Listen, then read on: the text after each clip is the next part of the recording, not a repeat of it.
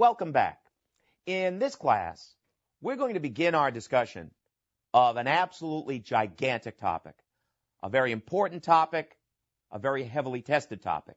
And what I'm talking about is how to account for a company's investments. Let's dive right into it. Generally speaking, a company should divide their investments into three categories, three portfolios. Let's go over them. The first portfolio is called held to maturity securities. Now, the first thing you have to know for the exam is what investments get in this category. What investments do we put in this category? Let's go over it. Held to maturity investments are for investments in debt securities only, like bonds, where management has both. Management must have both the intent and the ability to hold the debt until maturity. That's held to maturity securities. Investments in debt securities only, like bonds, mortgage notes, where management has both the intent and the ability to hold the debt until maturity. Now, besides knowing what investments you put in this portfolio, I think there's two big things that you want to remember about this category. First, held to maturity investments will be carried on a company's balance sheet at amortized cost. And if you're not sure what amortized cost is, let me assure you, it's the method everybody had in college where you amortize discounts and premiums on bonds as part of the interest adjustment. We're not going to get into those calculations in this class. We're going to save that for our class later where we go through bonds. So we'll hold off on the actual calculations. But as I say, it is the method everybody has seen before where you amortize discounts and premiums on bonds as part of the interest adjustment. But held to maturity investments will always be carried on a company's balance sheet at amortized cost. Now, the second point I want to talk about is how do we classify these investments? In other words, would these investments be classified as a current asset or a non-current asset? I always tell my students, you may not think that classification is a big deal, but the exam thinks it's important. So how do you classify these investments? Well, I think this will make sense to you. The only way to classify held to maturity investments is by looking at the maturity date. My point is, if the debt matures more than 12 months from the balance sheet date, it's a non-current investment. If the investment matures less than 12 months from the balance sheet date, it's a current investment. The only way to classify these investments is to go by the maturity date. If the debt matures more than 12 months from the balance sheet date, it is a non-current investment. But if the debt matures less than 12 months from the balance sheet date, it's a current investment. Let's go to the second category. The second portfolio is called trading securities. Now again, first, let's be clear on what investments go in this category. Trading securities are for investments in equity or debt securities, stocks or bonds. Make sure that's clear. A lot of students aren't sure about that. Trading securities are for investments in equity or debt securities, stocks or bonds that are held for the purpose. These investments are held for the purpose of selling in the near term. Those are trading securities, investments in stocks or bonds that are held for the purpose of selling in the near term. Now, I say, besides making sure you're clear about what investments go in this portfolio, I think there's three big things that you have to remember about this portfolio. Let's start with classification because it's easy. Trading securities will always be carried on a company's balance sheet as a current asset, always. Trading securities always will be carried on a company's balance sheet as a current asset. Point number two, trading securities will be carried on the company's balance sheet at their fair market value. This is fair value accounting. What I'm saying is, with trading securities, we're going to write them up to fair value or down to fair value. It's fair value accounting because trading securities must be carried on the company's balance sheet at fair market value. Now, I think you see what's going to happen. If I write trading securities up to fair value, I end up with an unrealized holding gain. If I write trading securities down to fair value, I end up with an unrealized holding loss. And that leads to point number three. Any unrealized holding gains or losses, any unrealized holding gains or losses from the trading portfolio belong on the income statement. These gains and losses are included in earnings. That's the third point. Any unrealized holding gains or losses from the trading portfolio do belong on the income statement. These gains and losses are included in earnings. That is the third point, and you have to remember that. Let's go to the third category. And perhaps before I do that, let me make sure you know why we're calling these gains and losses unrealized. Why am I calling these gains and losses unrealized gains and losses? Because we haven't sold anything. These are just gains and losses on paper. But even though they're unrealized gains and losses, they do belong on the income statement because it is the trading portfolio. Let's go to the third category, the third portfolio. It's called available for sale securities. What investments go in this category? Available for sale securities are for investments in equity or debt securities, stocks or bonds, be clear on that. Investments in equity or debt securities, stocks or bonds that are not categorized as held to maturity or trading. So you see how this works. Any investment that we do not put in the first two categories just automatically falls to the third. And it's on the balance sheet available for sale. And if you need cash, you'll get rid of it. That's how this works. Now, besides knowing what investments go in this category, because you have to know that, I think there are three essential things you have to remember about the available for sale portfolio. Number one, how do you classify these investments? You know, I can't get off that point. Well, this is a little tricky because available for sale securities could be classified as current or non-current. And I'll bet you see why. Because if I have debt securities in this portfolio, I have to look at the maturity date. If the debt matures more than 12 months from the balance sheet date, it is a non-current investment. If the debt matures less than 12 months from the balance sheet date, it is a current investment. I think that makes sense. I could have debt securities in this portfolio. And the only way I'm going to classify those kind of investments is by looking at the maturity date. If the debt matures more than 12 months from the balance sheet date and management intends to hold on to the investment, it is a non-current investment. If the debt matures less than 12 months from the balance sheet date, it is a current investment. Now, if we have equity securities, stocks in this portfolio, we have to look at management's intentions. What does management intend? If management intends to hold on to the investment indefinitely, it is a non-current investment. If management intends to sell off the investment in a short period, it is a current investment. What I'm saying to you is there's nothing to prevent a company from having both a current portfolio and a non-current portfolio of available for sale securities. Now, having said all of that, it's probably non-current, but there is nothing to prevent a company from having both a current and a non-current portfolio of available for sale securities. And you have to be aware of that. How do you classify these investments? Point number two, the available for sale portfolio will be carried on the company's balance sheet at its aggregate fair market value. Let me say that again. The available for sale portfolio will be carried on the company's balance sheet at its aggregate fair market value. So once again, we're going to use fair value accounting, and you know what's coming. If I'm going to write this portfolio up to fair value, well then we're going to end up with an unrealized holding gain. If I write this portfolio down to fair value, well then we end up with an unrealized holding loss, and that leads to point three. Any unrealized holding gains or losses, any unrealized holding gains or losses from the available for sale portfolio do not go to the income statement. These gains and losses do not go to the income statement. They do not belong on the income statement. No, these gains and losses flow directly to stockholders' equity as an item of other comprehensive income, an item of OCI. We say that again. Any unrealized holding gains or losses from the available for sale portfolio do not go to the income statement. These gains and losses do not flow to the income statement. They go directly to the balance sheet, directly to stockholders' equity as an item of OCI, items of other comprehensive income. It's a critical point. Now, another point, and you have to remember this.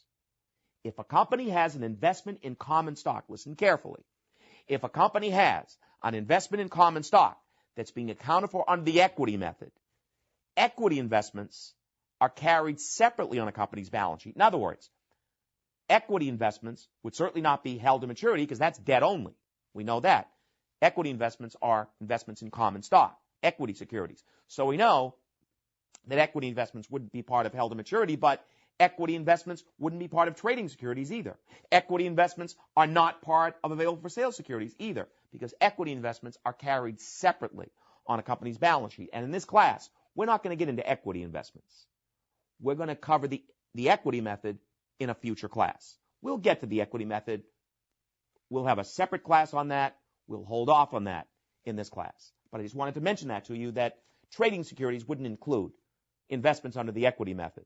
Available for sale securities would not include investments in common stock being accounted for under the equity method. Equity investments are carried separately on the company's balance sheet. We'll deal with that later.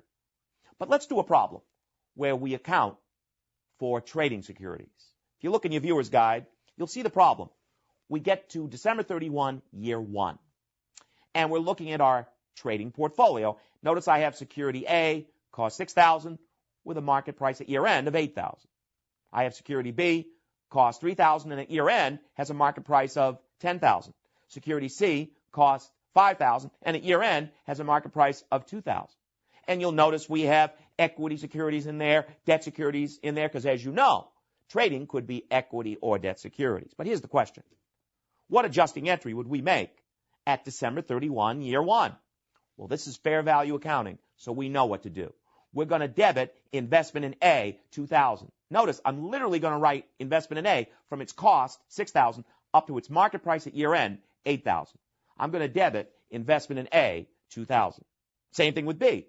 Investment in B cost $3,000 with a market price at year end of $10,000, so I'm going to debit investment in B, $7,000. I write it up to fair value.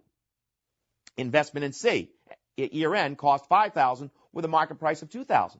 I'm going to credit investment in C, $3,000.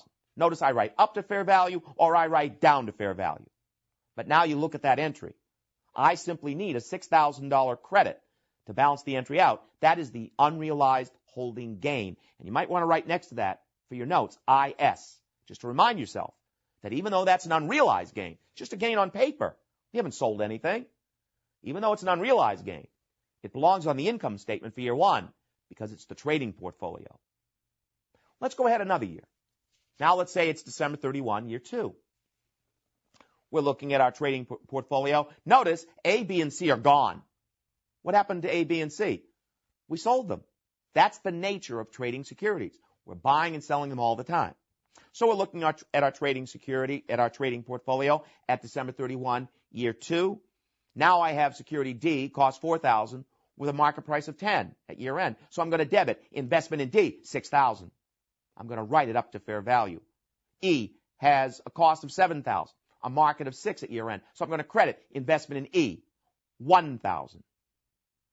Security F cost $18,000, but at year end has a market price of $17,000. So I'm going to credit investment in F, $1,000. I write it down to fair value because, as you know, this is fair value accounting. We write up to fair value, down to fair value, but it is fair value accounting. And once again, the entry doesn't balance. I need a $4,000 credit to balance the entry out. That is the unrealized holding gain. And you write next to that IS to remind yourself, even though it's an unrealized gain, it belongs on the income statement for year 2 because it is the trading portfolio. Let's get into year 3. Let's say in year 3, they actually go out and they sell investment in F for $12,000. So now we're into year 3. And they actually go out and they sell investment in F. It's an equity security. And they sell it for $12,000. What do? Well, if you go out and you sell investment in F for $12,000, you know you're going to debit cash for what you collected, $12,000. But here's my question. Am I going to credit investment in F for $17,000 or $18,000? What do I credit to investment in F? $18,000, $17,000. And it is $17,000 at year end, year 2. I wrote that investment from $18,000 down to $17,000. It's now carried in the financial statements at $17,000. So if I sell it, I'm going to credit investment in F for its new carrying value, $17,000. And notice I debit a realized loss of $5,000. A realized loss. And of course, the realized loss belongs on the income statement. Realized gains and losses always go to the income statement. I don't care what portfolio that you're in. What you have to be careful about is how to handle unrealized gains and losses. Hey, if it's a trading portfolio, unrealized gains and losses still go to the income statement. But again, I want to emphasize to you that realized gains and losses always go to the income statement. I don't care what portfolio that you're in. Let's go to the available for sale portfolio. You'll notice we get to December 31, year one. We're looking at our available for sale portfolio, and I've got equity securities in there, I've got debt securities in there, and as you know, available for sale could be either equity or debt securities. And I've got security Q, cost $5,000, with a market price at year end of $3,000. I have security R, cost $3,000, but at year end has a market price of $12,000. I have security S, cost $10,000, but at year end has a market price of $15,000. What adjusting entry would I make at December 31, year one? Well, remember, I use fair value accounting, but I do it in aggregate. I'm going to look at year end at the aggregate cost of the portfolio, which is $18,000. Compare that to the aggregate market, $30,000. I'm going to debit an account called market adjustment, $12,000. Now, that market adjustment account, that is a valuation account for the balance sheet. We'll say more about the balance sheet in a minute. But I'm going to debit market adjustment. Again, that's a balance sheet account, market adjustment. It's a valuation account for the balance sheet. And I'm going to debit market adjustment, $12,000. What do I credit? Other comprehensive income, OCI. Remember, any unrealized holding gains or losses, any unrealized holding gains or losses from the available for sale portfolio don't go to the income statement. They flow directly to stockholders' equity as an item of OCI. So notice I credit OCI, $12,000. If you look at that entry, this is all having an impact just on the balance sheet. The income statement is not affected. Now, speaking of the balance sheet, I just want you to picture this. If we do our balance sheet at December 31, year one, here's what you'd probably see. You'd see probably in non-current assets. We don't really have a lot of information here, but we're doing our balance sheet at December 31, year one. Probably in non-current assets, what you'd see is available for sale securities at cost, $18,000, plus the market adjustment account, because it's a debit, right? Plus the market adjustment account, $12,000. So the available for sale portfolio is carried on the balance sheet at $30,000. It's aggregate market value. As I keep saying, this is fair value accounting. Let's go ahead another year. We get to December 31, year two. We're looking at our available for sale portfolio. We still have Q, we still have R. We must have sold off S, it happens. And now we have X. So what are we going to do at the end of year two? Well, we look at the aggregate cost. Remember, we always do it in aggregate. And if you're not sure why we do available for sale in aggregate, you'll understand better in a moment. But we look at the aggregate cost, $20,000. The aggregate markets now come way down to $16,000. So think about it. If the aggregate cost is $20,000, the aggregate market is $16,000. Now market's below cost. Now I need a credit market adjustment account of $4,000, don't I? Because now market's below cost. Now I need a $4,000 credit market adjustment. So if you look at last year at the end of year one, didn't we set up market adjustment with a $12,000 debit balance? So here's my adjusting entry at the end of year two. I'm going to credit market adjustment, $16,000. I'm going to credit market adjustment, $16,000. I'm going to bring market adjustment from the $12,000 debit balance last year to a $4,000 credit balance this year. See what I've just done? By crediting market adjustment, $16,000, I just brought market adjustment from the $12,000 debit balance last year to a $4,000 credit balance, which is what I need now. And what do I debit? OCI. Any unrealized holding gains or losses from the available for sale portfolio don't go to the income statement. They flow directly to stockholders' equity as an item of OCI. So I'm going to debit OCI here, $16,000. And by the way, if we were to do a balance sheet at year end, what just happened down in stockholders' equity? Well, if this is the only item of OCI we have, there could be others. But if this is the only item of OCI they have, then down in stockholders' equity, accumulated OCI just went from a $12,000 credit to a $4,000 deficit. That's what just happened here.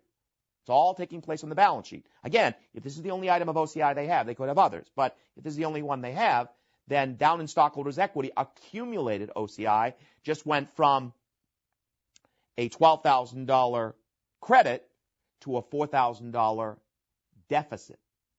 That's what's just happened. Let's get into year three. What happens in year three if we actually go out and we sell investment in X? for $8,000. So now we get into year 3. We go out, we actually sell investment in X for $8,000.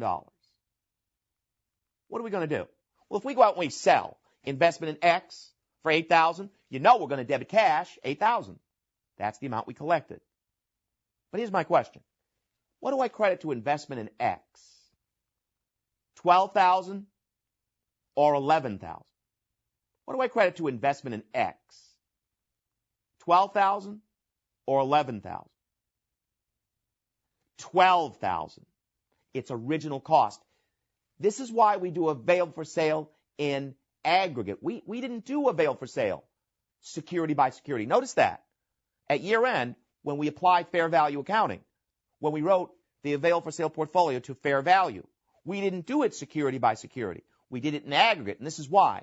Because if we actually go out and we sell a security, to figure out the realized gain or loss, we go back to the original cost of the security. So I'm going to credit investment in X for its original cost, $12,000, and I'm going to debit a realized loss of $4,000.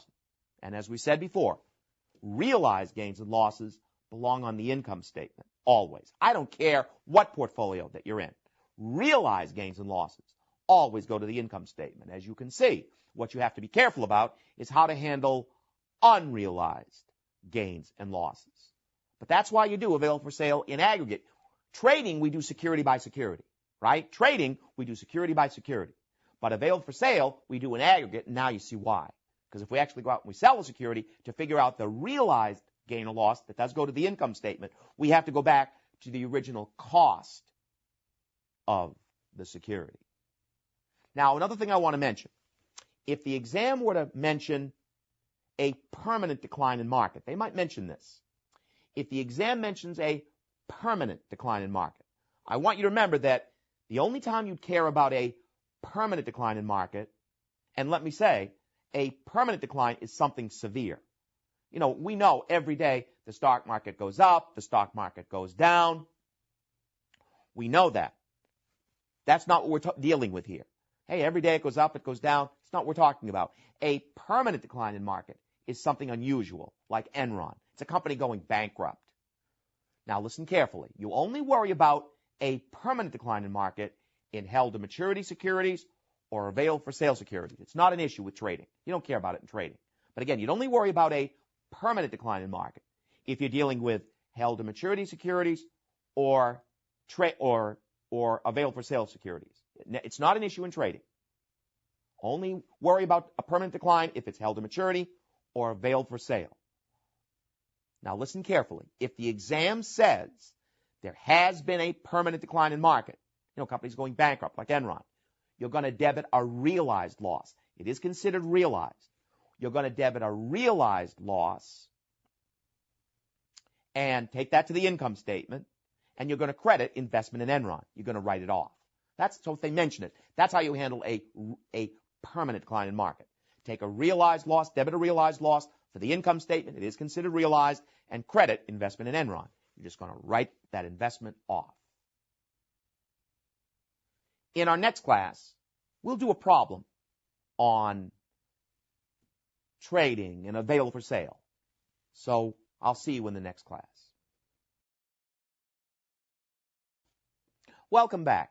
In this class, we're going to continue our discussion on how to account for a company's investments. And you know, in our last class, we spoke about how to account for held-to-maturity securities, trading securities, available for sale securities. Let's do a couple of problems in that area. Number one says, the following information pertains to smoke companies' investments in marketable equity securities classified as available for sale. So these are all available for sale securities. On December 31 of the current year, Smoke has a security with a $70,000 cost and a $50,000 fair value at year end. No market adjustment account currently exists. A marketable equity security costing $50,000 has a $60,000 fair value December 31 of the current year. Smoke believes that the recovery from an earlier lower fair value is permanent. And I don't think that would throw you off. We do care if a decline in market is permanent. How can a recovery be permanent? It really doesn't make a lot of sense, does it? How could you say a recovery is permanent? You mean that investment could never go down again for the rest of eternity? That's really nonsense. Again, you would have to worry, as we said in our last class, if a decline in market is permanent, a company going bankrupt like Enron.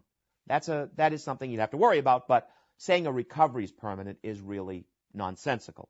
So we're not worried about that.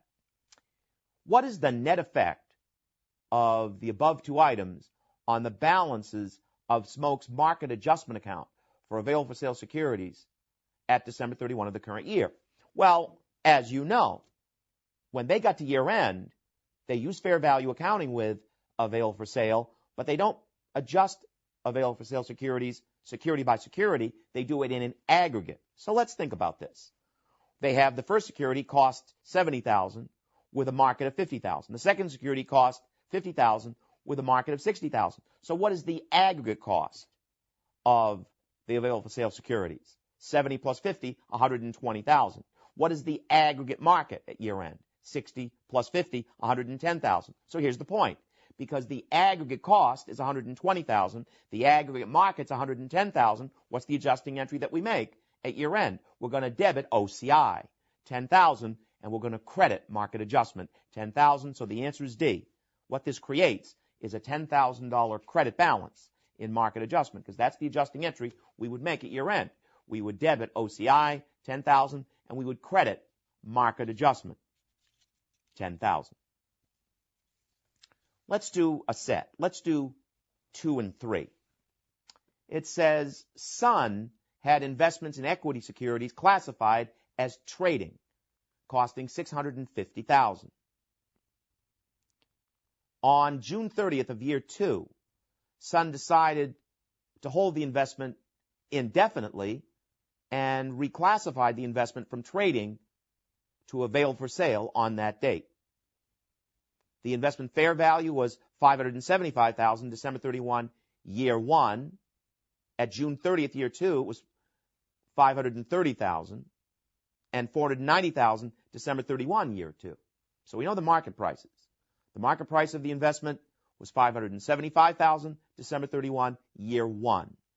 $490,000, December 31, year 2. And on the day they transferred the investment to available for sale, June 30th, market price was $530,000. Now let's go through this together. First of all, what would have happened at the end of year 1? Let's just back up a little bit here. When they got to December 31, year 1, remember, it was classified as trading. And trading is accounted for at fair value, and we adjust trading security by security. Remember, we do trading security by security, so let's just think it through. When they got to December 31, year 1, the cost of the trading securities was $650,000. The market price, December 31, year 1, was $575,000. So what adjusting entry did they make? Didn't they debit an unrealized holding loss, $75,000, and credit the investment, $75,000? In other words, at the end of year 1, they would have literally written the trading securities from the cost, $650,000, down to the market price, $575,000.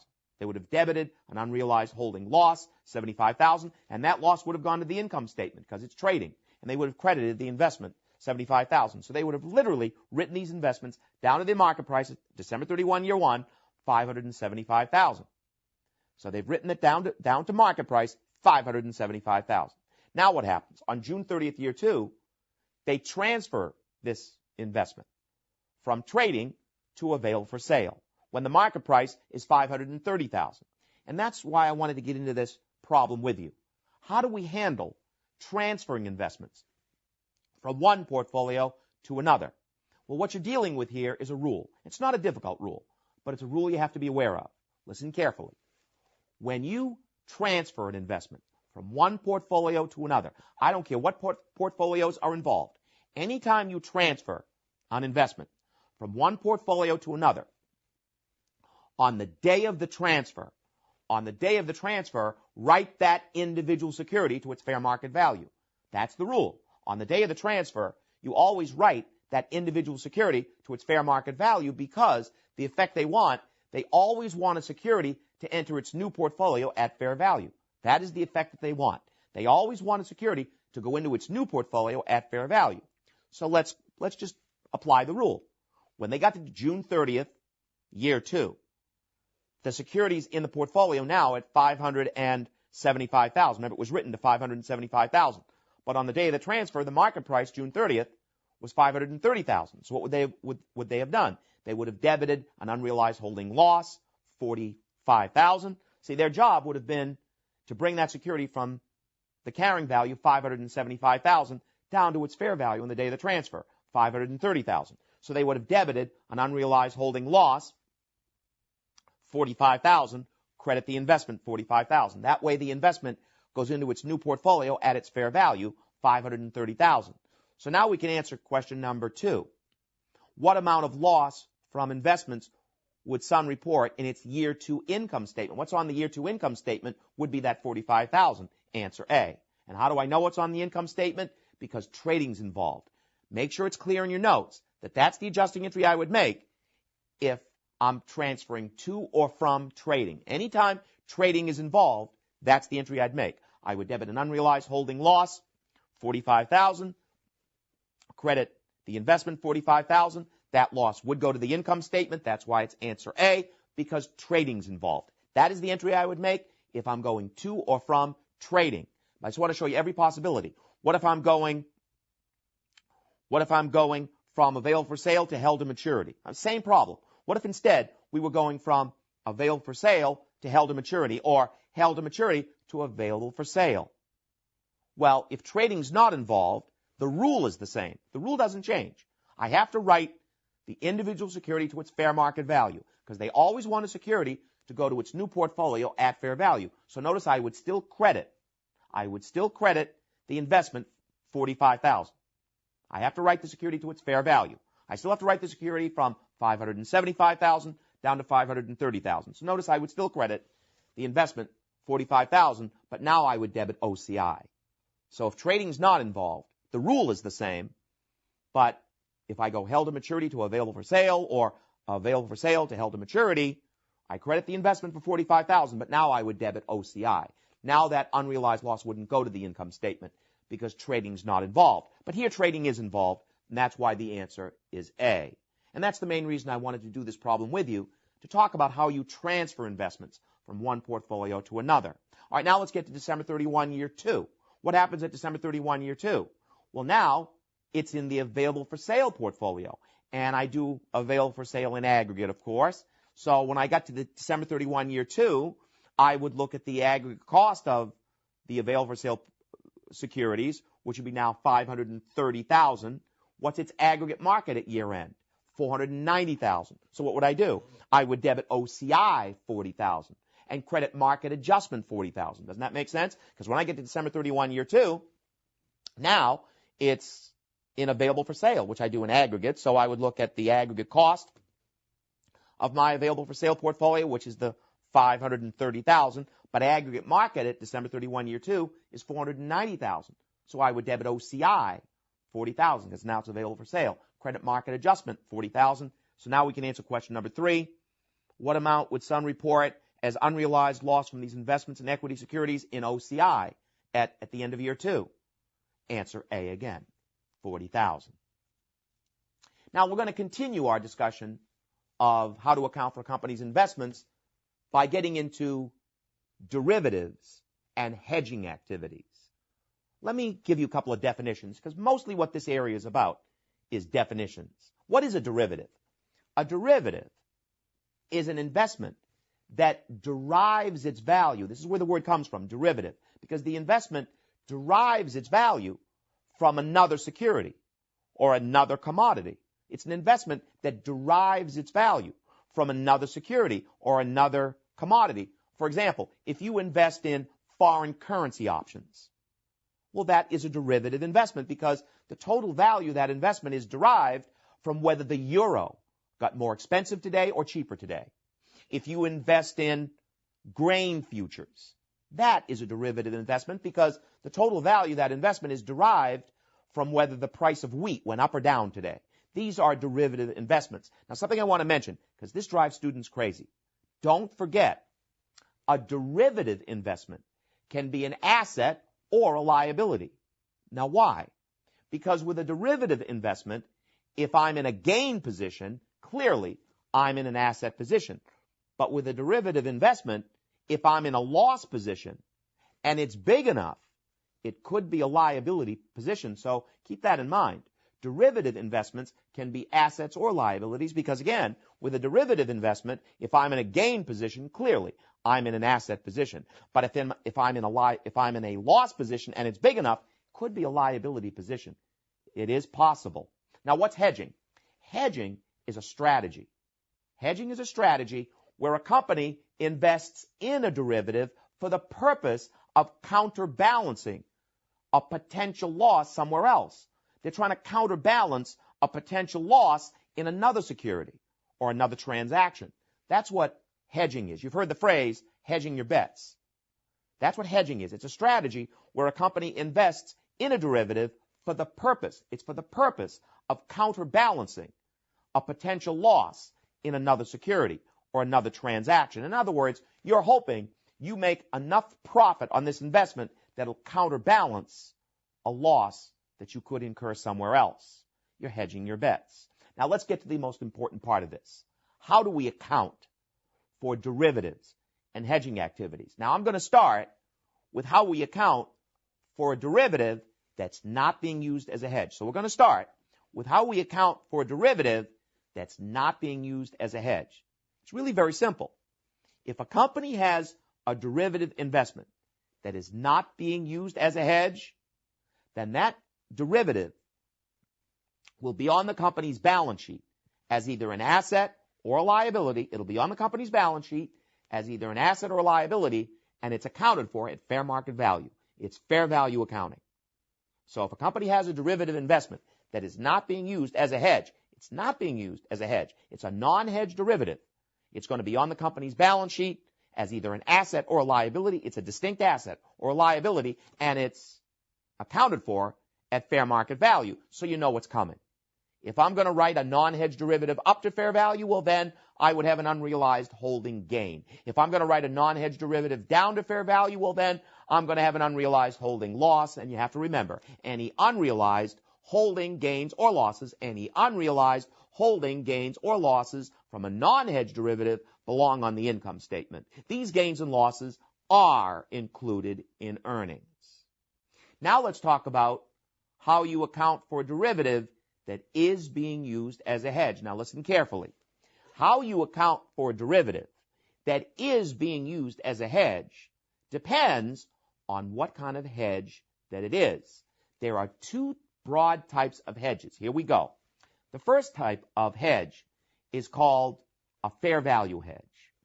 A fair value hedge is a hedge against potential losses from the change in the fair market value of something. Again, a fair value hedge is a hedge against potential losses. That's what they all are. It's a hedge against potential losses from the change in the fair market value of an asset or liability. You're hedging against potential losses from the change in the fair market value of an asset or liability. Now, once you know what a fair value hedge is, how do you account for it? Well, a fair value hedge will be on the company's balance sheet as either an asset or a liability, and yes, it is accounted for at fair market value. So once again, what's being required here is fair value accounting.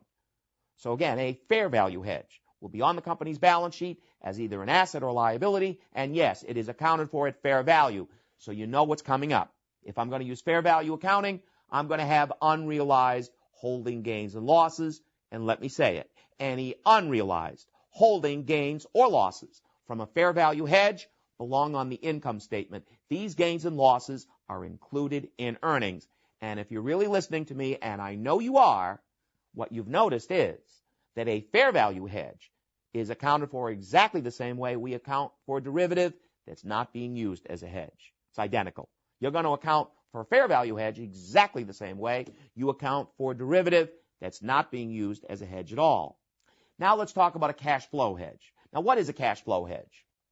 A cash flow hedge is a hedge against potential losses. It is a hedge against potential losses from the future cash flows from an asset or a liability. Again, a cash flow hedge is a hedge against potential losses from the future cash flows from an asset or a liability. That's a cash flow hedge. Now, once again, Once you know what it is, how do we account for it? Well, a cash flow hedge will be on the company's balance sheet as either an asset or a liability. And yes, a cash flow hedge is accounted for at fair market value. So we need to say that. A cash flow hedge will be on the company's balance sheet as either an asset or a liability. It is accounted for at fair value. So once again, what is required here is fair value accounting. So you know what we have to deal with. Unrealized holding gains and losses. Now listen carefully. How you account for the unrealized holding gains and losses from a cash flow hedge depends on whether the hedge is effective or not. I'll say it again. This is really the only tricky part of this, because how we account for the unrealized holding gains and losses from a cash flow hedge depends on whether the hedge is effective or not. Now, if you have an effective cash flow hedge, and I think you know what that means. What is an effective cash flow hedge? I'm making a profit from this investment that is counterbalancing a loss somewhere else. That's an effective cash flow hedge. I have an effective cash flow hedge if I'm making a profit on this investment that is counterbalancing a loss somewhere else. If you have an effective cash flow hedge, that gain does not go to the income statement. That gain goes directly to stockholders' equity as an item of other comprehensive income. It's an item of OCI. If you have an effective cash flow hedge, that gain does not go to the income statement. That gain goes directly to stockholders' equity as an item of OCI. Now, what if it's ineffective? How could a cash flow hedge be ineffective? What if it drops in value? What if you take a bath on this investment? Who said it had to be effective? If you have an ineffective cash flow hedge, that if it drops in value, that loss goes directly to the income statement. If you have an ineffective cash flow hedge, that loss would go directly to the income statement. Now, let's do a couple of entries. I want to illustrate what we've just said. Let's say a company has an investment in A, all right? And let's say it is a cash flow hedge. So a company has an investment in A. It is a cash flow hedge. And let's say it is effective.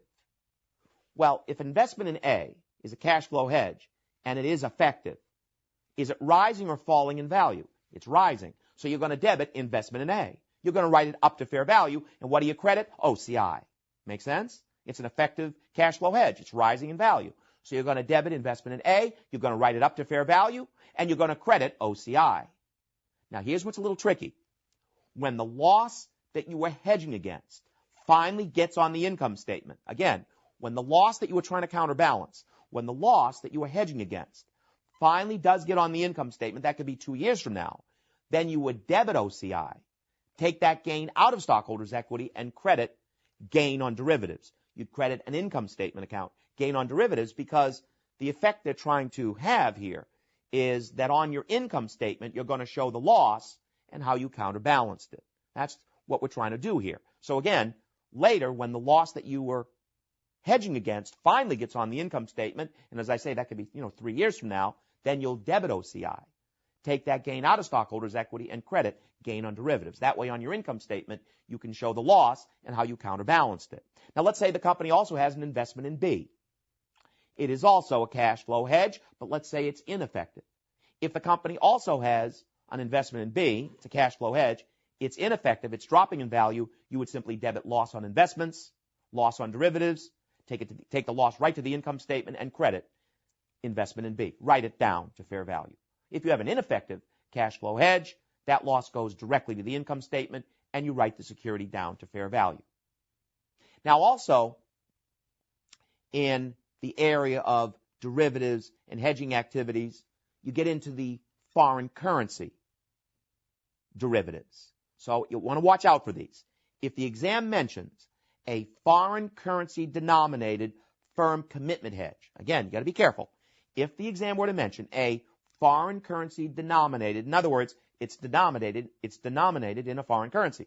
If the exam mentions a foreign currency denominated firm commitment hedge or a foreign currency denominated available for sale securities hedge.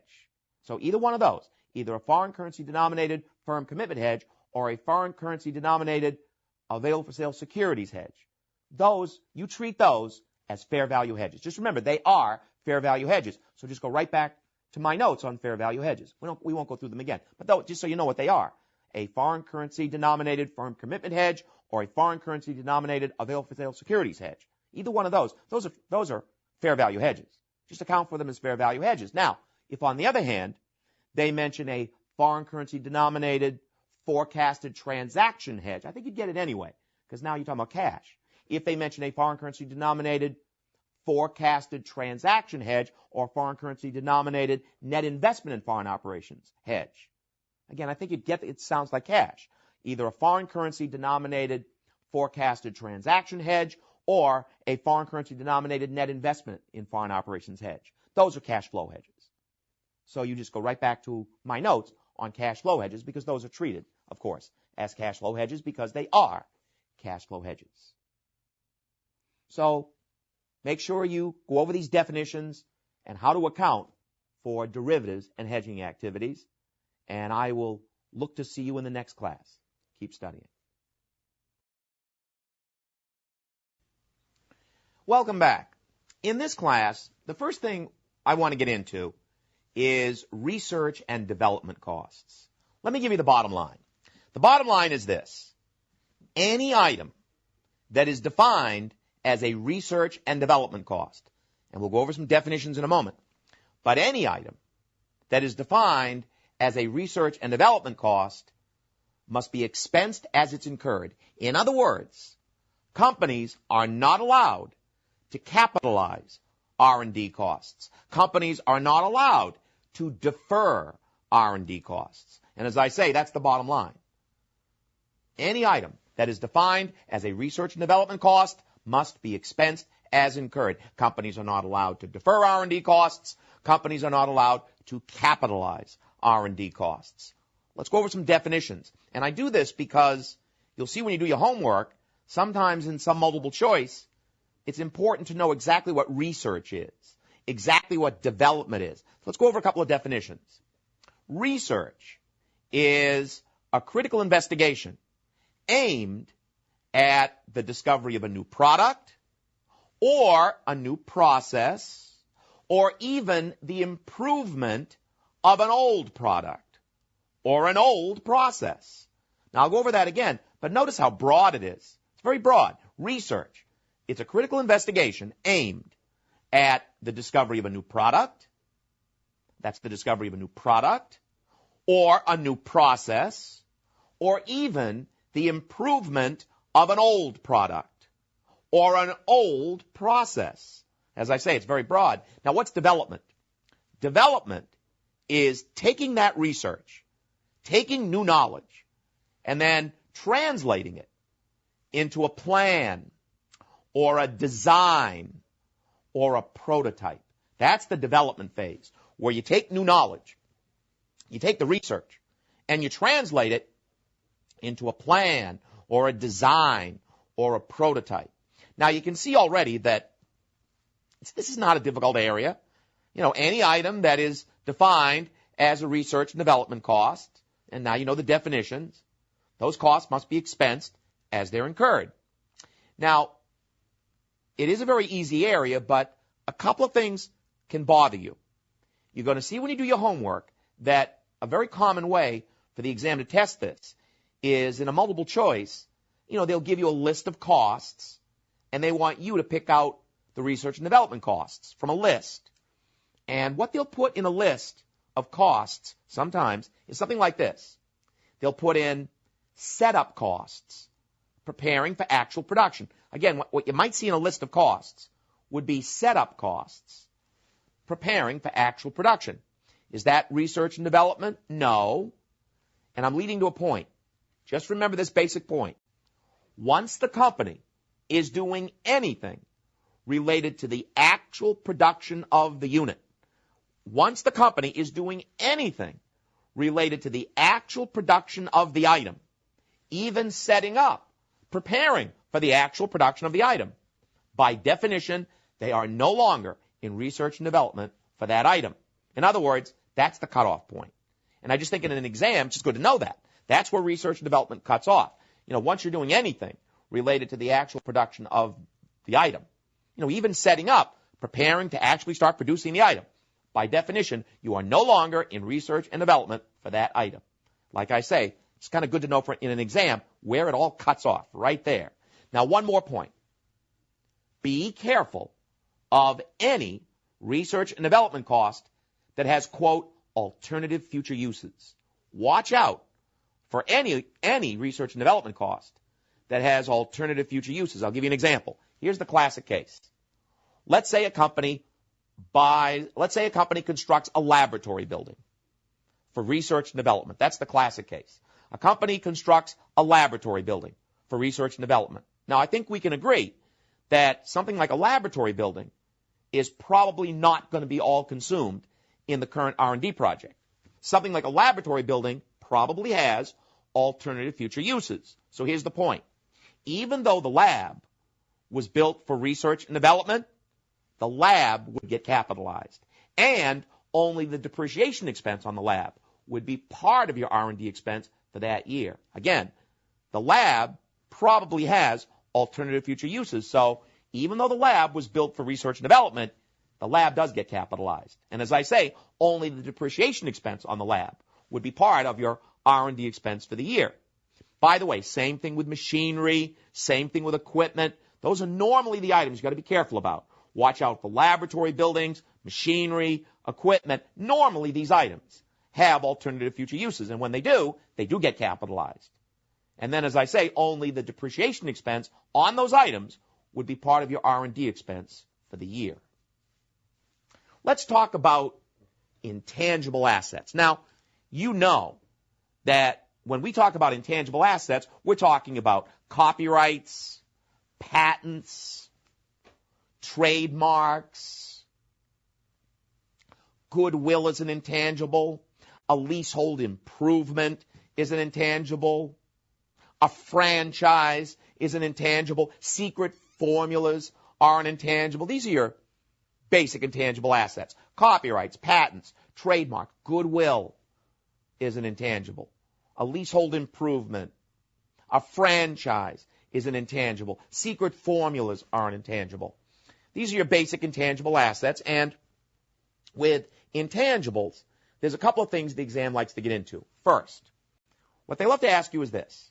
What costs do we capitalize, for a copyright, a patent, a trademark? I'm trying to make my notes broad here. Well, if they ask you what costs we capitalize for a copyright, a patent, a trademark, watch out for three things. Number one, you capitalize purchase price. You do capitalize purchase price. So in other words, if I purchase your copyright for $8 million, I capitalize the $8 million. You do capitalize purchase price. If I purchase your trademark for $100 million, I capitalize the $100 million. So you do capitalize purchase price. Also, number two, you capitalize legal and other fees. That's legal and other fees to register a copyright, a patent, a trademark, whatever it is. So that's number two. You capitalize legal and other fees to register a copyright, a patent, a trademark, whatever it is. And then don't forget number three, because they love it. You also capitalize legal fees in successful defense of a copyright, a patent, a trademark, whatever it is. So that's number three. You do capitalize legal fees in successful defense of a copyright, a patent, whatever it is. I've got to ask, what if the defense is unsuccessful? Because they've asked. If the defense is unsuccessful, of course you just expense the legal fees, but also you'd write off the patent, right? Yeah, you're going to expense the legal fees, but you'd also write off the patent because you no longer have legal rights to it. All right, now stay with me. On the other hand now, there's only one thing you capitalize for goodwill. Don't mess this up now. There's only one thing you capitalize for goodwill. Goodwill is what a company is willing to pay over fair market value to acquire another company's net assets. That's what goodwill represents. Again, only one thing gets taken to a goodwill account, and that is what a company is willing to pay over fair market value, not over book value. Be careful, not over book value, over fair market value to acquire another company's net assets. That's the only thing you capitalize for goodwill. Now be careful. The exam is going to throw a lot of junk at you here. The exam is going to say a company incurs costs to develop goodwill in the community, maintain their goodwill in the community, restore their goodwill in the community, enhance their goodwill in the community. They're going to throw all those kinds of things at you. Company incurs costs to develop goodwill, maintain goodwill, restore goodwill, enhance goodwill. What do you do with costs like that? They're expensed as incurred. You're not going to fall for any of that junk. All those costs to develop goodwill, maintain goodwill, restore goodwill, enhance goodwill, all those costs are expensed as incurred. Because I say again, there's only one thing you capitalize to a goodwill account, and that is, again, what a company is willing to pay over fair market value to acquire another company's net assets. That's the only thing that you capitalize for goodwill. Now, you know, when we talk about intangibles, inevitably, we have to talk about amortization. And when you talk about amortizing intangibles, you've got to be careful. There are basically two broad categories of intangibles. Here we go. The first category would be intangibles with a finite useful life. Again, category number one, there are intangibles with a finite useful life. Will be an example, a copyright, a patent. There are intangibles with a finite useful life. A copyright, a patent, a leasehold improvement. Here's the point. If a company has an intangible with a finite useful life, they must amortize that intangible over their best estimate of its useful life. You must amortize that intangible over your best estimate of its useful life. Now listen, to come up with your best estimate of its useful life, you have to consider legal requirements, regulatory requirements, contractual requirements, business needs. But again, if you have an intangible with a finite useful life, a copyright, a leasehold improvement, a patent, the requirement is that you amortize that intangible over your best estimate of its useful life. And as I say, to come up with your best estimate of its useful life, you have to consider legal requirements, regulatory requirements, contractual requirements, business needs. But you must amortize that intangible over your best estimate of its useful life. Now, there's a second category. You know what it is. The second category, there are intangibles with an indefinite useful life.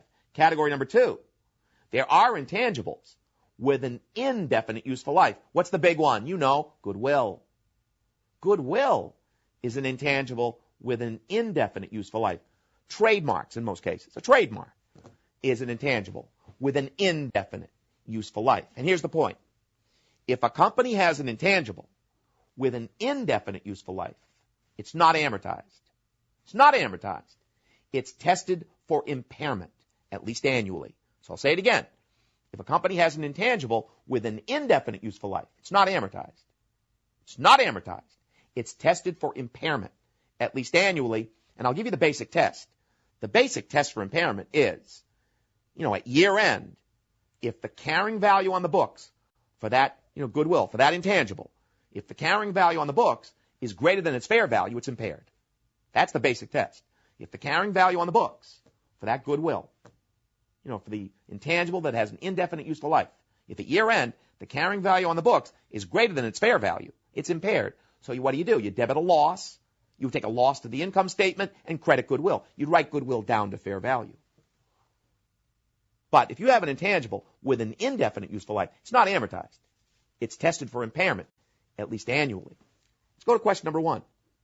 It says, during the year, J Company incurred research and development costs of $136,000 in its laboratories, and it led to a patent. It related to a patent that was granted July 1. Cost of registering the patent totaled $34,000. Let's stop right there. What are we going to capitalize for this patent? Now, we're going to pick up the $34,000, the legal and other fees to register the patent. That $34,000, that's going to be capitalized to the patent account. How about the $136,000 of research and development costs that led directly to this patent? Capitalize or expense? Expense. R&D costs are expensed as incurred. So don't fall for that. It doesn't matter that they said that the R&D costs led directly to this patent. R&D costs are expensed as incurred. So let's agree that what we're going to capitalize for this patent is the $34,000, the legal and other costs and fees to register the patent. Now, can we agree that a patent is an intangible with a finite useful life? It's a category it goes into. So if it's an intangible with a finite useful life, we must amortize that intangible over our best estimate of its useful life. Now, what's our best estimate? Well, the patent's legal life is 20 years. The economic life is 10. What's your best bet there? The legal life 20 or economic life 10? 10. The period of economic benefit. It doesn't matter the legal life is longer. We want to amortize it over the period the company's going to receive economic benefits. So use the 10 years. So we're going to take the $34,000 that we capitalized for the patent, divide by 10 straight line years. It's just straight line. That's $3,400 of amortization for a full year, but I don't want a full year. It was granted on July 1.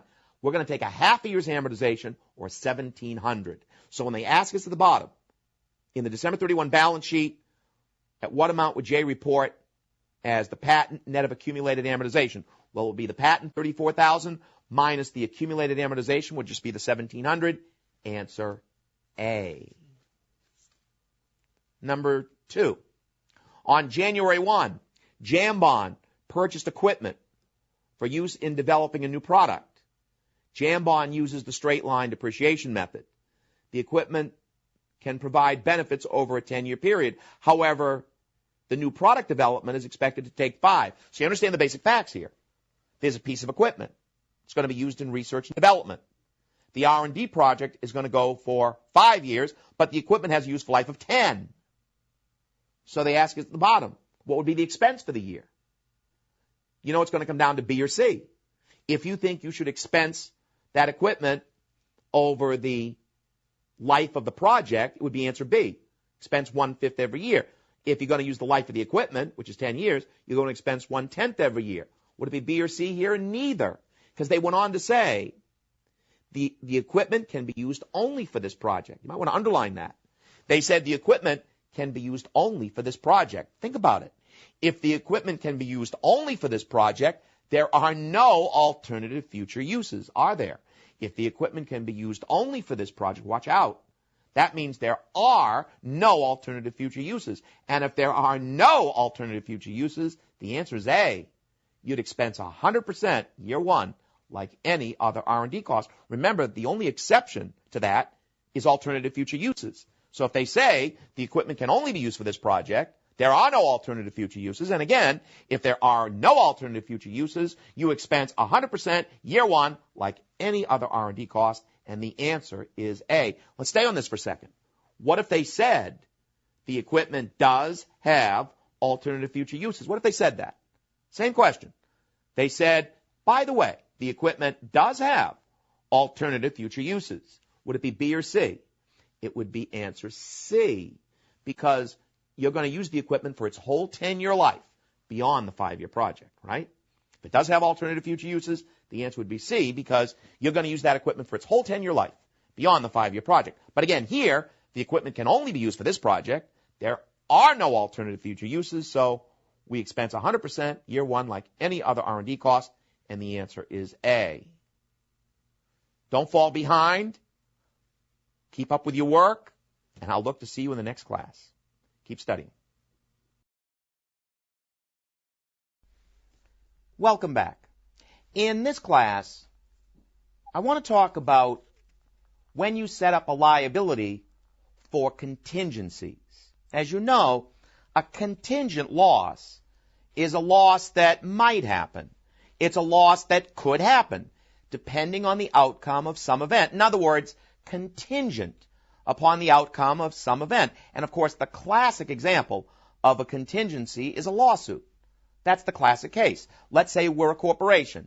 We're being sued for $1 billion. Do we have a loss? It depends. If we win in court, we don't have a loss. If we lose in court, we do have a loss. Isn't that a loss that's dependent? It's contingent upon the outcome of the lawsuit. Now, I'm not saying that a lawsuit's the only possible contingency, but a lawsuit's just a great example of a contingency. Now, what you have to remember for the exam is that there are 3 categories of contingencies. Let's go over them. There's 3 categories. And the key to the exam when you're doing a question is to nail down what category you're in. Category number 1, there are probable contingencies. What does that mean? It is highly likely the company's going to incur a loss. If it's a lawsuit, it's highly likely that the company is going to lose that lawsuit.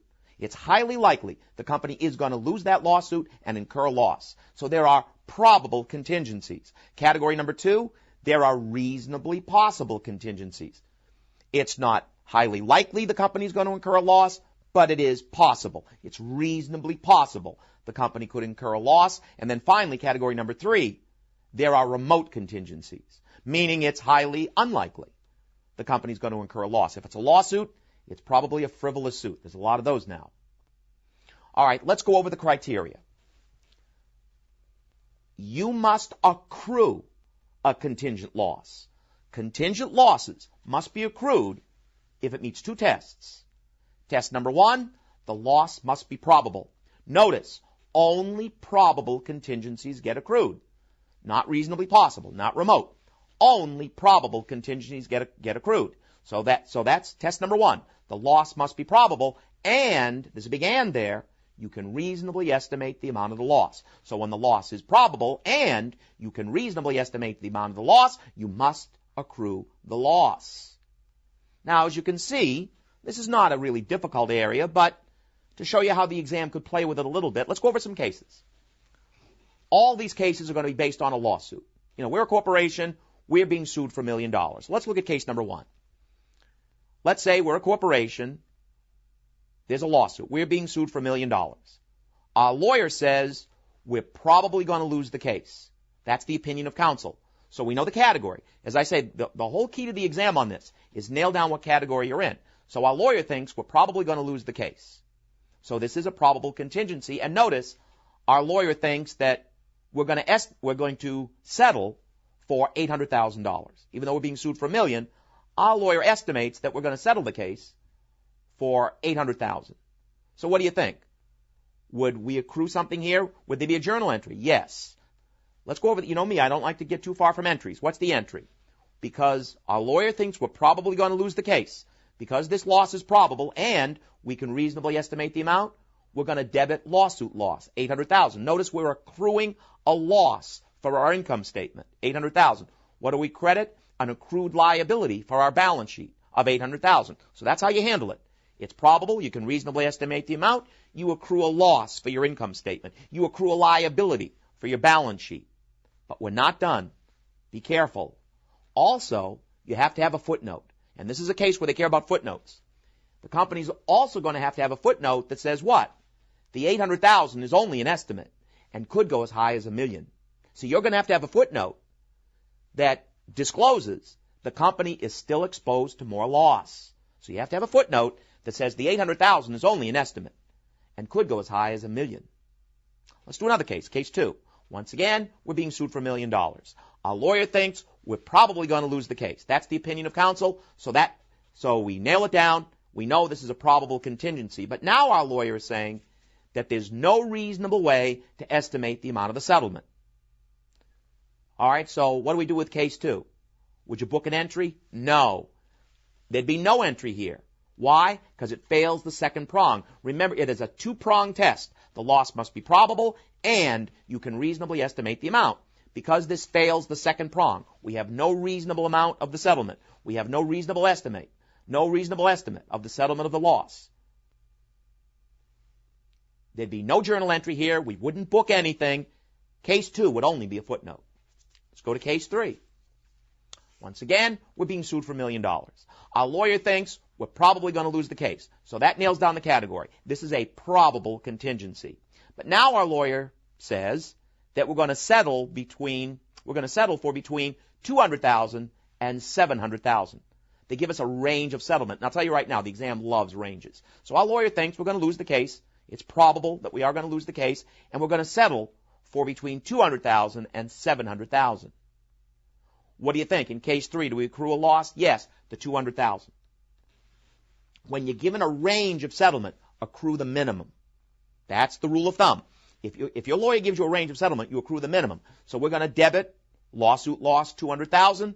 That goes to our income statement. we accrue a loss for our income statement. We're going to credit an accrued liability for our balance sheet, $200,000. But you know we're not done. There's going to have to be a footnote.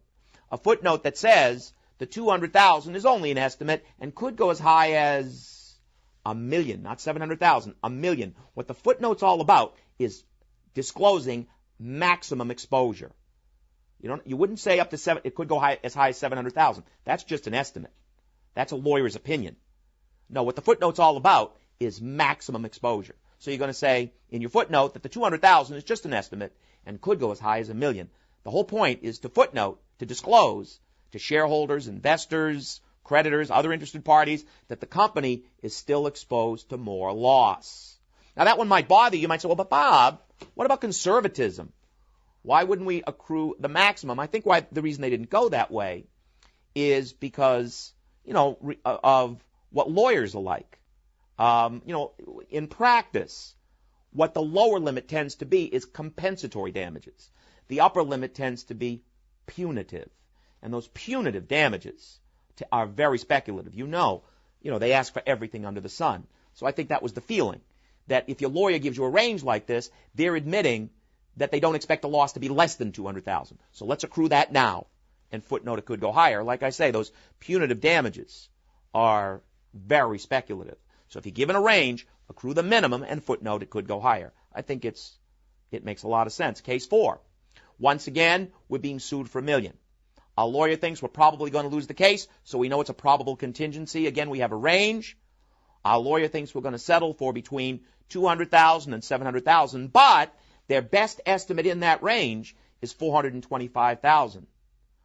In case 4, would you accrue a loss? Yes, $425,000. Just to make the point, if the exam gives you a reasonable estimate within the range, you have to use it.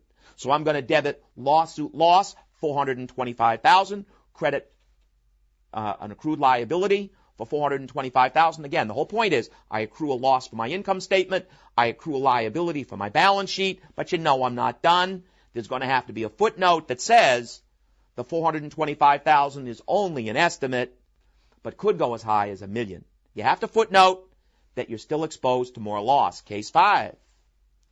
Once again, we're being sued for $1 million, but now our lawyer says that the chance we'll lose this case is not probable. It's reasonably possible that we'll lose the case and settle for $400,000. In case 5, would we accrue a loss? No. Only probable contingencies get accrued. Please remember that. Only probable contingencies get accrued. Case 5, there'd be no entry. Footnote only. If the chance of a loss is only reasonably possible, that would only be a footnote. Case 6. Again, we're being sued for $1 million. Now our lawyer says the chance we'll lose this case is not probable. It's not reasonably possible. It's remote, which means highly unlikely. As I say, it's probably a frivolous suit. A lot of those now. You know that. I don't know if you heard. I collect these. Did you see the case where they were riding their bicycle and they got hurt? And the lawyer sued the bicycle company, wanted zillions in damages. And the basis of the suit was that the lawyer argued there should have been a warning label on the bicycle that when the bicycle goes downhill, it goes faster. The lawyer felt there should have been that warning label. Be careful, when this bicycle goes downhill, it goes faster. I think it was thrown out. But that's what you're dealing with. So here, the chance of a loss is remote. There's no journal entry. If the chance of a loss is remote, you're not going to book anything. We know that only probable contingencies get accrued. Now the question is, would you footnote this? And no, generally speaking, if the chance of a loss is remote, it's not even a footnote, but they did mention 2 special cases. First, if the company guarantees the debt of somebody else, if they co-sign a debt, even if the chance of a loss is remote, you've got to footnote that. You know why? Because that's an example of off-balance sheet risk. Think about it. If you co-sign a debt, that does not show up on your balance sheet as a liability because It only becomes your liability if the other person defaults. But obviously, you've taken a big risk, and you're always required to footnote off-balance sheet risk.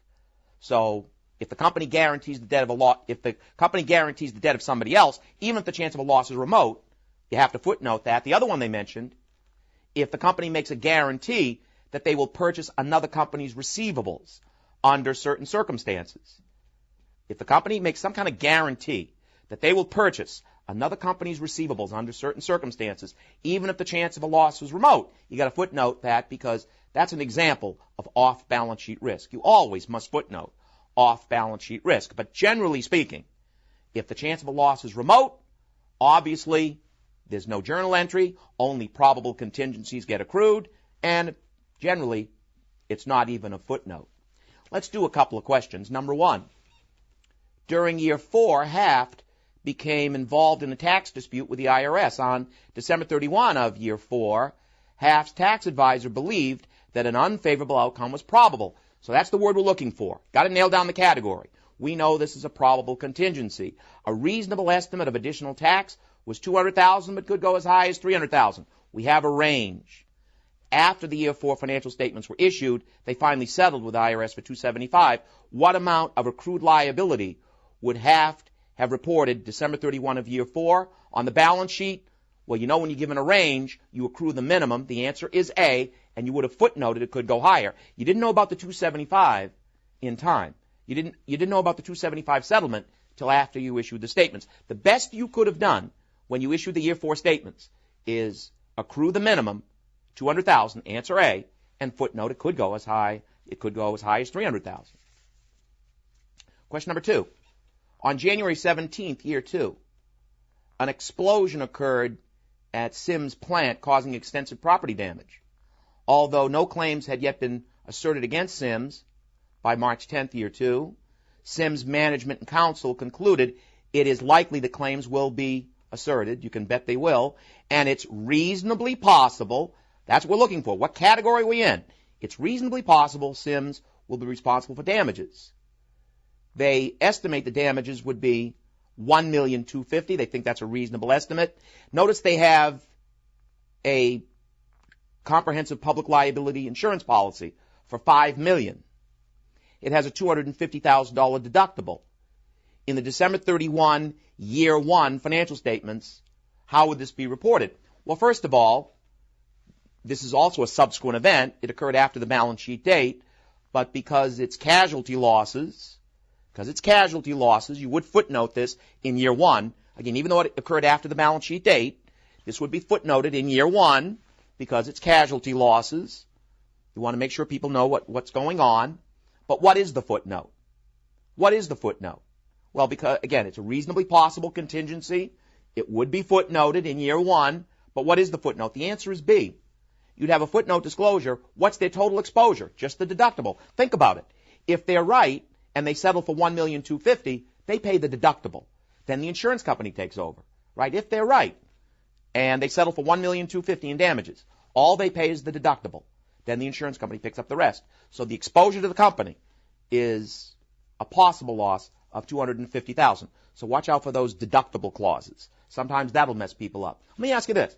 What if our best estimate of the settlement is $6 million? What if we really sit down and we estimate we're going to be responsible for $6 million in damages? What do we pay? What's the exposure to the company?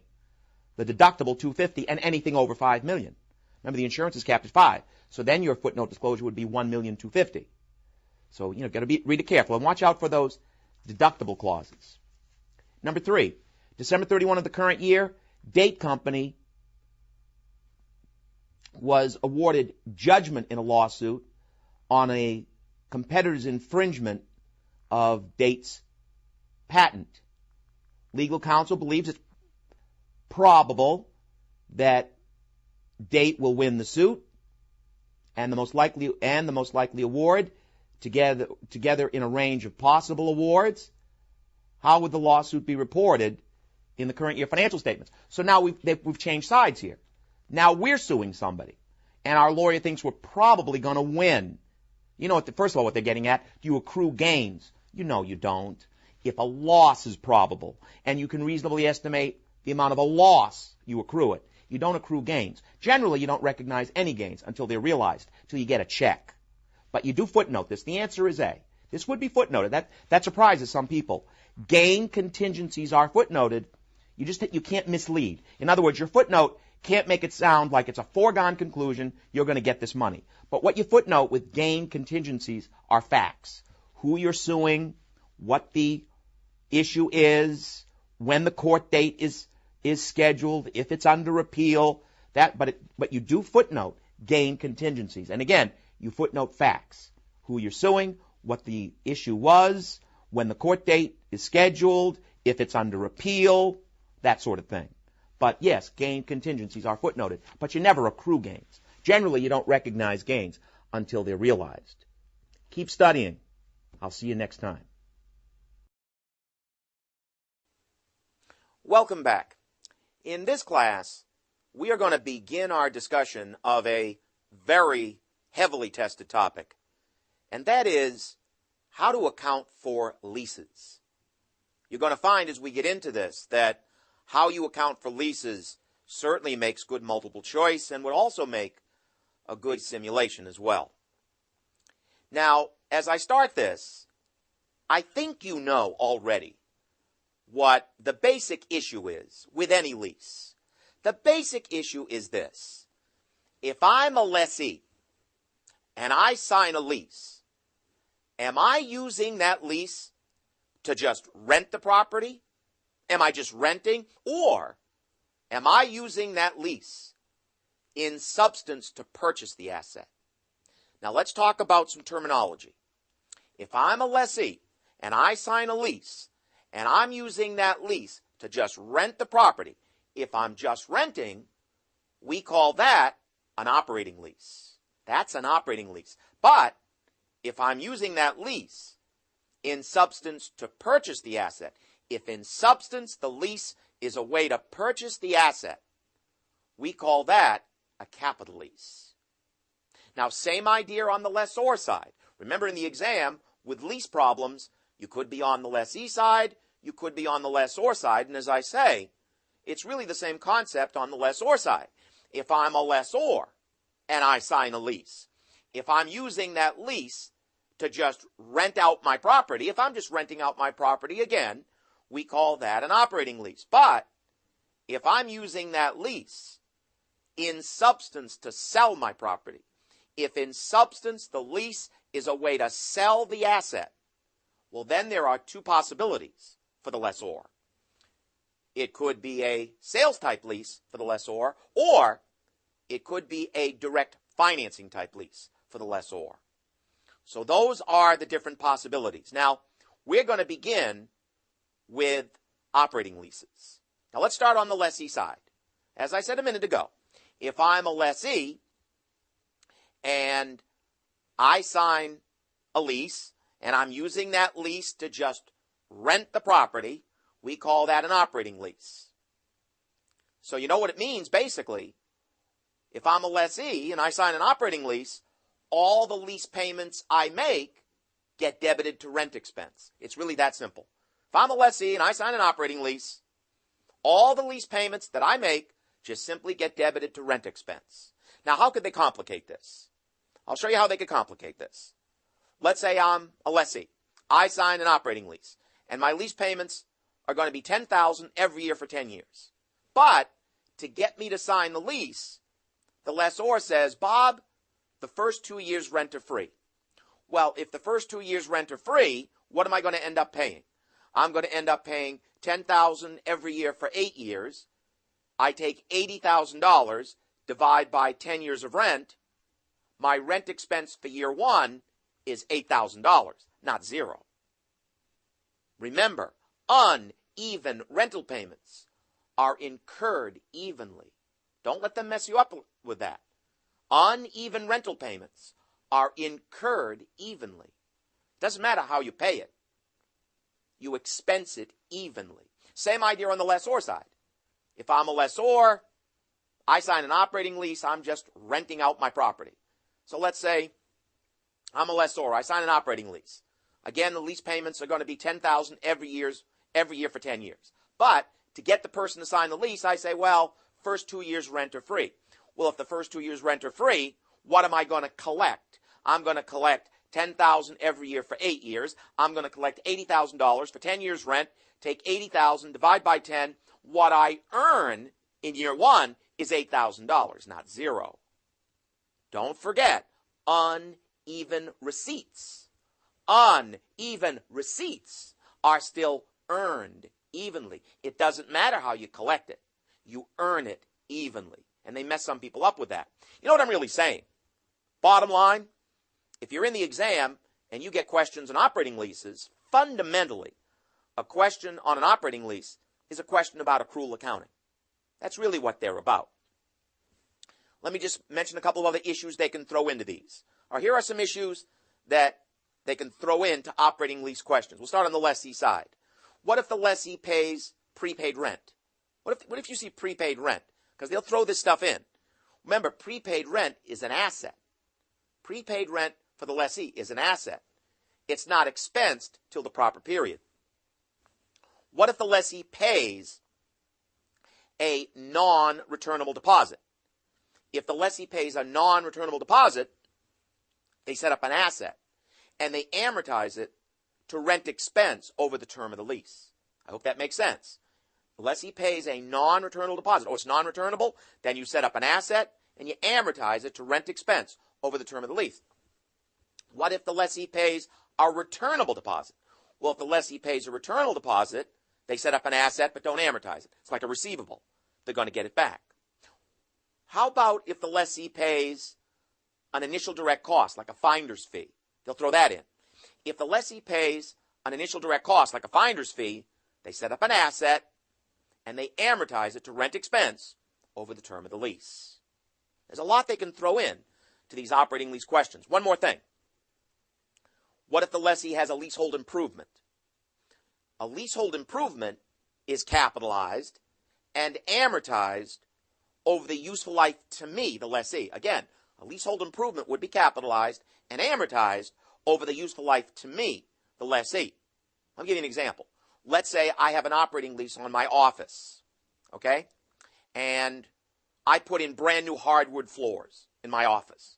It's a leasehold improvement. The hardwood floors have a useful life of 100 years.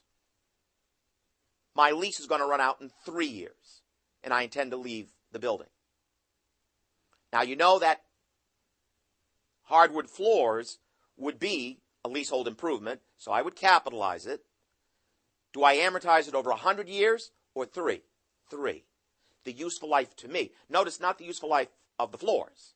No, the useful life to me, 3 years, because I'm going to leave the building after my lease runs out in 3 years. All right, same idea on the lessor side. Let's talk about some things they can throw in to an operating lease question on the lessor side. What if the lessor collects rent paid in advance? If the lessor collects rent paid in advance, they set up a liability, but remember, it's not income, it's not revenue till the proper period. What if the lessor collects a non-returnable deposit? Well, if the lessor collects a non-returnable deposit, they set up a liability and they amortize it to rental income, rental revenue, over the term of the lease. What if the lessor collects a returnable deposit? Well, if it's returnable, set up a liability, don't amortize it, because you have to pay it back. And one more thing. What if the lessor pays an initial direct cost, like a finder's fee? Well, if the lessor pays an initial direct cost, like a finder's fee, the lessor sets up an asset and amortizes it to expense over the term of the lease. I say again, fundamentally, if you get a problem on an operating lease, it's really about accrual accounting. Let's do one. In your viewer's guide, question number 1. It says on January 1st of the current year, Park signed a 10-year operating lease. Notice the exam is telling you it is an operating lease. For office space, $96,000 is the annual rent. The lease includes a provision for additional rent of 5% of annual company sales over $500,000. Anything in excess of over $500,000, there's additional rent of 5%. Park sales for the year Ended December 31, we're $600,000. So notice they're $100,000 above that threshold. Upon execution of the lease, Park paid $24,000 as a bonus for the lease. And they want to know Park's rent expense. All right, now what do we know going into this problem? They said it's an operating lease. We're on the lessee side, and you know what that means. If a lessee signs an operating lease, they're just using that lease to rent the property, so all the lease payments they make get debited to rent expense, and that's what they want to know here. What is the rent expense for the year? Well, you know we're going to pick up the $96,000 annual rent. You know that. How about that bonus? How about that $24,000 bonus? Now, I just went over a list of items that they could throw at you in operating lease questions. On my list that I just gave you, what do you think I would call that bonus? That's right. It's an initial direct cost, isn't it? That $24,000, like a finder's fee, that bonus is like another example of an initial direct cost. So what does the lessee do? They set up an asset and amortize it to expense over the term of the lease. So what Park is going to do is take that $24,000, it's a 10-year lease, divide by 10 straight line years, they'll amortize $2,400 of that to rent expense this year, so we'll pick that up. And then there's also that other provision that if their sales exceed $500,000, there's an extra 5%. Their sales were $600,000. They're $100,000 above that threshold, times 5%, that's another $5,000. Add it all up, the rent expense would be answer C, $103,400. Let's do another one. Question number 2. Wall Company leased office premises to Fox for a 5-year term beginning January 1 of the current year. Under the terms of the operating lease, notice they tell you it's an operating lease.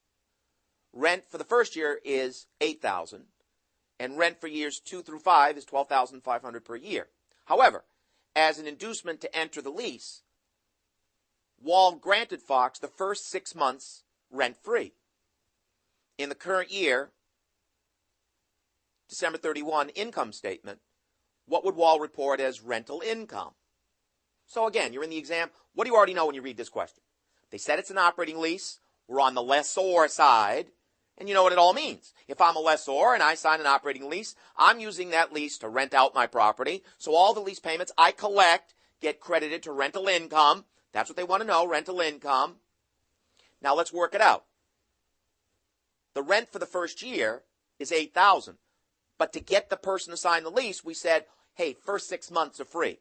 So what we're going to collect for the first year is not $8,000, $4,000. And then in years 2, 3, 4, and 5, we're going to collect $12,500 each year. That's another $50,000. If you're Wall, what you're going to collect over the term of the lease is $54,000. Take that $54,000, divide by 5 years of rent. What Wall earns in year 1 is answer C, $10,800. Because uneven receipts still get earned evenly. It doesn't matter how you collect it. You earn it evenly. So watch out for that.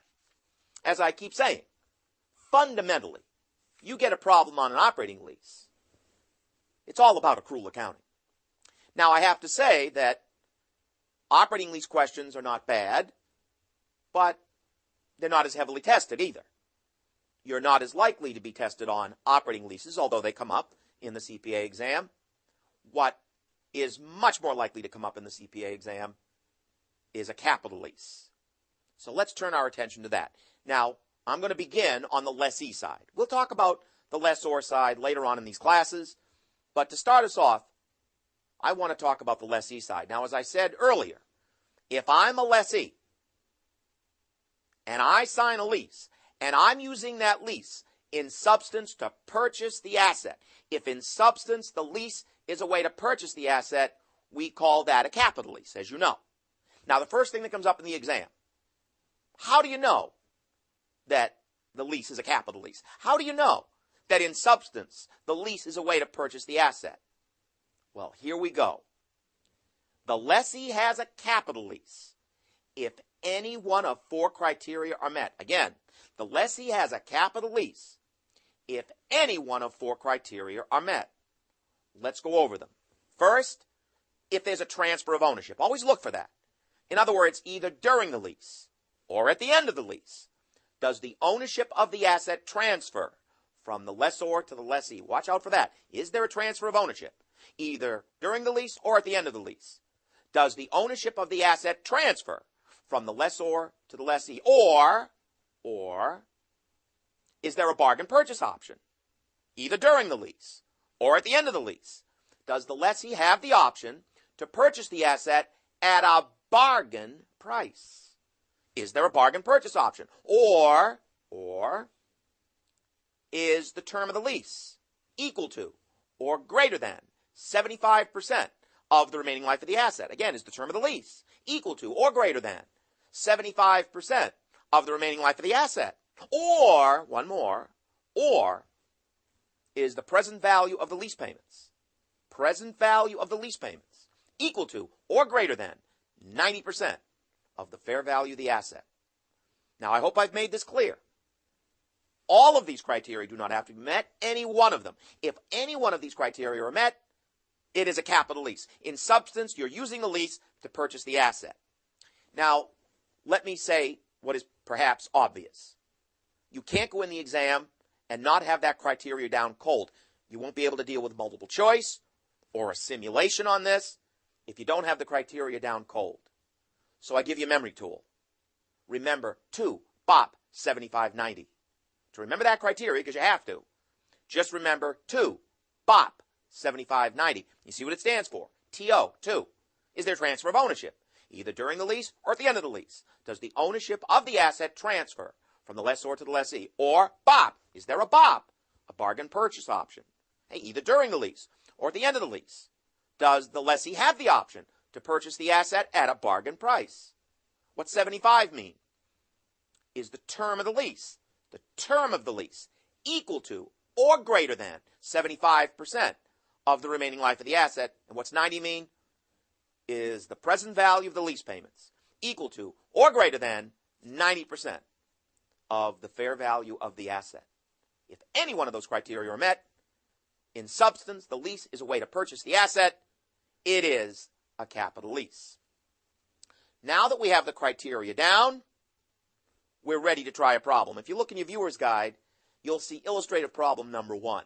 Let's take a look at it. Now again, I remind you, I'm starting on the lessee side here.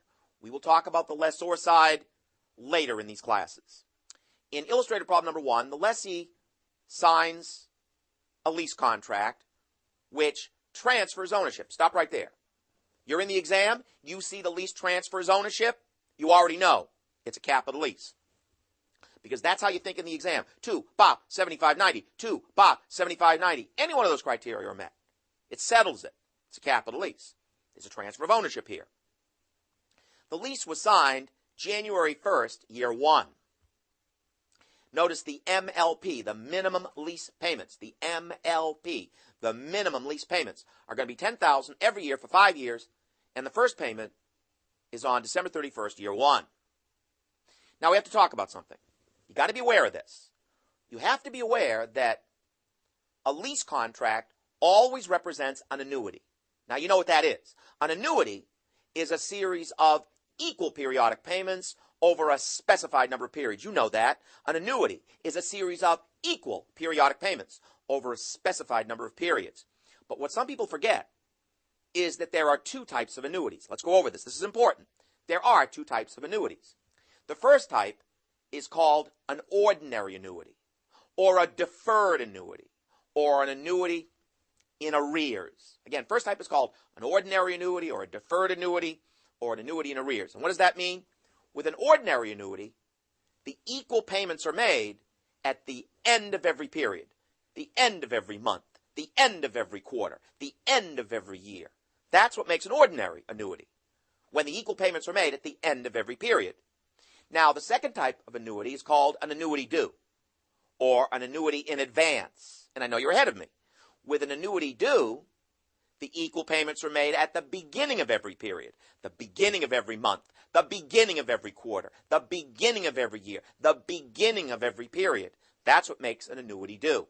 The reason I mention this is that you can't solve any lease problem. You're going to find this is true. You can't solve any lease problem until you nail down what kind of annuity you're dealing with. So in this problem, when did the lessee sign the lease contract? January 1. When is the first lease payment due?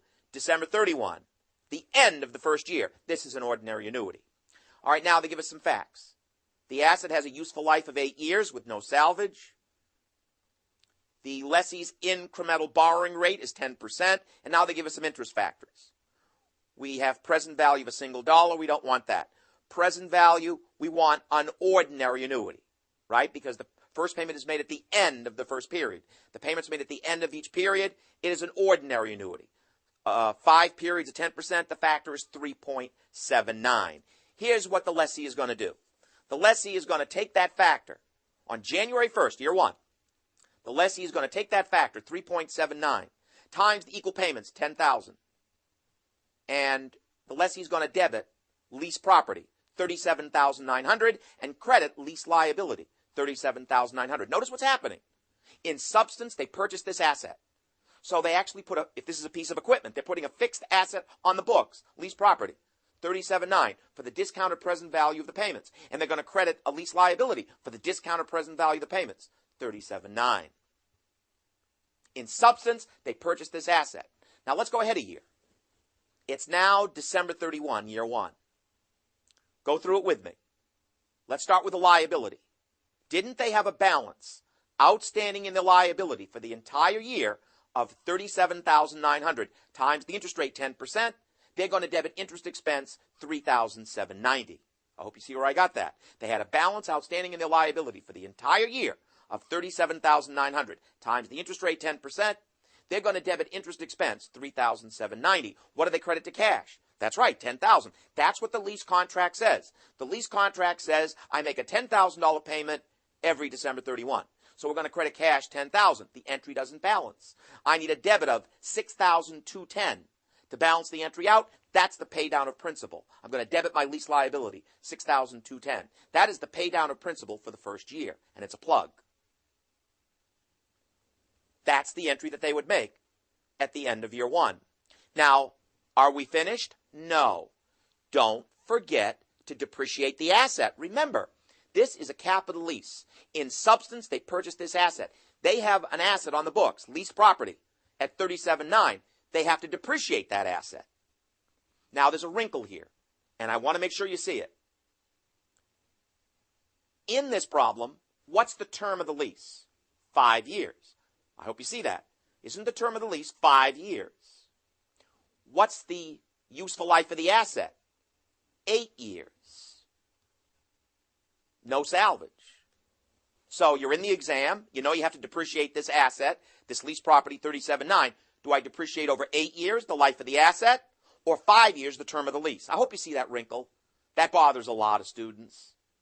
So what do you use, 8 years or 5? There's a rule. There's a rule, and you have to know it. The exam loves this rule, so make sure you remember it. If the two of the BOP are met, if there's a transfer of ownership or a bargain purchase option, if the two of the BOP are met, depreciate over the life of the asset. But if the 75 or 90 criteria is met, depreciate over the term of the lease. You have to know that rule.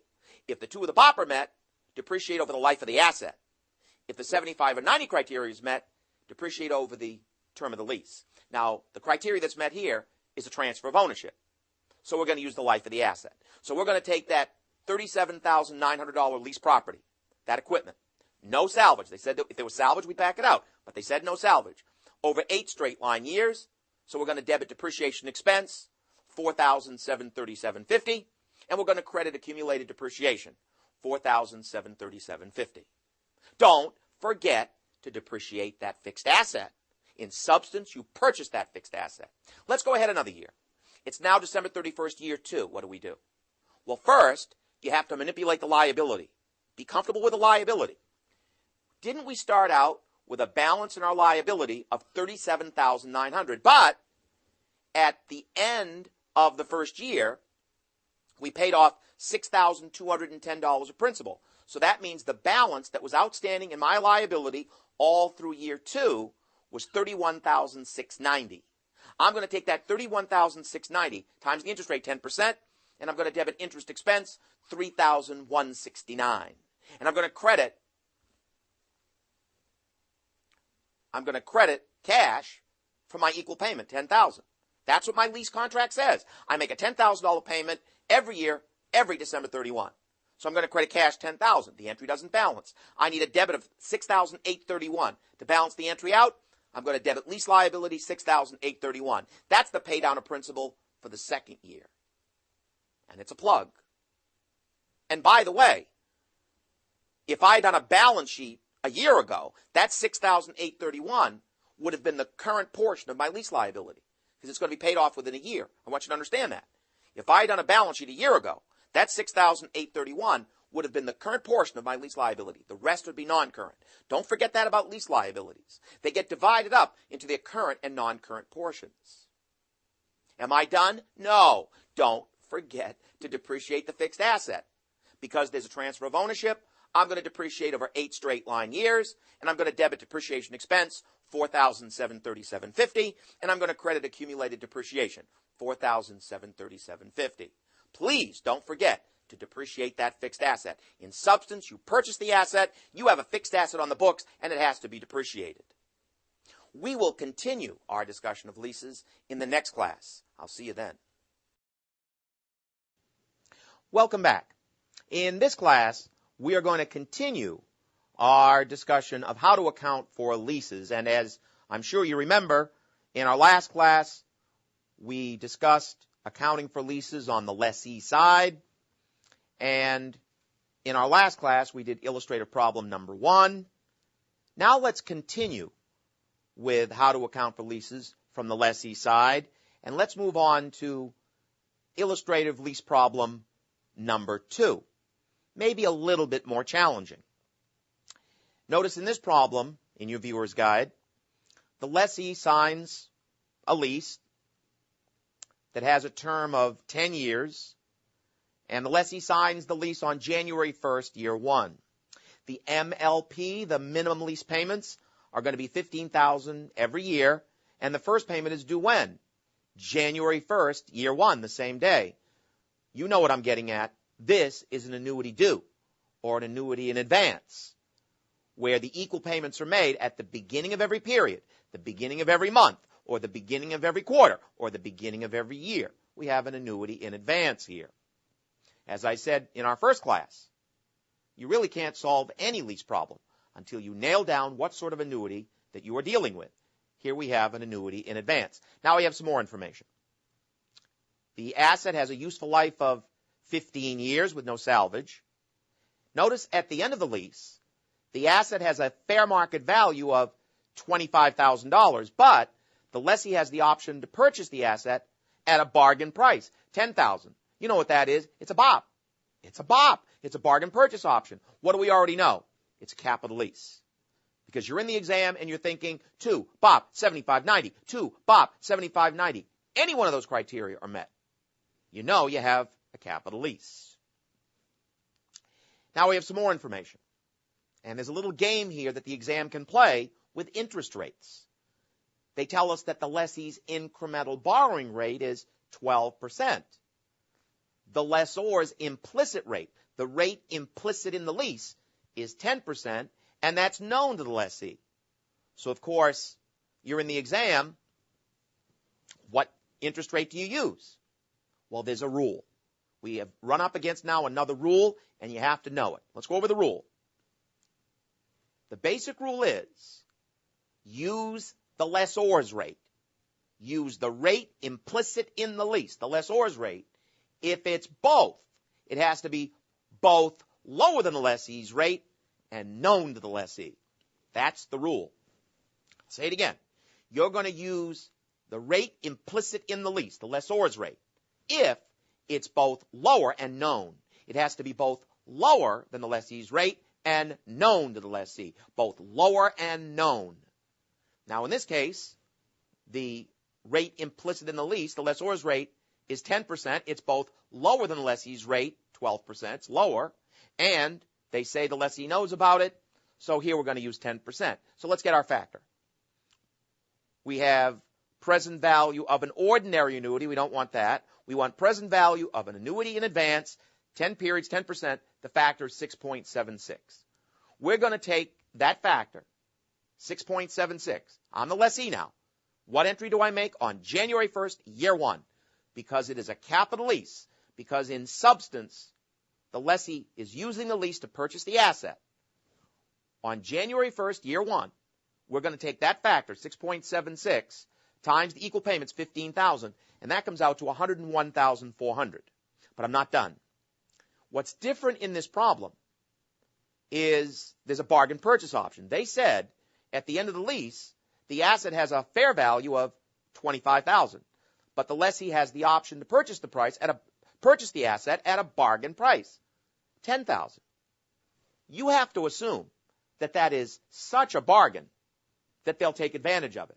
So theoretically, that is another $10,000 cash that goes out at the end of the lease. You have to discount that also. Remember, in a lease problem, you have to discount all the future cash flows. So again, that's such a bargain, you're assuming that's another $10,000 that will flow out at the end of the lease. So let's discount that also.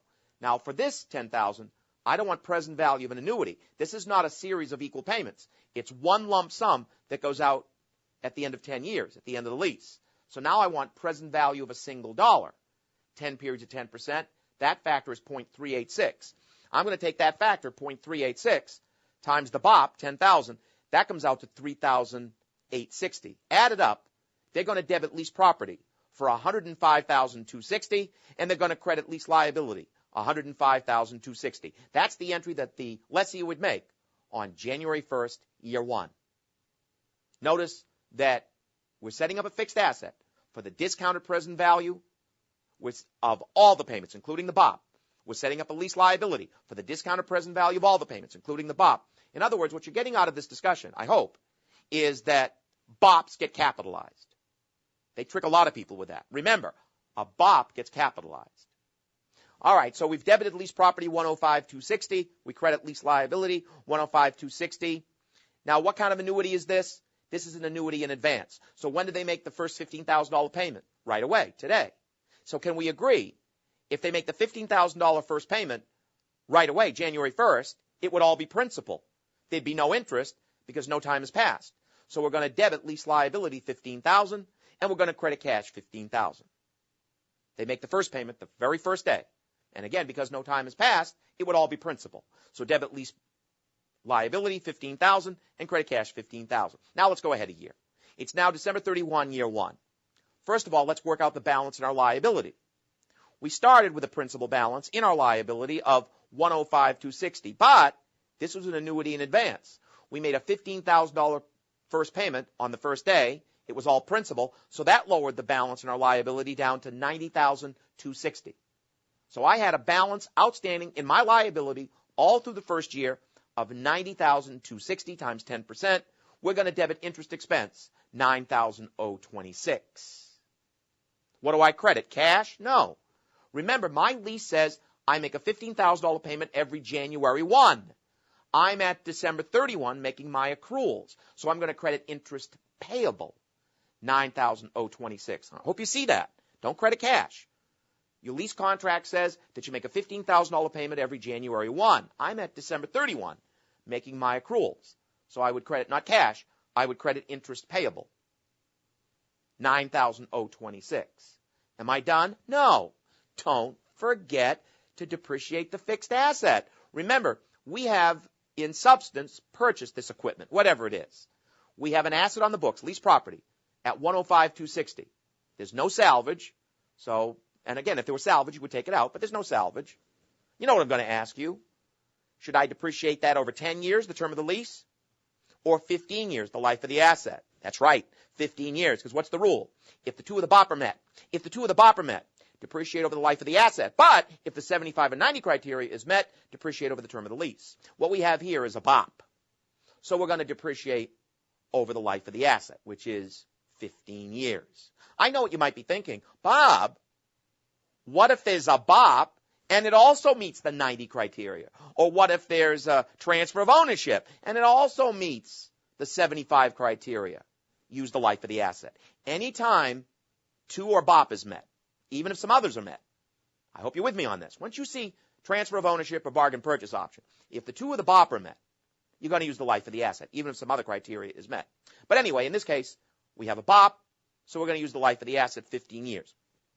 So I'm going to take our fixed asset, $105,260, over 15 straight line years, no salvage. I'm going to debit depreciation expense, $7,017, and I'm going to credit accumulated depreciation, $7,017. Don't forget to depreciate that fixed asset, because I worry about you. People do forget on a detail like that. Now, maybe you can help me on this. When is the next time there's an entry? That's right, January 1st, year 2. On January 1st, year 2, they're going to credit cash $15,000 because that's what the lease says. The lease says I make a $15,000 payment every January 1.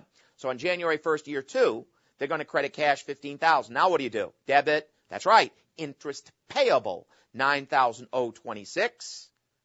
The entry doesn't balance. I need a debit of $5,974 to balance the entry out. That's the pay down of principal for the first year. And obviously, if we were doing a balance sheet a year ago, that $5,974 would have been the current portion of my lease liability.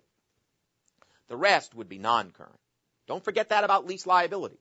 They do get divided up into their current and non-current portions. I hope you're with me on this problem, and you know me so well now.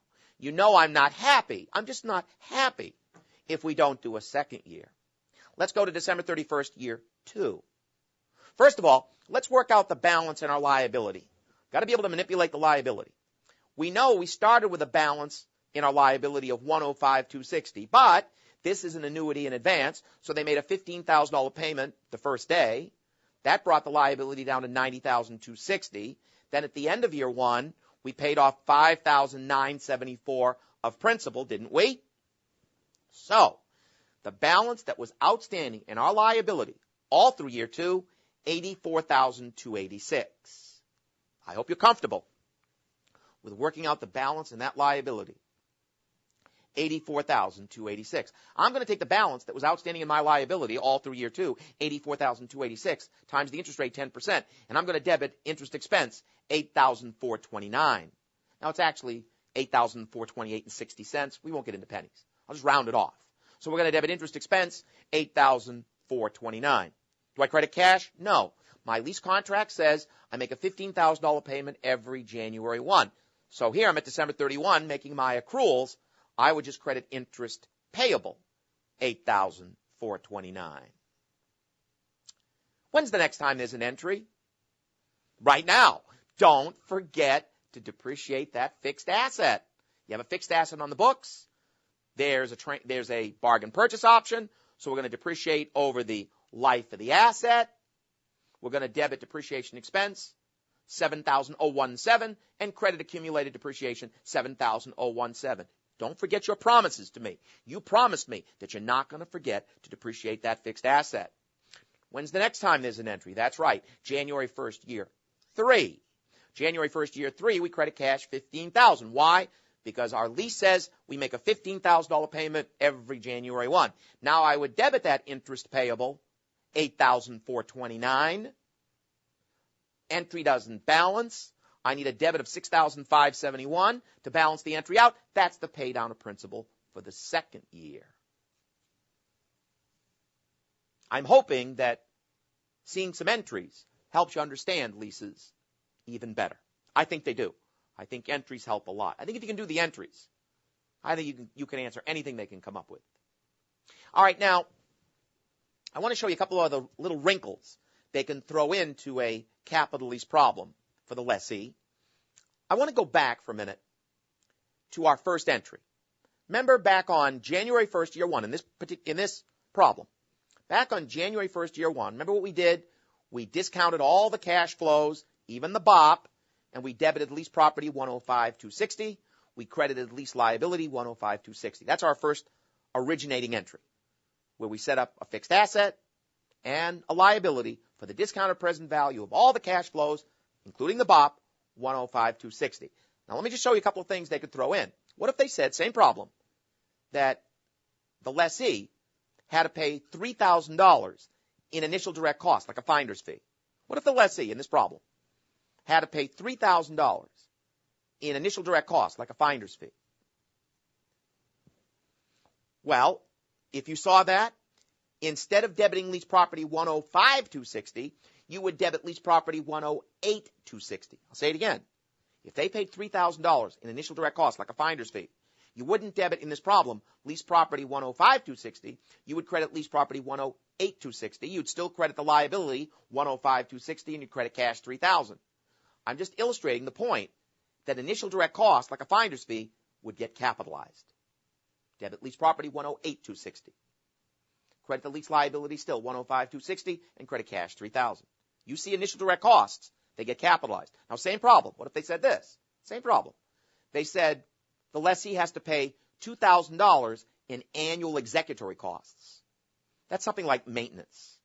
Again, if you see annual executory costs, think maintenance.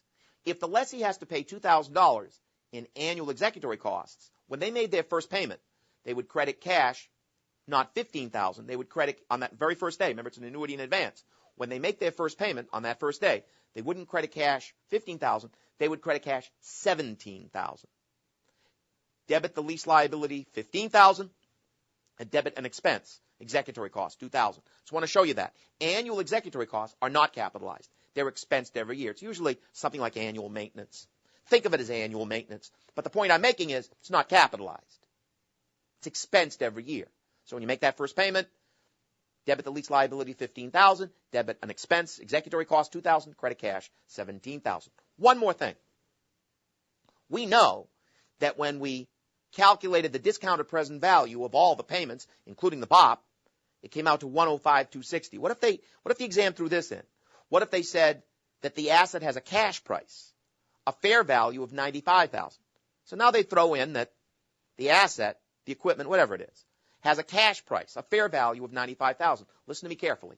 If the asset has a fair value, a cash price of 95,000, you can't debit lease property 105,260. You can't record an asset higher than its cash price. So in that case, you would debit lease property 95,000, and you would credit lease liability 95,000, and the rest must be interest. You're paying a lot more than 10% interest. That would be the analysis there. You can't record an asset higher than its cash price, its fair value. Now, I'm not saying the exam would do that a lot, but it is a possibility. They start telling you, hey, the asset has a cash price of 95,000. That's what it would sell for in cash. And you work out the discounted present value of the payments, it's 105,260. You can't debit lease property 105,260. You can't write an asset above its cash price. So in that case, you would debit lease property 95,000 and credit lease liability 95,000, and the rest really would be interest. The analysis would be you're paying much more than 10% interest in reality. And as I say, it's not something that the exam would be throwing at you all the time, but since we're into this, I thought I'd mention it. Now, you'll notice that in your viewer's guide, there are 3 questions in this module. And I want you to promise me you will do these 3 questions before you go to the next module. Now, don't cheat. Don't look ahead. It's very important that you do these 3 questions, get your answers, and then we'll go over them in our next module. But you have to do them first. And I'll see you then. Welcome back. In this class, we're going to continue our discussion on the accounting for leases. And you know at the end of our last class, I assigned those 3 questions, and I know you did them as I wanted you to before coming to this class. So let's look at these 3 questions. First of all, this clay. And if you go right to the bottom, they want to know the balance in the lease liability. And I have a question for you. You're in the exam. What is the only way you're going to know you have a capital lease? That's right. 2, BOP 7590. 2, BOP 7590. You're always thinking of that criteria. It's the only way to be sure. So let's apply the criteria. In this problem, is there a transfer of ownership? No. They said at the bottom that the possession of the machine reverts back to Sachs, the lessor. So no, there's no transfer of ownership. Is there a BOP? Is there a bargain purchase option? They don't mention one. No. All right, what's 75? I hope you don't have to look at your notes. What's 75 mean? Is the term of the lease equal to or greater than 75% of the remaining life of the asset? So let's work it out. What's the term of the lease? 10 years. What is the useful life of the asset? 15. If you take 10 over 15, no, the term of the lease is about 66%, 2/3 of the remaining life of the asset. No, it's not equal to or greater than 75% of the remaining life of the asset. It's not. What's 90 mean? Is the present value of the lease payments equal to or greater than 90% of the fair value of the asset? Well, you have to work it out. Let me ask you this. Is this an ordinary annuity or an annuity in advance? It's an ordinary annuity. No, it's not. It's an annuity in advance because they said rental payments are made at the beginning of each period, right? That's what they said. Notice that word beginning. Equal payments are made at the beginning of each period. So this is an annuity due.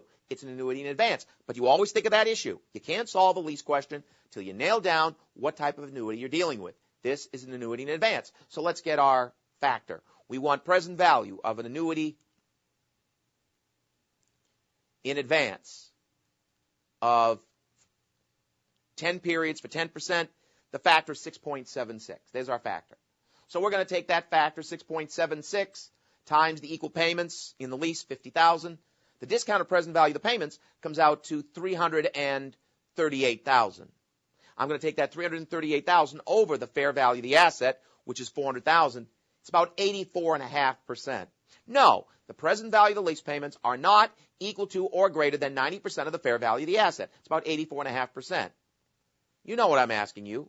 If none of the four criteria are met, what kind of lease is this? That's right. It's an operating lease. And all the lease payments they make get debited to rent expense. You're just renting the asset. If none of the criteria are met, so the answer is D. There is no lease liability. Remember, the only way you know you have a capital lease is 2, BOP, 7590. Always be thinking of that criteria. And as I say, if none of the criteria are met, it's an operating lease, and there is no lease liability. And that's why the answer is D. I think you just learned something very important there. You know, when you start to do lease questions, you realize when you see a 0 for an answer, that always gets your attention. You know, there's a 0 there. You stop and think, maybe I better check the criteria and make sure that it is a capital lease. Let's go to number 2. Robins. A few interesting things going on with Robins. First of all, with Robins, we know it's a capital lease because they say it. They say it's a capital lease. I mean, there's also a BOP here as well. But they do say it's a capital lease. And I want you to know, if the CPA exam says it's a capital lease, then you don't have to worry about the criteria. They're not trying to fool you. They're not going to say it's a capital lease, but really it's not. Nothing like that. They say it's a capital lease. Don't worry about the criteria. That settles it. All right, so it's a capital lease. And notice that payments are made beginning immediately. So we know, always pick that up. We know it's an annuity due or an annuity in advance. We know that. And how about the interest rate? Well, Robins, the lessee's incremental borrowing rate is 14%. The lease specifies an interest rate of 12. What's the rule? Use the rate implicit in the lease. In this case, 12%. If it's both lower than the lessee's rate, 14, which it is, and known to the lessee, and they must know about it because the lease specifies it. So we are going to use 12% here. So once again, they want the balance in the lease liability. Let's work it out. I'm going to go to my factors. I want present value of an annuity due. 12%. I'm going to use 12%, 10 periods. The factor is 6.328. I'm going to multiply that factor, 6.328, times the equal payments, 10,000, the minimum lease payments. That comes out to 63,280. But I can't stop there because there's a BOP. Did you notice at the end of the lease, the property has a fair value of $20,000, but Robins has the option to purchase the asset for $10,000, a bargain price. That's a BOP. And as you know, BOPs get capitalized. So let's get the factor for that. I want present value of a single dollar, not an annuity. This is not a stream of payments. It's one lump sum that theoretically goes out at the end of the lease. That's the way we look at it. That this is such a bargain, we have to assume Robins would take advantage of it. So at the end of the lease, this is another $10,000 that flows out. We have to discount all the cash flows, including the BOP. So let's get present value of a single dollar, 12% for 10 periods. The factor is 0.322. You multiply that factor, 0.322 times the BOP. That comes out to 3,220. Add up 3,220 plus our 63,280. You're going to have a fixed asset and a lease liability at 66.5. And the answer is C. They wanted the balance in the lease liability, and it would be 66.5. But don't forget, BOPs get capitalized. Let's go to the third question. East Company. Now, here again, what they're asking right at the bottom is, what would be the capitalized asset? Now, there's no 0 for an answer, so it must be a capital lease. There's no 0 there, so it must be a capital lease. But how do you know it? Well, we know it right off the bat because the term of the lease is 10 years. Remaining life of the asset is 12. 10 over 12, the term of the lease is about 83% of the remaining life of the asset. So that's equal to or greater than 75%, so we know it's a capital lease anyway. Now, is this an ordinary annuity or annuity in advance? Annuity in advance, because notice the payments made at the beginning of each year. Notice that word beginning. So we'll get our factor. We want present value of an annuity in advance, 10 periods at 14%. Factor is 5.95. I'm going to take that factor, 5.95, times the equal payments, 40,000.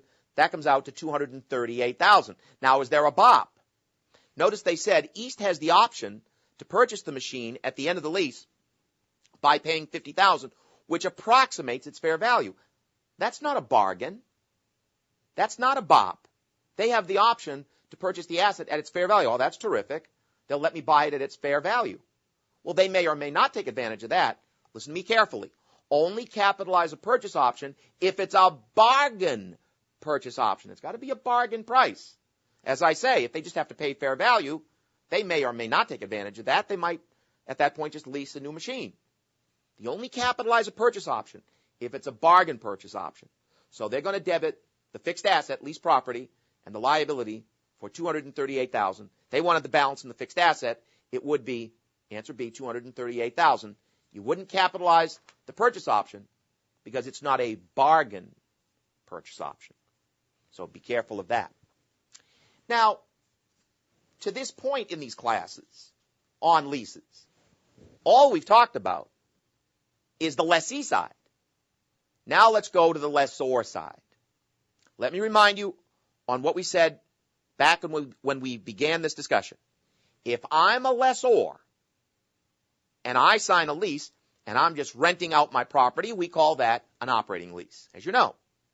But if I'm a lessor and I sign a lease and I'm using that lease in substance to sell my property, if in substance the lease is a way to sell the asset, well, then there's two possibilities for the lessor. For the lessor, it could be a sales type lease or it could be a direct financing type lease. Now, this is the first thing that comes up in the exam. How do you know that the lessor has a sale? That's the first thing that's going to come up. How do you know if the lease is in substance a way to sell the property? You have to know the criteria. The lease has to meet all this criteria to be a sale. First, the 2 BOP 7590 criteria has to be met from the lessor's perspective, right? So the 2 BOP 7590 criteria has got to be met from the lessor's perspective. And just because I worry about you, if this came up in a written communication, you don't say 2 BOP 7590, right? That's for us, right? You would spell it out. I mean, I worry about you. But you wouldn't say in a written communication, yes, the 2 BOP 7590 criteria, they won't know what you're talking about. You'd spell it out, of course. If there's a transfer of ownership or a bargain purchase option, you know that. I know you know that, but I worry. But anyway, first, the 2 BOP 7590 criteria has to be met from the lessor's perspective, and collectability of the minimum lease payments must be reasonably assured, and notice, collectability of the lease payments, the MLP, the minimum lease payments, must be reasonably assured, and there are no material uncertainties regarding any future costs. There are no material uncertainties regarding any future costs. If all that criteria is met, in substance, the lease is a way for the lessor to sell the property. In substance, it is a sale. And as I said, if in substance it is a sale, then there are two possibilities for the lessor. It could be a sales type lease, or it could be a direct financing type lease. Now, let's start with a sales type lease. And I think to illustrate a sales type lease, the best thing to do is go back to a problem that we did earlier, because you sort of know the numbers. We're going to go back to something we did earlier, illustrative problem number 1. And just to refresh your memory, remember what the lessee did in that problem.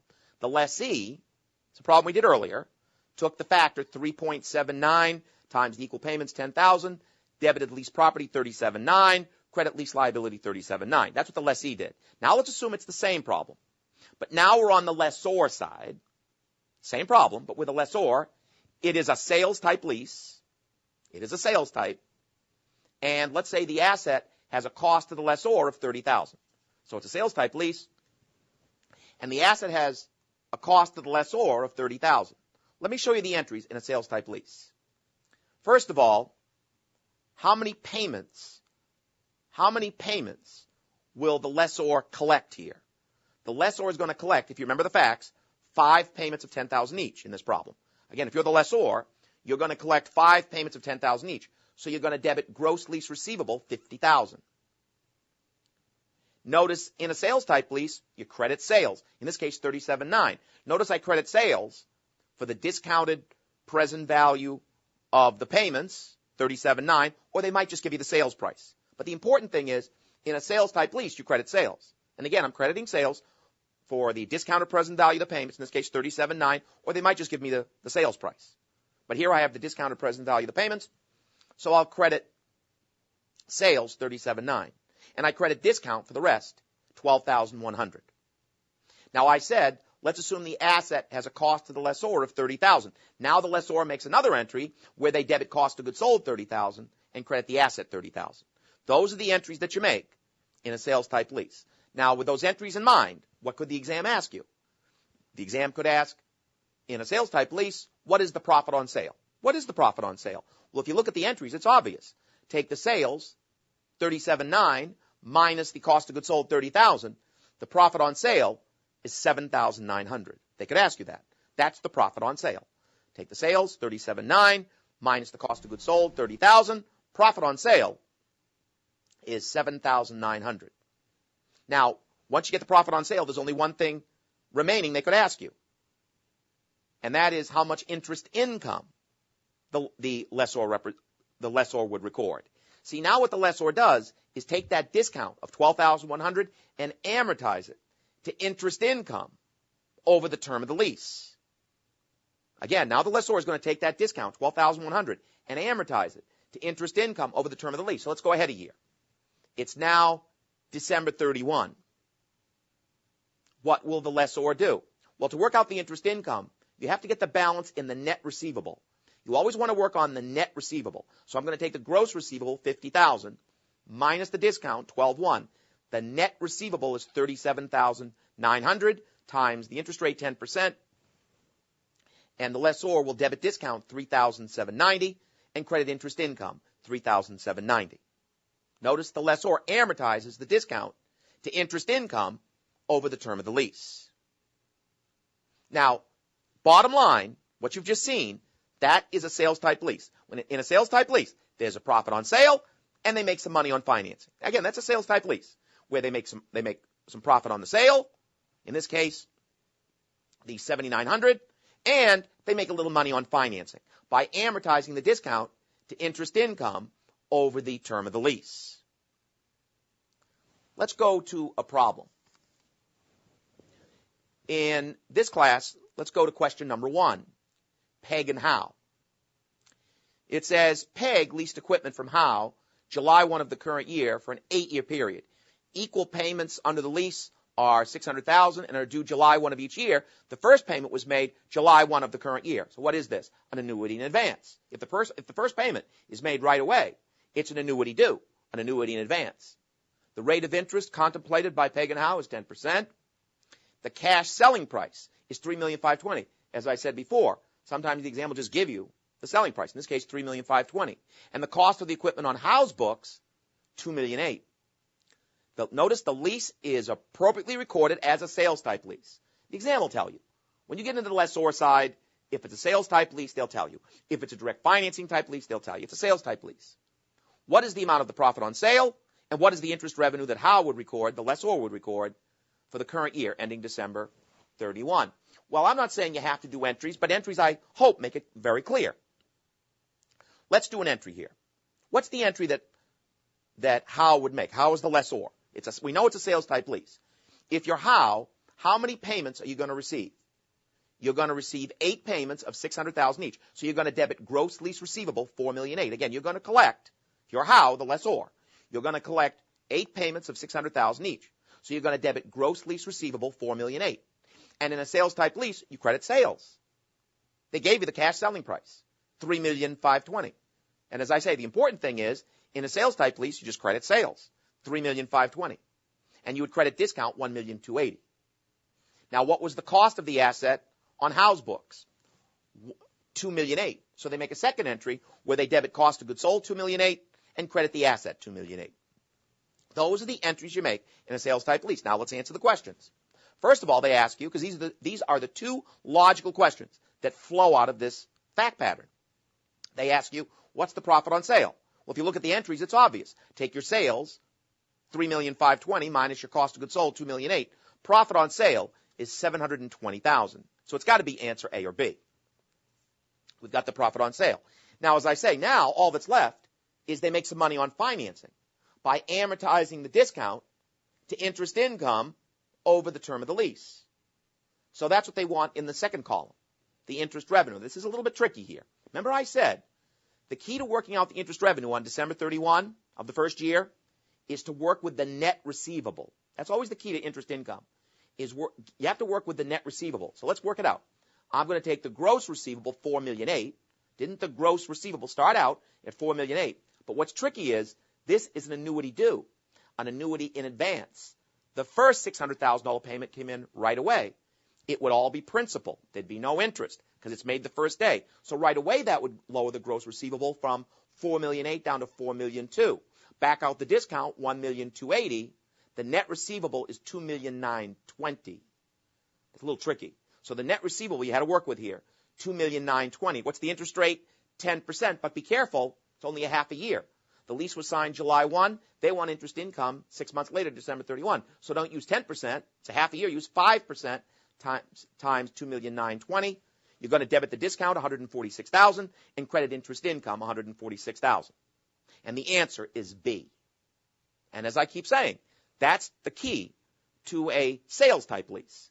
There's a profit on sale, and then they make some money on financing by amortizing the discount to interest income over the term of the lease. They make a profit on sale, and then there's a little money on financing. A little money on financing by amortizing the discount to interest income over the term of the lease. That is a sales type lease. We'll look at a direct financing type lease in our next class. See you then. Welcome back.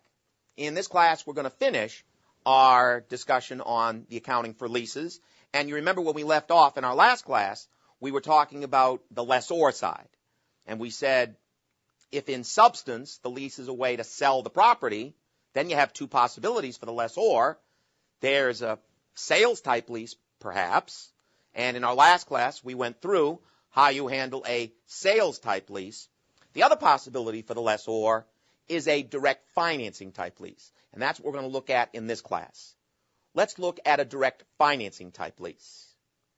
Now, once again, I want to go back to an illustrative problem, number one, that we did earlier. We've now done a couple of times because you're used to the numbers, and I want to use that problem again. So let's go back to illustrative problem number one. But now let's assume we're on the lessor side, and this is, for the lessor, a direct financing type lease. And as I said in our last class, one of the good things about the exam is they'll say it. When you get into the lessor side, if it's a sales type lease, they say it. If it's a direct financing type lease, they say it. They'll spell that out. So they tell you now we're on the lessor side, and it's a direct financing type lease. Now listen very carefully. There's one big thing to remember about a direct financing type lease. In a direct financing type lease, there will never be any gain or loss on the sale of the asset. Again, in a direct financing type lease, there will never be any gain or loss on the sale of the asset. That's not how they make money. They're a financing agent. A company that uses a direct financing type lease, they make all their money by amortizing the discount to interest income over the term of the lease. They're a financing agent. There'll never be a gain or loss on the sale of the asset. So I'm telling you, in illustrative problem number one, if this had been a direct financing type lease, the asset would have had a cost to the lessor of $37,900. I'm telling you that. If this had been, on the lessor side, a direct financing type lease, the asset would have had a cost to the lessor of $37,900. So when you take the sales price, the discounted present value of the payments, $37,900, minus the cost of the asset, $37,900. There's no gain or loss on sale. Let me show you the entry. What is the entry that we make in a direct financing type lease? Well, if I'm the lessor, I know I'm going to collect 5 payments of $10,000 each. I'm still going to debit gross lease receivable, 5 payments times $10,000, $50,000. Notice, though, in a direct financing type lease, I don't credit sales. I just credit the asset for its cost, and I'm assuming that's $37,900. But notice I don't credit sales. It's not a sales type lease. It's a direct financing type lease. So I just credit the asset for its cost, and I was assuming that was $37,900, and I credit discount $12,100. A company like this that uses a direct financing type lease, they make all their money by amortizing that $12,100 discount to interest income over the term of the lease. And you know how to do that. Let's say a year goes by. It's now December 31. How are you going to work out the interest income? Remember, you work with the net receivable. I'm going to take the gross receivable, $50,000, minus the discount, $12,100. The balance in the net receivable is $37,900 times the interest rate, 10%. They're going to debit discount, $3,790. Credit interest income, $3,790. They're a financing agent. They make all their money on the financing. They make all their money by amortizing that discount to interest income over the term of the lease. That's a direct financing type lease. There's never a gain or loss on the sale of the asset. They're a financing agent. So that's how they make their money, by amortizing that discount to interest income over the term of the lease. Let's look at a question. Number 1. On August 1st of the current year, Kern leased a machine to a company for a 6-year period requiring payments of $10,000 at the beginning of each year. The machine cost $48,000, which is also the fair value on the lease date. Has an estimated life of 8 years, no residual value. And they give us the implicit interest rate. They give us all these factors at the bottom. Kern, who is the lessor, appropriately recorded this lease as, notice, a direct financing type. The exam tells you. They want to know the balance in the gross lease receivable. Let's think about the entry.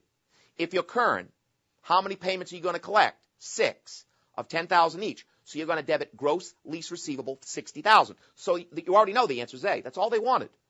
All they wanted was the balance in the gross lease receivable. And again, if I'm Kern, the lessor, I know I'm going to collect 6 payments of $10,000 each. I'm going to debit gross lease receivable $60,000. Now what do? I just credit the asset. Don't credit sales. It's not a sales type lease. You just credit the asset for its cost, $48,000, and credit discount, $12,000. They're going to make all their money by amortizing that discount to interest income over the term of the lease. They're a financing agent. And by the way, all those interest factors are meaningless. They just want you to sit in the exam and stare at them. You don't do anything with them. You just credit the asset for its cost, which you knew, $48,000, credit discount, $12,000, and that's how they're going to make their money, by amortizing that discount to interest income over the term of the lease. They're a financing agent. So there's never any gain or loss on the sale of the asset. And again, all they wanted here was the gross lease receivable, and that was easy. And the answer was A. There's one more thing we have to talk about before we leave the world of leases. And that is something I know you're going to like. And that is sale leaseback. Now listen carefully. In a sale leaseback, a company sells an asset to somebody and then leases the same asset right back from the person they sold it to. That's a sale leaseback. A company sells an asset and then they lease the same asset right back from the person they sold it to. Sale leaseback. Let me give you an example. Let's say a company takes an asset that cost $80,000 and they sell it to somebody for $100,000. All right, so a company takes an asset that cost $80,000. They sell it to another company for $100,000. And then they lease the same asset right back from the person they just sold it to. Sale, lease back. Now, one thing that I think helps you as a student is to remember, when you see sale, lease back, there's 2 distinct transactions. There's a sale, and then there's a lease. There's a sale, and then there's a lease. There's 2 separate transactions. So let's start with the sale. We know that they're going to debit cash for what they collected here, $100,000. We know they're going to credit the asset for its carrying value, $80,000. Now, obviously, there's a $20,000 gain indicated here. The question is, should I credit gain? Here's the point. If by leasing the same asset back, now listen carefully, if by leasing the same asset back from the person you just sold it to, the seller has retained a substantial economic interest in the property sold, if by leasing the same asset back from the person they just sold it to, the seller has retained a substantial economic interest in the property sold, then they have to credit deferred gain. Credit deferred gain, $20,000. You can't put the gain on your income statement. If by leasing the same asset back if you lease the same asset back from the person you just sold it to, if by leasing that asset back, the seller has retained a substantial economic interest in the property sold, the gain just cannot go to your income statement. You're going to credit deferred gain. That is the main point. Now you know what we're heading to. How do you know if the seller has retained a substantial economic interest in the property sold? How do you know? Well, here's the criteria. First, if the term of the lease is a large percent of the remaining life of the asset. Again, first, if the term of the lease is a large percent of the remaining life of the asset, they've retained a substantial economic interest in the property sold. By the way, does it have to be equal to or greater than 75%? No, that's capital lease. No, all they said was a large percent. You have to use judgment. There was no, again, the equal to or greater than 75%. That's the criteria for capital lease. Here, you have to use judgment. In other words, arguably, 60% is enough. Arguably. You have to use judgment. But if the term of the lease is a large percent of the remaining life of the asset, the seller has retained a substantial economic interest in the property sold. Or our old friend, if the present value of the lease payments are equal to or greater than 90% of the fair value of the asset. If the present value of the lease payments are equal to or greater than 90% of the fair value of the asset, the seller has retained a substantial economic interest in the property sold. So again, when the seller has retained a substantial economic interest in the property sold, you have to credit deferred gain. Now, what happens to that deferred gain? It gets amortized. It gets amortized against rent expense if they now set up an operating lease. Remember, there's two possibilities. By leasing the asset back, could be an operating lease, could be a capital lease. So what happens to that deferred gain? It gets amortized against rent expense if the seller now sets up an operating lease. In other words, every year, you're going to debit deferred gain, credit rent expense. Debit deferred gain, credit rent expense. Debit deferred gain, credit rent expense. You amortize it against rent expense if they set up an operating lease. You'll amortize that deferred gain against depreciation expense if they set up a capital lease. In other words, every year you're going to debit deferred gain, credit depreciation expense. Debit deferred gain, credit depreciation expense if they set up a capital lease. So that's what happens. You amortize that deferred gain against rent expense if they now set up an operating lease. Amortize it against depreciation expense if they set up a capital lease. Let's look at question number 2. In a sale-leaseback transaction, the seller, who becomes a lessee, retains the right to substantially all of the remaining useful life of the equipment sold. So they have retained a substantial economic interest. The profit on the sale would be deferred, that's right, and subsequently amortized by the lessee when the lease is classified as a capital lease? Yes. Operating lease? Yes. The answer is D, double yes, because again, if it's classified as a capital lease, you'll amortize the deferred gain against depreciation expense. If it's classified as an operating lease, you'll amortize the deferred gain against rent expense. I hope you see why there's yes under both. Let's go to question number 3. The following information pertains to the sale and leaseback of equipment by Mega. Notice the sales price, $400,000. Carrying amount, $300,000. Let's think about the entry. Always deal with the sale first. Remember, there's a sale, then there's a lease. There's two separate transactions. So what was the sale? Well, we know they would have debited cash for the sales price, $400,000. They would credit the asset for its carrying value, $300,000. Now, we agree, don't we, that there's a $100,000 gain in this transaction. Now, you know what I'm going to ask. What is always the issue in the CPA exam when sale leaseback comes up? You know what's always the issue they're going to test you on. Should you defer that gain? That's what the issue will be. If sale leaseback comes up in the CPA exam, should they defer that gain? Well, they should, right? There's a $100,000 gain here in the sale. They should defer that gain if by leasing the asset back, they have retained a substantial economic interest in the property sold. So how do you know that? How do you know if by leasing the asset back, Mega has retained a substantial economic interest in the property sold? Well, first, is the term of the lease a large percent of the remaining life of the asset? Well, in this case, the term of the lease is 1 year. Remaining life of the asset is 25 years. No, the term of the lease is not a large percent of the remaining life of the asset. It's not. Now, what's the other criteria? Is the present value of the lease payments equal to or greater than 90% of the fair value of the asset? Well, the present value of the lease payments, they gave you that, $36,900, over the fair value of the asset, $400,000, that's less than 10%. No, they did not retain a substantial economic interest in the property sold. So the answer is A, there wouldn't be a deferred gain. That entire gain of $100,000 can go to their income statement. There is no deferred gain. You only defer the gain if by leasing the asset back, they have retained a substantial economic interest in the property sold. I hope you see that they did not retain a substantial economic interest in the property sold because the term of the lease is 1 year, the remaining life of the asset is 25 years. That's not a large percent of the remaining life of the asset, and the present value of the lease payments is less than 10% of the fair value of the asset, not equal to or greater than 90%. They did not retain a substantial economic interest in the property sold, so there is no deferred gain. The entire gain can go to your income statement. That's why the answer is A. Let's do another one. Number 4. December 31 of the current year, Park sold Edlow an airplane with an estimated remaining life of 10 years. And then, at the same time, they lease it right back. We have a sale and a lease back. The sales price was $600,000, carrying value of the airplane $100,000. So let's deal with a sale. Remember, there's a sale, then there's a lease. What's the sale? We know they would have debited cash, $600,000. They'd credit the airplane for its carrying value, $100,000. And we both agree that there's a $500,000 gain indicated here. And what is the issue in the CPA exam when you see sale, lease back?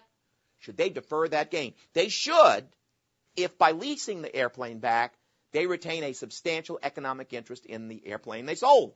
So let's go through the criteria. Is the term of the lease a large percent of the remaining life of the asset? Well, the term of the lease here is 3 years. Remaining life of the asset is 10. It's about 30%. No, it's not a large percent of the remaining life of the asset. Or is the present value of the lease payments, they gave you that $195.81, equal to or greater than 90% of the fair value of the asset, which is $600,000. No, it's about 32%. No, they did not retain a substantial economic interest in the property sold. But this is a tricky problem. What the exam would call this, now listen, the exam would call this is retaining more than a minor interest, but less than a major interest. Again, what they would call this is retaining more than a minor interest, but less than a major interest. See, in the last problem, they only retained a minor interest, less than 10%. And since they retained less than a minor interest, we didn't defer any part of the gain. So there was no deferred gain. What they would call this is retaining more than a minor interest, but less than a major interest. Here's the point.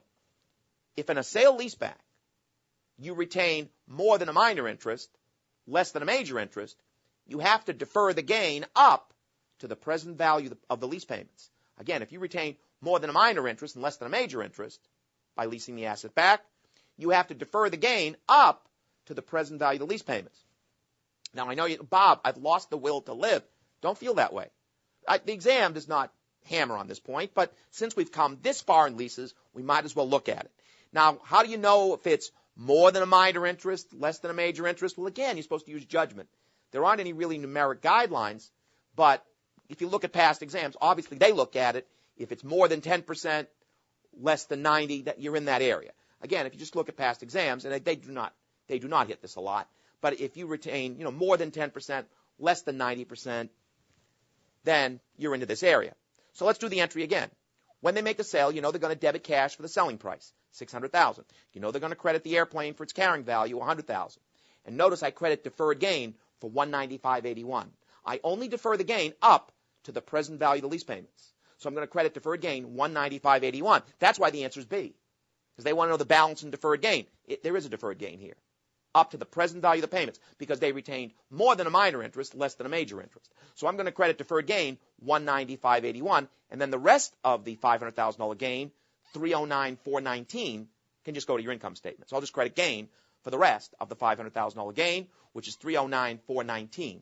That can go right to your income statement. So when you retain more than a minor interest, less than a major interest, you only defer the gain up to the present value of the payments. That's why the answer is B. That finishes our discussion on the accounting for leases. I'll look to see you in the next class. Keep studying. Welcome back. In this class, we're going to begin our discussion of accounting for pensions. And as you may know, there are two types of pension plans. There are defined contribution plans and there are defined benefit plans. We're going to begin with defined contribution plans, what you will come to think of as the easy one. In a defined contribution plan, all that is defined is what the company, the corporation, is obligated to contribute to the plan each year. That is all that is defined. What the company is obligated to contribute to the plan each year. Let me give you an example. Let's say that a corporation has a defined contribution plan, and this year the corporation is required to make an $850,000 contribution to the plan. Well, if the corporation this year is required to make an $850,000 contribution to the plan, they're going to debit pension expense, $850,000. It really is that simple. In a defined contribution plan, your pension expense in any year is whatever the company is obligated to contribute that year. So if they're obligated to make an $850,000 contribution to the plan this year, then the corporation is going to debit pension expense, $850,000. Now, assuming they actually did turn $850,000 cash over to the trustee that administers the fund, then you would simply credit cash $850,000, and we would call that an example of being fully funded. Now, stay with me. Same example.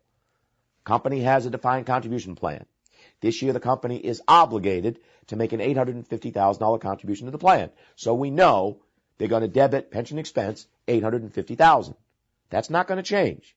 In a defined contribution plan, your pension expense in any year is whatever the corporation is required to contribute to the plan that year. But now let's assume they only turn $200,000 cash over to the trustee that administers the fund. So obviously we're going to credit cash $200,000. Well, of course, in this case, they would be underfunded. So we would credit an underfunded pension liability, $650,000.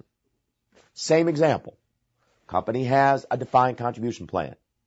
This year, the company is obligated to make an $850,000 contribution to the plan. So we know they're going to debit pension expense $850,000. That's not going to change. In a defined contribution plan, your pension expense in any year is whatever the company is obligated to contribute to the plan that year. But now let's assume instead they turn $950,000 cash over to the trustee that administers the fund. So naturally we would credit cash $950,000. In this case, we would say they are overfunded. So what would we do? We need a $100,000 debit to balance the entry out. We would debit a prepaid pension or an overfunded pension asset for $100,000. Now please listen carefully.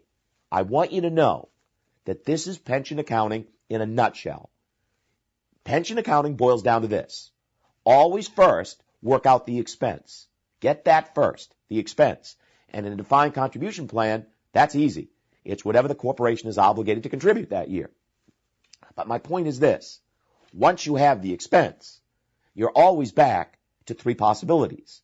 Are they fully funded? Are they underfunded? Or are they overfunded? I want you to know that you can't get away from those three possibilities. That's pension accounting. Figure out the expense, and in a defined contribution plan, that's pretty simple. What is the corporation obligated to contribute this year? But once you have the expense in any kind of plan, you have to deal with three possibilities. Are they fully funded? Are they underfunded? Or are they overfunded? That's really pension accounting. And you know what a defined contribution plan is? This is a 401k. It's what the overwhelming majority of us have. That's how a corporation would account for a 401k. Let me just say that the exam does not test defined contribution plans very heavily at all. They barely mention defined contribution plans, and you know why. It's, from an accounting standpoint, way too easy. Let's get to the main point. If the exam is going to test you on pensions, what they're probably going to test you on is a defined benefit plan. Let's get into a defined benefit plan. Just remember that in a defined benefit plan, what is defined are the pension benefits that will be paid out at retirement. That's what we mean by a defined benefit plan. Now what is defined are the pension benefits that will be paid out at retirement. And here's the bottom line. in a defined benefit plan, there are 6 elements that make up the pension expense for the year. Now in a defined benefit plan, there are 6 elements that make up the pension expense for the year. And you're going to have to know them. Let's go over the 6 elements that make up the pension expense for the year in a defined benefit plan. Element number 1 is service cost. Let me define it. Service cost is the discounted present value of all the pension benefits earned by your employees this period. Service cost, discounted present value of all the pension benefits earned by your employees this period.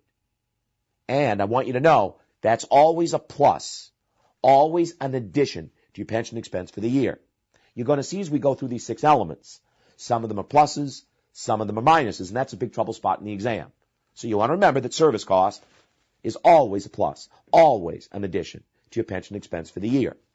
Now, number 2, the second element, is more difficult, but you will get used to it. Number 2 is interest on projected benefit obligation, interest on PBO, interest on projected benefit obligation. Let's talk about it. Here's what happens. What a corporation does with a defined benefit plan is they make a projection. Notice this is called projected benefit obligation. The company does a projection, and what they do is project out their total obligation for pension benefits into the future. And this is a difficult calculation because they have to project out years of service, future salary levels, retirement ages. It's very complex, but that's what the company does. They project out their total obligation for pension benefits into the future, and what they've done is discount that obligation back to January 1. But now it's December 31. A year has passed, and that obligation would have grown just a little bit because of the passage of time. Interest on PBO, interest on projected benefit obligation. It's always a plus, always an addition to your pension expense for the year. Third element is the actual return on plan assets. Now, we know what's going to happen.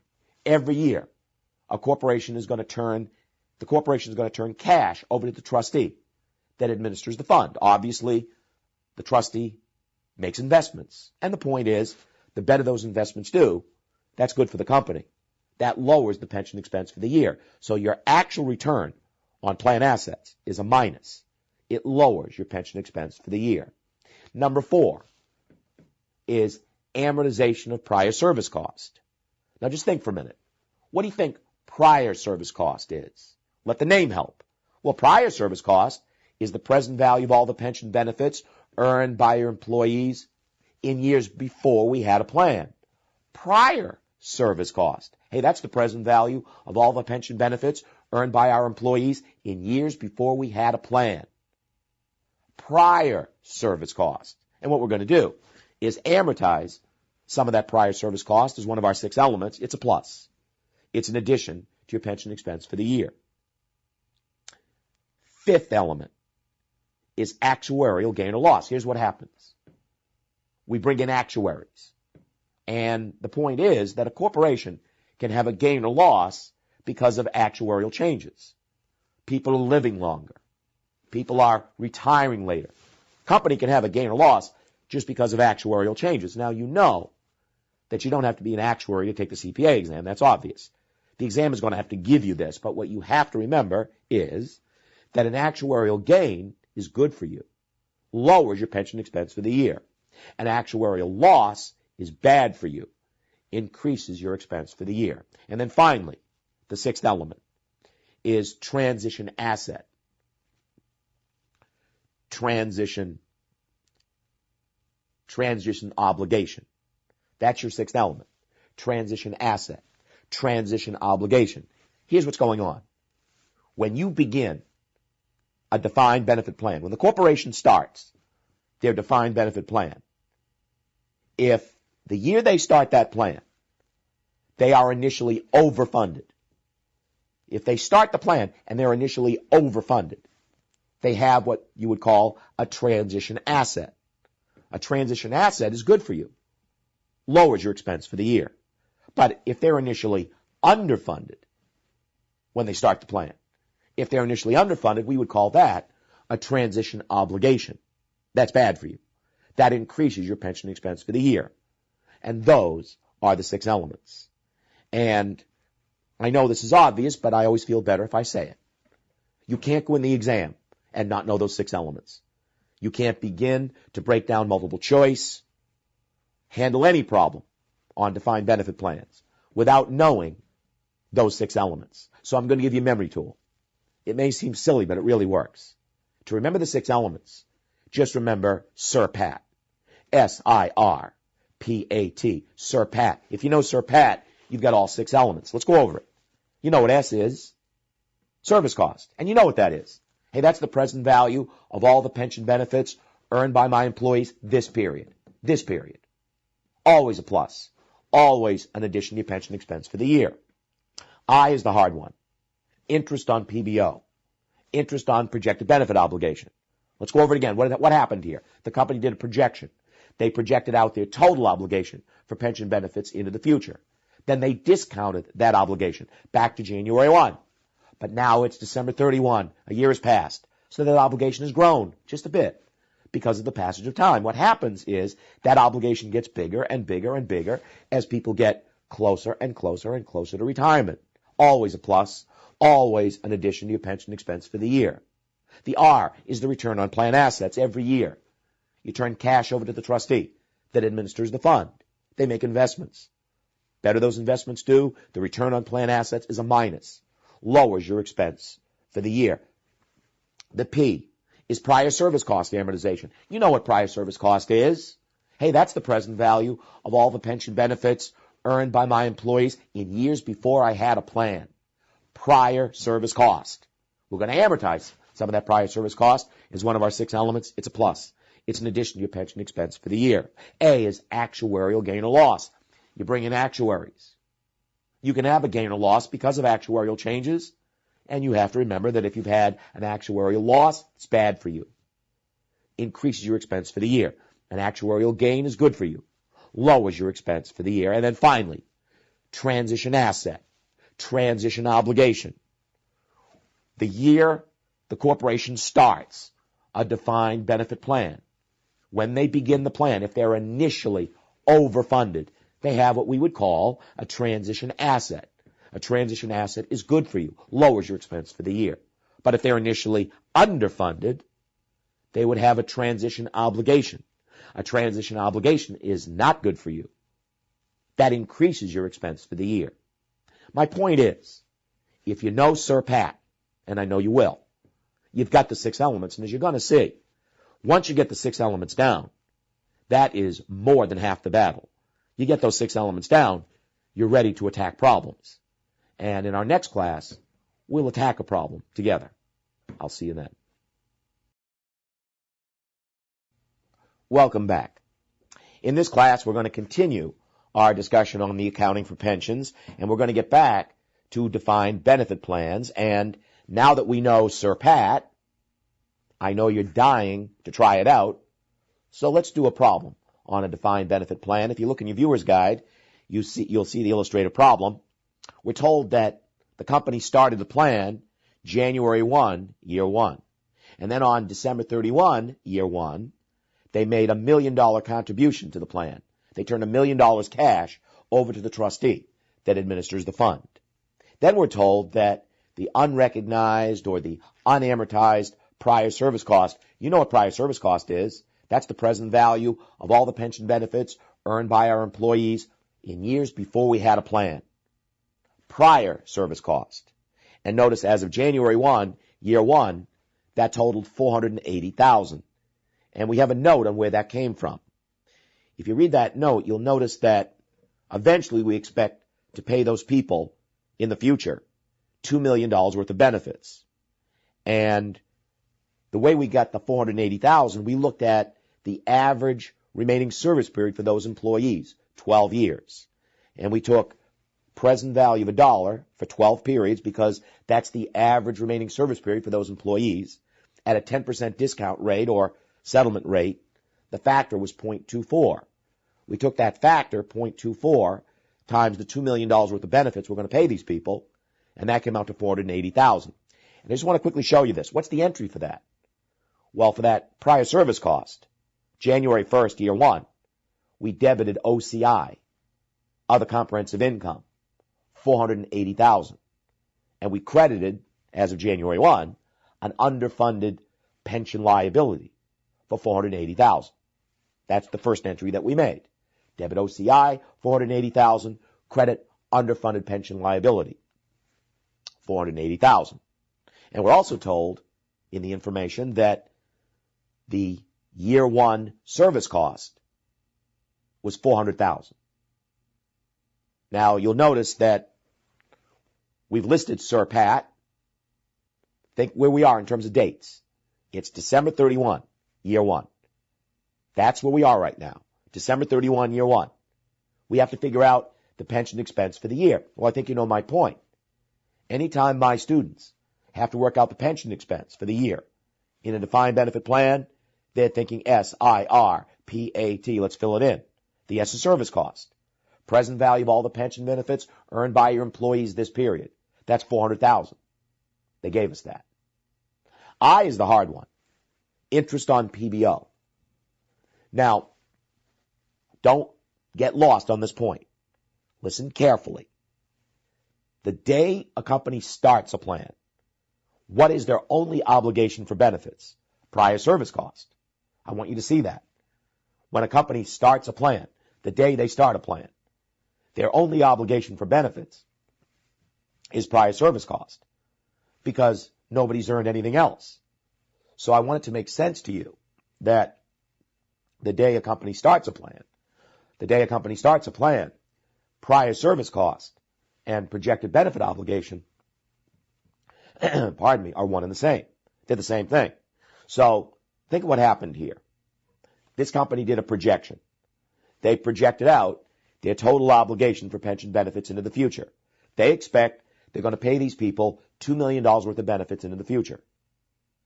What they did is discount that obligation back to January 1, year one. It came out to $480,000. But now we're at December 31, year one. A year's passed. So using the discount rate, that obligation would have grown 10% times $480,000. That obligation would have grown $48,000 just because a year goes by. Interest on PBO, always a plus, always in addition to your pension expense for the year. So we'll add that $48,000. The R is the return on plan assets. We turned $1 million cash over to the trustee that administers the fund. But that was on December 31. It hasn't earned anything yet. So right now that's zero. No return on plan assets. The P is prior service cost amortization. What we're going to do, straight line, is take that $480,000 of prior service cost, divide by 12 straight line years, the average remaining service period for these employees that are involved. Straight line calculation, $480,000, divide by 12 straight line years, and add another $40,000 as one of our 6 elements. It's a plus. It's an addition to your pension expense for the year. A is actuarial gain or loss. They don't have any, apparently. T is transition asset, transition obligation. They don't have any. And you have to start getting used to this. In the exam, not all 6 elements will necessarily be there. You have to deal with what they provide, what they give you. And as I say, not all 6 elements necessarily will have to be there. But you have to know the 6 elements to look for. My point is, though, if you add it up, if you add up Sir Pat, it all adds up to $488,000. At year end, this company's going to debit pension expense, $488,000. That's what Sir Pat does for you. It gives you the pension expense for the year in a defined benefit plan. Now we know they're going to credit cash $1 million because that was the funding.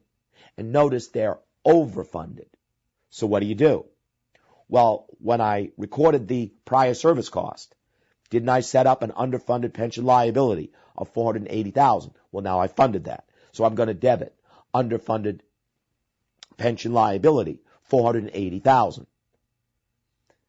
I still need a debit of $32,000 to balance the entry out because they're still overfunded. And that would be a debit to overfunded pension asset. Basically the same idea as a prepaid pension. Debit overfunded pension asset, $32,000. That's the entry that we would make. In this case, in year one, they were overfunded. Let's go ahead another year. A year goes by. It's now December 31, year two. And we're told that the company funded another $475,800 to the trustee. December 31, year two. Their year two service cost, $425,000. And we're also told that pension assets are earning 10%. We're just going to assume that pension assets are earning 10%. So you know where we are. It's year end. It's now December 31, year two. We have to figure out the pension expense for the year. So we think SIRPAT, SIRPAT. But before we do that, there's something we have to calculate first. Let's work out the balance in projected benefit obligation. We know that back on January 1, year one, projected benefit obligation started at $480,000. Why? Because the day you start a plan, your only obligation for benefits is prior service cost. Nobody's earned anything else. So the day you started the plan, January 1st, year one, prior service cost, projected benefit obligation were the same thing. So back on January 1, year one, projected benefit obligation was $480,000. Now just stop and think. During year one, what increased that obligation? Well, first, that obligation would have increased by $48,000 because of interest on PBO. Don't forget, interest on PBO. That $48,000 increased your obligation. What else increased your obligation? Well, the year one service cost. All the pension benefits earned by your employees in year one, $400,000. That increased your obligation. Now you got to be careful. If the company pays out any benefits, I'm assuming here there was none, but if they pay out any benefits, that would be a minus. Why? Because they've met that obligation. They no longer have that obligation, so you back that out, but we're assuming there were no benefits paid here. If you add it up, the balance in projected benefit obligation, January 1st, year two, $928,000. $928,000. Now we can get to SIRPAT. Hey, it's December 31, year two. What's my pension expense for the year? Well, the S is service cost. And we know the service cost for year two was given $425,000. Maybe I should ask you this. Does the exam have to give you service cost? Or could they ask you to calculate it? They have to give it to you. That is a complicated number. It takes experts to come up with that. Actuaries. It's a very difficult number. Would have to be given in the exam. So the S is service cost. How about the I? We know the service cost is always a plus, always an addition to your pension expense for the year. How about I? Interest on PBO. Well, think what happened here. This company did a projection, didn't they? They projected out their total obligation for pension benefits into the future. And what they did was discount that obligation back to January 1st, year two. Came out to $928,000. But now a year has gone by. A year's passed. We're at December 31, year two. So that obligation would have grown $92,800 just because a year goes by. Interest on PBO, always a plus. Always an addition to your pension expense for the year. The R is your return on plan assets. At the end of year one, didn't we give $1 million cash to the trustee? Wasn't that invested all through year two? And we're assuming it earned 10%. We're assuming pension assets earning 10%. So that would be a minus $100,000. Hey, better those investments do. That's good for the company. Lowers the pension expense for the year. Why didn't I worry about the $475,800 funding in year two? That's right, because it wasn't until the end of year two. It hasn't earned anything yet. The P is prior service cost amortization. Hey, that's just straight line. Take the $480,000 prior service cost. Divide by 12 straight line years. Why 12? Because that's the average remaining service period for those employees.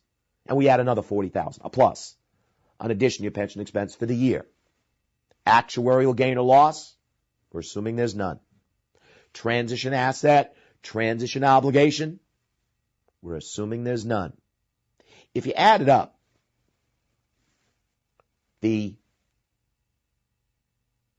SIRPAT adds up to $457,800. So this company at year end is going to debit pension expense $457,800. Why? Because that's what SURPAT does for you. It gives you your pension expense for the year in a defined benefit plan. Now we know they're going to credit cash for the funding, $475,800. And once again, they are overfunded. So what do? I debit the overfunded pension asset, $18,000. Notice what a defined benefit plan really comes down to. SURPAT, do an entry. SURPAT, do an entry. SURPAT, do an entry. That's how you approach it. Let's do year 3. In year 3, notice they funded another $300,000 cash to the trustee, December 31, year 3. We're also told that the year 3 service cost is $430,000. And we're still assuming that pension assets are earning 10%. Now, where are we? It's December 31, year 3. We've got to work out the pension expense for the year. So we're going to think SIRPAT. But before we do that, let's work out the balance in the projected benefit obligation. Let's go back a year. What was the balance in projected benefit obligation? January 1st, year 3. Year 2. $928,000. We worked that out, right? The balance in PBO, January 1st, year 2, was $928,000. Now just stop and think. During year 2, what increased that obligation? Well, don't forget interest on PBO. That obligation would grow by $92,800 just because a year passes. And also, how about all the pension benefits earned by your employees in year 2? That would increase your obligation. So add the year 2 service cost of $425,000. And I want to point out again, if they pay out any benefits to employees, that's a minus. Because if they pay out benefits, they've met that obligation. They no longer have that obligation. You back it out. But we're assuming there were no benefits paid. If you add it up, the balance in PBO, January 1, year 3, $1,445,800. Now I want to make a point. That calculation, where you work out PBO, anytime you're doing year-to-year information, you've got to work out the balance in PBO exactly the way we've been doing it. That's why I always make my students do that calculation a couple of times. Because if the exam wants to get nasty, because, of course, they're known for that, if they want to get nasty on pensions, they'll have you do year-to-year information. And anytime you're doing year-to-year information, you're going to have to work out the balance in PBO. So you make sure you know that schedule, how to work that out. Now, the good news is that that's pretty much all they can do with PBO. That's pretty much all they can do. They can't ask you for the $425,000, the service cost. That takes experts. You know, all they can really do with PBO is make you work it out year to year. So just remember, anytime you're doing year-to-year information on pensions, you've got to work out the balance in PBO each year by following that simple schedule. But once we have that, now we can turn our attention to the main thing. What is the pension expense for the year? Hey, it's December 31. What's my pension expense in a defined benefit plan? SIRPAT, so we fill it in. The S is service cost. They gave us that. The service cost, the pension benefits earned by the employees in year 3, $430,000. It's a plus, in addition to your pension expense for the year. How about the I, the interest on PBO? They did a projection. They projected out their total obligation for pension benefits into the future. And what they did is discount that obligation back to January 1, year 3. Came out to $1,445,800. But now it's December 31, year 3. A year has passed. Pardon me. So that obligation would have grown by $144,580 just because a year goes by. Interest on PBO, it's a plus, in addition to your pension expense for the year. The R is the return on plan assets. Let's work it out. Didn't we turn $1 million cash over to the trustee at the end of year 1? Wasn't that invested all through year 2 and earned 10%? So that grew to $1.1 million. And then we gave the trustee another $475,800 at the end of year 2. The point is, what was invested all through year 3 was $1,575,800, and it's earned 10%. So that's a minus $157,580. Better those investments do, that lowers your pension expense for the year. Let me just go over that again. We gave the trustee $1 million cash at the end of year 1. It was invested all through year 2 and earned 10%. So it grew to $1,100,000. And then we gave the trustee another $475,800. So what we had invested all through year 3 is $1,575,800 that earned 10%. So that's a minus $157,580. The P is prior service cost amortization. We simply take the prior service cost, $480,000, divide by 12 straight line years, the average remaining service period for the employees. It's another $40,000, a plus, an addition to your pension expense for the year. And you may have noticed that I don't keep saying that the prior service cost amortization is always a plus, always an addition to pension expense for the year. I can't say always, because there could be, theoretically, some agreed upon reduction of benefits with the pension, with a union, with the retirees. There could be some agreed upon reduction of benefits. In that case, the amortization of prior service costs could be a minus. It's possible, but I doubt you'd see that in the exam. Prior service cost amortization, it's going to be a plus, an addition to your pension expense for the year. The A is actuarial gain or loss. There's none. Transition asset, transition obligation, there's none. You add it up. It adds up to $457,000. This company at year end is going to debit pension expense $457,000. As I keep saying, that's what SURPAT does for you. It gets you the pension expense for the year in a defined benefit plan. Now we know they're going to credit cash for the funding, $300,000. And in year 3, they are underfunded. So what do? Well, don't forget that back in year 1, we set up an overfunded pension asset of $32,000. And then in year 2, we added another $18,000 to the overfunded pension asset. So don't we now have on the balance sheet an overfunded pension asset of $50,000, 32 plus 18? Well, we're no longer overfunded. If you're now underfunded, you've got to get rid of that overfunded pension asset. So I'm going to credit overfunded pension asset $50,000 and credit an underfunded pension liability $107,000. Notice, SURPAT, do an entry. SURPAT, do an entry. SURPAT, do an entry. It's a defined benefit plan. And notice how we never get away from the idea of we get the expense and then we have to deal with, are we fully funded? Are we underfunded? Are we overfunded? You never get away from that. But if you're always thinking, SURPAT, do an entry. SURPAT, do an entry. You know you're on the right track.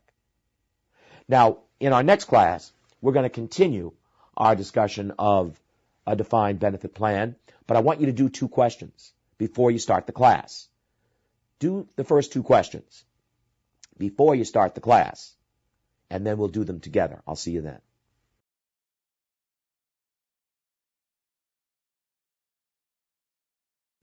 Welcome back. In our last class, I assigned 2 questions that I wanted you to have done before coming to this class, so we'll start with those questions. In the first question, they say, the following information pertains to the year 1 activity for RAL Corporation's defined benefit plan. And at the bottom, they ask, what is the pension cost? What is the pension expense for the year?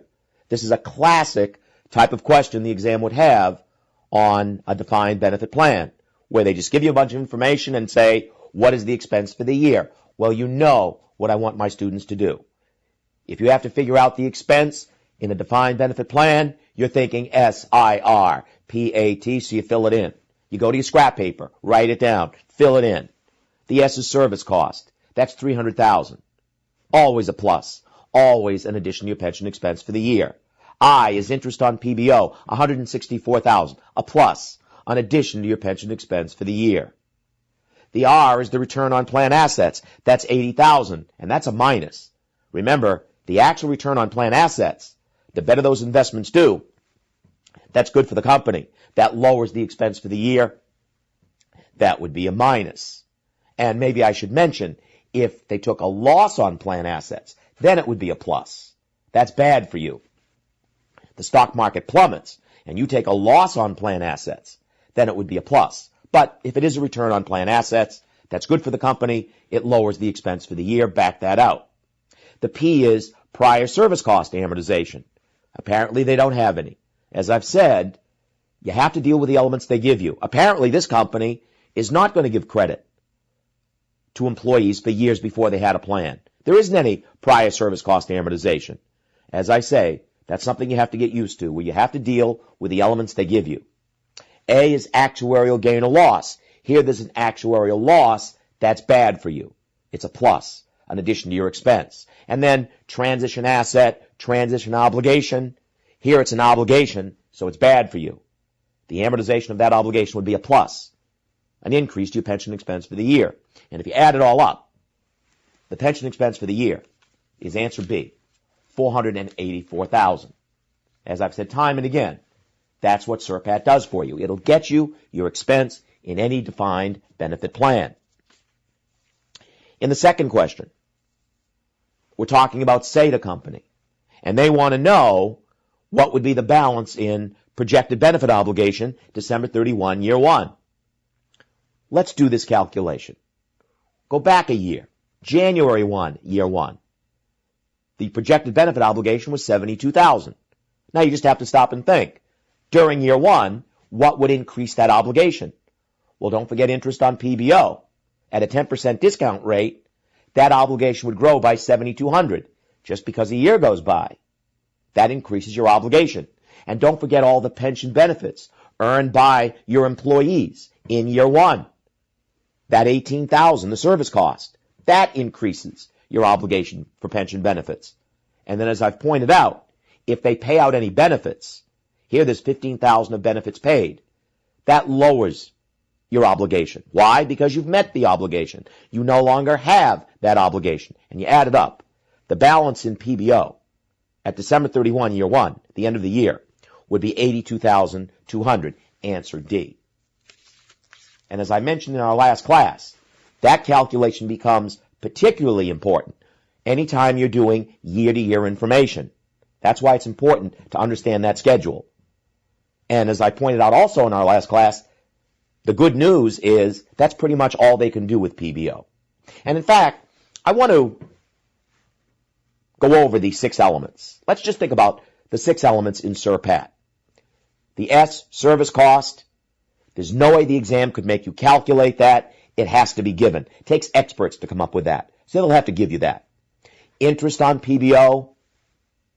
You've now seen every way they can test that, as in question number 2. That's pretty much all they can do with PBO. Let's talk about the R, return on plan assets. Now you may remember that in the problem we did in our last class, I was assuming every year that plan assets were earning 10%. So it was pretty easy to work out the return on plan assets. Well, in the exam, they might ask you to actually calculate the return on plan assets. So I want to show you how to do it. It's not that bad when you see it. But let me show you what I mean. In question number 3, they say the following information pertains to galley companies' defined benefit plan. And you see the kind of information we're given. We know the fair value plan assets at the beginning of the year, the fair value plan assets at the end of the year, the employer contributions, and the benefits paid. And they say in computing pension expense for the year, what would galley use as the actual return on plan assets? They're making you work it out. I think it'll make sense to you when you see the calculation. At December 31, the plan assets have a fair value of $525,000. A year ago, back on January 1, plan assets had a fair value of $350,000. So the first thing you notice is that in the last year, plan assets have increased by $175,000. And notice that's answer C, but it's not that simple. Just all we know right away is that in the last year, plan assets have increased by $175,000. Now just think for a minute. Did all that increase occur in the stock market? Is that where we made all that increase? No, because the employer put in $110,000. Notice the employer contributions. So we back that out. So you back out the employer contribution of $110,000.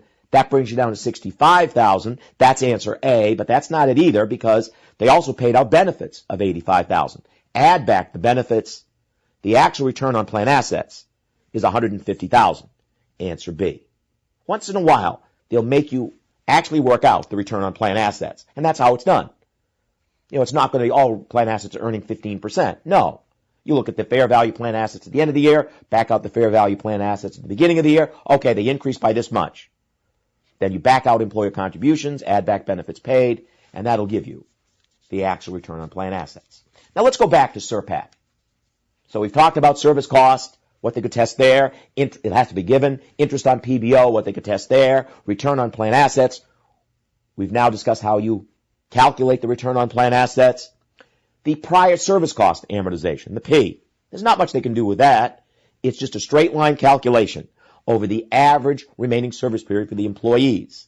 Let's talk about actuarial gain or loss.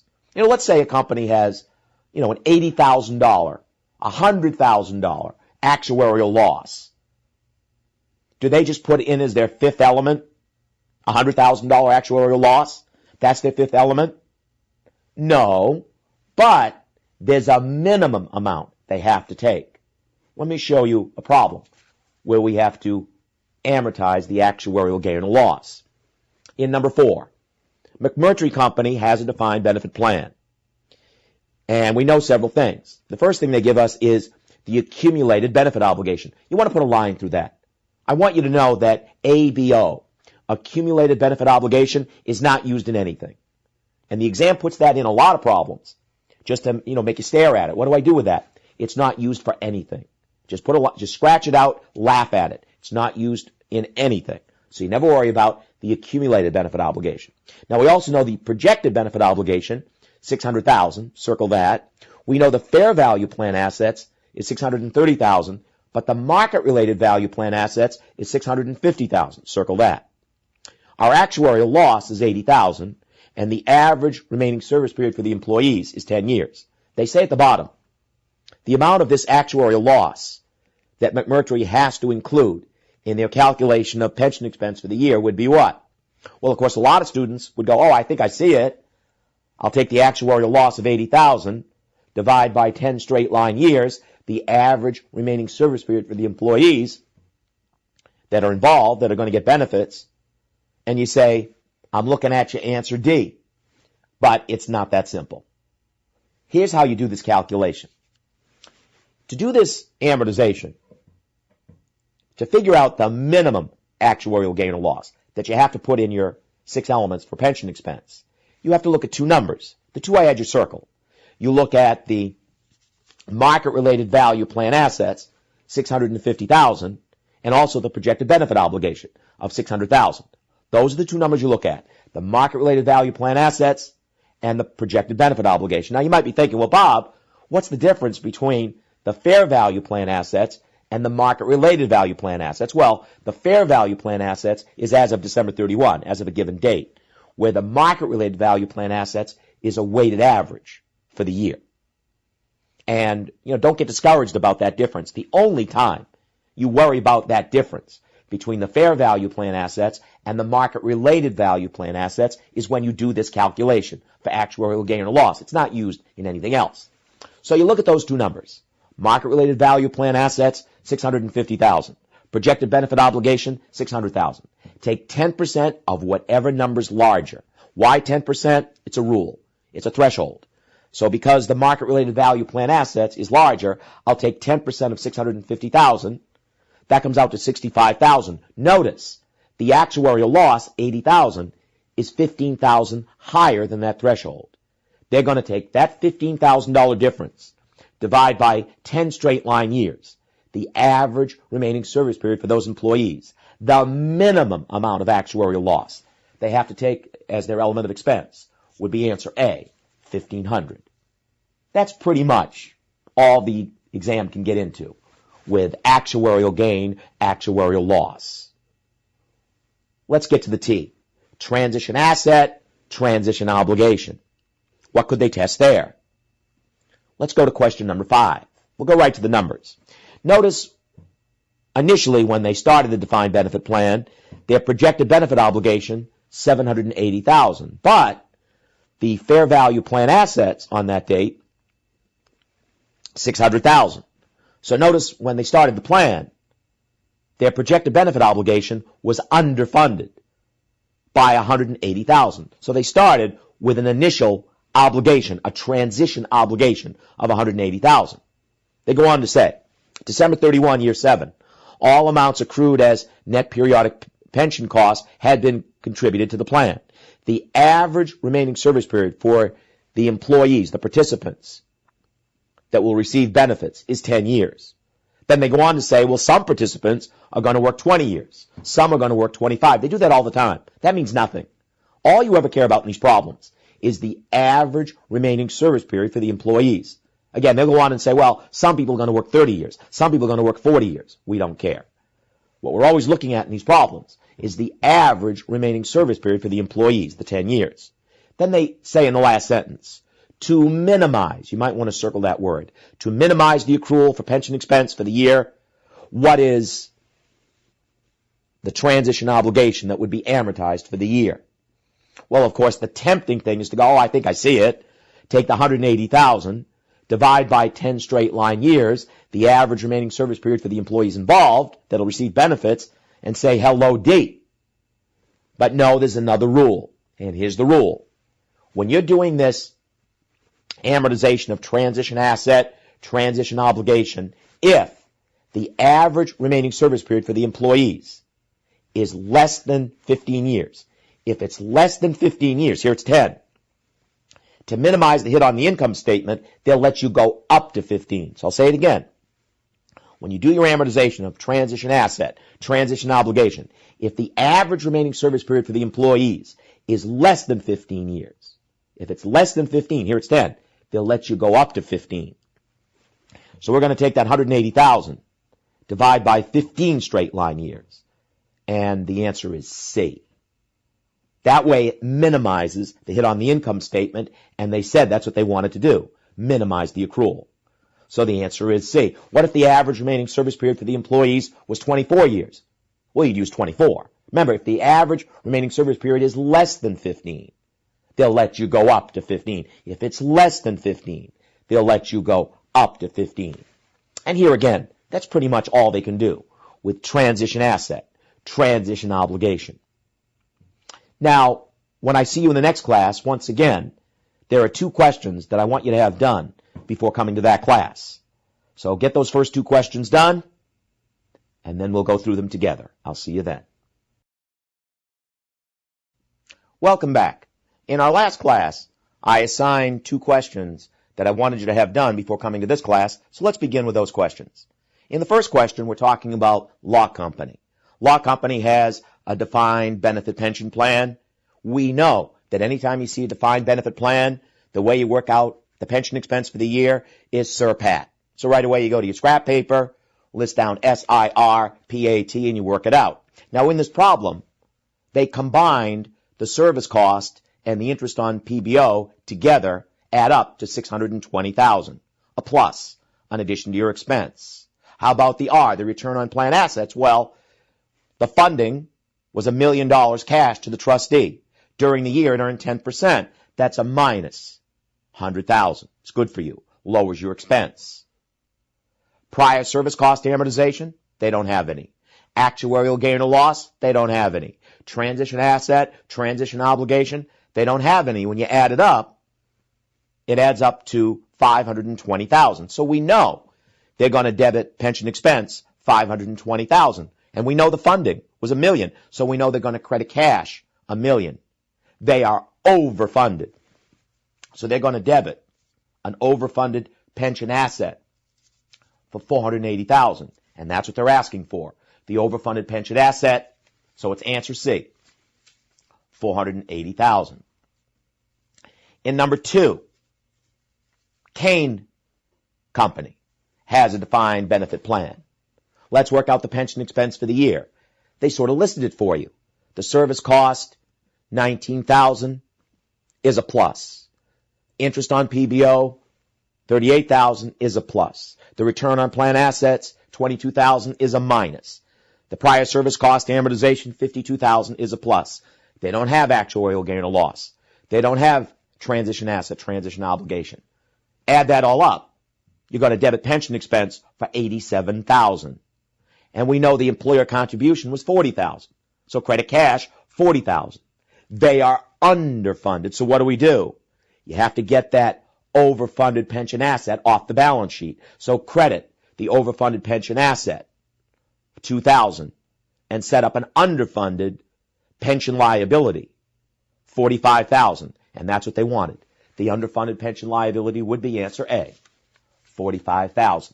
Now, there's something else you have to know about a defined benefit pension plan, and that is that when a corporation has a defined benefit pension plan, they are required to report the funded status of that defined benefit plan. You are required to report the funded status of any defined benefit plan. Let me show you how we have to do this. Let's say a corporation has a defined benefit pension plan. They get to December 31, and here's their situation. Their projected benefit obligation, $1,200,000. But the fair value plan assets on that day, $1 million. So notice their projected benefit obligation is underfunded by $200,000. Listen carefully. Because their projected benefit obligation is underfunded by $200,000, they are required to have a liability on the balance sheet for pensions of $200,000. Again, because their projected benefit obligation is underfunded by $200,000, they are required to have a liability on the balance sheet for pensions of $200,000. So at year end, they would have to debit OCI, $200,000, and credit underfunded pension liability, $200,000. You have to report the funded status of any defined benefit plan. Same example. Let's say the company gets to December 31. Their projected benefit obligation, $1,200,000. Fair value plan assets on that day, $1 million. So once again, their projected benefit obligation is underfunded by $200,000. So we know that they are required to have a liability for pensions on the balance sheet of $200,000. But let's say the exam tells you that they already have a liability for pensions on the balance sheet of $45,000. Well, then your job would be to adjust that from $45,000 up to $200,000. So you would have to debit OCI, $155,000. Credit underfunded pension liability, $155,000. To bring that liability from $45,000 on the balance sheet up to $200,000. Because you are required to report the funded status of any defined benefit plan. And they could ask you in the exam what additional liability must be recorded. What additional liability? In this case, $155,000. Same example. We get to year end, December 31. Projected benefit obligation, $1,200,000. But let's say the fair value of plan assets is $1,500,000. Okay? So it's December 31. Projected benefit obligation, $1,200,000. But the fair value of plan assets is $1,500,000. We're overfunded by $300,000. If at year end they're overfunded by $300,000, would I debit an overfunded pension asset, $300,000, and credit OCI, $300,000? Yes. Yes, because you are required to report the funded status of any defined benefit plan, either overfunded or underfunded. Let's look at question number 3. Question number 3. They say at December 31, year 7, the following information was provided by the Kerr Corporation for their defined benefit plan. We know at year end, December 31, their projected benefit obligation, $5,007,000. The fair value plan assets, $3,450,000. What are you going to do with the ABO, the accumulated benefit obligation? Laugh at it. It's ridiculous. It's not used in anything. And of course, they want you to sit in the exam and stare at it. What do I do with that? Nothing. It's not used in any calculation. Just scratch that out. But the point is, at year end, December 31, isn't their PBO underfunded by $2,250,000? So they would have to debit OCI, $2,250,000, and credit an underfunded pension liability for $2,250,000. Answer B, because they are required to report the funded status of any defined benefit plan.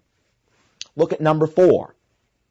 Payne implemented a defined benefit plan for its employees January 2nd, year 3, and here we are at December 31, year 3. We know the PBO is $103,000. Plan assets have a fair value of $78,000 on that day. Also during the year, the net periodic pension cost was $90,000 and the employer contributions $70,000. And they say, what amount would Payne record as additional pension liability for the year? Well, when they booked their pension expense for the year, don't we know that they debited pension expense for that $90,000? And of course, the way they got that $90,000 was looking at Sir Pat, all 6 elements. So they gave that to you. That's made up of all 6 elements in Sir Pat, but it's given. So we know they would have debited pension expense for $90,000. The employer contribution was $70,000, so they would credit cash $70,000. So weren't they the first year underfunded by $20,000? So they would credit underfunded pension liability $20,000. But stop and think. If they've recorded an underfunded pension liability of $20,000, what is the minimum liability they have to have for pensions on the balance sheet? Well, if at year end the PBO is $103,000, but the fair value plan assets is just $78,000, their PBO is underfunded by $25,000. You have to report the funded status of any defined benefit plan. So the minimum liability they'd have to have on the balance sheet is $25,000 because their PBO is underfunded by $25,000. They are required to have a liability for pensions on the balance sheet of $25,000.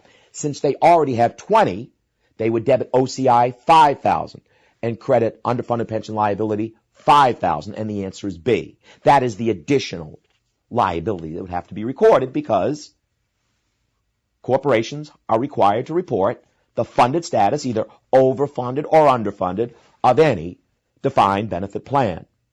Let's talk about post-retirement benefits. Not pensions now. Post-retirement benefits. Post-retirement benefits refers to any defined benefit plan. Again, post-retirement benefits refers to any defined benefit plan for fringe benefits. That's what we're talking about. Post-retirement benefits refers to any defined benefit plan for fringe benefits. In other words, we owe our retired employees health care, dental care, fringe benefits. Now, there are 6 elements that make up your post-retirement benefits expense. And I just want to show you it's still Sir Pat. If you know Sir Pat, you know a lot. And I'm going to show you, it means basically the same thing. Because these 6 elements make up your post-retirement benefits expense. The S is service cost. You know what that is. Hey, that's the present value of post-retirement benefits earned by your employees this period. Always a plus, always in addition to your expense for the year. The I is basically the same idea, but it's a mouthful. I now stands for interest on accumulated post-retirement benefit obligation, interest on APRBO, interest on accumulated post-retirement benefit obligation. It's a mouthful. Just think of it as interest on the obligation. Same idea. It's a plus, in addition to your expense, every time. The R is return on plan assets. Same idea. Every year you turn cash over to the trustee. They make investments. The actual return on those plan assets is good for you. Lowers your expense. That's a minus. The P, prior service cost amortization. You already know what prior service cost is. Hey, that's the present value of post-retirement benefits earned by your employees in years before you had a plan. We're going to give credit for those years and amortize some of that prior service cost as one of our 6 elements, a plus, in addition to your expense. A is still actuarial gain or loss. You can still have a gain or loss because of actuarial changes. And you know if it's an actuarial gain, hey, that's good for the company. Lowers the expense. It's a minus. Actuarial loss is not good for the company. It increases the expense. It's a plus. And then finally, transition asset, transition obligation. Initially, when they start the plan, if they are initially overfunded, they have what they call a transition asset. That's good for you. A transition asset lowers your expense. It's a minus. But if initially you're underfunded when you start the plan, that's bad for you. That's a transition obligation. Increases your expense. That would be a plus. So I just want to show you that if you know Sir Pat, not only do you know the elements of the pension expense in a defined benefit plan, you also know the elements that make up your expense in a post-retirement benefit plan for fringe benefits. Now listen carefully. Don't forget that SURPAT just gives you the expense. But then you're with post-retirement benefits, you're still back to the same concepts. Are they fully funded? Are they overfunded? Are they underfunded? In other words, you might want to put in your notes, entries are all the same. I'm not going to make you do the entries, but the entries would be the same because you're always back to those three possibilities. Are they underfunded? Are they overfunded? Are they fully funded? So SURPAT gives you the entry and then overfunded, underfunded, fully funded. It still comes down to SURPAT, do an entry. Another little picky thing. Remember in pensions, when we were amortizing transition asset, transition obligation, we said if the average remaining service period for the employees is less than 15 years, they'll let you go up to 15. Well, here you can go up to 20. The exam likes that little picky difference. When you're amortizing transition asset, transition obligation for post-retirement benefit plans, if the average remaining service period for the employees is less than 20 years, less than 20, they'll let you go up to 20 years. So try to remember that little difference. One more point. A company has to report the funded status of any post-retirement benefit plan. So if at year end, their APRBO, their accumulated post-retirement benefit obligation, is $4 million, but the fair value plan assets is $2.6 million. Isn't their APRBO underfunded by $1.4 million? So they'd have to debit OCI $1.4 million and credit underfunded post-retirement benefit liability $1.4 million, because you have to report the funded status of any defined benefit plan, whether it's a pension plan or a post-retirement benefit plan. That applies as well. Keep studying. I'll look to see you in the next class. Welcome back.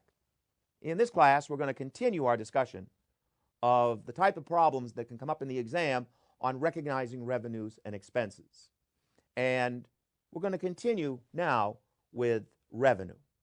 And as we said in our last class, normally in accounting, the act of billing gives rise to the recognition of revenue and therefore profit. That's what we're used to. Anytime a company debit accounts receivable, they credit sales. When you bill, you've earned. It's very simple. You bill, you've earned. Well, now we're going to look at another odd approach, the installment sales method. In the installment sales method, we're going to defer the recognition of revenue until the installments come in, until the payments come in. That's what we mean by the installment sales method, where you defer the recognition of profit, basically, until the installments come in, until the payments come in. Now, basically, companies can use the installment sales method when collection of receivables is not reasonably assured or indeterminate.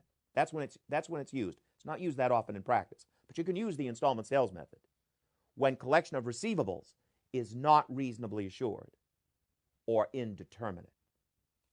Now, once again, this is another case where if you see the entries on the installment sales method, you'll understand it much better.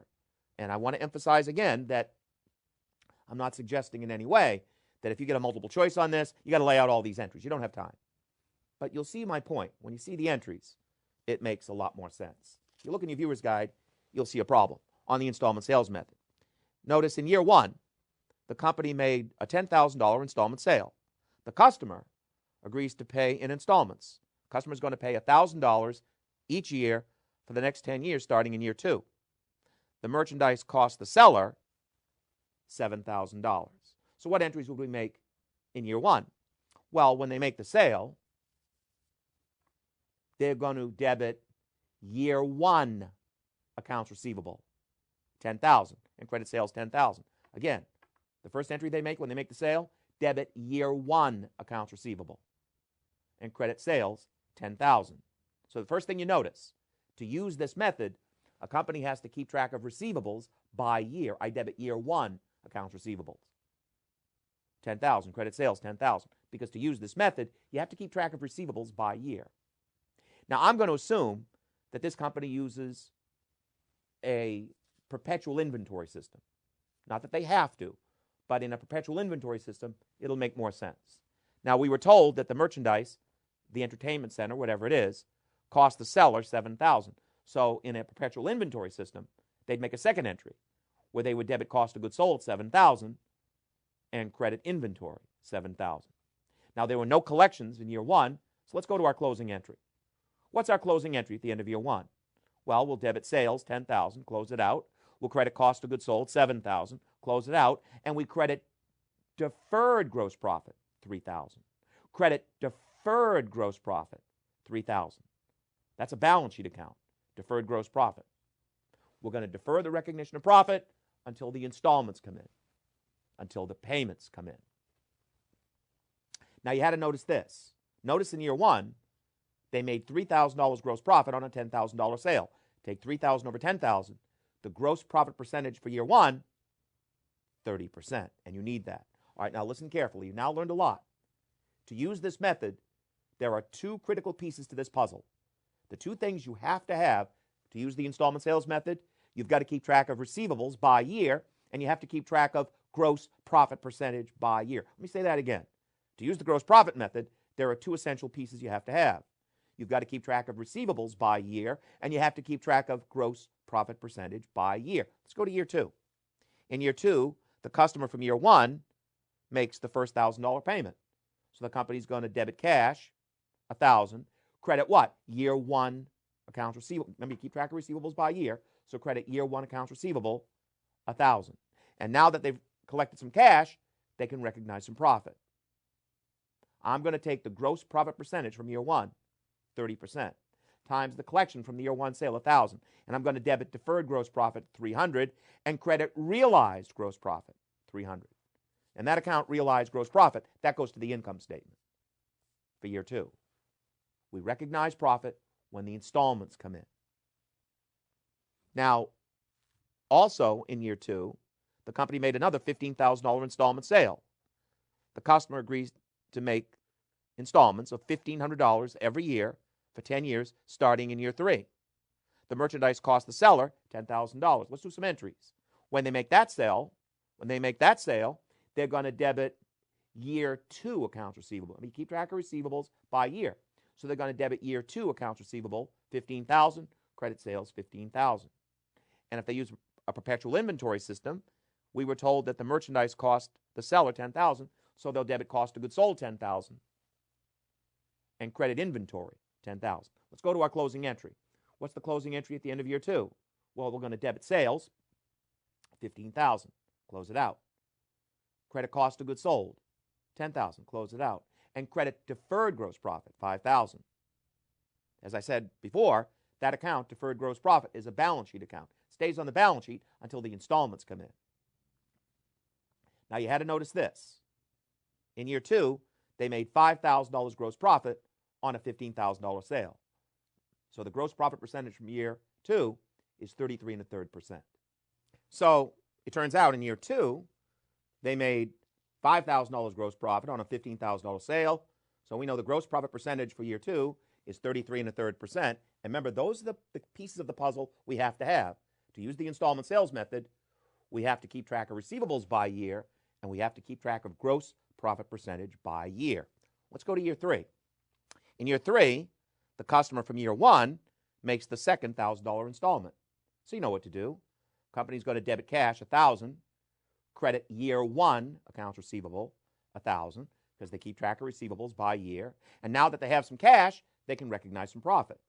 They'll take the gross profit percentage from year one, 30%, times the collection from the year one sale, $1,000. They'll debit deferred gross profit, $300, and credit realized gross profit, $300. And again, that account, realized gross profit, that goes to the income statement for year two. Then it says the customer from year two makes the first $1,500 installment. So the company's going to debit cash, $1,500, credit year two receivables, $1,500. And now that they have some cash, they can recognize some profit. Take the gross profit percentage from year two, 33 1/3%, times the collection from the year two sale, $1,500. We're going to debit deferred gross profit, $500, and credit realized gross profit, $500. And again, that realized gross profit goes to the income statement for year three. These are the entries that are made in the installment sales method. Now,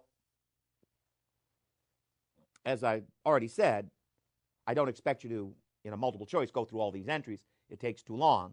So I want to show you a couple of shortcuts. There's a couple of things the exam likes to ask on this. Listen carefully now. If the installment sales method does come up in your exam, what they love to ask is this. They'll ask you, what is the realized, watch out for these words, what is the realized gross profit on the income statement for a given year? Now listen, if they want to know that, if they want to know what is the realized gross profit on the income statement for a given year, don't do entries, takes too long. Just know the formula. Let me give it to you. Anytime you want to work out realized gross profit, take gross profit percentage by year times collections by year. I'll give you that again. If you want to work out realized gross profit, you don't do entries, just do the formula.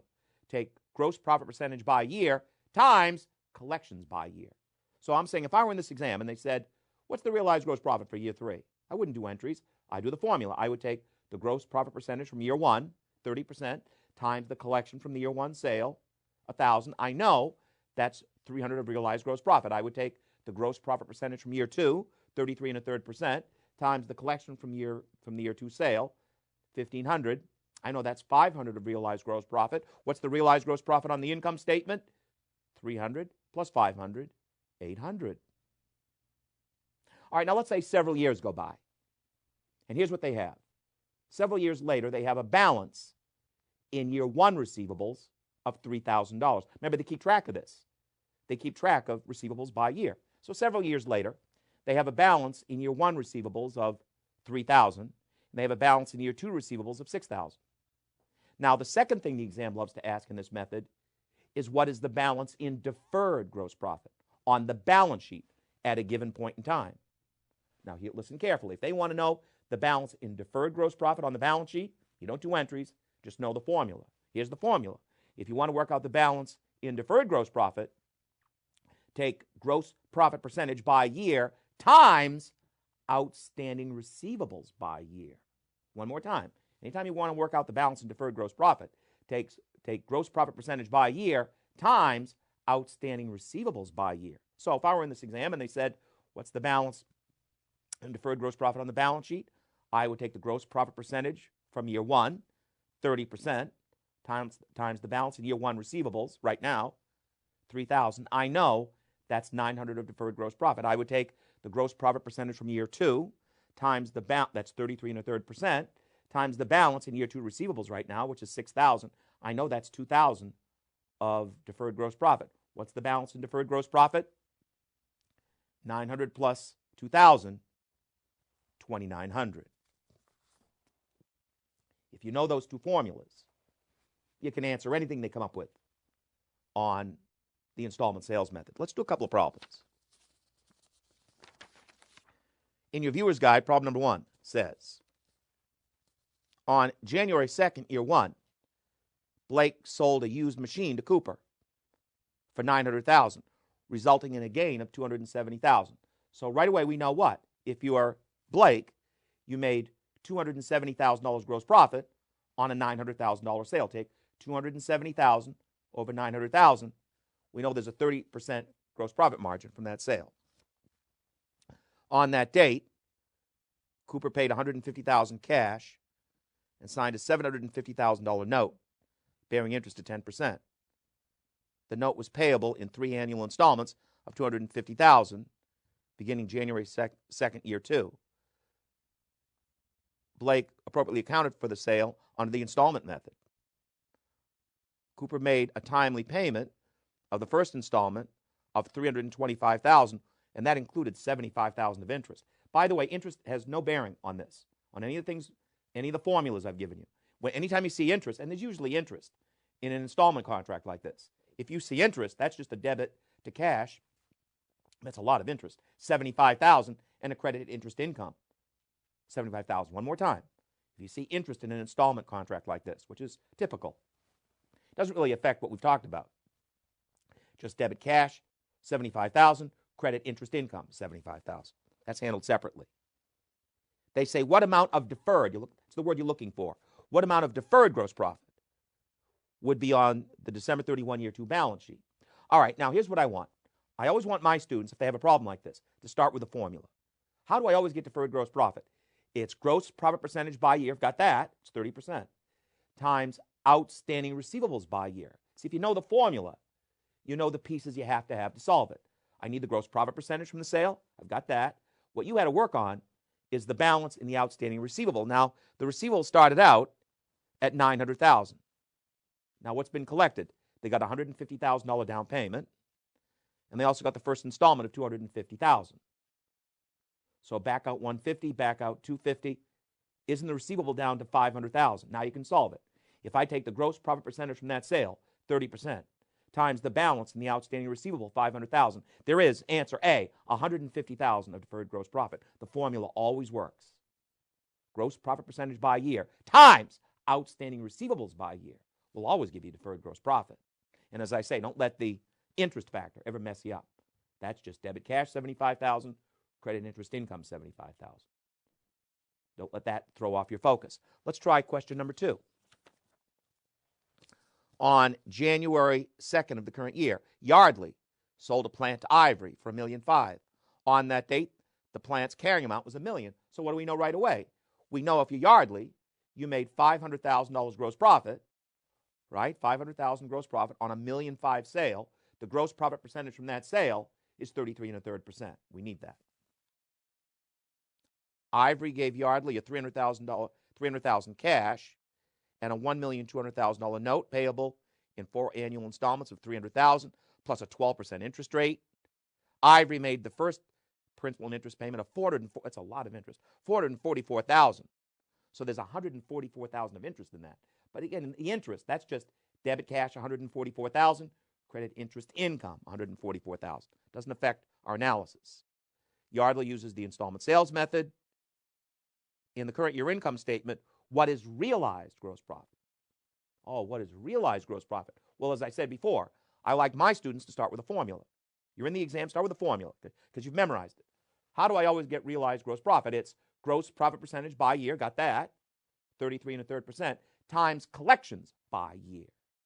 Gross profit percentage by year times collections by year. So if you know the formula, you know the pieces you have to have. So with the question is, were there any collections in the current year? What were the collections in the current year? Well, we got the down payment in the current year, $300,000, and we also got in another $300,000 installment in the current. That was by December 31 in the current year. So they got the down payment of $300,000 and the first installment by December 31, $300,000. Didn't we have $600,000 of collections this year? Take the gross profit percentage from that sale, 33 1/3%, times the collections this year, $600,000. The answer is B. This $200,000 of realized gross profit. Those two formulas are very powerful. Hey, if you want deferred gross profit, it's gross profit percentage by year times outstanding receivables by year. Oh, you want realized gross profit? It's gross profit percentage by year times collections by year. Now, there's one more method I want to talk about as well, and that is the cost recovery method. In the cost recovery method, we're going to defer the recognition of profit until we recover 100% of our cost. That's what we mean by the cost recovery method, where we're going to defer the recognition of any profit until we recover 100% of our cost. Another way to put it, in the cost recovery method, we're going to defer the recognition of profit until all cash received, that's principal and interest, by the way, until all cash received equals cost of goods sold. It's another way to put it. That's the cost recovery method, where we defer the recognition of profit until all cash received, principal and interest, equal cost of goods sold. We don't recognize any profit till we recover all of our costs. By the way, this is considered the most conservative method. There's no profit until we recover 100% of our costs. Now, just a quick point. We can use the cost recovery method. It is acceptable when collection of receivables is doubtful. It's when collection of receivables is doubtful, the transaction is highly speculative, some creative transaction we've never tried before in the company. That's when you might see it. It's very rare. But you can use the cost recovery method when collection of receivables is doubtful because the transaction is highly speculative in nature, some creative new transaction. Now, I want to go right to a problem. Here, I'm not going to show you entries. I don't think entries would help very much here. Let's just go right to a problem. If you look at the next problem, it says several of Fox's customers are having cash flow problems. And they give us information for year 1 and year 2. Notice in year 1, the sale was $10,000, cost of goods sold $8, and they collected 7 of that. Then the next year, they collected the final 3 of that, and they made another $15,000 sale, cost of goods sold is 9, and they collected 12. And they say at the bottom, if the cost recovery method is used, what amount would Fox report as profit in year 2? They want to know the profit for year 2. Now, again, without doing entries, just look back in year 1. Just do this with me mentally. Look back in year 1. The sale was $10,000, cost of goods sold $8,000, they collected $7,000. How much profit would they have recognized in year 1? None, because the cash they collected, $7,000, hasn't covered their cost of goods sold $8,000. If that makes sense to you, there would have been no profit in year 1, because the cash they collected, $7,000, hasn't covered their cost of goods sold yet, $8,000. Now let's go to year 2. Notice now they collect the other $3,000 from that sale. So now they've collected all $10,000 from that sale. That covers their cost of goods sold $8,000 plus $2,000. In other words, they can recognize $2,000 of profit from the year 1 sale in year 2. One more time on that. Now that they've collected 7 plus 3, all $10,000, that covers their cost of goods sold $8,000 plus 2. They can recognize $2,000 of profit from the year 1 sale in year 2. That's all that's going on. Once you recover your cost, every dollar you collect after that is profit. Look at year 2. The sale is $15,000, cost of goods sold $9,000, but they collected $12,000. Well, if they've collected $12,000, that covers their cost of goods sold, $9,000 plus 3. They can recognize $3,000 of profit from the year 2 sale, $2,000 of profit from the year 1 sale. The answer is C. They can recognize $5,000 of profit. That's all that's going on there. You don't recognize any profit till you recover your cost of goods sold. Once you cover your cost of goods sold, every dollar you collect after that is pure profit. That's the most conservative approach. Don't fall behind. Keep studying. I'll look to see you in the next class. Welcome back. In this class, we're going to begin our discussion of an absolutely huge topic, a very important topic, and that is the income statement and the accounting issues that are raised when we prepare an income statement, when we report the results of operations. And one thing we want to be clear about in these classes is exactly what belongs on the income statement and what does not belong on the income statement. And I'd like to begin with prior period adjustments. Now, in accounting, when we treat an item as a prior period adjustment, we are doing exactly what the words tell us to do. We are doing literally what the words tell us to do. We're going to go back and adjust the financial statements of some prior period. In other words, when we treat an item as a prior period adjustment, what we're doing is going back to the financial statements of a prior period, and we're doing the statements over again. We're going to restate. So remember, that's what prior period adjustment means. It means we're going to restate. Now, one item that qualifies to be treated as a prior period adjustment is errors. If a company has made errors of a material nature in prior year statements, they are required to treat that as a prior period adjustment. They must go back to the financial statements of that prior period and do the statements over again. Now, there's another point. As we said, when you treat an item as a prior period adjustment, you are going back to the financial statements of a prior period, doing the statements over again. But don't forget this. We always highlight what we've done. We highlight this idea that we've gone back and redone statements by showing the prior period adjustment as an adjustment to the opening balance of our retained earnings on the statement of retained earnings. And the prior period adjustment is always net of tax. Remember, prior period adjustments are always reported on the statement of retained earnings, and they are always reported net of tax. I think the only way to really understand exactly what I've just said is to see an example. Let's do an example. Let's say that we're working on the financial statements for the year ended December 31, year 9. And as we're working on the financial statements for the year ended December 31, year 9, we discover that in the 2 previous years, year 7 and year 8, we made errors in depreciation. What we discovered is that for those 2 years, years 7 and 8, we understated our depreciation by $5,000 each year. And let's assume that this corporation has a 40% tax rate. So we know what has to be done here. When we discover that we made errors in depreciation in year 7 and year 8, we understated our depreciation each year, well, we know an automatic prior period adjustment. If you made errors of a material nature in prior year statements, we know that's an automatic prior period adjustment. So the first thing we'd have to do is go back, redo the financial statements for year 7 and year 8, put the correct amount of depreciation in. So let's say we've done that. All right, so we've gone back, we've redone the financial statements for year 7, year 8, we've put the correct amount of depreciation in. Well, here's what I want you to focus in on. Now we're doing the statement of retained earnings for the year ended December 31, year 9. Here's what it's going to look like. We're going to start with beginning retained earnings as previously reported. So we're going to start with beginning retained earnings, notice the wording, as previously reported, and we'll just make up a number. Let's say that's $150,000. Now, let me have you think about something. As previously reported, is that number correct? No, it's not, because if in the 2 prior years we understated our depreciation $5,000 each year, a combined $10,000, we would have overstated our income for those years, $10,000, and therefore overstated beginning retained earnings. That's the problem. If you understate your depreciation, you overstate income, you overstate beginning retained earnings. So now we're going to add this.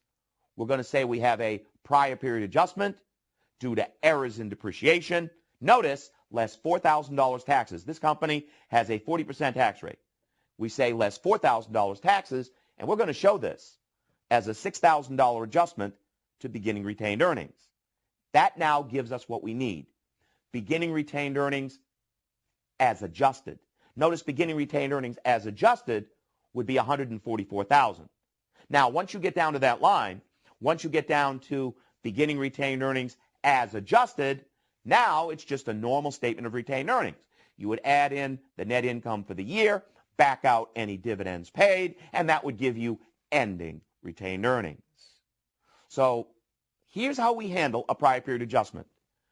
Yes, we go back, we redo the statements, we put the correct amount of depreciation in, yes, but we always highlight what we've done by showing a prior period adjustment as an adjustment to the opening balance of retained earnings on the statement of retained earnings. Notice not the income statement.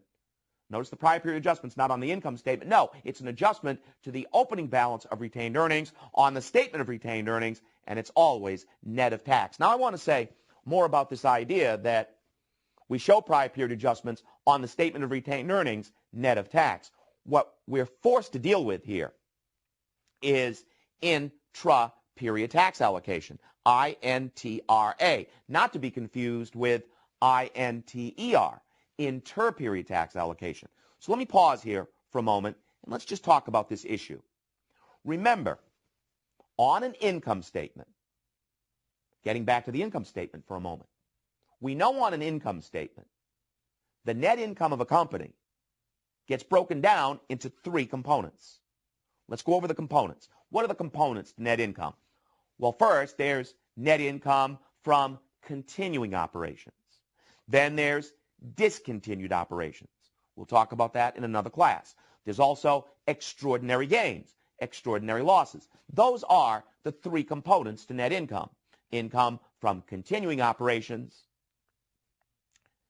discontinued operations, extraordinary items.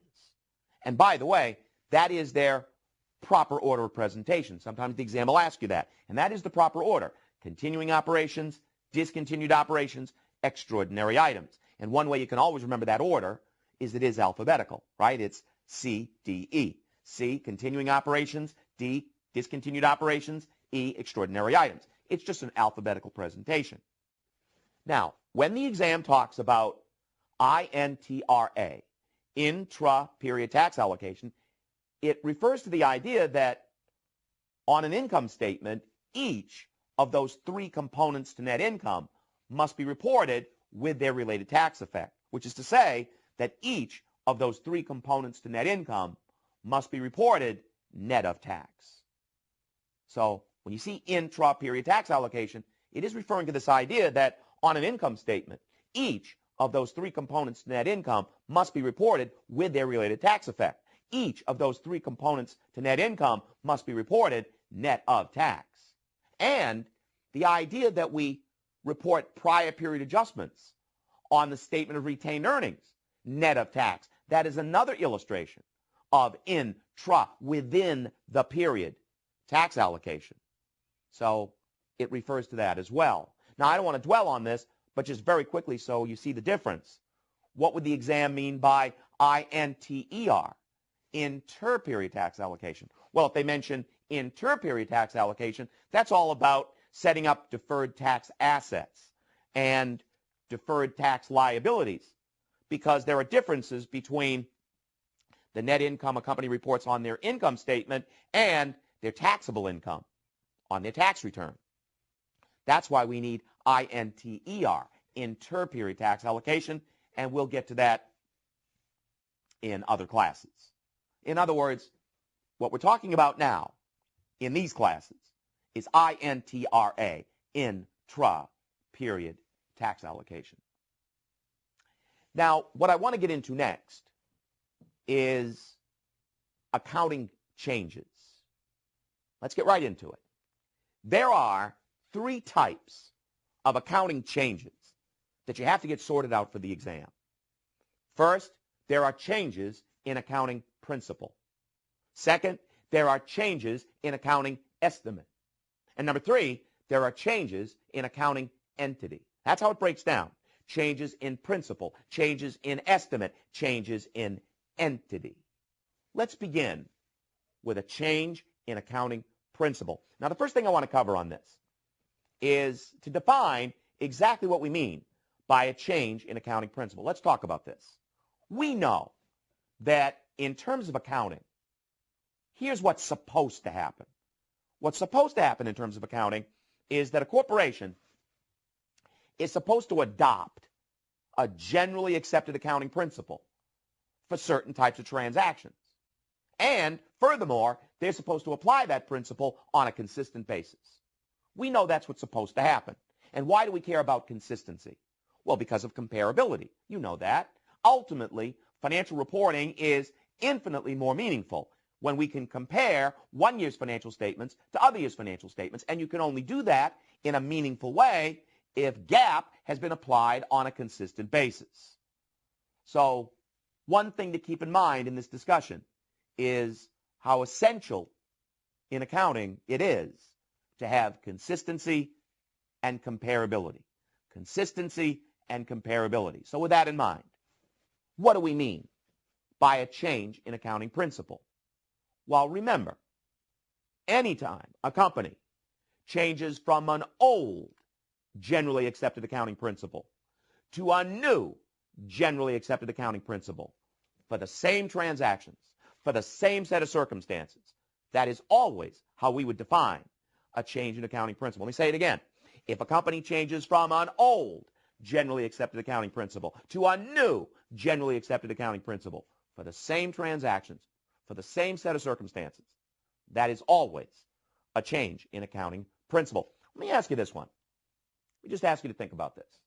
Let's say I'm a company, I'm a corporation, and I have always used generally unacceptable accounting principles, okay? So I've always used generally unacceptable accounting principles, and by the way, very consistently. I'm very proud of that. Now this year, I've seen the light, and this year, I want to switch over to generally accepted accounting principles. You know what I'm going to ask you. Is that a change in accounting principle? No, it's not. That is not a change in principle. What is that? That's correcting an error. The first thing we talked about. See, that's correcting an error. If you go from an unacceptable accounting principle to an acceptable accounting principle, that is not a change in principle. That is correcting an error. And we know how you handle correcting an error. Automatic PPA, automatic prior period adjustment. You've got to go back, redo prior year statements, and put the total impact, the cumulative effect on all prior periods caused by making that change on your statement of retained earnings net of tax. It's the first thing we went over in this class. So always be careful of that difference. When you go from an unacceptable principle to an acceptable principle, that is not a change in principle. That is correcting an error. Automatic prior period adjustment. Go back to the definition. What is a change in accounting principle? Anytime a company changes from an old generally accepted accounting principle to a new generally accepted accounting principle for the same transactions. That is a change in accounting principle. Let me give you some examples. Classic examples you look for in the exam.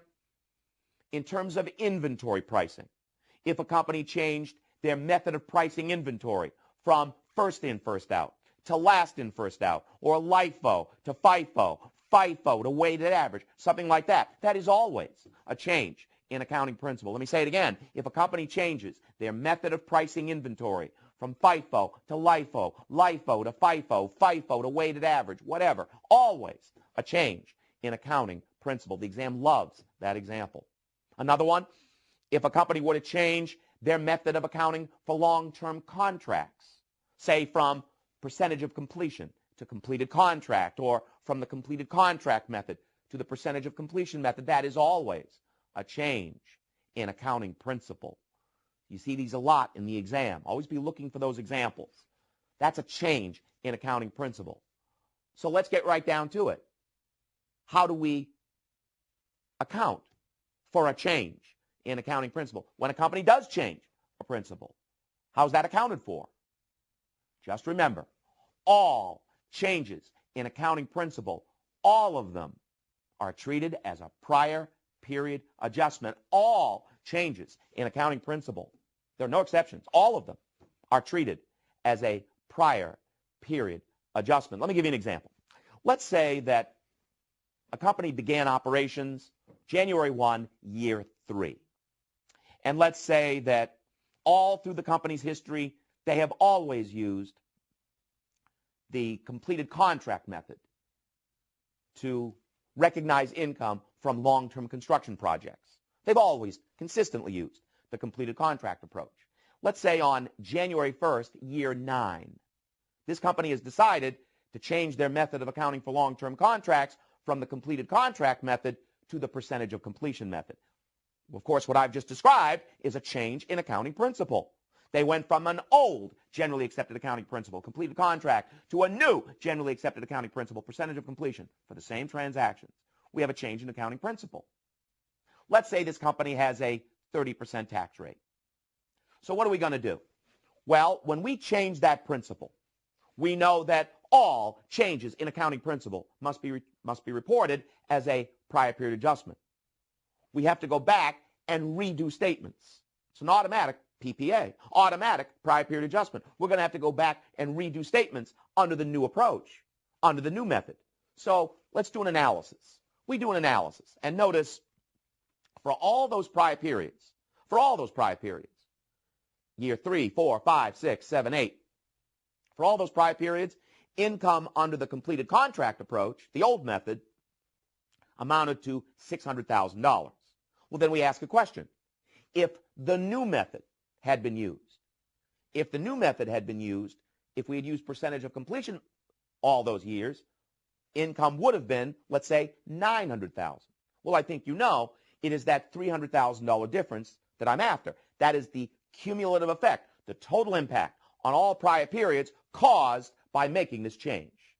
And again, let's assume that this company does have a 30% tax rate. All right, so how do we do this? Well, when they make this change in year 9, we know all changes in accounting principle must be treated as a prior period adjustment, so we would go back and redo statements. We're going to go back and redo statements under the new method. We'd go back and redo statements under the percentage of completion method. By the way, how far back do we go? Well, as far back as we're going to present statements. If we're going to show the last 2 year statements for comparison purposes, we would redo the last 2 years statements. If we're going to show the last 3 year statements for comparison purposes, we'd actually have to redo the last 3 year statements. But here's again what I want you to focus on. Now we're doing the statement of retained earnings for the year ended December 31, year 9. Here's what it's going to look like. I know you're getting used to it. We're going to start with beginning retained earnings as previously reported. Let's assume that's $400,000. I'm just making up a number. But let's say that beginning retained earnings as previously reported. And remember, as previously reported, it was the old method, completed contract. So we have beginning retained earnings as previously reported, $400,000. Now we add in what? We have a prior period adjustment due to a change in accounting principle. What was the total impact on all prior periods caused by making this change? $300,000. But I take out 30% tax. Don't forget, intra-period tax allocation, take out 30% tax, or $90,000, and I'm going to show this as a $210,000 adjustment to opening retained earnings. So now I have what I need. Beginning retained earnings as adjusted, $610,000. Now, once you get down to that line, beginning retained earnings as adjusted, well, now it's just a normal statement of retained earnings. I would add in the net income for the year, back out any dividends paid, and that would give you ending retained earnings. So here again, that's how you handle a prior period adjustment. Yes, you go back, you redo statements, but you always show the total impact on all prior periods, the cumulative effect on all prior periods caused by making this change as an adjustment to the opening balance of retained earnings on the statement of retained earnings, and it's always net of tax. One more point. When you change an accounting principle, I don't care what it is, you have to footnote the nature of the change, exactly what you did, and why it's justified. You have to footnote the justification for the change. So don't forget that. Anytime you change a principle, you have to footnote the nature of the change, exactly what you did, and the justification for the change. Why are you doing this? Why are you doing this? Is there a new pronouncement? You're supposed to apply GAAP on a consistent basis. So anytime you make a change like this, you have to footnote the nature of the change and the justification for the change. We'll continue our discussion on exactly what's on the income statement, what's not on the income statement, when I see you in the next class. Keep studying. Welcome back. In this class, we're going to continue our discussion of accounting changes. And as you know, there are three types of accounting changes: changes in accounting principle, changes in accounting estimate, changes in accounting entity. In our last class, we spoke about a change in accounting principle, and we know that all changes in accounting principle get reported as a prior period adjustment. Anytime we see a change in principle, we're going to go back, redo statements, and put the total impact, the cumulative effect on all prior periods on the statement of retained earnings, not the income statement, the statement of retained earnings net of tax. Now, in this class, I want to talk about a change in accounting estimate. I want to make sure you see the difference. Remember that a typical set of financial statements is loaded with estimates. You know that. Where do you find estimates in a typical set of financial statements? Well, it's in a lot of places. Don't we estimate our bad debts? Don't we, with fixed assets, don't we estimate the useful life of a fixed asset? Don't we estimate salvage value? Don't we sometimes estimate how much of a cost to allocate to this period, how much of a cost to defer? Don't we sometimes have to estimate liabilities, like a contingent liability? My point is, estimates are all over the financial statements, and estimates are a normal, unavoidable, essential part of the accounting process. There's nothing wrong with estimates. But here's the problem. Not only is it normal to make estimates, it's normal for estimates to keep changing as we gain more experience with something, as we gain more information about something, as we gain more insight into something. It's normal for estimates to keep changing. Let me give you an example of a change in accounting estimate. Let's say that a company buys a machine. And as we said, with fixed assets, we make a lot of estimates. We estimate the useful life. Let's say we estimate the useful life of this machine is 5 years. We also estimate salvage value. Let's say, in this case, we estimate there is no salvage value, and let's say we use straight line depreciation. Well, if we use straight line depreciation, you know what's going to happen here. We're going to take that $10,000 machine, no salvage, over 5 straight line years, and in year 1, we're going to take $2,000 depreciation. In year 2, we're going to take $2,000 depreciation. And now let's assume that at the beginning of year 3, now that we have worked with the machine for a couple of years, we've gained more experience with the machine, more information about the machine, and we realize that our original estimate of useful life was wrong. We now estimate this machine still has 6 more years of useful life. Notice we're changing the estimate of life. This is a change in estimate. Let me have you think about something. When we change an estimate like this, when we change the estimate of life, should we go back and redo statements? Should we handle this as a prior period adjustment? No, never. Never. And this is an important point. Please remember, a change in estimate never affects any prior period. It's impossible.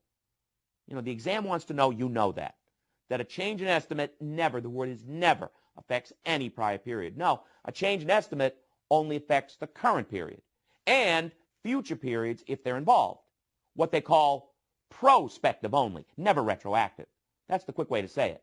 A change in estimate is always prospective only, never retroactive. You never touch prior periods. Just the current period and future periods if they're involved, prospective only. So with that in mind, here's how you handle a change in estimate. In year 3, when we make that change, all we have to do is take the original cost of the machine, $10,000, minus the accumulated depreciation on that machine, $4,000 when we made the change. Can we agree that the book value of the machine, the carrying value of the machine when we made the change, $6,000? We're going to take that book value, $6,000, divide by 6 straight line remaining years of life, and what we'll simply do is take $1,000 of depreciation every year for the last 6 years. That is a change in estimate. Prospective only, never retroactive. Notice it affects the current period and future periods here. And notice that this is on the income statement. Notice we are altering the depreciation for this year and for years 3 and 4 and 5 and 6 and 7 and 8. We're altering the depreciation expense on the income statement. This does affect the income statement. It's prospective only. Let me ask you this. Would you footnote a change in accounting estimate? Yes. Yes, that's assuming it has a material effect on the statements. And I want you to listen to me carefully. In the CPA exam, you always assume materiality. In the CPA exam, you always assume materiality. I'll put it another way. The only time in that exam you'll ever treat something as immaterial is when they say this is immaterial. I hope that's clear. Only time you'd ever treat something as immaterial in the CPA exam is if they state this is immaterial. If they're silent, you always assume materiality. So if they ask you in the exam, would you footnote a change in estimate? Yes, because I have to assume it would have a material effect on the statements. Let's talk about a change in estimate effected by a change in principle. Now we're going to talk about a change in estimate effected by a change in principle. Let me just give you an example. Let's say, for example, a company has a cost, a promotion cost. And historically, what the company has always done with these promotion costs, they've deferred them and allocated these promotion costs to the different accounting periods they felt would benefit from the promotion costs. Well, this year, they've changed their mind. This year, they've decided that these promotion costs don't really benefit future periods. From now on, this company is going to expense the promotion costs as they're incurred. Well, with that example in mind, what I just described in that example, isn't that a change in principle? Because the old principle was deferral and allocation. The new principle is immediate recognition. It is a change in principle, but it's also a change in estimate because they used to estimate that this cost benefited several periods. Now they estimate it only benefits the current period. See, the point is, it's really both. It's really what they would call a change in estimate effected by a change in principle. It's really both. Now listen carefully. If this comes up in the exam, if you see a change in estimate effected by a change in principle, it is always treated as a change in estimate. Prospective only, never retroactive. That's the rule. Anytime there is a change in estimate effected by a change in principle, it is always treated as a change in estimate. Prospective only, never retroactive. And since we're into this, I hope you're listening very carefully there is one huge example of a change in estimate effected by a change in principle, and that is a change in depreciation methods. Watch out for that. If a company changes their method of depreciation, say from straight line to double declining balance, or double declining balance to straight line, or straight line to sum of the year's digits, or sum of the year's digits to double declining balance, whatever. Anytime a company changes depreciation methods, what is that? That is a change in estimate effected by a change in principle. So it is always treated as a change in estimate. You've got to know that one. Anytime a company changes depreciation methods, that is a change in estimate effected by a change in principle. So it is always treated as a change in estimate. Prospective only, never retroactive. Let's do a couple of questions. In your viewer's guide, look at number one. Number one says, when a company changes from the straight line method of depreciation for previously recorded assets to the double declining balance method of depreciation, how would this be reported? Well, again, if you go from straight line, if you go from the straight line method to the double declining balance method, that is a change in depreciation methods. That is a change in estimate effected by a change in principle. It's always treated as a change in estimate. So are we going to show the cumulative effect from this change in accounting principle, the first column? Are we going to report the cumulative effect from a change in accounting principle? It's not a change in accounting principle. It is a change in estimate. How about the second column? Do we have to show pro forma effects of retroactive application? There's nothing retroactive here. It's prospective only, never retroactive. So it's double no. Answer A. Look at number two. When a company changes the expected service life of an asset because of additional information has been obtained. Well, if you change the expected service life, aren't you changing the estimate of life? It's a change in estimate. We know a change in estimate is prospective only, never retroactive. So are we going to show pro forma effects of retroactive application? No. Nothing's retroactive. It's prospective only. Are we going to show the cumulative effect from a change in principle? It's not a change in principle. It's a change in estimate. Double no again. Answer D. Number three, on January 5, to better reflect the variable use of its only machine, Hawley elected to change its method of depreciation from the straight line method to the units of production method. Hawley would report this accounting change in the financial statements as what? You change an accounting, if you change your depreciation methods, what is that? You change your depreciation methods, that's always treated as a change in estimate. And the answer is B. Now, before you do the next class, I'm going to assign 5 more questions. So you're going to see that for the next class, there are 5 questions that have to be done. Get those 5 questions done before you start the class. Promise me you'll do that. You want to get your answers to those 5 questions. And then we'll do the questions together. And I'll look to see you in the next class. Welcome back. You remember that in our last class, I wanted you to do 5 questions before coming to this class. So let's start by going through those 5 questions. In number 1, they say on January 1, year 3, Pell purchased a machine for $700,000, having an estimated useful life of 10 years, no salvage. The machine was depreciated using double declining balance for both financial statement and income tax reporting.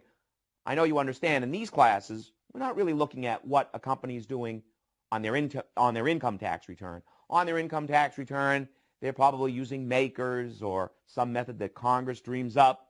That's a different issue. And we'll get to what a company is doing on their tax return in another class when we get into inter-period tax allocation. But remember, in these classes, we're talking about intra-period tax allocation. So we're just looking at what we're doing within the period. We're looking at what we're doing in the financial statements only.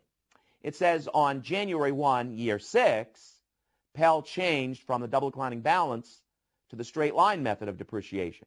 So we have a change in depreciation methods, and they say they do this for both financial statement and income tax reporting, but again, what they're doing on their income tax return is a different issue. accumulated depreciation at December 31, year 5, prior periods, comes out to 341.6. If the straight line method, if the new method had been used all those years, accumulated depreciation would have been $210,000. The amount shown at December 31, year 6 for accumulated depreciation was how much? Well, of course, the first question is this. Is this a change in accounting principle, or is it a change in accounting estimate? That's right, it's a change in estimate. When you change depreciation methods, technically, that is a change in estimate effected by a change in principle, but it is always treated as a change in estimate, prospective only. See, here's how you solve this. The machine had an original cost of $700,000. Accumulated depreciation when we made the change was $341.6. So that means that the book value of the machine, the carrying value of the machine, when I made the change, was $700,000 minus $341.6, $358.4. Remember, with a change in estimate and a change in depreciation methods is always treated as a change in estimate, and you know, with a change in estimate, we ignore prior periods. It's prospective only. So all we have to do is take that book value of the machine when we made the change, $358.4, divide by its remaining life. What is its remaining life? Well, the machine has an estimated life of 10 years. 3 years have already passed. So aren't there 7 more years of remaining life? I'll just take that book value, $358.4, divide by 7 straight line remaining years of life, and what they'll simply do is take $51,200 depreciation every year for the last 7 years. Prospective only, never retroactive. So I'll take $51,200 depreciation for year 6, add that to the accumulated depreciation at the beginning of year 6, $341.6. So accumulated depreciation at the end of year 6 would be answer B, $392.8. And notice I don't care what accumulated depreciation would have been if the new method straight line had been used all those years, that $210,000. That means nothing. I ignore prior periods. It's prospective only, never retroactive. Number 2, Milton began operations January 1, year 1. Then on January 1, year 2, changed their method of pricing inventory from last in, first out to first in, first out. Let me ask you, is this a change in estimate or change in principle? That's right, principle. Now we're changing a method. We're changing our method of pricing inventory from LIFO to FIFO. It is a change in accounting principle. We know that all changes in accounting principle are treated as a prior period adjustment. Let's go to the bottom. They say, what amount would Milton report as the cumulative effect from this change on their income statement? Why don't you circle income statement? What's on the income statement? Nothing. You're not going to fall for that, right? The answer is A. There's nothing on the income statement. No, we're going to show the total impact on all prior periods, the cumulative effect on all prior periods on the statement of retained earnings net of tax, not the income statement. We go back and redo statements and show the total impact, the cumulative effect on all prior periods on the statement of retained earnings net of tax, not the income statement. Nothing's on the income statement. Number 3,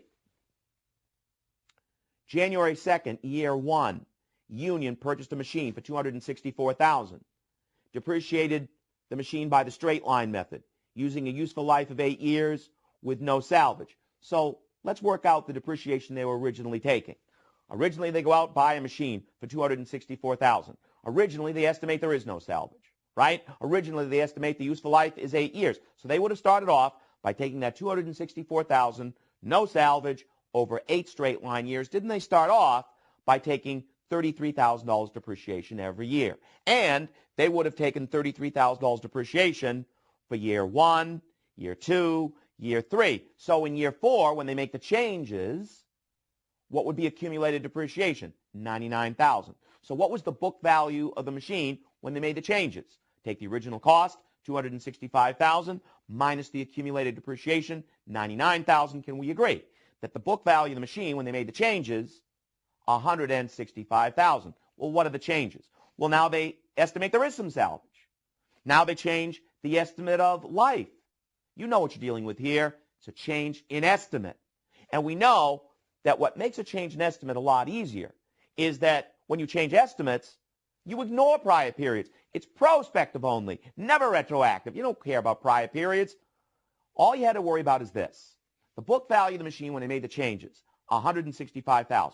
If I now think there is salvage, I just back it out. So back out that $24,000 salvage.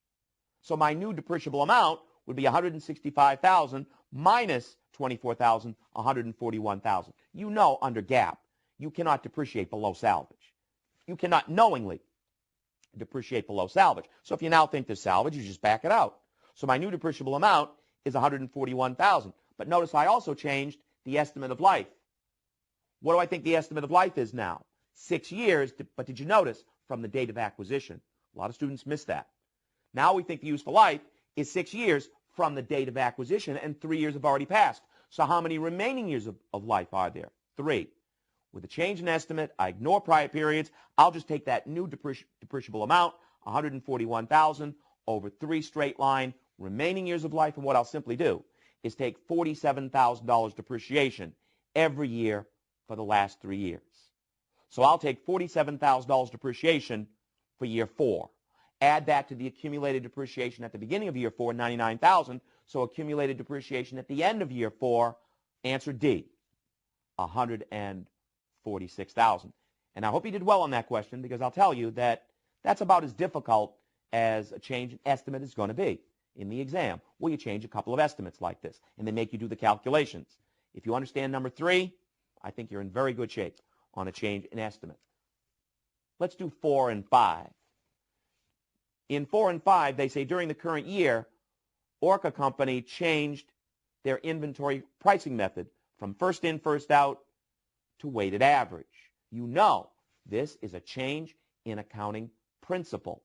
When you change your method of pricing inventory from FIFO to weighted average, it is a change in accounting principle. Now we know that all changes in accounting principle, there are no exceptions, all changes in accounting principle have to be treated as a PPA, a prior period adjustment. So let's go right down to number 5. Number 5 says, Orca would report the total impact, the cumulative effect from this change as what? You know it's answer A, got to be a PPA, got to be a prior period adjustment. Now in number 4, they're asking you, what is that cumulative effect? Now you know what prior period adjustment means. It means we go back and redo statements and put the total impact on all prior periods, the cumulative effect on all prior periods on our statement of retained earnings, net of tax. And in number 4, they're asking you, what is that cumulative effect? What is that total impact on all prior periods? And I want you to try this question, because I know that inventory changes bother people. And they're really not that bad. There's a little trick to these. And once you see it, I think you'll find these a lot easier. Just remember that when you make an inventory change, and you want to work out the cumulative effect, all you have to do is look at the change in inventory at the beginning of the period that you made the change. I'll say it again. If you make an inventory change and you want to calculate the total impact or the cumulative effect on all prior periods caused by making that change, all you have to do is look at the change in inventory at the beginning of the period that you made the change. So let's think about this problem. When did they make the change? During the current year. So I'm going to look at what beginning inventory January 1, was under the old method, first in, first out, 71,000. I want you to circle that number. Now, if the new method, weighted average, had been used, beginning inventory would have been 77,000. Circle that number. And if you think about it, that $6,000 difference between 71,000 and 77,000, that would reflect the total impact on all prior periods caused by making that change. I mean, just think about it for a minute. Doesn't the ending inventory at the end of the previous year become the beginning inventory for the current year, right? Isn't that true? Isn't that the normal flow, that the ending inventory from the previous year becomes the beginning inventory for the current year? And if you think about it, that $6,000 difference between 71,000 and 77,000, that would reflect the total impact on all prior periods caused by making this change. But you know it's not answer D. Don't forget, intra-period tax allocation. So we're going to take out 30% tax. That leaves 70%, and that's answer C. But I've got to, the answer is C here, but I want to ask you a question. Why would it be wrong to look at the $4,000 difference between 79,000 and 83,000? And I'm asking you this because a lot of students do that. Believe me, the person who wrote this question, they knew that a lot of students taking the CPA exam, what they would do is look at the $4,000 difference between $79,000 and $83,000, and that's what answers A and B are about. So why is that wrong? Why does that not work? Why is it wrong to look at the $4,000 difference? That's right, because that includes the current period, and I want the cumulative effect on the net income of prior periods. So that's why you can't look at the $4,000 difference, because that would include the current period, and I want the total impact on the net income of prior periods. That's what goes on my statement of retained earnings, net of tax. So try to remember that about inventory changes. You make an inventory change, and you want to work out cumulative effect, all you have to do is look at the change in inventory at the beginning of the period that you made the change. All right, now to this point, we've talked about a change in accounting principle. We've talked about a change in accounting estimate. But remember, there is a third type of accounting change, and that is a change in accounting entity. Sometimes they call it a change in the reporting entity. Well, this is really not too bad. Just remember, if you see a change in accounting entity in that exam, a change in entity is always treated as a prior period adjustment. A change in entity is always a change in accounting entity reflects an automatic prior period adjustment. With a change in entity, you have to go back and redo statements. Automatic PPA.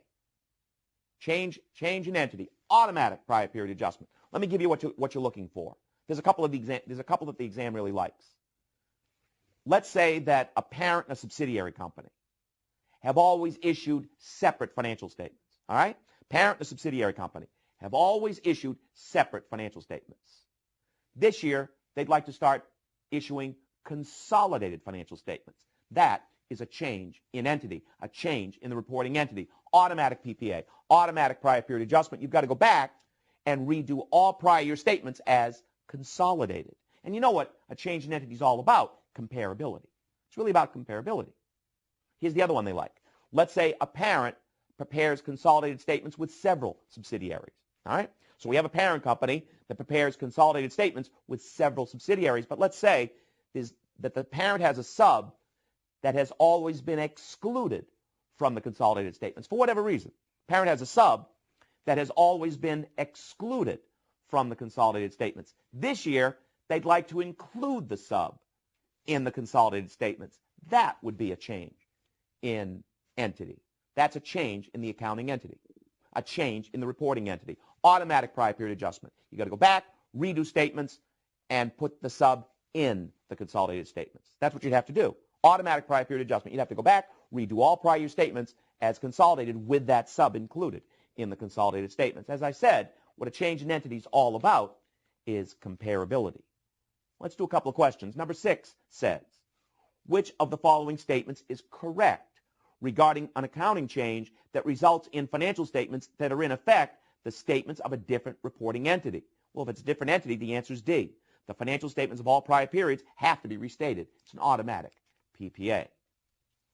Number 7, Matt included a foreign subsidiary in its current year consolidated statements. The sub was acquired 6 years ago and was excluded from previous consolidations. Notice we have a sub that was excluded from previous consolidations. Now the parent would like to include the sub in the consolidated statements. That is a change in entity.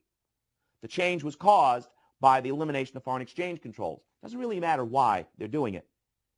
Including the sub in the consolidated statements results in an accounting change that gets reported how? Answer D again, by restating all prior year's statements. Because a change in entity is an automatic PPA, an automatic prior period adjustment. Now, what I'd like you to do for the next class is a simulation on this topic. So you'll find it in your viewer's guide. Do the simulation before you come to the next class, and in the next class, we'll go through it together. I'll see you then.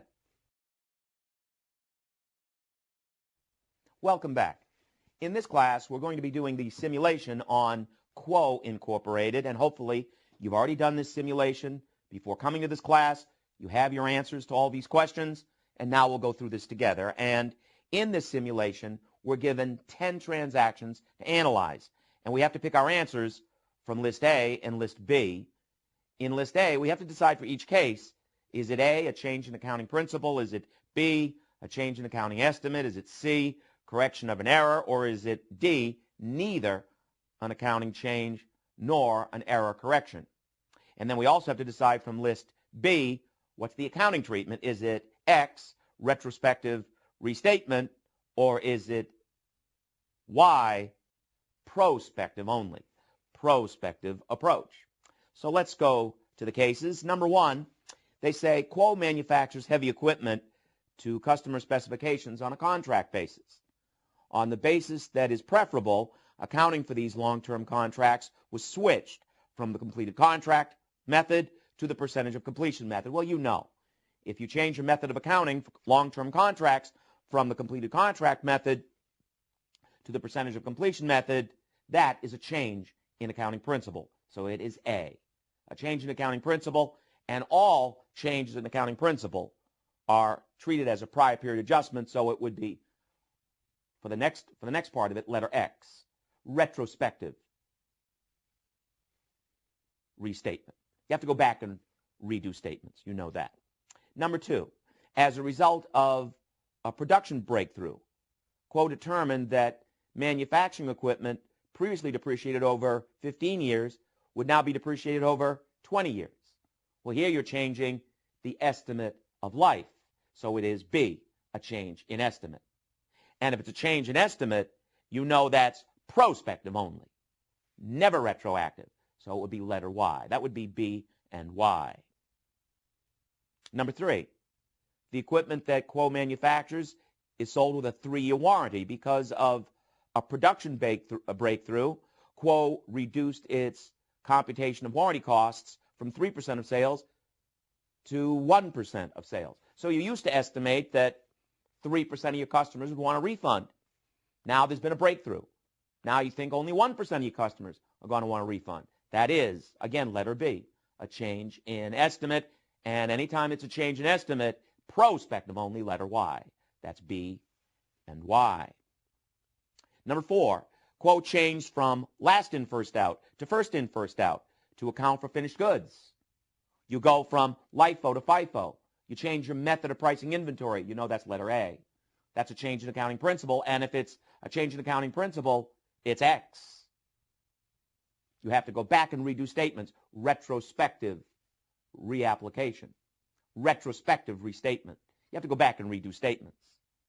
So that's A and X. Number five, Quo changed from first in, first out to weighted average for work in process. Well, if you go from FIFO to weighted average for work in process, you're changing your method of pricing inventory. Again, it's a change in accounting principle. It's letter A. And anytime you change your principle, all changes in principle are an automatic prior period adjustment. So again, it's letter X. Retrospective restatement. You have to go back and redo statements. A and X again.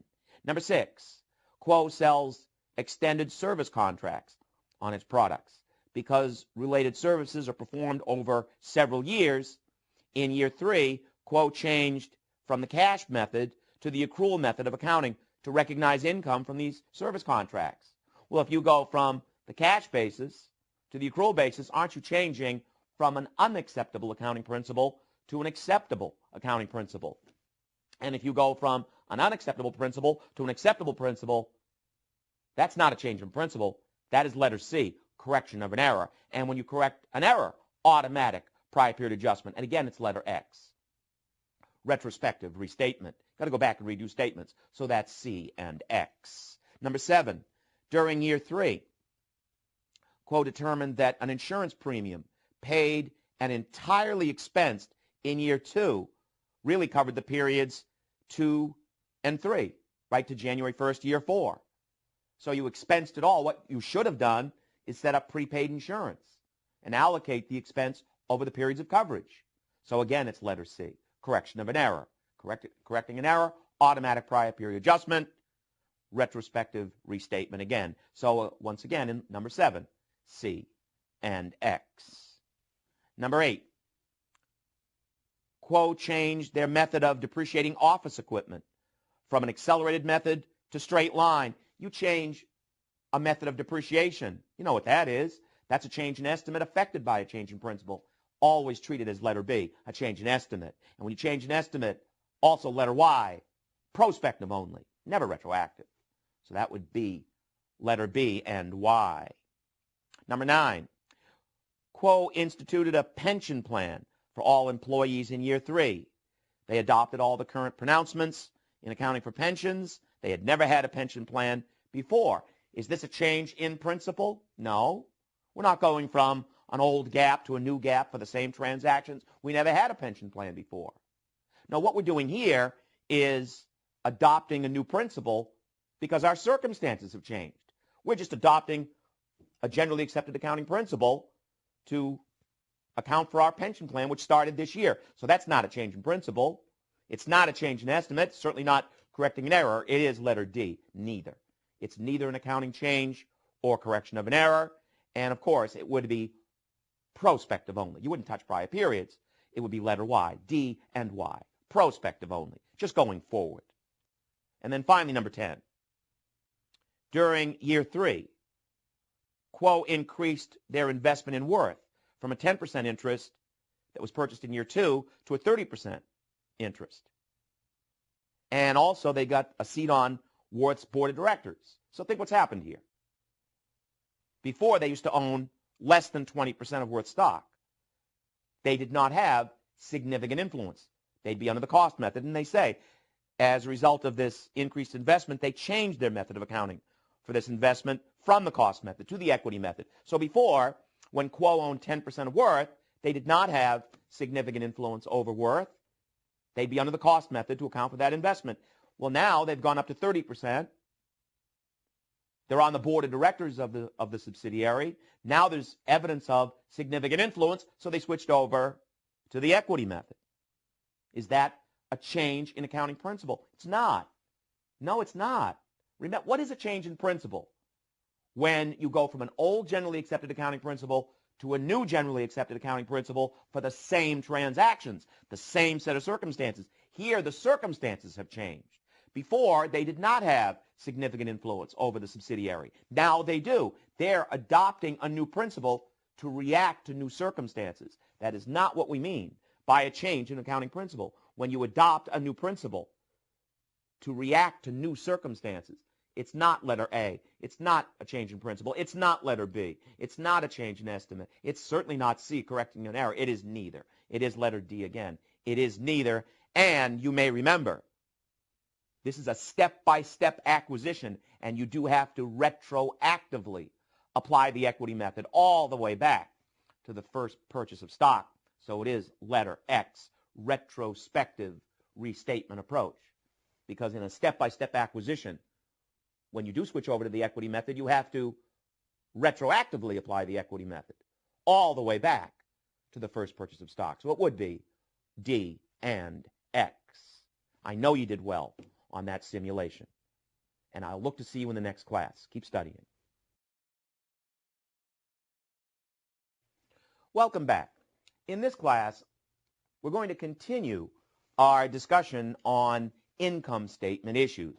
And we know that on an income statement, a corporation's net income is divided into 3 components. We know there's net income from continuing operations. We know there's discontinued operations, and we know there's extraordinary items.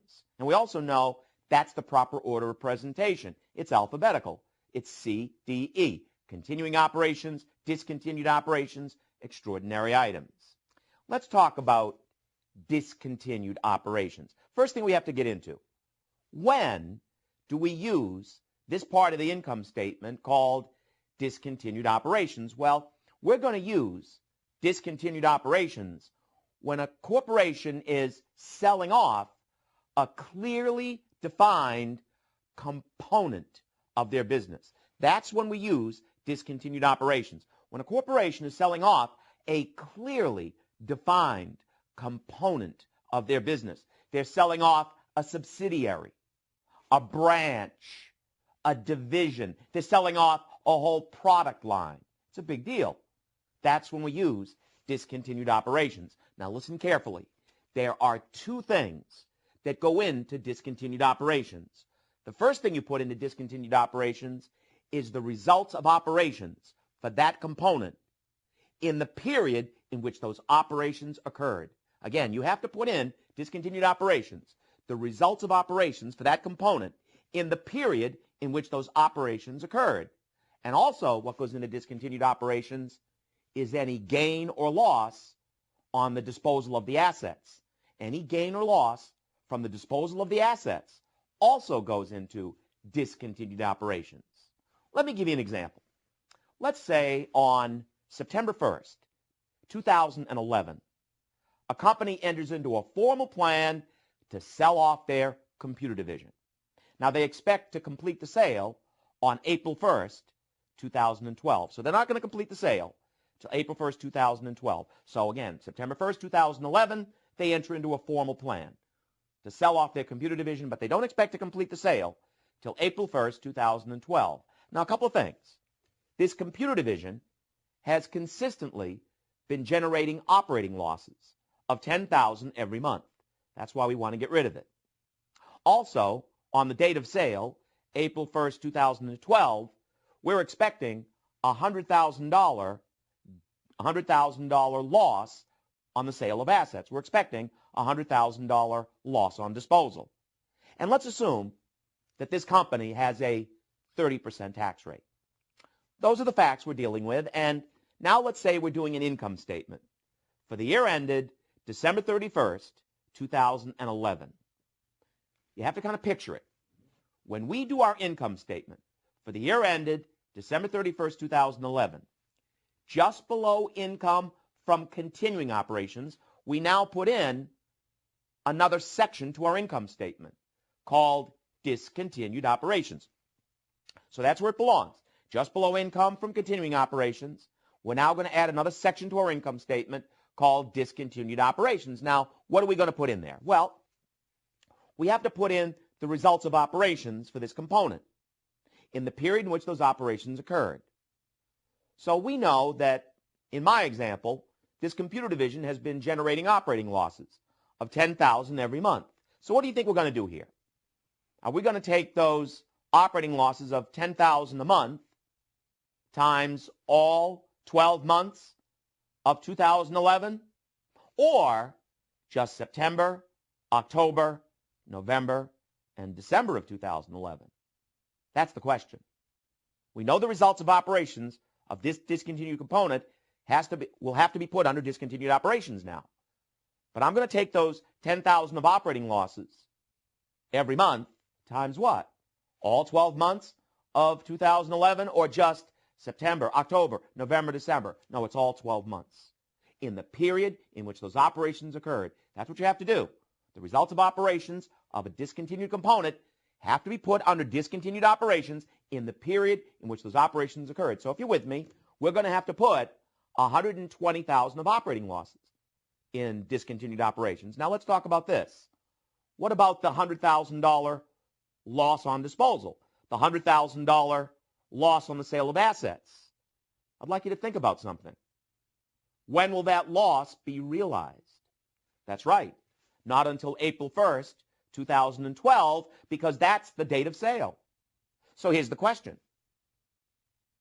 Since that loss on disposal of assets of $100,000 won't be realized till the date of sale, April 1st, 2012, am I going to put that $100,000 loss on disposal on the income statement in 2011 or 2012? And it's 2011. Why?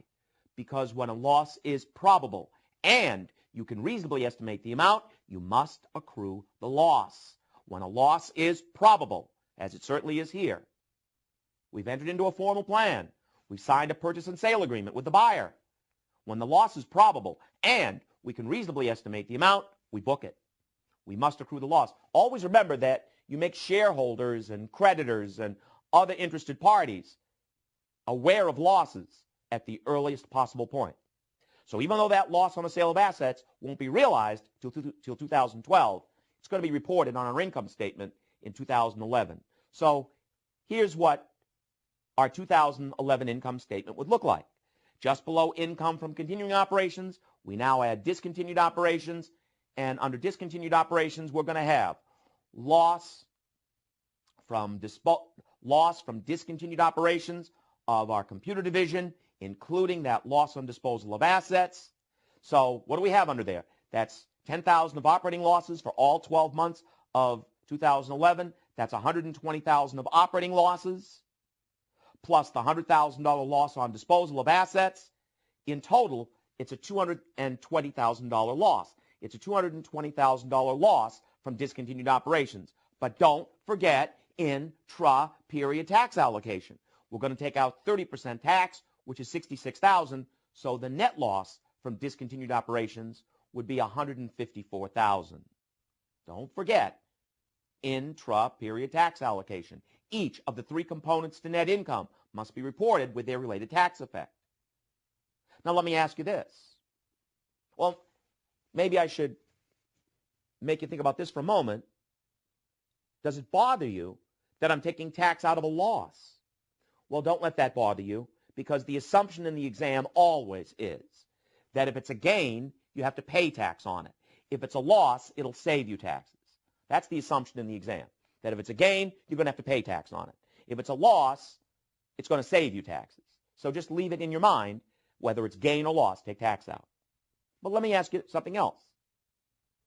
Now let's say we're doing our income statement for the year ended December 31, 2012. My question is, when we do our income statement for the year ended December 31, 2012, will that income statement have discontinued operations? It will. And all I'll put under discontinued operations in 2012 is the results of operations for that component for January, February, and March. 10,000 of operating losses per month. That's 30,000 of operating losses minus 9,000 taxes, 30%, leaves me a net loss from discontinued operations in 2012 of 21,000. I have to put the results of operations of a discontinued component under discontinued operations in the period in which those operations occurred. Always in the period in which those operations occurred. So even in 2012, we are going to have discontinued operations, and all we'll show are the results of operations for that component for January, February, and March, net of tax, in the period in which those operations occurred. Let me ask you this. Let's do the same problem. Same problem. September 1, 2011. Company enters into a formal plan to sell off their computer division. Their computer division has been consistently generating operating losses of $10,000 every month. Corporation's tax rate, 30%. Everything is exactly the same except one difference. Now let's say we're projecting a $100,000 gain from the sale of assets. What if we're projecting a $100,000 gain on disposal when we complete the sale on April 1st, 2012? Well, let's think about it. When we do our income statement for the year ended December 31st, 2011, we'll still have discontinued operations. And I should also mention that once a component is classified as held for sale, you have to set up discontinued operations. And remember, held for sale means sale is probable within 12 months. They might try to get you on that point. Notice, even though the sale won't be till 2012, in both of my examples, in my 2011 income statement, I have discontinued operations because this component is now classified as held for sale, meaning sale is probable within 12 months. Once that component is classified as held for sale, sale is probable within 12 months, you have to report discontinued operations. But getting back to my point, when we do our income statement for the year ended December 31st, 2011, just below income from continuing operations, we now add another section to our income statement called discontinued operations. Now, what's going to be under discontinued operations? But notice this. Now under discontinued operations in 2011, all I have are the results of operations for this component. 10,000 of operating losses for all 12 months of 2011. That's 120,000 of operating losses in the period in which those operations occurred, less 30% tax, 36,000, leaves me with a net loss of 84,000. All I have under discontinued operations now in 2011, because this component is now classified as held for sale, are the operating losses for all 12 months of 2011 in the period in which those operations occurred. Why don't I include the gain on the sale of assets, the gain on disposal? Because I don't report gains until they're realized. See, that's the difference. When a loss is probable and you can reasonably estimate a loss from the sale of assets, you accrue losses. You don't accrue gains. Generally, we don't recognize gains until they're realized. If a loss is probable and you can reasonably estimate losses, you book them. You make shareholders, creditors, other interested parties aware of losses at the earliest possible point. But generally, you don't recognize gains until they're realized. So notice now in 2011, I would have discontinued operations, but all I show are the results of operations for 2011 for that component in the period in which those operations occurred, net of tax. Now, how about when I do my income statement for the year ended December 31, 2012? Will we have discontinued operations on that income statement? Yes. And now we're going to have a gain from discontinued operations, won't I? Because what I'll have under discontinued operations on my income statement in 2012 is the $100,000 gain from the sale of assets. That's now been realized. Plus, I'd have to include the $10,000 of operating losses for January, February, and March in the period in which those operations occurred. So it's a net gain from discontinued operations of $70,000, but of course net of tax. I take out 30% tax, or $21,000, leaves me a net gain from discontinued operations of $49,000. Don't forget intra-period tax allocation. I know you won't. Always important that you're thinking of that as well. Let me ask you another question. Let's say that this same company is going to show their 2010 financial statements for comparison purposes.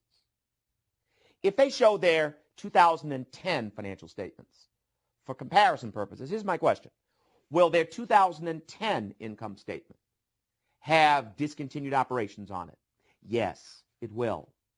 If I'm going to show my 2010 income statement, I'm going to pull out the results of operations for that component for 2010, net of tax, in the period in which those operations occurred under discontinued operations. If I show 2009 financial statements for comparison purposes, I'm going to have to show the results of operations for that component for all 12 months of 2009, net of tax, under discontinued operations. Why do we do this? Comparability. Makes sense if you think about it. When somebody sits down with my statements, they want to compare what? Operations that are going to continue with operations that are going to continue. The component is gone. This computer division is no longer part of my business. So I no longer, people just not interested in it, really. Somebody sits down with my statements, they want to compare operations that are going to continue with operations that are going to continue. The component is gone. It's about comparability, and it's really about the going concern concept.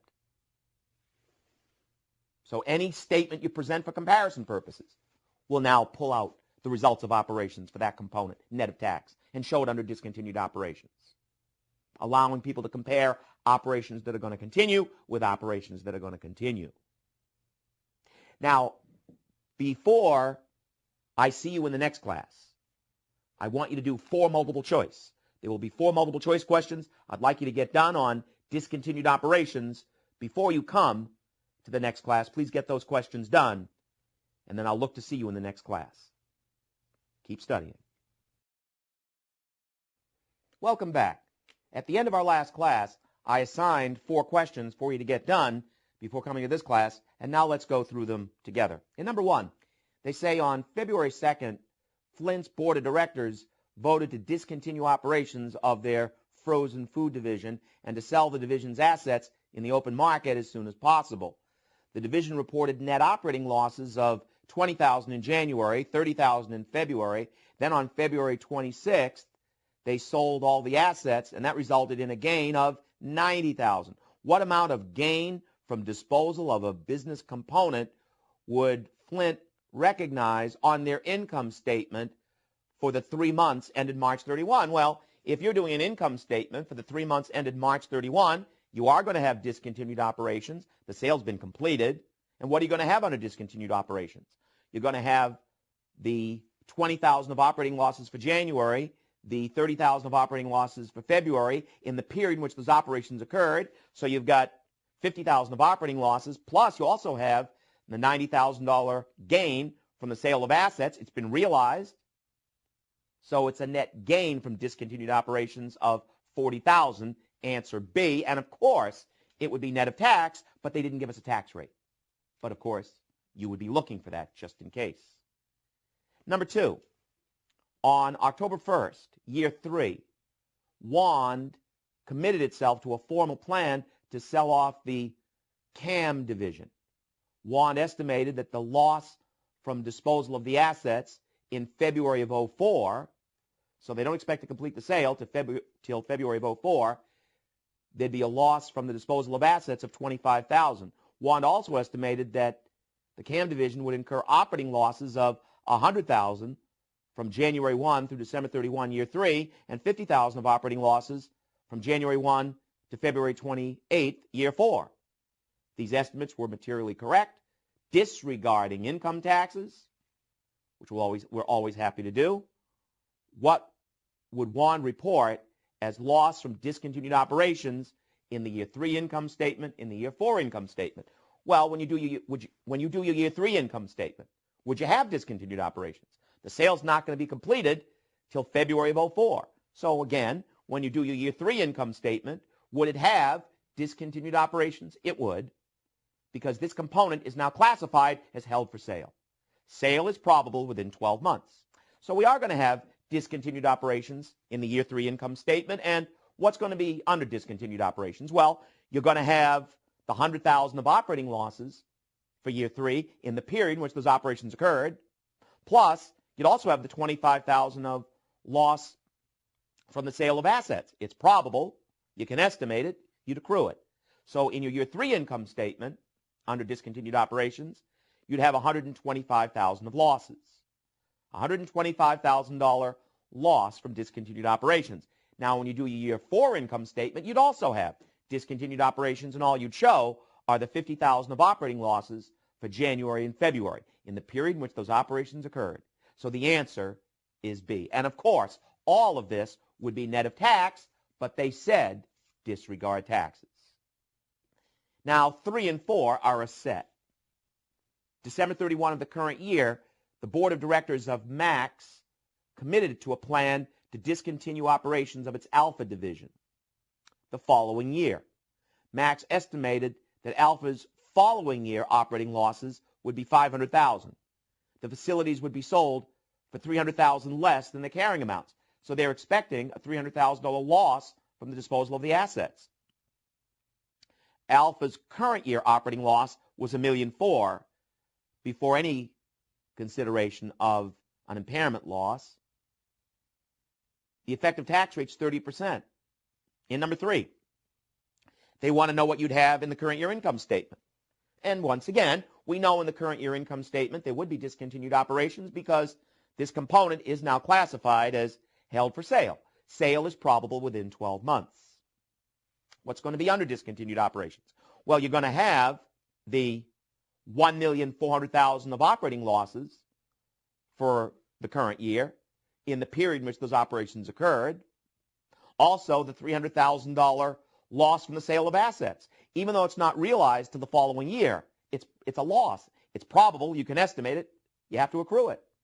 You provide for losses. So under discontinued operations in the current year, you'd have a $1,700,000 loss, but don't forget intra-period tax allocation. We're going to take out 30% tax.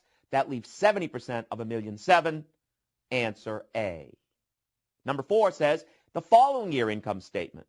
What would you have under discontinued operations? All you'd have are the results of operations the following year, $500,000 operating loss, net of tax, take out 30% tax, that leaves 70%. Answer A, because that's the period in which those operations occurred. You know, once a component is classified as held for sale, the results of operations of that component will be reported under discontinued operations in the period in which those operations occurred. Well, now that we've talked about discontinued operations, let's talk about extraordinary items.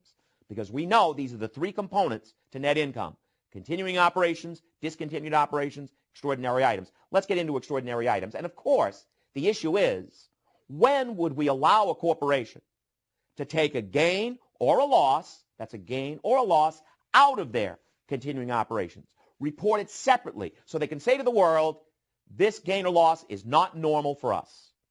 This gain or loss is an extraordinary event. When do we allow corporations to do that? Well, let's start with the basic criteria, because you have to know it. Here's the basic criteria. To be considered extraordinary, a gain or a loss, that's a gain or loss, must be both. Must be both unusual and, the big and there, and infrequent. The gain or loss must be both unusual, which means very abnormal, and infrequent, which means not likely to happen again, considering the environment the entity operates within. That's the criteria. To be considered extraordinary, the gain or loss must be both. Must be both unusual, which means very abnormal, and infrequent, which means not likely to happen again, considering the environment the entity operates within. I'd like you to think about something. Let's say that we run a company, and one day the Environmental Protection Agency, the EPA, knocks on our front door. You know it's good news. And they say, listen, we've discovered toxic waste on your property. We require you to clean it up. We estimate the cleanup costs are going to be $8 billion. My question to you is, the $8 billion in cleanup costs, would that, for our company, be an extraordinary loss? They found toxic waste on our property. They require that we clean it up. We estimate the cleanup costs are going to be $8 billion with a B. Would the $8 billion of cleanup costs be an extraordinary loss for us? It depends, doesn't it? It depends. If we're a chemical company, listen very carefully, if we're a chemical company, we deal with toxic waste all the time. That's a normal part of our environment. That is an ordinary loss. But if we make ice cream, we're working on a new and exciting flavor. If we make ice cream and toxic waste is unheard of in our industry, that's an extraordinary item. See, don't forget, there's that environment constraint. The gain or loss must be both unusual and infrequent, considering the geographic environment, considering the economic environment the entity operates within. You know, the criteria isn't what's generally unusual, what's generally infrequent. No, the criteria is what's unusual for this company and infrequent for this company, considering the economic environment, the geographic environment this company operates within. So that's why I say we're a chemical company. We deal with toxic waste all the time. It's a normal part of our environment. That cleanup cost would be just an ordinary loss. But we make ice cream. We've never dealt with toxic waste before. It's unheard of in our industry. The billions in cleanup costs be an extraordinary loss.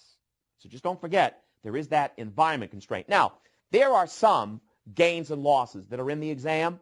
These come up a lot, and these are never extraordinary.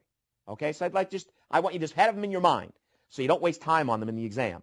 There are gains and losses that are just in the exam all the time. They're never extraordinary. Let's go over them. A loss due to an employee strike. A loss due to an employee strike, that's never extraordinary. Never. Another one, gains or losses from changes in monetary exchange rates. Never extraordinary. Never. Gains or losses from fluctuations in monetary exchange rates. Never extraordinary. Another one, a loss from abandoning assets. Never extraordinary. A loss from abandoning assets. That would never be extraordinary. And one more, a gain or loss from selling off a whole component of your business, like a subsidiary. A gain or loss from selling off a whole component of your business, like a subsidiary. There's no way that could ever be extraordinary. And you know why. There's another part of the income statement just for that. Discontinued operations. And I just think they kind of hope you forget that. No, a gain or loss from selling off a whole component of your business, that can't be extraordinary because there's another part of the income statement just for that. Discontinued operations. So these items, they're never extraordinary. Don't waste time on them. You know, they're not going to be extraordinary. Now, there are some items that they would want you to assume are extraordinary. All right, so kind of classify these in your mind. Assume extraordinary. What would you assume is extraordinary? Hurricane damage. You know, because sometimes in the exam, they don't give you a lot of information. They'll just say, there's been a hurricane. You know, would you have to assume it's extraordinary? You would. If that's all they say, there's been a hurricane, you'd have to assume it's extraordinary. What if they said this? What if they said in the exam, there's a hurricane every 8 minutes in this geographic area? And they can be, you know, ridiculous like that. They say, there's a hurricane every 8 minutes in this geographic area. Well, you know, for God's sakes, move your warehouse. But, you know, in that case, it would be an ordinary loss because of the geographic environment. But if you're in the exam and all they say, there's been a hurricane, yeah, you'd have to assume it's extraordinary. Earthquake damage, same thing. Because they don't, sometimes in the exam they don't say a lot. There's been an earthquake. You'd have to assume it's extraordinary. And another one, you know, volcano damage. You know, yeah, if a volcano destroys a warehouse, you'd have to assume it's extraordinary. Now, I know you know this next point, but I want to say it. Remember this. Once you decide that something is extraordinary, it's net of tax. See, don't forget that extraordinary items are one of our three components to net income, right? There's continuing operations, discontinued operations, extraordinary items. Those three components are all net of tax. So if you're in the exam and you see a gain or loss in a question, go, oh yeah, it's hurricane damage, it's extraordinary. If there's a tax rate in that problem, it's automatically net of tax. They won't say anything. But extraordinary items require intra-period tax allocation. One more thing. What if a corporation has a gain or a loss, you know, a gain or loss, that's considered unusual, but not infrequent? Or they have a gain or loss that's considered infrequent. It doesn't happen every day, but it's not unusual. It's not abnormal. In other words, what if a corporation has a gain or loss that meets one of the criteria, but not both? Well, let me ask this. Is there any way it could be extraordinary? Well, you know it cannot be, right? We know it's not extraordinary because to be extraordinary, the gain or loss must be both unusual and infrequent. So we know it's not extraordinary. All right, so what do we do with these things? Listen carefully. These are called infrequent charges or infrequent gains. So get used to the language. You know, you have a gain or loss that's considered infrequent. You know, it doesn't happen every day. But it's not unusual. It's not abnormal. It's called an infrequent charge or an infrequent gain. Just remember, these infrequent items are a separate line item up in operations. That's where they belong. You know, other gains and losses. But these infrequent items are just going to be a separate line item up in operations and not net of tax. Not net of tax. Let's do a couple of questions. Number 5. During the current year, Kerr Company sold a parcel of land used as a plant site. The amount Kerr received was $100,000 in excess of the land's carrying amount. So there's a $100,000 gain here. Kerr's income tax rate is 30%. In the current year income statement, how would they report the gain? Well, you know it's going to come down to C or D. If you think you take the tax out, you go for C. If you don't think you take the tax out, you go for D, and it is D. This is an infrequent item. So this is what one looks like. Think what happened here. A company had a piece of land, right? They thought they were going to build a plant on it. They held that land for 180 years. This year, they changed their mind. They sell it off at a gain. Well, that doesn't happen every day. It's certainly infrequent, but it's not unusual. It's not abnormal. It's a normal part of business. See, that's an infrequent item right there. Company had a piece of land. They thought they were going to build a plant on it. They assumed they were going to build a plant on it. They held that land for 8,000 years. This year they changed their mind. They sell it at a gain. Well, it's certainly infrequent, but it's not abnormal. It's not unusual. It's a normal part of business. That's an infrequent item. So that belongs up in continuing operations, other gains, other losses, not net of tax. The answer is D. Now, income from continuing operations, all of the continuing operation items will be finally net of tax. That's true. But each item in continuing operations is not net of tax. That's just other gains and losses. Up in continuing operations, not net of tax. Number 6. During the current year, both Rame and Kane have flood losses due to flooding of the Mississippi River. Rame is 2 miles from the river, has flood losses all the time. Because of the geographic environment, for Rame, it's an ordinary loss. Kane is 50 miles from the river, has never had a flood loss in their history? Well, for Kane, it's an extraordinary item. And the answer is A.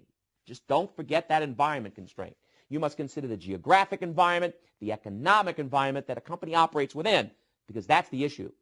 What's unusual and infrequent for this company? Depending on the geographic environment, the economic environment, this entity operates within. I'll be looking for you in the next class. Keep studying. Don't fall behind. I'll see you then. Welcome back. In this class, we're going to talk about comprehensive income. As you know, all corporations are required to report what is called total comprehensive income. So let's define that, because it really is definitional.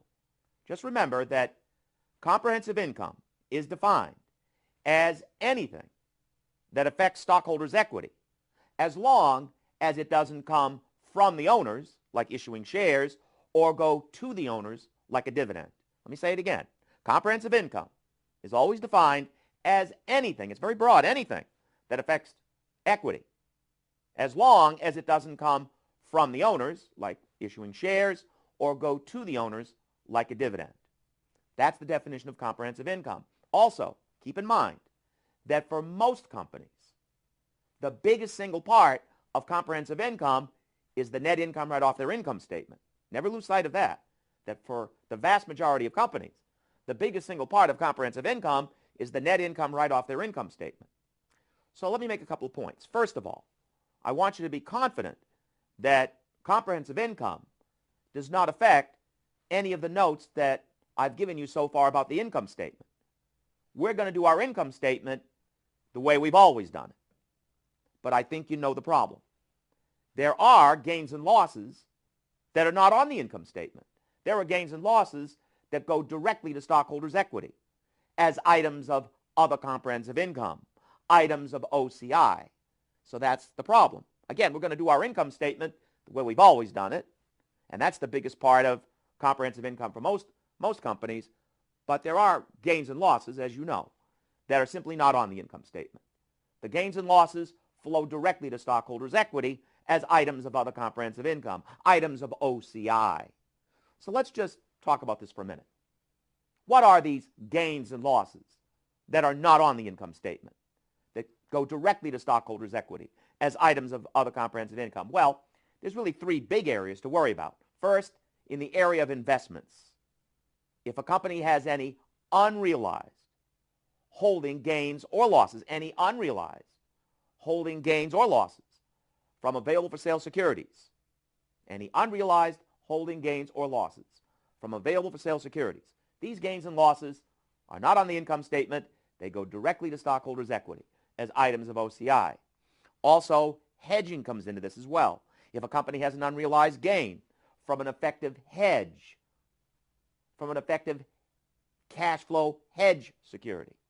Anytime a company has an unrealized gain from an effective cash flow hedge security, that gain's not on the income statement. It goes directly to stockholders' equity as an item of OCI. Now, the second area you want to be careful about is foreign operations. If a company has any unrealized gains or losses from translating a foreign subsidiary's financial statements back to U.S. dollars. Again, if a company has any unrealized gains or losses from translating a foreign subsidiary's financial statements back to U.S. dollars, those gains and losses are not on the income statement. They go directly to stockholders' equity as items of other comprehensive income. Also, hedging comes into this as well. Any unrealized holding gains or losses from a hedge of a net investment in foreign operations. Any unrealized holding gains or losses from a hedge of a net investment in foreign operations. Those gains and losses would go directly to stockholders' equity as items of OCI. And then the other big area to be careful about is pensions. When a company has a defined benefit pension plan, at year end, they have to evaluate the funding status of the plan at year end. And at year end, if they're overfunded, that's really a gain if they're overfunded, but that gain wouldn't go to the income statement, goes directly to stockholders' equity as an item of OCI. If they're underfunded, I mean, it's really a loss, and that loss wouldn't be on the income statement, goes directly to stockholders' equity as an item of other comprehensive income, an item of OCI. So I think you see our basic problem here. Corporations are required to report what is called total comprehensive income. And that's made up of the net income on the income statement. That's the biggest part of comprehensive income. But we've got also gains and losses that are not on the income statement. So I think you know what I'm getting at. Since corporations are required to report total comprehensive income, how do they do it? Well, there are two approaches, two acceptable approaches. First, there is what they call the one statement approach. When a corporation reports comprehensive income under the one statement approach, again, they'll do their income statement the way they've always done it. So they'll have income from continuing operations, discontinued operations, extraordinary items. But then after they get down to net income, below net income, they show all the items of OCI for the period. And that lets them show the bottom line, total comprehensive income. So that's what we mean by the one statement approach, because we're doing a combined statement of income and comprehensive income. That's the one statement approach. Do your income statement the way you've always done it, but after you have income from continuing operations, discontinued operations, extraordinary items, you get down to net income, then below net income, you show the items of OCI for the period. By the way, the items of OCI would be net of tax. Don't forget that items of OCI require intra-period tax allocation. So they would be shown net of tax, and then that would allow you to show the bottom line, total comprehensive income. That's what we mean by the one statement approach, where you do a combined statement of income and comprehensive income. Now, also, what is acceptable is the two statement approach. Now, when a corporation reports comprehensive income under the two statement approach, again, they do their income statement the way they've always done it, and the income statement reports net income for the period. But then in the two statement approach, the company not only has an income statement, they have a separate statement of comprehensive income. That's the two statement approach. And you see why it's called the two statement approach, because there's an income statement and a separate statement of comprehensive income. Now, if you're going to do a separate statement of comprehensive income, you start off that statement with net income, right off your income statement, because that's the biggest part of comprehensive income. So on a separate statement of comprehensive income, you'd start with the net income right off the income statement, and then add the items of OCI for the period, net of tax, allowing you to report total comprehensive income. So just remember, those are the two approaches of reporting total comprehensive income. There is the one statement approach, a combined statement of income and comprehensive income, and there's the two statement approach, where you do an income statement and a separate statement of comprehensive income. Let's do a couple of questions. In question number 1, Rock Company's financial statements have the following balances. They have an extraordinary gain, a foreign currency translation gain, an unrealized gain from available for sale securities, and reported net income for the year, $400,000. And in a multiple choice like this, they give you this information and then just ask you, what is total comprehensive income for the year ended December 31? Well, here again, you know that the biggest single part of comprehensive income is the net income on the income statement, so we'll pick up that $400,000. How about the extraordinary gain? No, that's already in the $400,000. Remember, discontinued operations, extraordinary items are components of net income. So that $50,000 of extraordinary gain should already be in the $400,000 of net income. Don't double count it. So we have the net income. Now we'll just add the items of OCI for the period. The foreign currency translation gain of 100, the unrealized gain on AFS securities of 20. Comprehensive income for the year would be $520,000, answer C. Number 2 says, what is the purpose of reporting comprehensive income? A says, well, the purpose would be to summarize all changes in equity from non-owner sources. That's pretty much it, isn't it? Anything that affects equity, as long as it doesn't come from the owners, like issuing stock, or go to the owners, like a dividend. It does summarize all changes in equity from non-owner sources. Number 3, Which of the following statements is correct regarding reporting comprehensive income? A says accumulated OCI, accumulated other comprehensive income, is reported in stockholders' equity on the balance sheet. That's true. Remember, the gains and losses that are not on the income statement, they flow directly to stockholders' equity as items of OCI. Down in stockholders' equity, those gains and losses accumulate. They accumulate. So in stockholders' equity, we now have accumulated OCI. It's like having a retained earnings account in stockholders' equity for all these gains and losses that are not on the income statement to accumulate. So answer A is correct. Now, in terms of the income statement itself, you may remember that there are basically two formats for an income statement. There is the multiple step format and there is the single step format. And I just want to make sure that you know the basic difference because they sometimes ask. If you look in your viewer's guide, you'll see an example of a multiple step format income statement. Now, the multiple step format's not going to bother you because it's the format you see most often. Notice in the multiple step format, you start with the sales, you take out cost of goods sold, that gives you gross margin. Might want to circle that. All right, there's gross margin. After gross margin, you have selling, general administrative expenses, and you get down to income from operations. You might want to circle that. Then there's other gains, other losses, other income. There's rental income, interest and dividend income, gain on sale of machinery. So other gains and losses add up to $17,200. Then there's other revenues, interest revenue, a loss on the sale of investments. Well, my point is you finally work down to income from operations before tax. So you see why it's called the multiple step format. It's called the multiple step format because you're working out income from continuing operations before taxes in multiple steps. You know, first you work out gross margin, then income from operations, then other gains, other losses. You're working out income from continuing operations before tax in several steps. Now, on the next page in your viewer's guide, you'll see the single step format.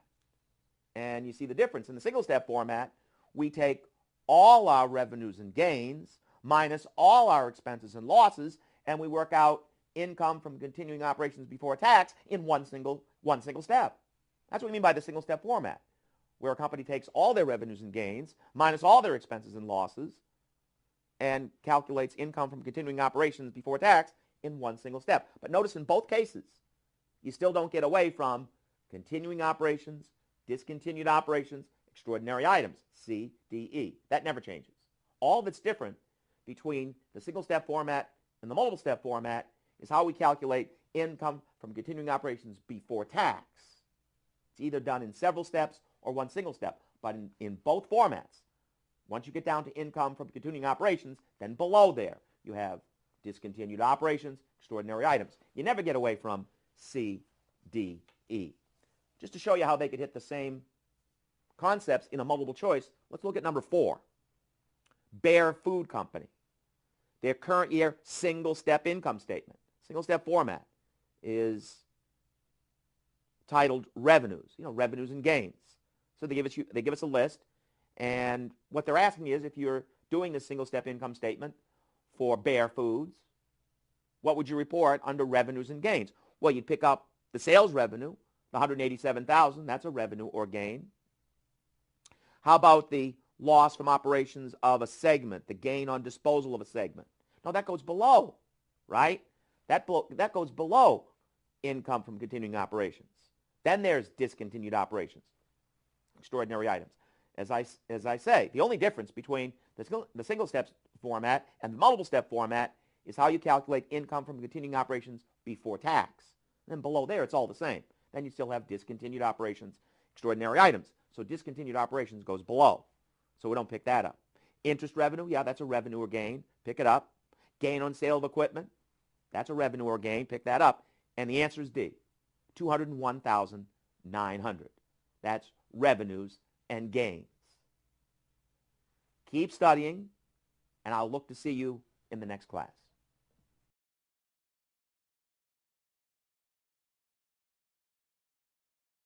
Welcome back. In this class, we're going to begin our discussion of earnings per share. a calculation, a formula that you're going to have to be very comfortable with for the exam. Not only did they test this with multiple choice, but earnings per share would make a pretty good simulation as well. And if you've studied this before, and I know you have, it could be that you're a little bit ahead of me right now. You're thinking, oh, Bob, I know where this is going. Basic and diluted earnings per share. I know that's what's coming.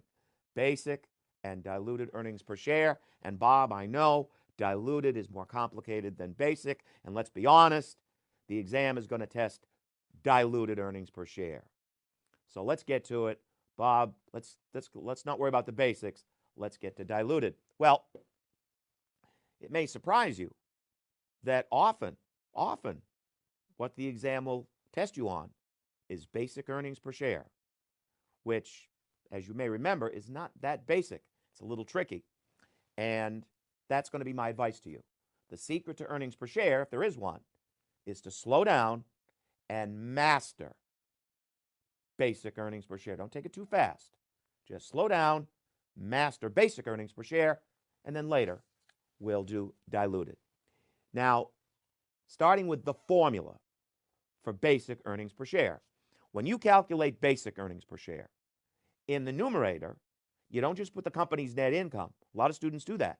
It's not just the company's net income. No, in the numerator, you want net income applicable to common stockholders. Remember, earnings per share is earnings per common share. It's nothing to do with earnings for preferred stock, nothing like that. Earnings per share is earnings per common share. And in the numerator, you don't just want the company's net income. No, you want net income applicable to common stockholders. In the numerator, you want net income applicable to common stockholders. Let me define that. Net income applicable to common stockholders is defined as the company's net income minus the current year's preferred dividend. Take the company's net income minus the current year's preferred dividend, and listen carefully. You're going to back out that current year's preferred dividend. If preferred stock is cumulative, which it almost always is, you'll back out that current year's preferred dividend whether it's declared or not. Don't forget that. So it's the company's net income minus the current year's preferred dividend. And if preferred stock is cumulative, you're going to back out that current year's preferred dividend whether it's declared or not. Now the divisor. You don't just divide by the number of common shares outstanding. A lot of students do that. No, you divide by the weighted average common shares outstanding for the period. Don't forget, in the divisor, you've got to weight the shares by how many months they've been outstanding. You've got to weight the shares by how many months they've been outstanding. Let's go to a problem, and we'll do it together. The problem says Rand had 20,000 shares of common outstanding January 1, year 6. Then on May 1st, year 6, they issued another 10,500 shares of common shares for cash, presumably. Outstanding all year were 10,000 shares of non-convertible preferred stock, on which a dividend of $4 a share was paid in December of year 6. Net income for year 6, $96,700. And what's earnings per share for the year? Notice they just want basic earnings per share. As I say, often all the exam wants is basic earnings per share. So let's work it out. We've memorized the formula, and we know in the numerator we want net income applicable to common stockholders. So let's get that. We're going to take Rand's net income, $96,700, minus the current year's preferred dividend. Current year's preferred dividend would be $4 a share times 10,000 preferred shares outstanding, $40,000. So let's agree. If I back out that $40,000 from the net income applicable to common stockholders is $56,700. So we have that. Now let's work on the divisor. As I say, in basic earnings per share, you're dividing by the weighted average common shares outstanding for the period. In the divisor, you've got to weight the common shares by how many months they've been outstanding. Now, in terms of weighting shares, there's a long approach and there's a shortcut. I just want to show you the shortcut, the fastest way to do it. They said that Rand had 20,000 shares of common stock outstanding January 1st. So since those shares were outstanding for all of year 6, the full year, we give those shares a full weight of 1. Since they were outstanding for the full year of year 6, you're going to give those shares a weight of 1, a full weight of 1. So multiply 20,000 shares times 1, that's 20,000 weighted shares. Then they issued another 10,500 shares May 1st. Well, those shares have been outstanding for what? May, June, July, August, September, October, November, December, 8 months. So we're going to give those shares a weight of 8/12, or 2/3. That's 10,500 times 2/3. That's another 7,000 weighted shares. So add the 20,000 shares and the 7,000 shares, the weighted average common shares outstanding for the period, 27,000. Now we can solve it. If I take the net income applicable to common stockholders, 56,700, and I divide by the 56,000 by the 27,000 weighted shares outstanding for the period, basic earnings per share comes out to answer B, $2.10. That's basic earnings per share. It's taking the net income applicable to common stockholders, the 56,700, dividing by the 27,000 weighted shares outstanding for the period, and that will give you basic earnings per share, $2.10 a share. Let's do another problem. The second problem says that Fay Corporation's capital structure, December 31, year 1, was as follows. There's 200,000 common shares outstanding, and there's another 50,000 shares of non-convertible preferred. On October 1st, Fay issued a 10% stock dividend on the common shares and paid 100,000 cash dividend on the preferred. Net income for the year ended December 31, year 2, 960,000. Fay's year 2 earnings per share would be what? Well, again, they're not asking for diluted. They just want basic earnings per share. So you've memorized the formula. You know in the numerator, you want net income applicable to common stockholders. So you're going to take the company's net income, 960,000, back out the current year's preferred dividend, 100,000. Let's agree that in the numerator, net income applicable to common stockholders is 860,000. Now we're going to divide by the weighted shares. Now, since they had 200,000 shares outstanding for the full year, those shares get a full weight of 1 for 200,000 weighted shares. And you know why I am making us do this problem, because of the stock dividend. That's the complication here. October 1st, they issued a 10% stock dividend. Now, you know what that means. That means they literally increased their shares outstanding by 10%. They sent out another 10%, another 20,000 shares. And since those shares were outstanding for October, November, December, 3 months, give those a weight of 3/12, or 1/4. That's 5,000 weighted shares. And if you take the net income applicable to common stockholders, 860,000, divide by 205,000 weighted shares, there's no answer there for you. Notice it doesn't work. And this is why it doesn't work. Listen very carefully. This is extremely important. Don't forget, when you calculate basic or diluted earnings per share, either one. We'll get to diluted later. But when you calculate basic or diluted earnings per share, stock dividends and stock splits are retroactively weighted. Stock dividends and stock splits are retroactively weighted. You will always bring a stock dividend or split back to the beginning of the year, usually January 1. It's a calendar year. But always bring a stock dividend or split back to the beginning of the year, and you'll be fine. So, in other words, the way I'm supposed to look at this, I'm supposed to look at this as if they had 220,000 shares outstanding for the full year with a full weight of 1. So if I take the net income applicable to common stockholders, 860,000, divide by 220,000 shares, the answer is A. But Don't forget that. It's one of their favorite tricks in the exam. Stock dividends and splits. They are retroactively weighted. As I say, you will always bring a stock dividend or split back to the beginning of the year, and it'll work out.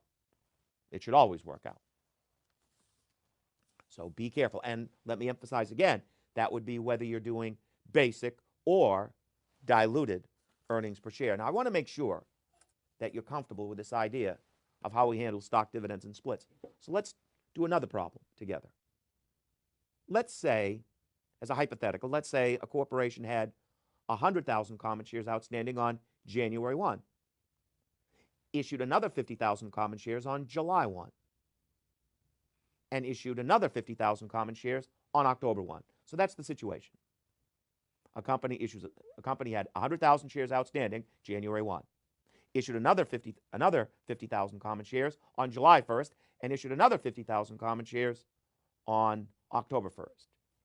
What would be the weighted average common shares for the period? Well, let's work it out. We know that the 100,000 common shares were outstanding for the full year. They get a full weight of 1. That's 100,000 weighted shares. They issued another 50,000 shares on July 1. Well, they've been outstanding for 6 months or a half a year, so they would get a weight of a half. That's 25,000 weighted shares.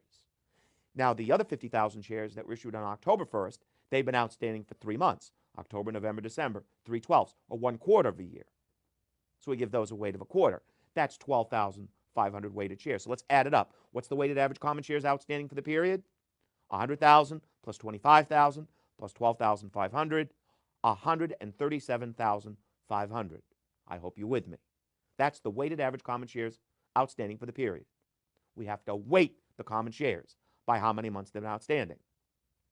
And in this case, it comes out to 137,500 weighted shares. But let's do the same problem again. But I'll add one more thing. Let's say there's a 2-for-1 split, 100% stock dividend, a 2-for-1 split on September 1st. Same problem. But now there's a 100% stock dividend, a 2-for-1 split on September 1st.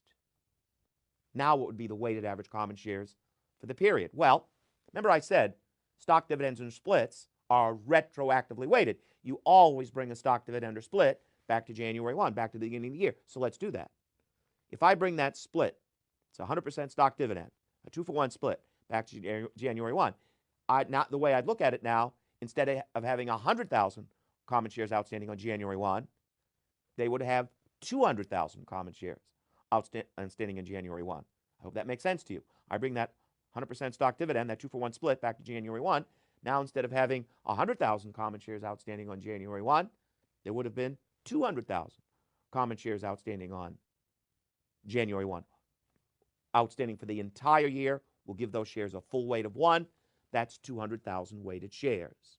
Now, the 50,000 shares that were issued on July 1, well, now it would be as if they issued 100,000 shares on July 1, right? They issued another 50,000 shares on July 1, but I'm retroactively applying the stock split. So now I'd look at that as if they issued 100,000 shares, not 50, 100,000 shares on July 1. Those shares were outstanding for 6 months. You give those a weight of a half because they are outstanding for a half a year. That's 50,000 weighted shares. How about the 50,000 shares they issued on October 1st? Would I double those? No. No, the split was on September 1st. So the 100% stock dividend, the split, wouldn't be on the 50,000 shares you issued on October 1st. So that would still be 50,000 shares weighted at a quarter. That would still be 12,500 weighted shares. So we'll add it up. Add up 200,000 plus 50,000 plus 12,500. Now the weighted average common shares for this period would be 262,500. 200,000 shares weighted at 1, 100,000 shares weighted at a half, and 12,000 and 50,000 shares weighted at a quarter, 12,500. The answer would be 262,500. I hope you see my point. Yes, stock dividends or splits are retroactively weighted. That's true. You always bring a stock dividend or split back to the beginning of the year. You'll be fine. But just be careful that you do have to watch out for dates because, as in this case, Any shares issued after the split wouldn't be on those shares. The split wouldn't be on those 50,000 shares they issued on October 1st, after the split. So just be very careful and watch out for dates. But you've got to be able to deal with stock dividends and splits with earnings per share because, as I said, it's one of their favorite tricks in the exam, and you may have to deal with it whether it's basic or diluted earnings per share. Now, before I see you in the next class, there are two problems I want you to have done. Two problems I want you to have done before you start the next class, and I'll look to see you then.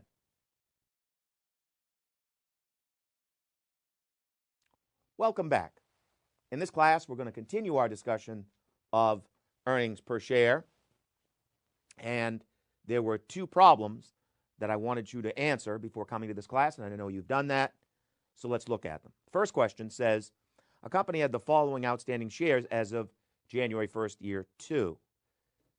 Preferred stock, $60 par, 4%, it's cumulative, 10,000 shares outstanding.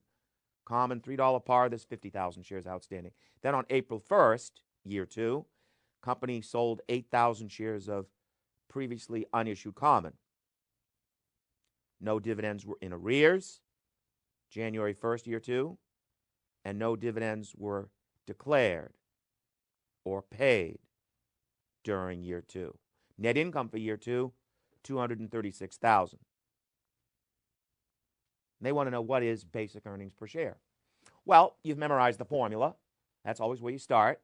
You know in the numerator, you want net income applicable to common stockholders. Well, that's a matter of taking the company's net income, $236,000, and backing out the current year's preferred dividend.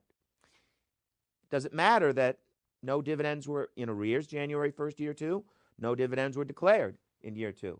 Don't we ignore them? No. Remember I said you're going to back out the current year's preferred dividend, whether it's declared or not, if the preferred stock is cumulative, which it is. Almost always is in the exam. So that's the point. Back out the current year's preferred dividend, whether it's declared or not. So what's the current year's preferred dividend? Take 4% of $60. Remember, with preferred stock, the dividend is a fixed rate on par. So take the 4% times $60. Annual preferred dividend is $2.40 times 10,000 preferred shares outstanding, $24,000. So if I take the company's net income, $236,000, back out the current year's preferred dividend, $24,000, let's agree that net income applicable to common stockholders is $212,000. Now we're going to divide by the weighted average common shares outstanding for the period. And since they had 50,000 shares outstanding for the full year, those shares get a full weight of 1, 50,000 weighted shares. Then they issued another 8,000 shares on April 1st. Those shares have been outstanding for 9 months. 9/12, 3/4 of a year. So they get a weight of 3/4, 6,000 weighted shares. So add the 50 plus the 6, the weighted average common shares outstanding for the period, 56,000. So now we can solve it. If you take the net income applicable to common stockholders, 212,000, divide by the weighted average common shares for the period, 56,000, the answer is B. That's basic earnings per share. In the next question, Ute Company. Ute Company had the following capital structure. Years 1 and 2. They have preferred stock. $10 par, 4% cumulative, 25,000 shares issued and outstanding with a total par of 250,000. Common, $5 par, 200,000 shares issued and outstanding, total par of $1 million. Ute reported net income of $500,000 for the year ended December 31, year 2. Ute paid no dividends during year 1, and then paid $16,000 in preferred dividends in year 2. In the December 31, year 2 income statement, what would be earnings per share? Now, once again, they just want basic earnings per share. So let's work it out. In the numerator, we want net income applicable to common stockholders. So if you take the company's net income, which is $500,000, back out the preferred dividend of $16,000, net income applicable to common stockholders is $484,000. Divide by weighted shares. Since they had 200,000 common shares outstanding for the full year, those shares get a full weight of 1.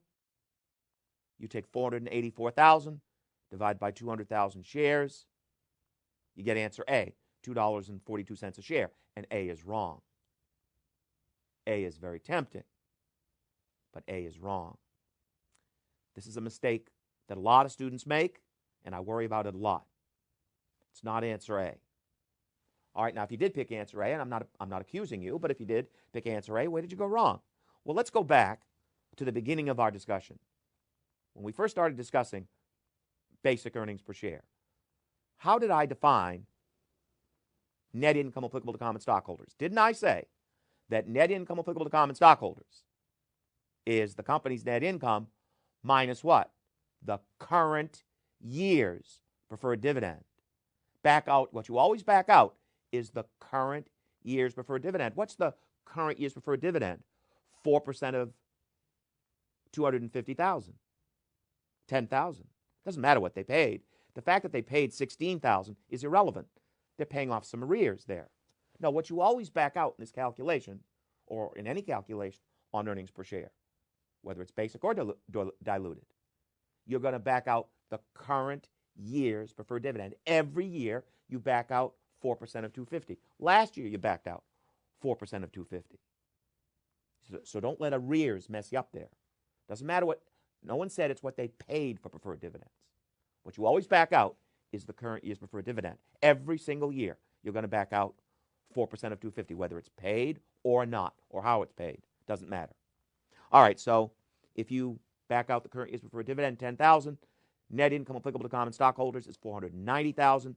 Divide by 200,000 weighted shares. Basic earnings per share is answer B, $2.45. It's a very important lesson to learn. Now, keep in mind that up to this point, all we've talked about is basic earnings per share. And essentially, we only use basic earnings per share when a corporation has a simple capital structure. Let me say that again. We only use basic earnings per share when a corporation has a simple capital structure. Now, what do I mean by a simple capital structure? I'm saying that it's a corporation that only has common shares outstanding. Only has common shares outstanding. Does not have any other securities outstanding that could become common shares.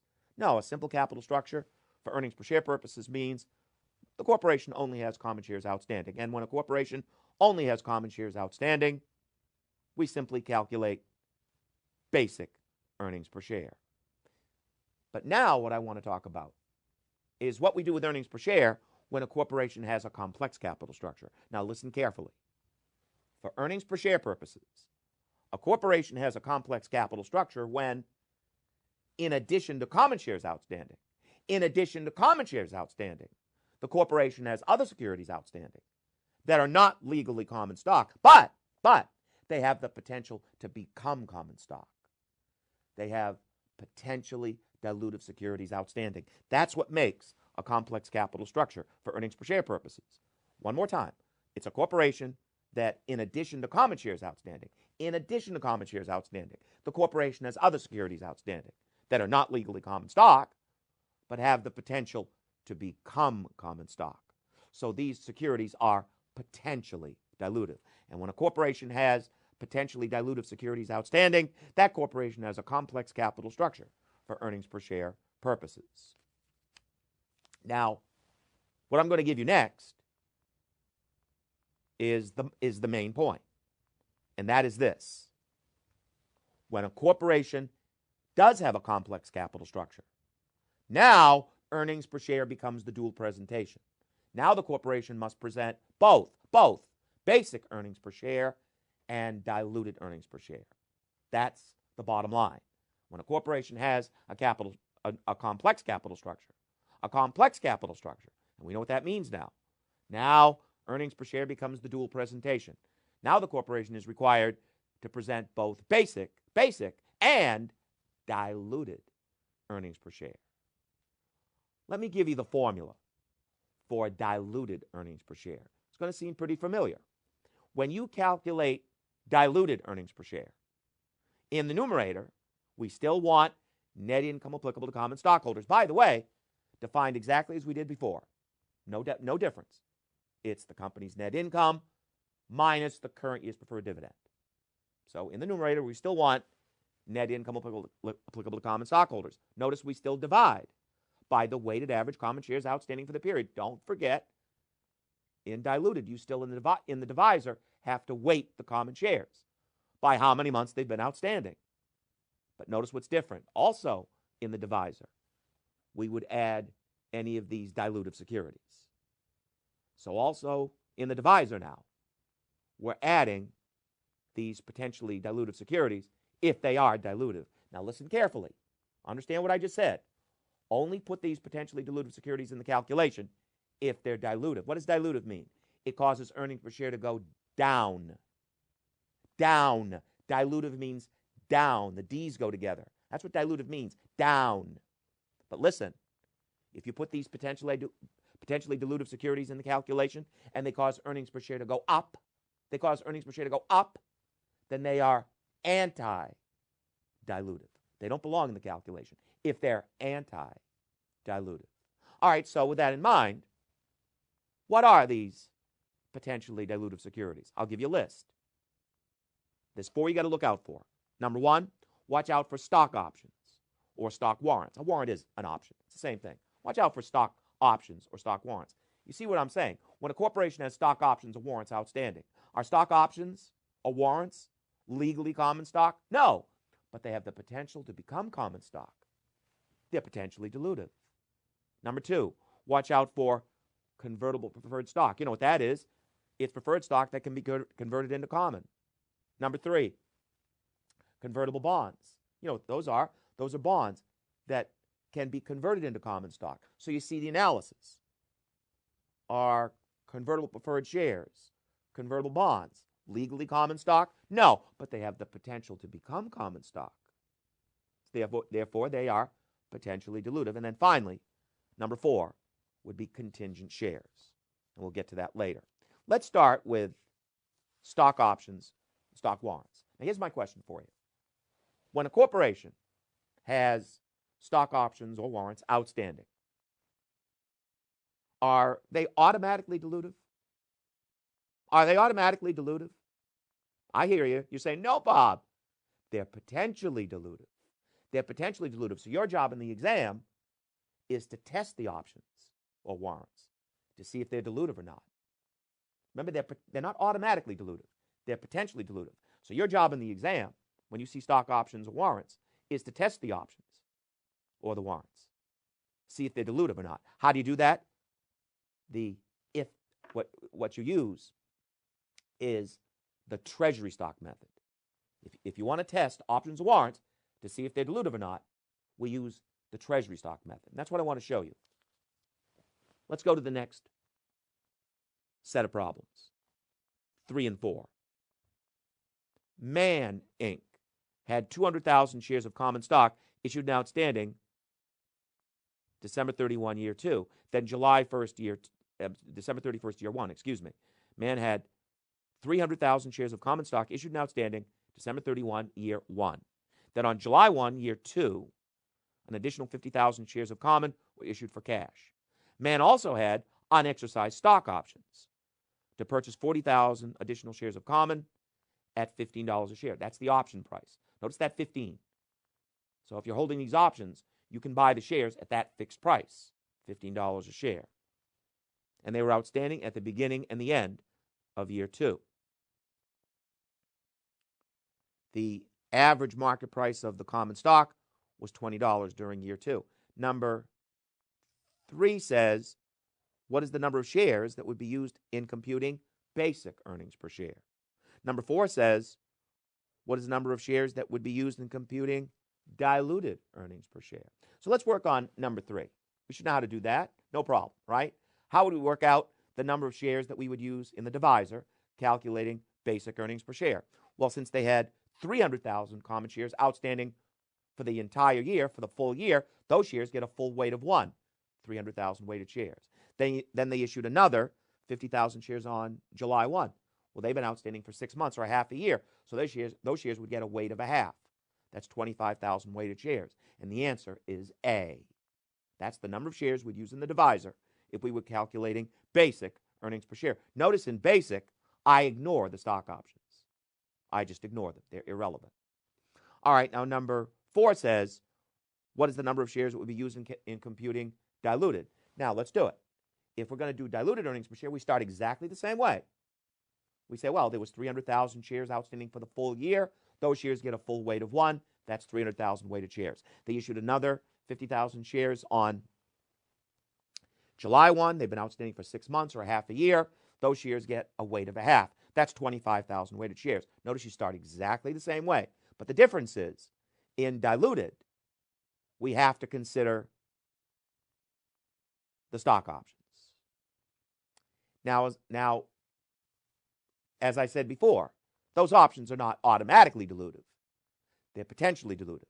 Our job in the exam is to test those options to see if they're dilutive or not. How do I do that? The treasury stock method. Now, with the treasury stock method, there's a long approach and there's a short approach. I'll just show you the shortcut. It's really fast. Here's a short way to do it. Notice the exercise price. As I pointed out before, $15 a share. People are holding these options can buy the stock for $15 a share. Then they said the average market price of the common stock for the period was $20 a share. Here's the quick way to do the treasury stock method. Take the average market price for the period, 20, minus the exercise price, 15. Again, I took the average market price for the period, 20, minus the exercise price, 15. That's 5 over the market price, 20. It's the average market price minus the exercise price over the market price. So I took the average market price, 20, minus the exercise price, 15. That's 5 over the average market price, 20. 5 over 20 is 1/4. 1/4 of those 40,000 options would be dilutive, or 10,000 dilutive shares. Add 10,000 dilutive shares to what we already had, 325. The answer is B. The number of shares you'd use in the divisor for diluted is 335,000. I'm adding another 10,000 dilutive shares. Now, make sure you know that shortcut. But a couple of points. Notice we use the average market price here in the treasury stock method. And I want you to know, when you're applying the treasury stock method, you always use the average market price for the period. Always. And I mention that because they could throw in the ending market price and mess a lot of people up. No. In the treasury stock method, we always use the average market price for the period. Another thing I want to make sure you notice.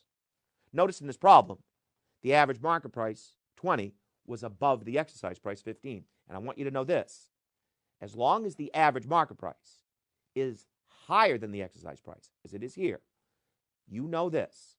As long as the average market price is higher than the exercise price, they're automatically dilutive. I just want you to know that little shortcut. If the average market price is above the exercise price, you know those options are automatically dilutive. Go through the calculation. But if the average market price is below the exercise price, and they might do that. If the average market price is below the exercise price, those options are anti-dilutive. Ignore them. So you should be aware of that. If the average market price is below the exercise price, those options are anti-dilutive. Just go right by them. All right, so if you see stock options or warrants, remember warrants are just options. If you see stock options in the exam, you use the treasury stock method to see if they're dilutive or not.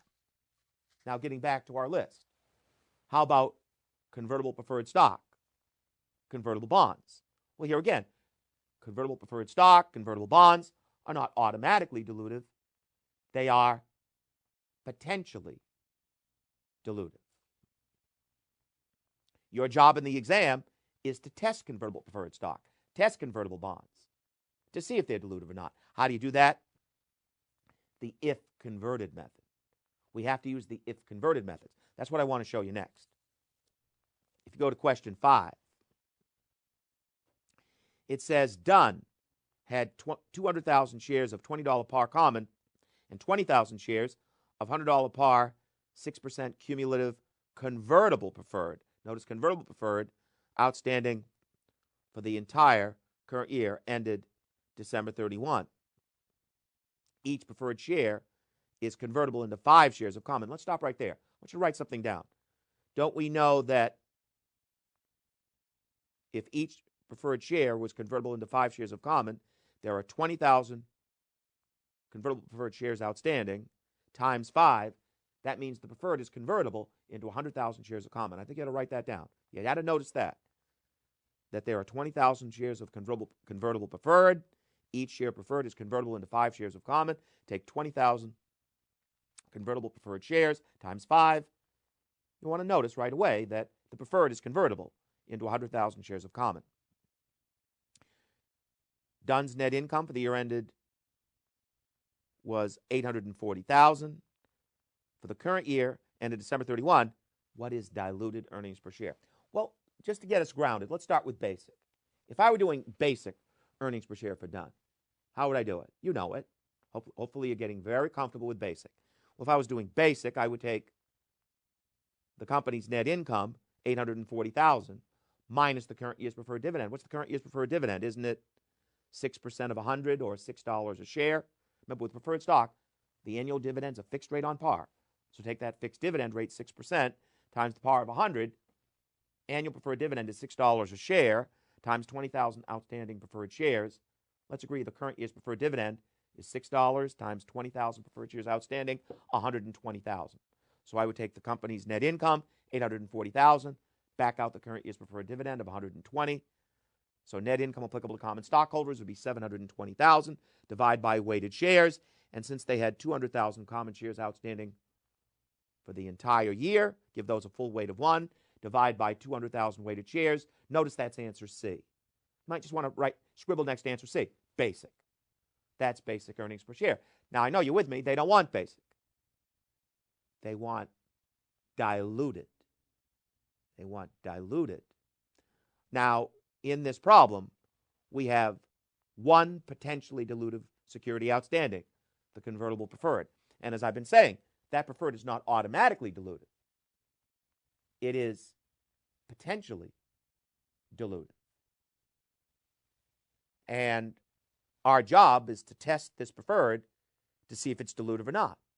And the way we do that is with the if converted method. Here we go. Under the if converted method, we just assume that the preferred was converted into common at the earliest possible point. Again, under the if converted method, we just assume the preferred was converted into common at the earliest possible point. That would be January 1 because it was outstanding all year. But you just make an assumption. The preferred was converted into common at the earliest possible point. That would be January 1 here.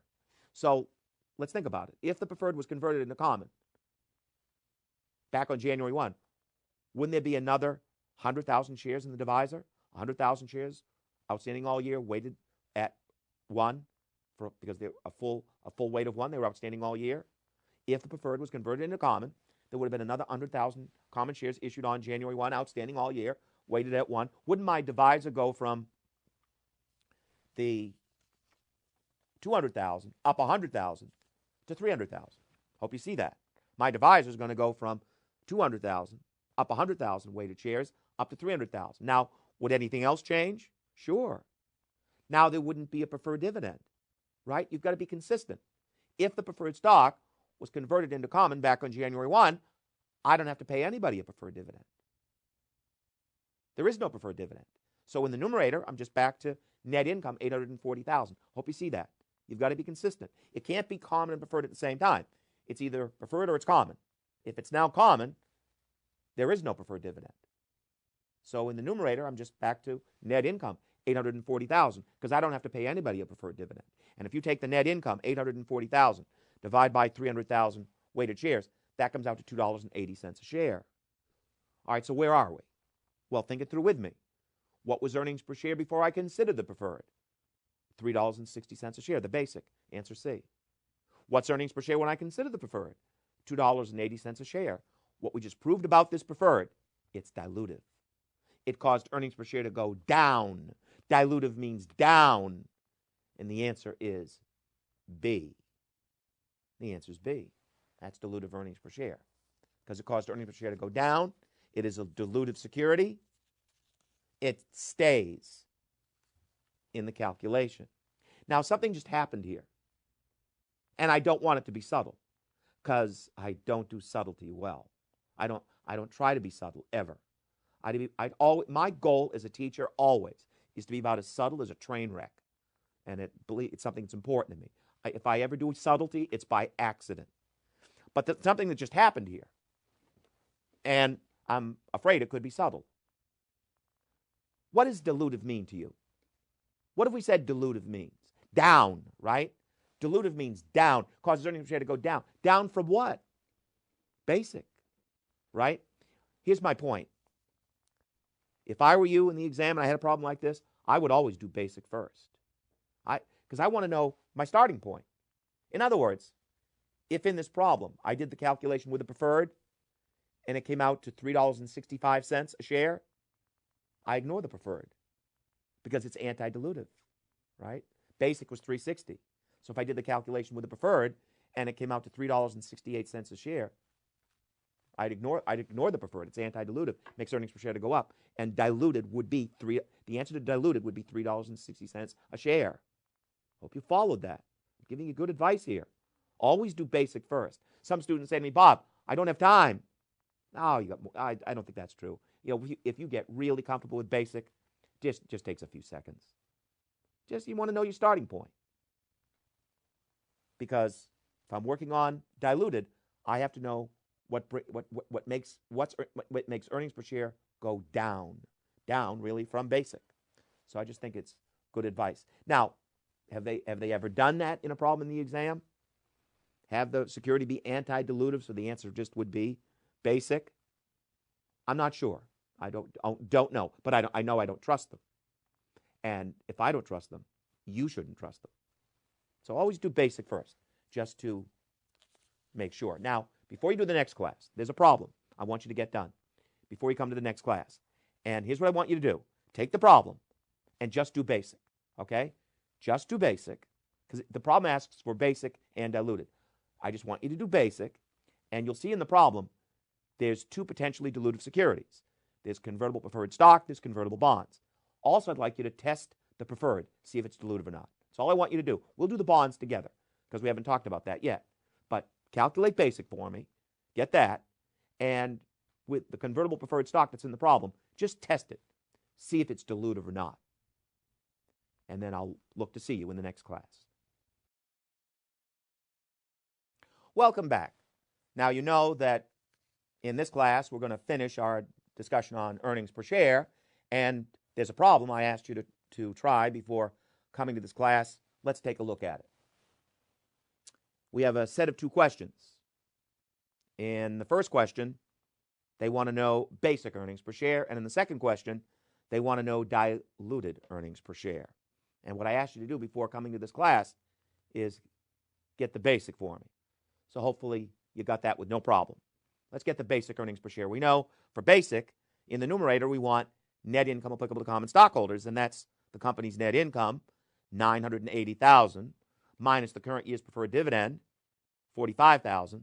I think we can agree that net income applicable to common stockholders is $935,000. Now we divide by weighted shares. And since they had 90,000 common shares outstanding for the entire year, those shares get a full weight of 1.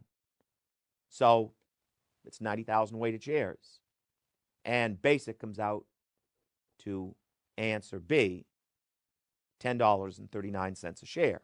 Notice in basic, we don't even consider the convertible preferred, the convertible bonds. They're ignored. And it's simply $10.39. Now, before we move on to diluted, notice that all through our classes on this topic, all we've worked on is earnings per share. Earnings per share. Let's just say a couple of words about what you're doing if it's a loss per share. There's a couple of tricky things. If a company's reporting a loss per share, for example, in this problem, if they were doing a loss per share, well, don't forget, if it's a loss per share, if the loss was $980,000, not income, it was a net loss of $980,000, the current year's preferred dividend would be added to the loss. I hope you follow that. If the company has a net loss for the year and you're doing loss per common share, the preferred dividend, $45,000, would be added to the loss because the preferred dividend is bad for the common shareholder. Makes the situation worse for the common shareholders. So that gets added to the loss. Now, how about the divisor for a loss per share? What do we do with potentially dilutive securities? Ignore them. Ignore them. Now, why? Why are all potentially dilutive securities ignored with a loss per share? Because if I put more shares in the divisor, loss per share shrinks. It improves the picture, makes things look better. Does that make sense? If I put more shares in the divisor with potentially dilutive securities, then loss per share would go down. That makes things look better. In other words, potentially dilutive securities are anti-dilutive to a loss per share, aren't they? Potentially dilutive securities are anti-dilutive to a loss per share. Ignore them, just in case it comes up. All right, now in the second question, they want to know, all right, what's diluted earnings per share? And I'm sure you noticed that in this problem, we have two potentially dilutive securities. We have convertible preferred stock, we have convertible bonds. And I asked you to test the preferred, see if it's dilutive or not. So let's do that. Let's test the preferred. Hope you did this. Notice the preferred is convertible into 30,000 shares of common. And the way we test convertible preferred, convertible bonds, is with the if converted method. So let's do it. Under the if converted method, we'll just assume the preferred was converted to common at the earliest possible point. And that would be January 1 because it was outstanding all year. If the preferred was converted into common at the earliest possible point, be January 1, it was outstanding all year, wouldn't there be another 30,000 shares in the divisor weighted at 1? Because they would be outstanding for the full year, given a full weight of 1. So would my divisor go from 90,000, the divisor I used in basic, wouldn't it go up 30,000 to 120,000? Hope that makes sense to you. There'd be another 30,000 shares in the divisor. So the divisor that I used for basic, 90,000, would go up 30,000 to 120,000. Would anything else change? Sure. Now there's no preferred dividend to pay anybody. It can't be common and preferred at the same time. It's either common or it's preferred. If the preferred was converted into common back on January 1, I don't have to pay anybody a preferred dividend. So in the numerator, I just have net income, 980,000. And if you take 980,000, divide by 120,000 weighted shares, it comes out to $8.17 a share. So you know my thought process. What was earnings per share before I considered the preferred? $10.39 a share. What's earnings per share when I factor in the preferred? $8.17 a share. What we just proved about that preferred, it's dilutive. It's dilutive, isn't it? It caused earnings per share to go down. So it would stay in the calculation. The preferred stock is dilutive, it stays in the calculation. Now, our job now is to test the convertible bonds, see if they're dilutive or not. And I want to make sure you understand something. My new measuring point now is $8.17 a share, not $10.39 a share. In other words, once I have tested that preferred and it is dilutive, I'm going to test the bonds to see if they bring me below $8.17 a share, not below $10.39. Hope that makes sense to you. My new marking point now is $8.17 a share. I'm going to test those bonds to see if they bring me below $8.17, not below $10.39. Does it matter what order you do the securities? It shouldn't. I would always just do them in the order they're listed. Just do them in the order they're listed. It should work out fine. It shouldn't really matter the order you test them. But now I want to test the bonds to see if they bring me below $8.17 a share, see if they're dilutive or not. Paint even a worse picture. It's all about conservatism, isn't it? That's what diluted earnings per share is all about, conservatism. We want to show shareholders how bad it could get. How bad could it get? Let's do the if converted method. Under the if converted method, we're just going to assume that the bonds were converted into stock at the earliest possible point. Now, that would be January 1 because they were outstanding all year. So you know where I'm going with this. If the bonds were converted into stock back on January 1, wouldn't there be another 20,000 shares in the divisor? Wouldn't my divisor go from the 120,000 I used with the preferred up 20,000 to 140,000? There'd be another 20,000 weighted shares in the divisor. My divisor would go from 120,000, where I left off, up to 140,000. I hope that makes sense to you. Would anything else change? Sure. If the bonds were converted into stock back on January 1, I don't have to pay any bond interest, right? It can't be bonds and stock at the same time. You've got to be consistent. If the bonds were now converted into stock, I don't have to pay the bondholders any interest. So what I have to do is add the interest back to the net income. And I add it back net of tax because interest is deductible for tax purposes. Notice the tax rate here is 40%. So let's work it out. I'm going to take the interest rate on the bonds, 10%, times the million. The bonds pay $100,000 of interest. Since they have a 40% tax rate, I add back 60% of the interest. That's always a function of 100. If it's a 35% tax rate, add back 65% of the interest. If it's a 30% tax rate, add back 70% of the interest. It's always a function of 100. So since it's a 40% tax rate, add back 60% of the interest, or 60,000. If I add 60,000 back to the net income, 980. Net income now becomes 1,040,000. Divide by 140,000 shares, that comes out to $7.43 a share. You know what I'm going to ask you. What was earnings per share before I considered the bonds? $8.17 a share. What's earnings per share when I consider the bonds? $7.43 a share. What we just proved about those bonds, they're dilutive. They caused earnings per share to go down. They stay in the calculation. And the answer to the second question is D. Now, there is something else I've been saying that might be subtle. And I never want to be subtle. Never want to be subtle. But it might be. Might be. Maybe it wasn't, but it might be. So let me double check. Haven't I been saying time and again, assume the bonds are converted to stock at the earliest possible point. Assume the preferred is converted into common at the earliest possible point. At the earliest possible point. So I want to make sure you understand what that means. Let's say these convertible bonds had been issued on July 1st. When's the earliest they could have been converted? July 1st. So the extra 20,000 shares in the divisor would have to be weighted at a half. Careful, right? You assume the bonds are converted into stock at the earliest possible point. If the bonds were actually issued on July 1st, the earliest they could have been converted is July 1st. So those 10,000 additional shares, those 20,000 additional shares would have to be weighted at a half and become 10,000 weighted shares. And don't forget, in the numerator, only add back a half a year's interest, right? At the earliest possible point. Now, there is one more. Oh, maybe I should mention the earlier problem we did on the stock options when we did the if converted method. And we took the average market price, 20, minus the exercise price, 15. That was 5 over 20.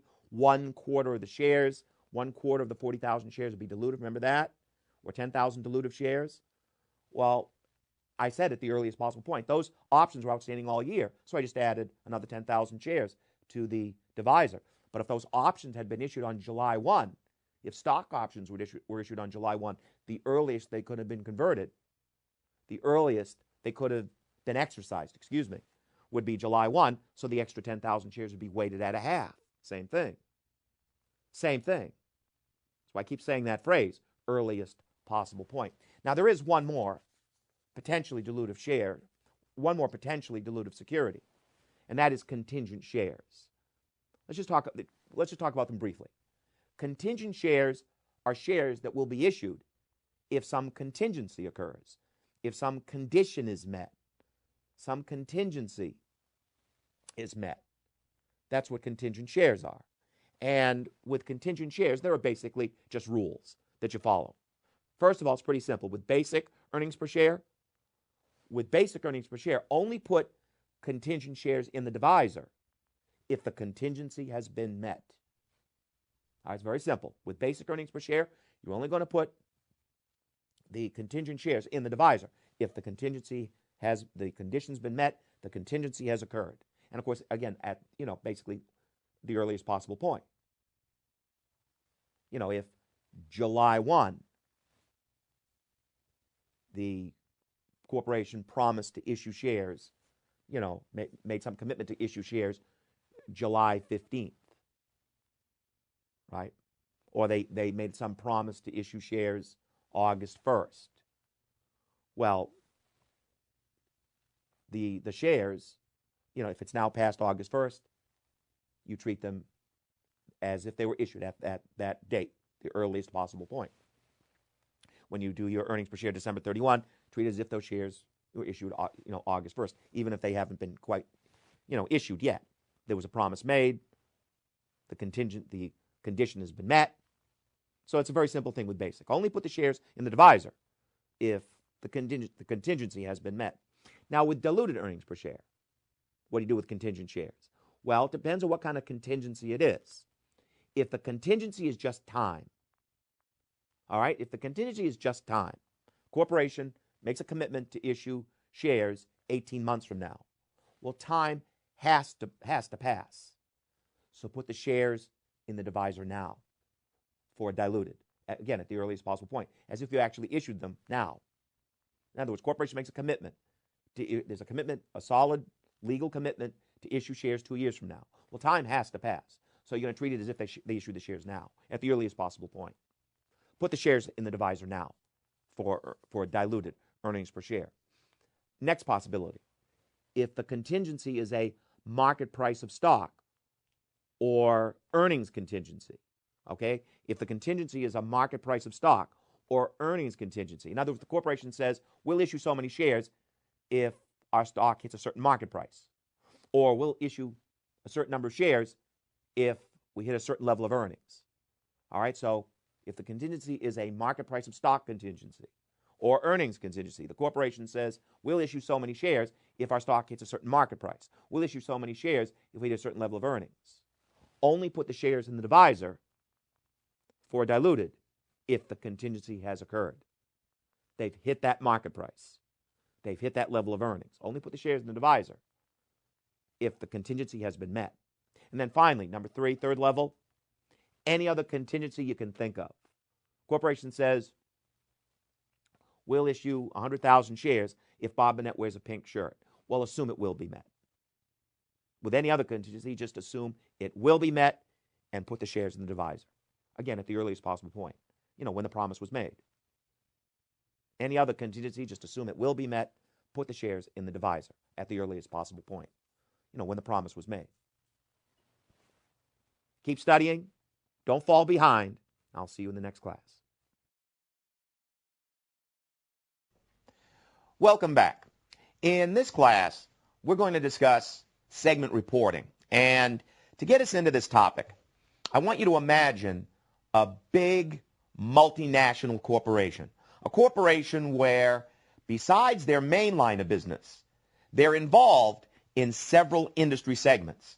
This corporation has activities in pharmaceuticals, toy manufacturing, agriculture, software development. So it's a corporation that has several operating segments. And what is required is that a corporation like this disclose information about operating segments. Now, the first thing that comes up in the exam is this. How do you identify the operating segments? What is an operating segment? Well, an operating segment is a segment of your business with its own assets, its own customers, its own results of operations, and those results of operations are reported to a decision maker.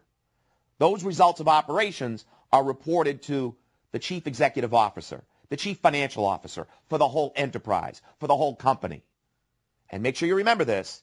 That's called the management approach of identifying operating segments. The idea that the results of operations of an operating segment must be reported to a decision maker, the chief executive officer, the chief financial officer of the whole company. Again, that's called the management approach of identifying your operating segments. Now, since a corporation like this is required to disclose information about operating segments, what do they have to disclose? Well, they have to disclose assets by segment, sales by segment, results of operations by segment. So again, they have to disclose assets by segment, sales by segment, results of operations by segment. They are not required to disclose liabilities by segment. That's not required. They're not required to disclose cash flows by segment. That's not required. Another point, they must also disclose a reconciliation. They have to disclose a reconciliation where the company reconciles from all the profits and losses from their operating segments back to the profit or loss for the company as a whole. So they have to also disclose that reconciliation where the company reconciles from the profits and losses from all their operating segments back to the profit or loss for the company as a whole. Another point, a company like this has to disclose information about operating segments in both annual statements and interim statements, quarterly statements. So it's required for both. You have to disclose information about operating segments, not only in annual statements, but also interim statements, quarterly statements. Now, there's one more thing the exam loves to get into with this. Let's say that a company starts to dabble in software development. They just start kind of dabbling in software development.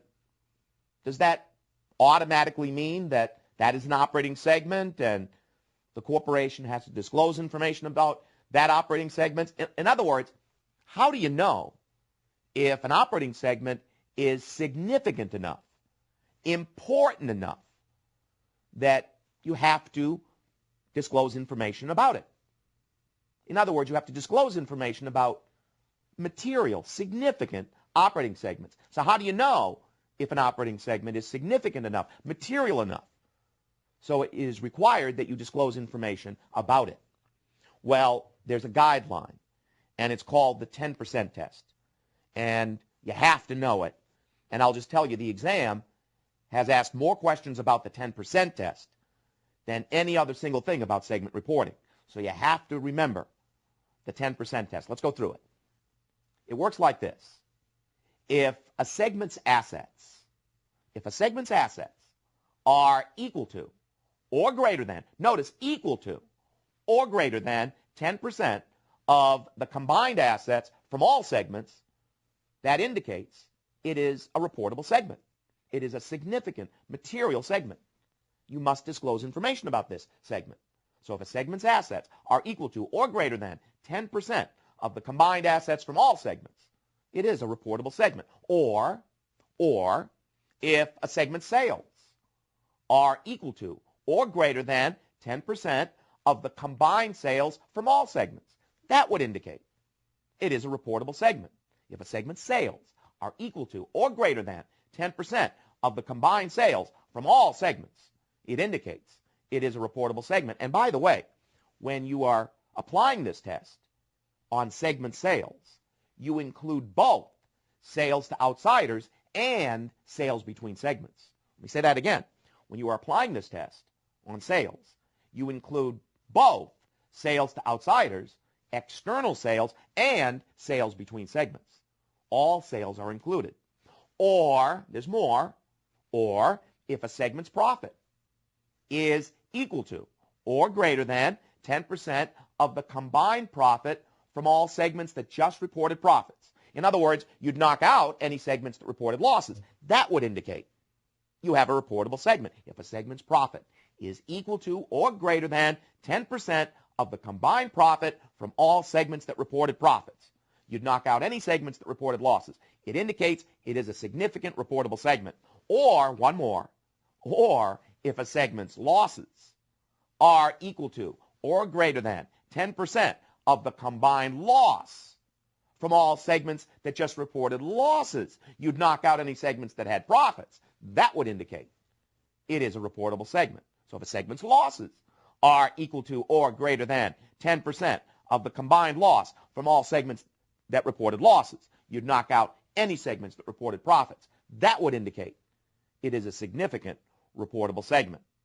You have to know that 10% test, and I know you're in the mood for the 75% sufficiency test. Now let's be careful here. Don't lose me now. What comes first? The 10% test, right? That 10% test, that's a guideline to help you identify all your reportable segments. Well, they want you to identify reportable segments so that your operating segments make up at least 75% of your sales to outsiders. In other words, you use that 10% test, and you want to keep identifying operating segments until operating segments make up at least 75% of your sales to outsiders. So you keep identifying operating segments until you've identified segments that make up at least 75% of your sales to outsiders. In other words, now you're not looking at inter-segment sales, just sales to outsiders.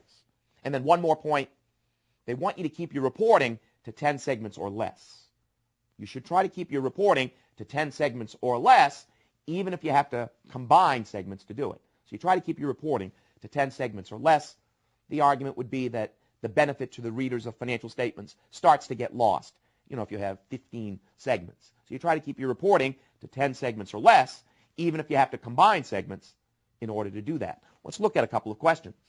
Number one, which of the following should be disclosed for each reportable operating segment? Do you have to report profit or loss by operating segment? Yes.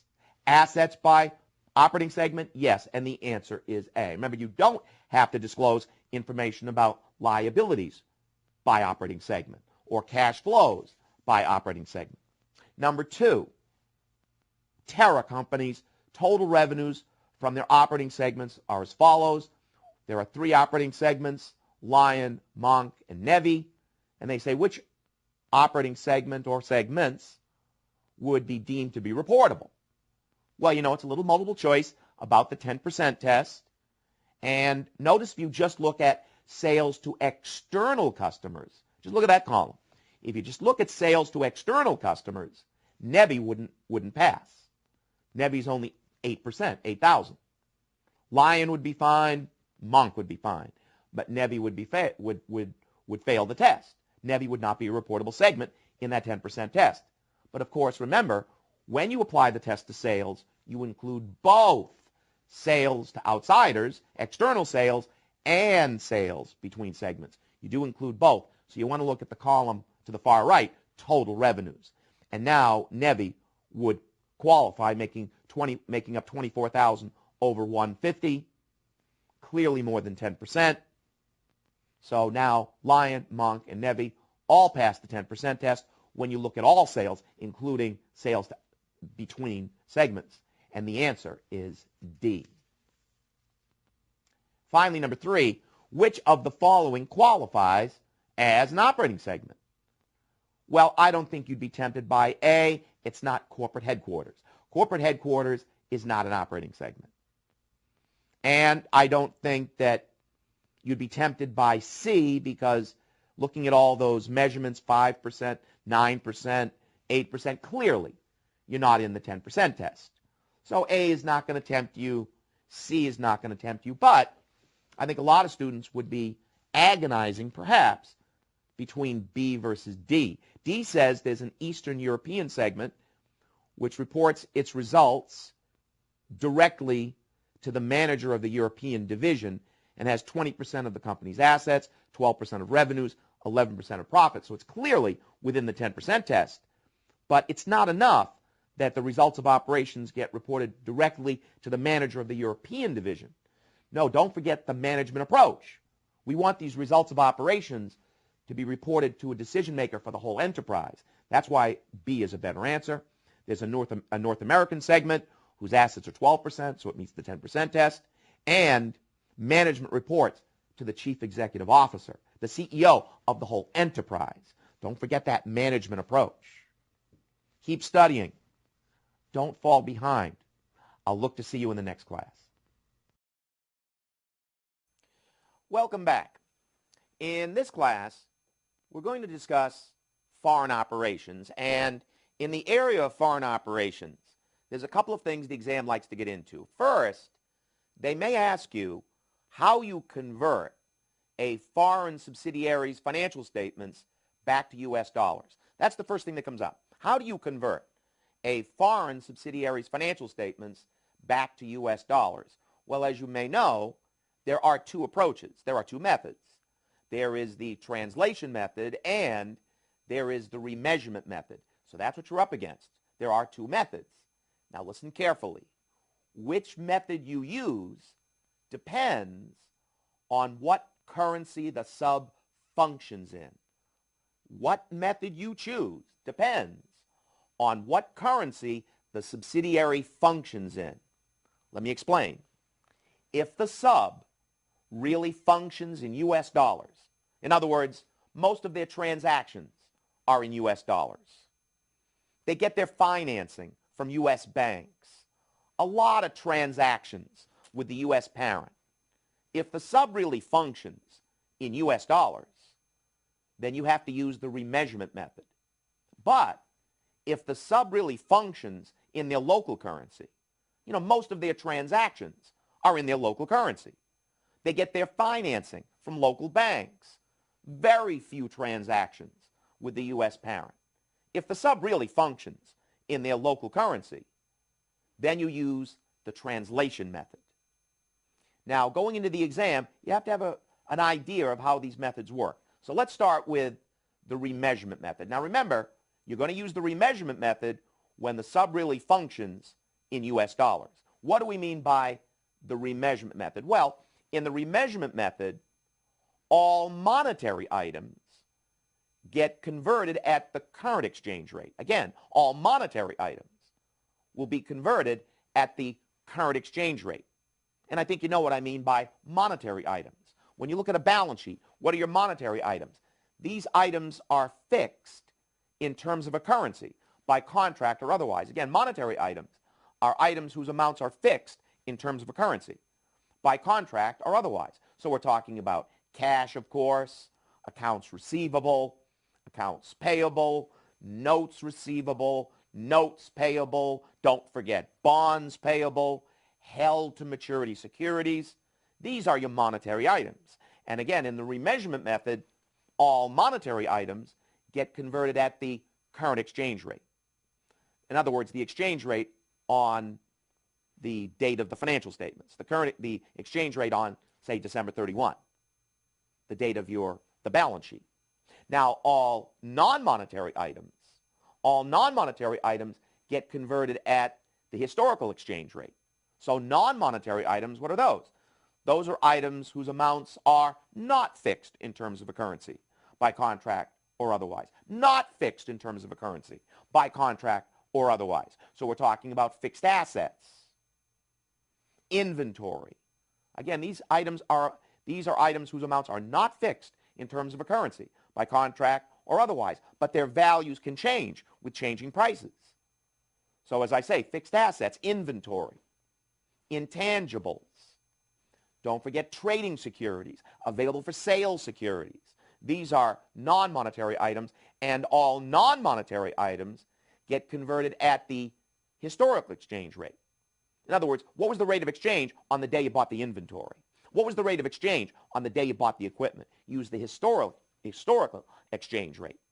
Now, how about the income statement? How about revenues, expenses? Well, on the income statement, revenues and expenses get converted at the weighted average exchange rate for the period.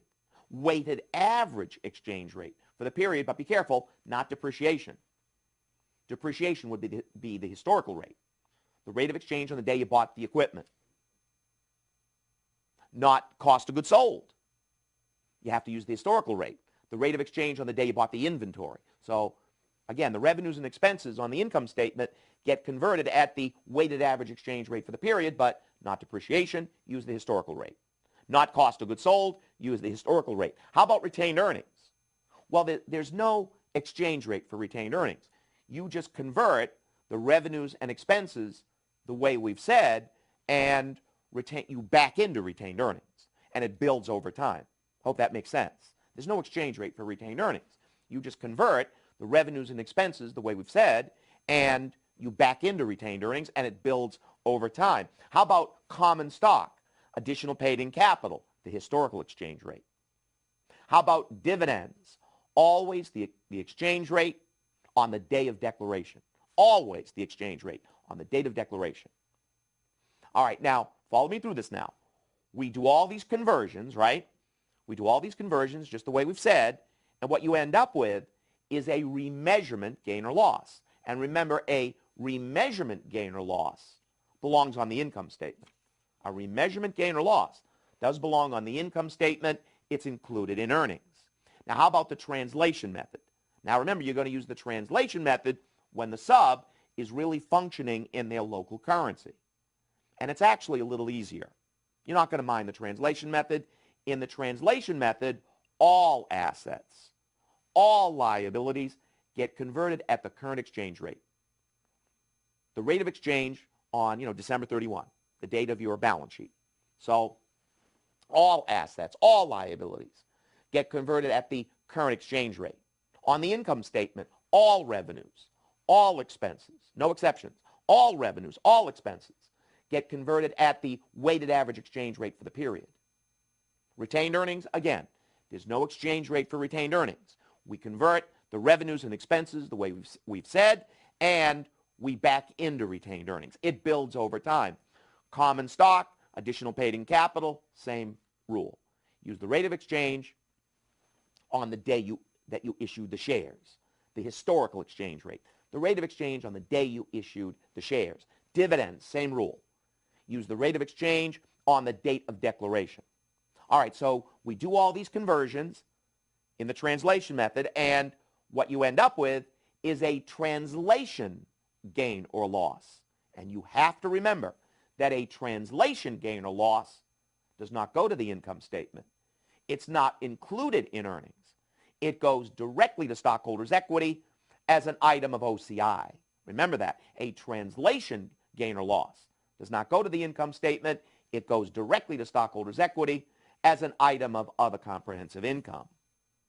Now, there's one more thing they do get into, and that is, how do you handle transactions that are denominated in a foreign currency? You have to know how to deal with this as well. Before we get into that side of this class, why don't we just do a couple of questions? Look at number one. Number one says, a foreign subsidiary's functional currency is its local currency. Stop right there. What method? Translation method. You have to know that. If they're functioning in their local currency, it's the translation method. And you know what the translation method means. On the income statement, all revenues, all expenses are converted using the weighted average exchange rate for the period. So when they ask us, the weighted average exchange rate for the current year would be the appropriate exchange rate for sales to customers? Yes. Wage expense? Yes. The answer is yes. Yes. Answer B. Because in the translation method, all revenues, all expenses get converted at the weighted average exchange rate for the period. Number two, certain balance sheet accounts of a foreign subsidiary of Rowan Inc. have been translated into U.S. dollars as follows. We're talking about a note receivable that's long-term, prepaid rent, a patent. We know translated at the current exchange rate, all of that would add up to $475,000. At historical rates, $450,000. The sub's functional currency is the currency of the country in which it is located. That's the key to the question. If they're functioning in their local currency, you have to use the translation method. And in the translation method, all assets, all liabilities get converted at the current exchange rate. So just look at the current column, adds up to $475,000, and the answer is C. Now, as I started to say, the other thing the exam does get into is how to handle transactions that are denominated in a foreign currency. Let's look at question number 3. On September 22nd, year 4, Yumi Corporation purchased merchandise from an unaffiliated foreign company for 10,000 units of the foreign company's local currency. Let's say it's a euro. On that date, the spot rate was 55 cents. I think entries always help here. So what entry was made on September 22nd, year 4? When the company goes out and purchases merchandise for 10,000 euros, and euros are trading for 55 cents each, they're going to debit purchases for 10,000 euros times 55 cents, 5,500, and credit accounts payable, 5,500. Then they go on to say, Yumi paid the bill in full March 20th, year 5, when the spot rate was 65 cents per euro. The spot rate was 70 cents per euro, December 31, year 4. And they say at the bottom, what would Yumi report as a foreign currency transaction loss in its income statement for year 4? Well, let's go to December 31, year 4. When Yumi gets to December 31, year 4, now euros are trading for 70 cents each on December 31, year 4. Now euros are trading for 70 cents each. Aren't euros now 15 cents more expensive? So you have to adjust your payable. You're going to have to take 15 cents times 10,000 euros. You're going to have to show a transaction loss, debit a transaction loss of 1,500 and credit accounts payable 1,500. You're going to bring your accounts payable from 5,500 up to 7,000 because now euros at December 31, year 4 are trading for 70 cents each. And notice I have to take a transaction loss of 1,500, and that loss would go to the income statement, and that's why the answer is D. Now, I want to make sure you notice something. Listen very carefully. Notice a transaction gain or loss belongs on the income statement, not a translation gain or loss. Be very careful with that language. A translation gain or loss does not go to the income statement. It goes directly to stockholders' equity as an item of OCI, but a transaction gain or loss belongs on the income statement. Be very careful. Translation gains and losses go directly to stockholders' equity as an item of OCI, but transaction gains and losses belong on the income statement. Be careful. All right, let's just carry this through. What happens when they pay the bill on March 20th, year 5? Well, on March 20th, year 5, we're going to debit accounts payable 7,000, right? The payable started at 5,500, but at year end, December 31, year 4, we adjusted it by 1,500 up to 7,000. So on March 20th, year 5, when we pay the bill, we're going to debit accounts payable 7,000. But on March 20th, year 5, what are euros trading for? Now they're trading for 65 cents each. So I can go out and buy 10,000 euros for 65 cents each. I'm going to credit cash 6,500. And notice in year 5, I have a transaction gain of 500. So credit transaction gain 500. And again, that gain would go to the income statement for year 5 because transaction gains and losses belong on the income statement, not translation gains and losses. Always be careful with that language. Keep studying. I'll look to see you in the next class. Welcome back. In this class, we're going to discuss how to calculate a corporation's liability for taxes. And I think you know that when you go to calculate a corporation's liability for taxes, the basic problem is that there are differences. There are differences between the income that the company has reported on their income statement, what the exam calls the book income, and the income that the corporation has reported on their tax return, taxable income. Now, these differences between what's on the income statement and what's on the tax return fall into two categories. It's either going to be a temporary difference or it's going to be a permanent difference. That's all there is. It's either going to be temporary differences or permanent differences. Now, we're going to begin with temporary differences. Now, the first thing we want to get down, what causes temporary differences? Let's be clear on this. What causes all temporary differences, all of them, is this situation. A company is using one method of accounting on their books, but another method of accounting on their tax return. And that's what causes all temporary differences. Anytime a company is using one method of accounting on their books and another method of accounting on their tax return, that's what causes all temporary differences. Now stay with me. When a company is using one method of accounting on their books and another method of accounting on their tax return, that results in two types of temporary differences. So I want you to know there's only two types. Let's go over them. Type 1. Type 1 would be this. There are revenue or expense items that belong on the income statement now. GAAP says you must report these items now, but they won't be on your tax return till later. That's type 1. And type 2, I know you're ahead of me. Could be the opposite. There are revenue and expense items that belong on the tax return now.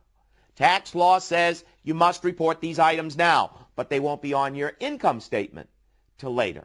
So those are the only two types that exist. Revenue and expense items that belong on the income statement now won't be on the tax return till later, or the opposite. Revenue and expense items that belong on the tax return now won't be on the income statement until later. Now, what I want to get into next are some examples of each type.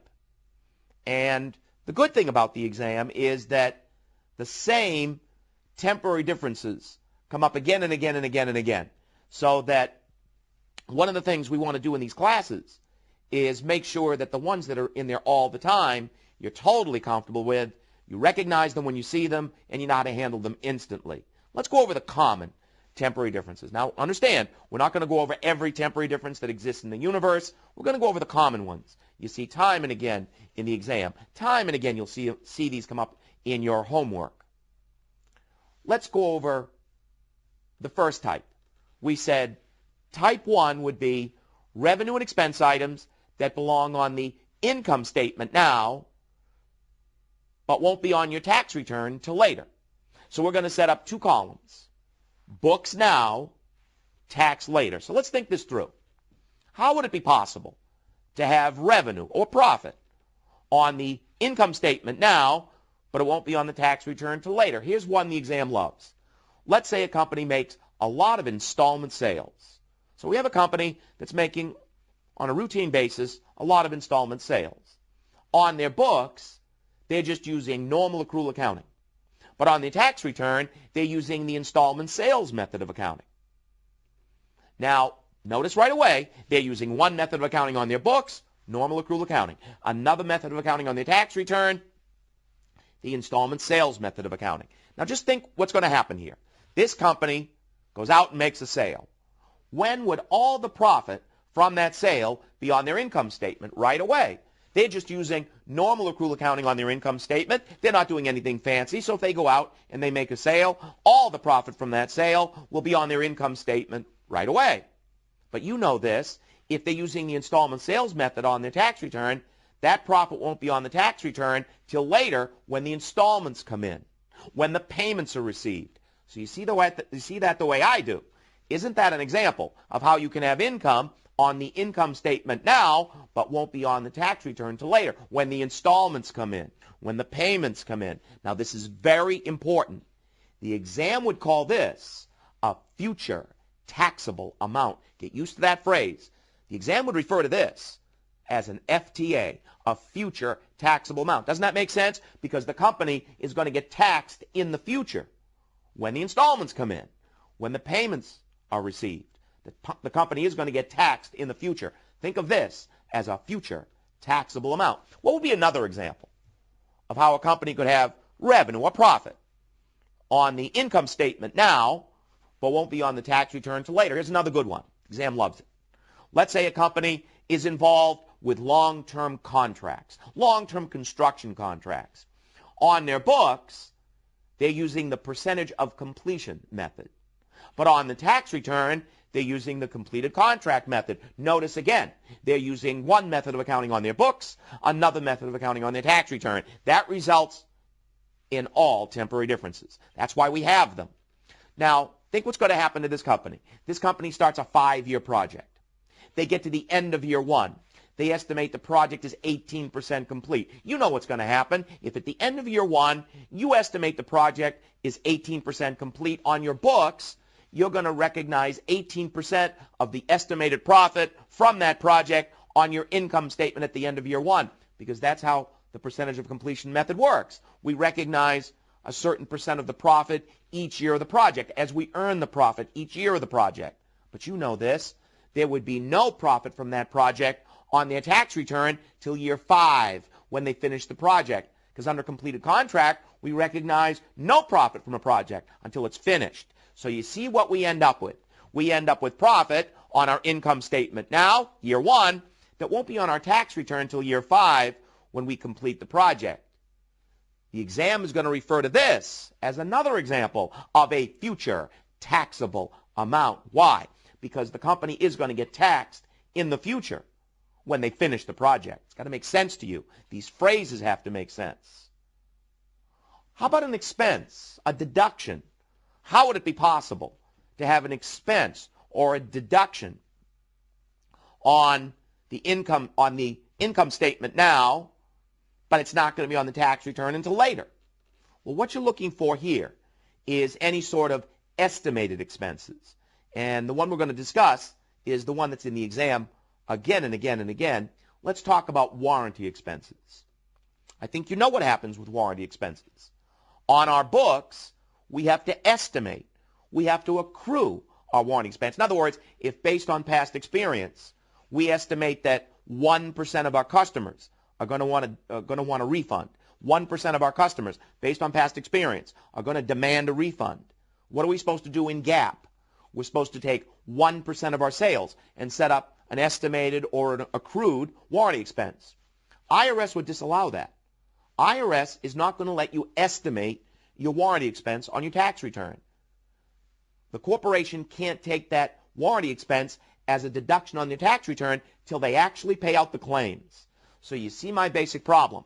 Don't I end up with an expense, a deduction, on my income statement now? GAAP makes me accrue it. GAAP makes me estimate it. I have no choice. But it won't be on my tax return till later when I pay out the claims. Now be careful. The exam would call this a future deductible amount. Why is this a future deductible amount? Because isn't this a deduction that we can take on our tax return in the future when we pay out the claims? This is not a future taxable amount. This is a future deductible amount, because this is a deduction we can take on our tax return in the future when we pay out the claims. Let me say something that is probably becoming pretty obvious already. Let me just say this to you. If you go in that exam and you know whether you're dealing with a future deductible amount or a future taxable amount, this isn't going to be bad at all. That's why I want to spend so much time on that. Because once you get that down, once you're in that exam and you know, oh, that's a future deductible amount, oh, that's a future taxable amount, as I say, this isn't going to bother you a bit. Let's go to type 2. What's the second type of temporary difference? Well, it's the opposite, right? There are revenue and expense items that belong on the tax return now. Tax law says you must report these items now, but they won't be on your income statement until later. So let's get into revenue or profit. How would it be possible to have revenue or profit on the tax return now? It's not going to be on the income statement until later. Now, what you're looking for here is anything collected in advance. And the one we're going to put in our schedule is the one the exam likes the most, and that is rental income. Now, you know what's going to happen for rental income. On our tax return, it's going to get on the tax return as it's collected. It's not going to get on our books till we earn it. So think what happens here. Let's say I'm the landlord, you're my tenant. You rent out my warehouse. You give me a check that's meant to cover 5 years rent in advance. You know what's going to happen.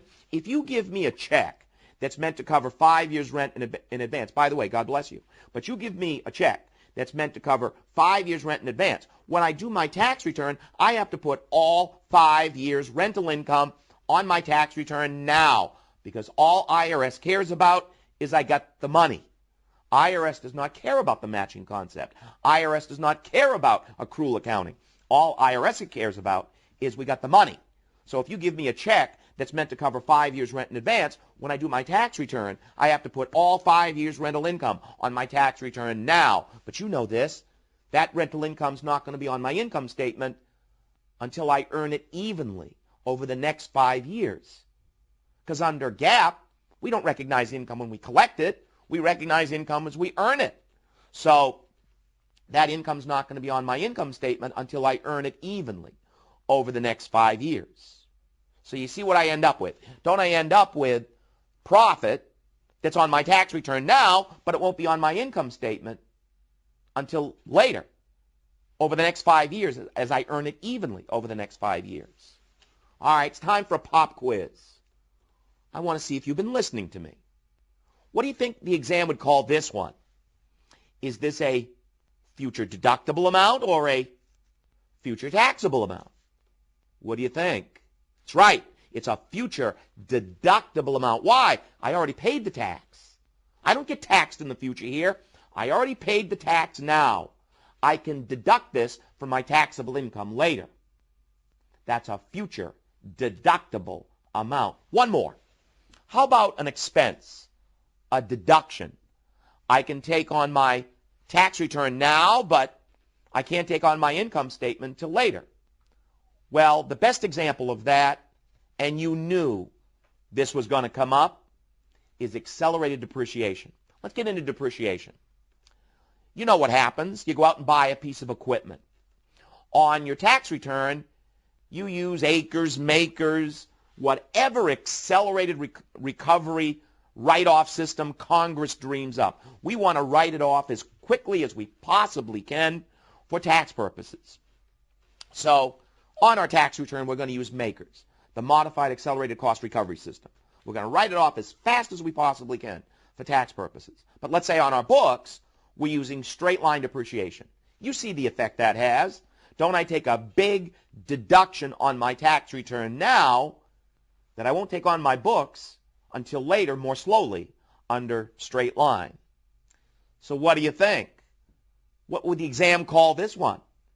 Is this a future deductible amount or a future taxable amount? This is a future taxable amount. I already took a big deduction on my tax return. This is not a deduction I can take in the future. It's got to make sense to you.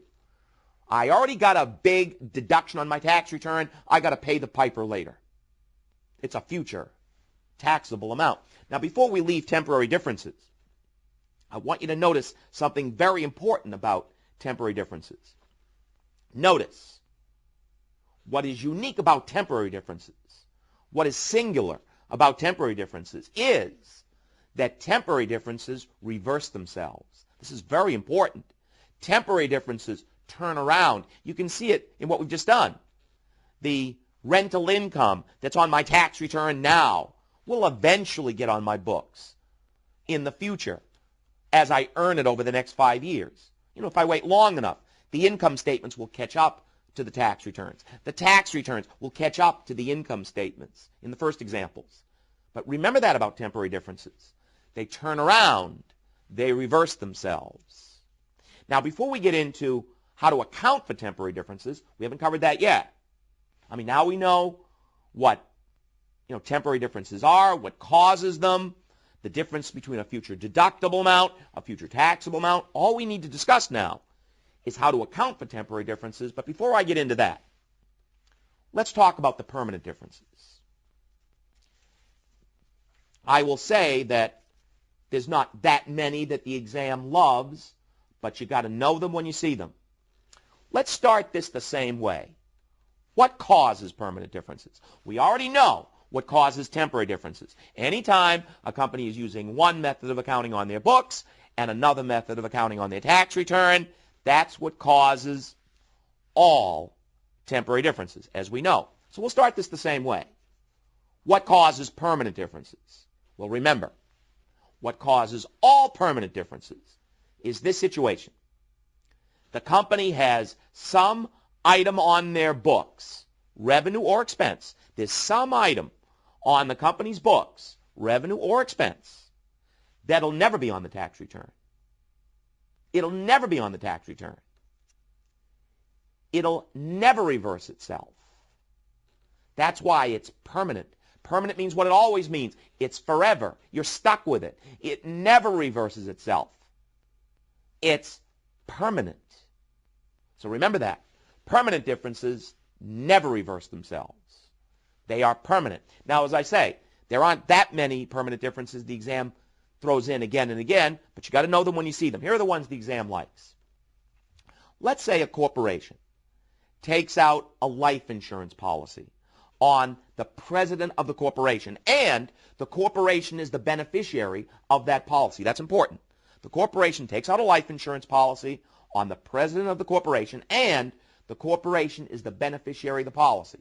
Now, you know what's going to happen. The corporation's going to pay premiums on that policy. The corporation is the beneficiary of the policy. It's what they call a key person policy. So the corporation's going to pay premiums on that policy. What do you think? Will those premium expenses be on the company's income statement? Of course. Why? Because they incurred them. It's all GAAP cares about. Those are expenses that were incurred. Will IRS let you take those premium expenses as a deduction on the corporate tax return? No. IRS will disallow that. If the corporation is the beneficiary of the policy, if it's a key person policy, IRS will disallow that. So you see my problem. Don't I have an expense on my income statement? I have to report it. I incurred it. GAAP makes me report it. But it'll never be on my tax return. That's never going to reverse itself.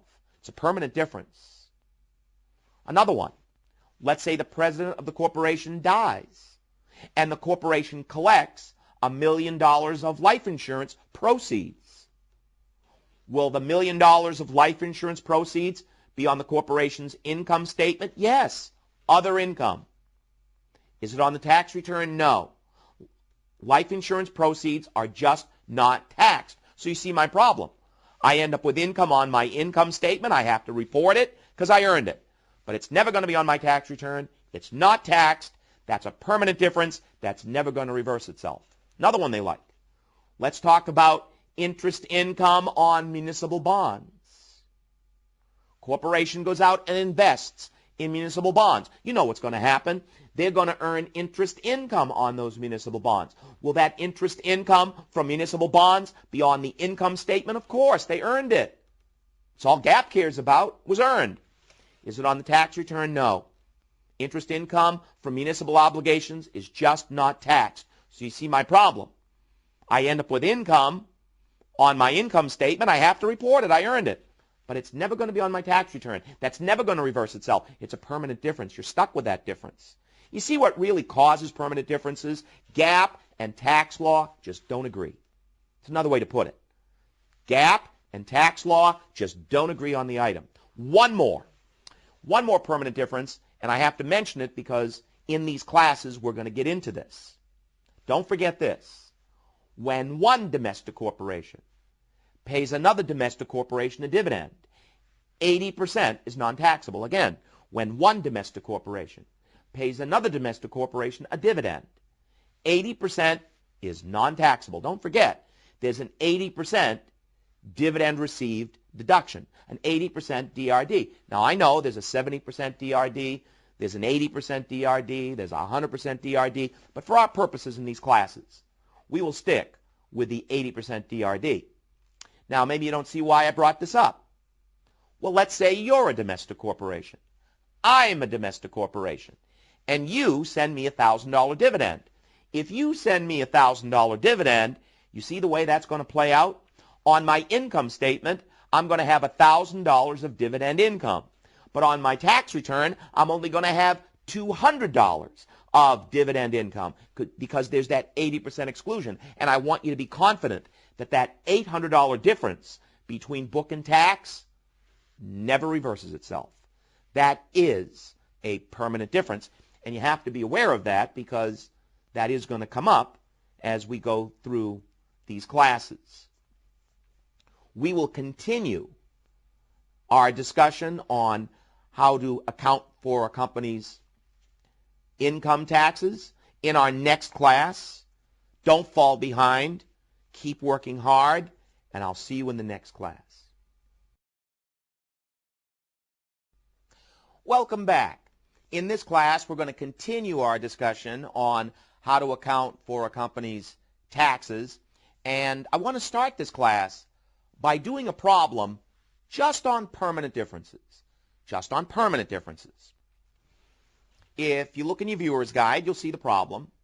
Notice we have a corporation, and the income on the books is $150,000, and the income on the tax return is $150,000 before we put in the permanent differences. So notice, down to this point, book and tax agree. Income on the books is $150,000, income on the tax return is $150,000, but again, that's before we put in the permanent differences. Let's put in the permanent differences. This corporation paid $18,000 in premium expenses on key person policies. So you know the way that plays out. They have to put the $18,000 premium expense on their income statement, on their books, because they incurred it. But IRS would disallow it. Notice there's nothing on the tax return. They would disallow it because if it's a key person policy, if the corporation is the beneficiary of the policy, IRS is not going to allow you to take that as a deduction on the corporate tax return. Next, this company earned $30,000 of interest income from municipal bonds. And you know the way that plays out, you've got to put the $30,000 of interest income on the books because it's earned. That's all GAAP cares about. But there's nothing on the tax return because interest income from municipal obligations is simply not taxed. Next, this company received a $10,000 dividend from a domestic corporation. So naturally, there's $10,000 of dividend income on the income statement, but notice there's only $2,000 of dividend income on the tax return because we have that 80% DRD, that 80% dividend received deduction. 80% is just not taxed. So if we add it up, here's the situation. This company's income on the books, under GAAP, under generally accepted accounting principles, their income on the income statement is $172,000. But on the tax return, their taxable income is only $152,000. Together, let's put down the journal entry to record tax for this company because that's what's so important for you as a student, making sure you know the entry to record taxes. It's really what these classes are about, to make sure that you know the entries for taxes. Because if you can get the entries down for taxes, you're going to be strong on this. So what would be the entry to record tax for this company? Well, I have some advice for you. Anytime you're putting down the entry to record tax for corporation, I think you should always start with something that the exam can't change, they can't play around with, and that is what you owe the government. What you owe the government, your current federal tax liability, is always based on taxable income, always.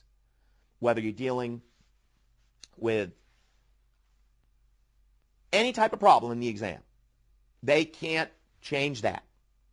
What you owe the government, your current federal tax liability, is always based on taxable income. So let's say that the current tax rate is 30%. If I want to work out what I owe the government, I would simply take the taxable income, $152,000, times the current tax rate, which is 30%, and notice I'm going to credit income tax payable, $45,600. That's what I owe the government, and it's always based on taxable income. And notice I debit income tax expense, current portion, $45,600. That would be the entry for taxes. Debit income tax expense, current portion, $45,600, and credit income tax payable, $45,600. That's what I owe the government, and it's always based on taxable income. Now, I want you to notice something. Notice this important point. As long as you're dealing with permanent differences, as long as it's only permanent differences, whatever you owe the government, your payable, is also your expense. In other words, you don't do any deferred tax accounting with permanent differences. Why? Because they never reverse themselves. I'll say that again. As long as you're only dealing with permanent differences, remember, whatever you owe the government, that's also your expense. You don't do any deferred tax accounting with permanent differences because they're permanent. They're forever. They never reverse themselves. So whatever you owe the government, that's also your expense. Now, I want to tell you this also. I know from dealing with my students that a lot of students get these wrong in the exam, not because they don't understand what's going on in the problem, but I will tell you, I've got to warn you on this. Terminology messes people up here. I know it. I know it from talking to my students. Terminology can mess you up. So I want you to know before we go any further that there are 3 ways the exam could ask you for what we just did. So let's get this down. 3 ways they could ask this. This drives people crazy. Number 1, they could ask, what is the current federal tax liability? Now, if they ask you that, what is the current federal tax liability? The answer is what you owe the government. In this example, $45,600. And what they're talking about is the credit in that entry, income tax payable. Number 2, they could ask, what is the current portion of income tax expense? This really does drive people crazy. If they ask, what is the current portion of income tax expense? Again, the answer is $45,600 in this problem, what you owe the government. And now they're talking about the debit in that entry. One more. They could ask, what is the current provision for taxes? Now, if they ask you, what is the current provision for taxes? Again, the answer is 45.6. It's what you owe the government. And what they're referring to is the debit in that entry. You have to get used to that language. Don't let the language mess you up. Now, what I want to show you next is there's a type of problem that they've always had in the exam on this, and they always will. And my guess is you've probably seen something like this before. The exam loves a problem where they give you the income on the books. They give you that. They give you the income on the books, and then they tell you the temporary differences and the permanent differences. And what they want you to be able to do is reconcile from book income to taxable income. This is a very common type of problem in the exam. And I'm going to hammer on it because you cannot go in that exam and not be absolutely comfortable with reconciling from book income to taxable income. Let's do a question. In your viewer's guide, question number 1. Number 1 says, for the year ended December 31, year 1, Mont Company's books showed income of $600,000. Before the provision for tax expense. So book income is $600,000 before taxes. To compute taxable income, the following items should be noted. So let's do the reconciliation together. So we know the income on the books is $600,000. And you see the basic idea in all these problems. The basic premise is, if we tell you the income on the books and we give you the temporary differences and the permanent differences, well, then you should be able to infer then what taxable income must have been. So let's go through the differences. First one, income from municipal bonds. Let me ask you, is that $60,000 in the 600? Is it? Sure, because you earned it. It's in the 600. You earned it. But it wouldn't be on the tax return because it's not taxed. So all by itself, it wouldn't be in the tax return. It's not taxed. So all by itself, wouldn't that cause taxable income to be $60,000 less than book income? We're going to subtract that. And you know that's a permanent difference. So put a little P there, because that's what I want my students to be good at. Go down a list of differences and right away identify permanent differences, temporary differences. That's a permanent difference. Now the next one's a temporary difference, their favorite. Look at the wording. Depreciation deducted for tax in excess of what's on the books. Now think about it. If I take $120,000 more depreciation on the tax return over and above what I took on the books, all by itself, that's going to cause taxable income to be $120,000 less than book income, right? If I take $120,000 extra depreciation on my tax return over and above what I took on the books, all by myself, all by itself, that's going to cause taxable income to be $120,000 less than book income. Now we know that's a temporary difference, but I want you to think about this. Is that a future deductible amount or is that a future taxable amount? That's a future taxable amount. That's an FTA. Get used to that one. That's a future taxable amount. I already took a big deduction. I already took a huge deduction on my tax return. I got to pay the piper later. That is an FTA. That is a future taxable amount. Now the last one is a permanent difference. Notice proceeds received from life insurance on the death of an officer. Is the $100,000 in the books? Yes. The $100,000 is in the $600,000 because it was earned. It's other income. It's on the books. Other income. But it's not on the tax return because life insurance proceeds are just not taxed. So all by itself, that's going to cause taxable income to be $100,000 less than book income. So now we can reconcile. What is taxable income? It's the $600,000 minus the 60 minus the 120 minus the 100, $320,000. That's taxable income. And my point is now we can solve it. Because what I owe the government is based on taxable income. So I'm going to take the taxable income, $320,000, times the tax rate. They say that's 30%. And I'm going to make my entry. I'm going to debit income tax expense, current portion, $96,000. I'm going to credit income tax payable, $96,000. Get used to that entry. That's what I owe the government, and it's always based on taxable income. I can't do anything with book income. I know you recognize that. I can't do anything with book income. I had no choice here but to reconcile from book income to taxable income. So we'll go to the bottom. They say, what amount would Mont report at December 31, year one, as their current federal tax liability? I say to you again, if they want the current federal tax liability, it's what you owe the government. The answer is A, and they're talking about the credit in that entry, income tax payable. Let's do number 2. Kemp. Kemp's income statement for the year ended December 31, year 5, shows pre-tax income, notice pre-tax income, $500,000. All right, so we know the income on the books, $500,000, and we have some items we have to reconcile with. And as I said, the basic premise in all these questions is that if we tell you the income on the books, and then we tell you the temporary differences and the permanent differences, you should be able to infer then what taxable income must be. Let's go through the differences. The first one, we've talked about it, is a temporary difference. Rental income. They're putting it on their tax return as it's collected. They're putting it on their books as they earn it. So look at that rental income. There's $60,000 of rental income in the accounting records. That's already in the $500,000, right? That's in the book income. There's only $35,000 of rental income on the tax return. So think about it. If there's $25,000 less rental income in the tax return than there is on the books, all by itself, that's going to cause taxable income to be $25,000 less than book income. We subtract that. And that is an FTA. That's a future taxable amount. We'll get taxed in the future when we collect the money. Next, their favorite, depreciation. They took $110,000 depreciation in the accounting records. That's reflected in the book income of $500,000. But I think we agree, if you take $140,000 depreciation on the tax return, if you take an extra $30,000 depreciation on the tax return over and above what you took on the books, all by itself, that's going to cause taxable income to be $30,000 less than book income. So we subtract that also, and that's an FTA. That's a future taxable amount. We already took a big deduction on our tax return. We pay the piper later.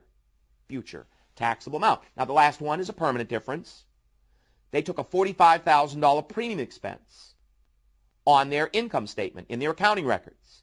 That's reflected in the book income of $500,000. Notice IRS allowed none. IRS disallowed it. That tells you that the corporation must have been the beneficiary of the policy. It's a key person policy. Now think now. Is that going to cause taxable income to be higher or lower than book? Higher, right? Higher. If IRS disallows a deduction, that causes taxable income to be higher than book. It's just like your personal tax return. If IRS disallows a deduction, it causes taxable income to go up. Same thing here. It's going to cause taxable income to be higher than book. So now we can reconcile. What's taxable income? It's the $500,000 minus the $25,000 minus the $30,000 plus the $45,000. Taxable income is $490,000, and now we can solve it. Because what we owe the government is based on taxable income. I want you to recognize again, we can't do anything with book income. I had no choice here but to reconcile from book income to taxable income. So I'm going to take the taxable income, $490,000, times the tax rate, which is, in this case, 40%. And I'm going to make my normal entry. I'm going to debit income tax expense, current portion, $196,000. I'm going to credit income tax payable, $196,000. That's what I owe the government, and it's always based on taxable income. What do they want here? At the bottom it says, what is the current portion of Kemp's total income tax expense? See, you have to know the language. When they want the current portion of income tax expense, again, it's what you owe the government. The answer is C. And what they're talking about is the debit in that entry. As I say, it's very important when you win the exam that you can reconcile very quickly from book income to taxable income. It's something they test a lot, and I want you to be very, very good at it. Now, there are 2 more questions in this module, questions 3 and 4. You make sure, now promise me, you'll do those 2 questions before you come to the next class. Get those 2 questions done and pine. Get those 2 done, and I'll look to see you in the next class. Welcome back. In this class, we're going to continue our discussion of how to account for a company's taxes. And I asked you in the last class to do 2 questions before coming to this class, and I know you were good about that. So let's look at the first one, done company. And we have a problem again. where what we have to do to solve this is reconcile from book income to taxable income.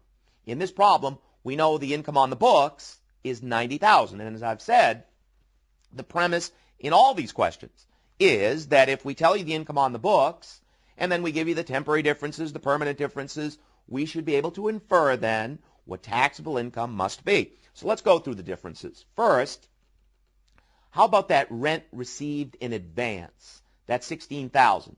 Is that in the 90? Is it in the 90? No, because you haven't earned it yet. Remember, in the books, you don't recognize income until you earn it. If you collected it in advance, it wouldn't be in the book income because it's not earned, but it would be on the tax return because it's taxed when you get the money. So all by itself, that's going to cause taxable income to be higher than book. We add that. Now, what do you think? Is that a future taxable amount or a future deductible amount? That's right. It's a future deductible amount. We're going to pay the tax now. We're not taxed in the future here. We're going to pay the tax now, and we can deduct this from our taxable income later. That is a future deductible amount.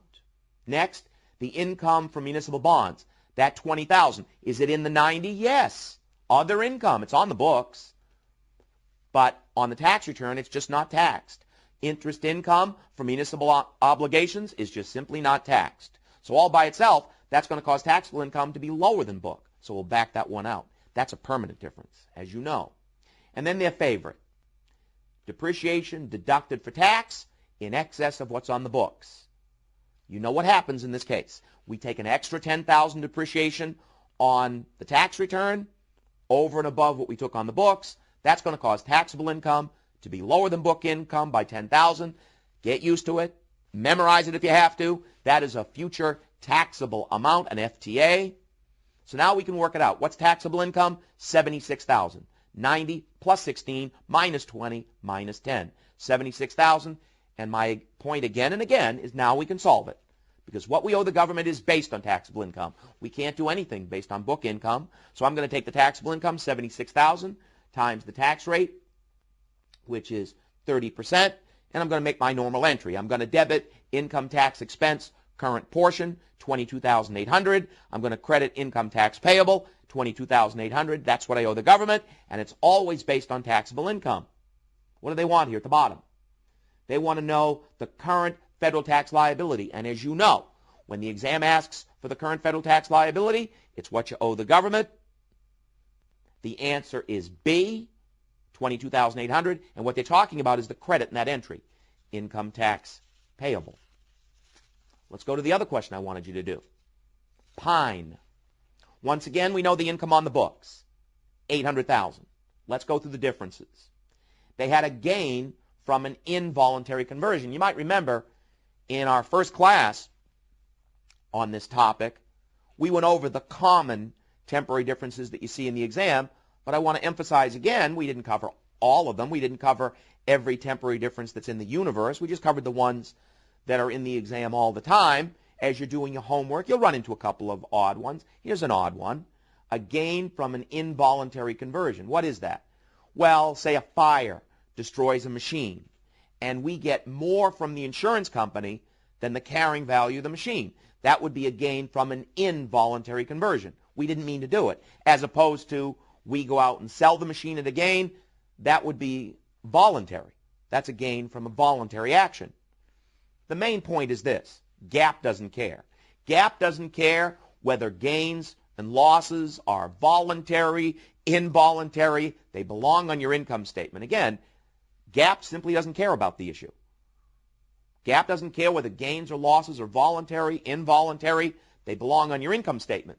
So that gain is in the $800,000 book income. It has to be. But IRS has a rule where if you go out and replace the property within a certain period on your tax return, they can defer the gain. And that's what they did. They replaced the property within the statutory period. So on the tax return, they can defer the gain.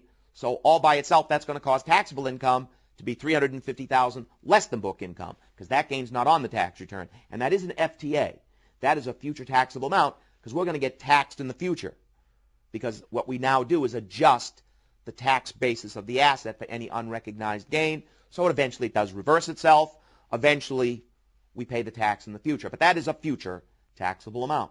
And then their favorite. I know you're getting used to it. Bob, I can do this one blindfold. That's good. It's what I want. It should be automatic. Depreciation deducted for tax in excess of what's on the books. You take an extra $10,000, an extra $50,000 depreciation on the tax return. That's going to cause taxable income to be lower than book by $50,000. Now we know taxable income, $400,000. 800 minus 350 minus 50. Taxable income is $400,000, so now we can solve it. What I owe the government is based on taxable income. So I'm going to take that taxable income, $400,000, times the tax rate 30%, and I book my entry. I'm going to debit income tax expense, current portion, $120,000. I'm going to credit income tax payable, $120,000. That's what I owe the government, and it's always based on taxable income. What do they want here? At the bottom it says, what amount would Pine report as their current federal tax liability? You know what that language means. If they want the current federal tax liability, it's what you owe the government. They're talking about that income tax payable, so the answer is C, right? No, it's not C. That's why I wanted you to do this one, because they made estimated tax payments. Notice that they made $70,000 of estimated tax payments. So let me just show you what you do when you see that. If they've made estimated tax payments, it just means they've made another entry where they've debited income tax payable $70,000 and credit cash $70,000. So that's how you handle estimated payments. If they've made estimated tax payments, it simply means they've made another entry where they debit income tax payable $70,000 and credit cash $70,000. So when they ask me at the bottom, what is my current federal tax liability? Well, that income tax payable used to be $120,000, but I've made $70,000 in payments, so it's now $50,000. Answer A. So watch out for those estimated tax payments. Let me ask you this. What if they asked the same problem and they wanted the current portion of income tax expense? Well, if they want the current portion of income tax expense, now it's C. Because when they want the current portion of income tax expense, that's what I owe the government, but now they're talking about the debit in that entry. And the estimated payments don't affect the debit. See, I want you to know that it matters a lot in that exam, whether they're asking you for the debit or the credit in that first entry. Stay with me. Same problem. What if they wanted the current provision for taxes? If they asked you for the current provision for taxes, A or C now? C. Because yes, if they want the current provision for taxes, it's what you owe the government, but now they're talking about the debit in that first entry. The debit. And the estimated payments don't affect the debit. The estimated payments affect the debit, affect the credit, income tax payable. The estimated payments don't affect the debit, current portion of income tax expense, current provision for taxes. It only affects the credit, income tax payable. That's why I say in the exam, it matters a lot whether they want the debit or the credit from that first entry. That's why you have to be right on that language, and I know you are. Now I want to go back, now that we are experts on reconciling from book income to taxable income, I want to go back to temporary differences and how we account for temporary differences. And I want you to listen carefully. The way we account for temporary differences is the liability method. That's what the CPA exam calls this. What we apply to temporary differences in order to account for temporary differences is the liability method. The liability method is a so-called asset and liability approach. That's what it is. The liability method itself is an asset and liability approach of accounting for temporary differences. That's what we're going to use here. An asset and liability approach of accounting for temporary differences. But as I say, it's what the CPA exam always calls the liability method. And I think the only way to understand the liability method is to go right to a problem. And you'll notice in your viewer's guide, we have an illustrative problem. We know the book income for year one, $800,000, and we have some differences. There were premiums paid on key person life insurance policies of $260,000. Interest income from municipal bonds, $100,000. Depreciation for tax, more than what's on the books, $600,000. And accrued warranty expenses of $50,000. Now, we're also told that the warranty liability is expected to actually be paid in year 4. We know the tax rates for year 1, 2, 3, and 4. We know the depreciation difference is going to reverse $400,000 in year 2, $200,000 in year 3. Before we do anything else, let's take this problem and let's reconcile from book income to taxable income. This is why you have to be good at this, because it's really your starting point. So let's take this problem. Let's reconcile from book income to taxable income. We know the income on the books, $800,000. Let's go through the differences. They paid $260,000 of premium expenses on key person policies. Well, you know the way that plays out. That expense is in the books because you incurred it. But it wouldn't be on the tax return because IRS would disallow it. If the corporation is the beneficiary of the policy, IRS is going to disallow that.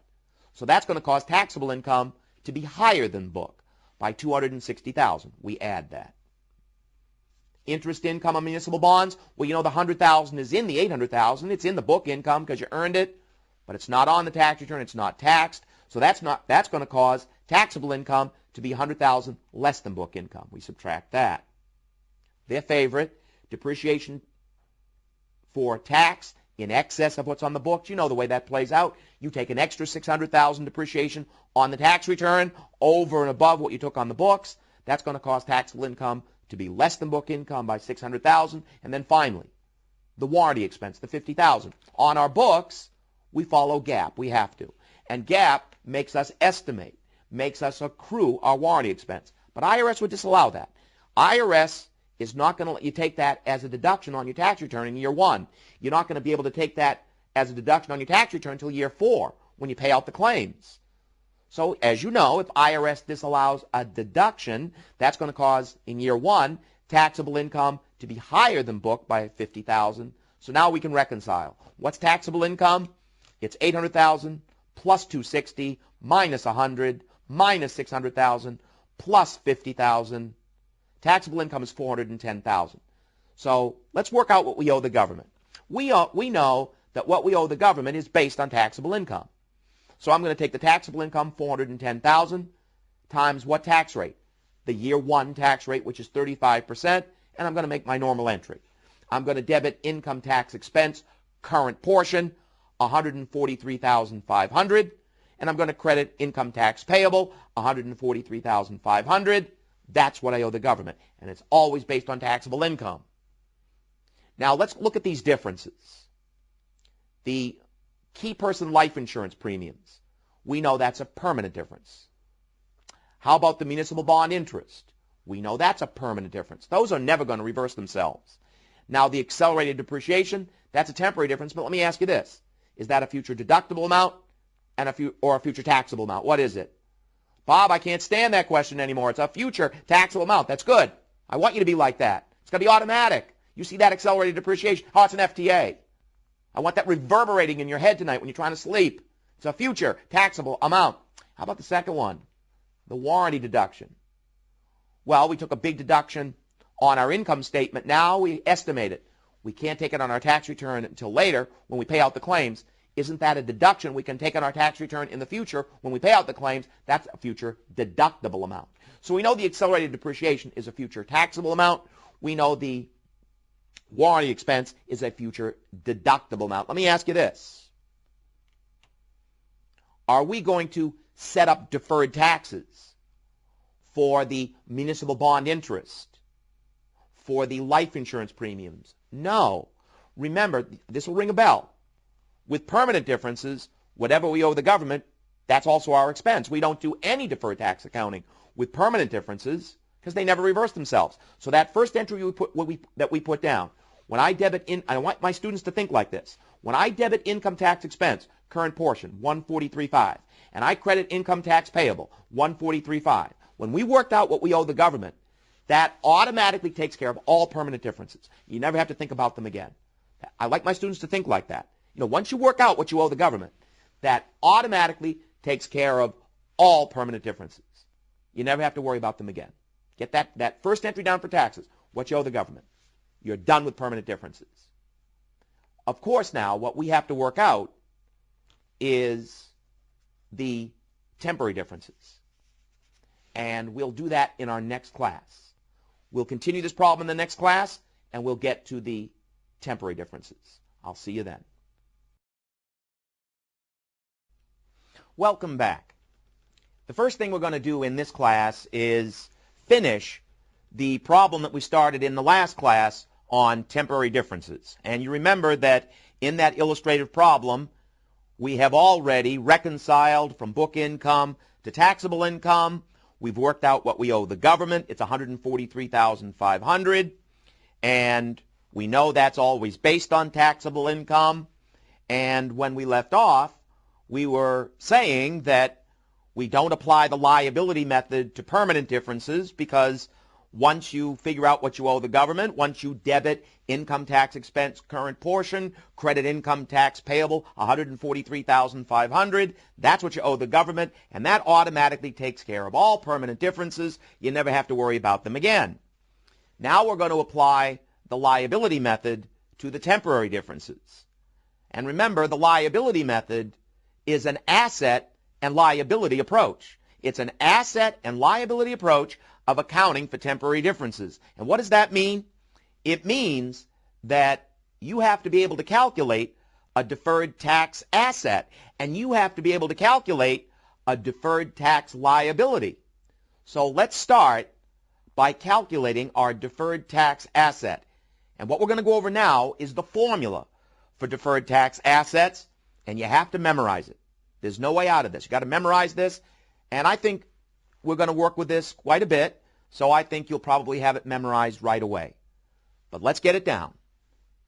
The way you calculate deferred tax assets is by taking future deductible amounts. You see why it's important to know what these phrases mean?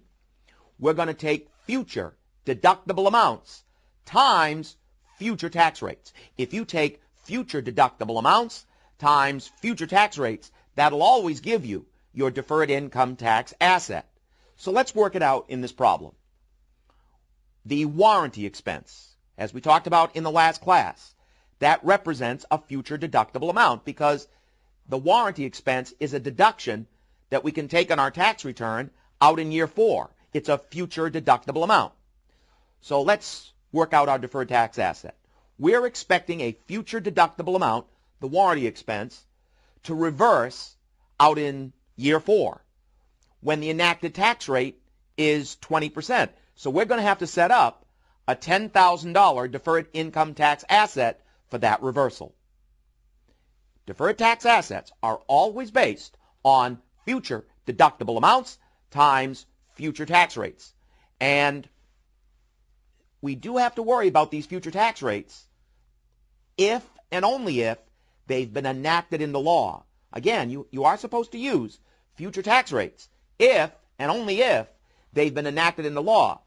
Are we supposed to estimate future tax rates? No. No, we're not required to do that. What's the tax rate going to be in 2071? Who knows? We're not asked to estimate future tax rates. We're not going down that path. No, we use future tax rates if and only if they've been enacted into law. But deferred tax assets are always based on future deductible amounts times future tax rates. So we're going to have to set up a $10,000 deferred tax asset for the reversal of those warranty expenses. Now let's get into how you calculate a deferred tax liability. Deferred tax liabilities are always based on future taxable amounts times future tax rates. And again, you use future tax rates if and only if they've been enacted into law. So let's look at our future taxable amount, the accelerated depreciation. Think what happened in this problem. We took an extra $600,000 depreciation on our tax return over and above what we took on the books. Now notice how that's going to reverse. And the exam will give you these reversals, so don't get nervous about that. We're told that $400,000 of that future taxable amount is going to reverse in year 2. $200,000 of that future taxable amount is going to reverse in year 3. So let's work out our deferred tax liability. We're expecting a $400,000 future taxable amount to reverse in year 2 when the enacted tax rate is 30%. We're going to have to set up a $120,000 deferred tax liability for that reversal. Let's move on. We're expecting a $200,000 future taxable amount to reverse in year 3 when the enacted tax rate is 25%. We're going to have to set up a $50,000 deferred tax liability for that reversal. What is your deferred tax liability? $120,000 plus $50,000, $170,000. Deferred tax liabilities are always based on future taxable amounts, times future tax rates if those future tax rates have been enacted into law. But let's be honest. In an exam, they're going to have to give you the future tax rates anyway. All right, now let's get back to where we left off. You know, in our last class, we reconciled from book income to taxable income. We worked out what we owed the government. We debited income tax expense current portion, $143,500. We credited income tax payable, $143,500, right? That's what we owe the government. It's always based on taxable income. Now, let's put down the second entry for taxes. I hope it makes sense. We're going to credit deferred income tax liability, $170,000. We're going to debit deferred income tax asset, $10,000. Notice, it's an asset and liability approach of accounting for temporary differences. So again, I'm going to debit deferred income tax asset, $10,000. I'm going to credit deferred income tax liability, $170,000. Now the entry doesn't balance, of course. This next number is a plug. I simply need a $160,000 debit to balance the entry out. That's income tax expense deferred portion, $160,000. This is how we account for a corporation's taxes. We make one entry for the current portion of expense, what you owe the government, and a second entry for the deferred portion of expense because of temporary differences. It always takes two entries to record taxes. One entry for the current portion, what you owe the government, and a second entry for the deferred portion because you have temporary differences. Let me ask you this. In this case, the deferred portion, I need a debit to balance the entry out, $160,000. That was the deferred part of expense. Could the deferred portion be a credit? Yes, it's possible. Now listen, what if the asset had been $170, the liability $10? Well, if the asset had been $170 and the liability $10, well, now I need a credit of $160. Listen carefully.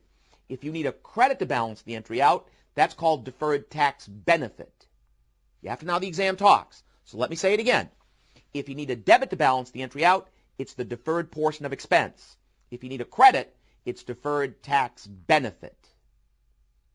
All right, now if you're with me down to there, what we're going to get into next is how we report all of this in our financial statements. I'm going to start with income statement presentation. On an income statement, remember that income tax expense, as far as a corporation is concerned, it's just another expense of doing business.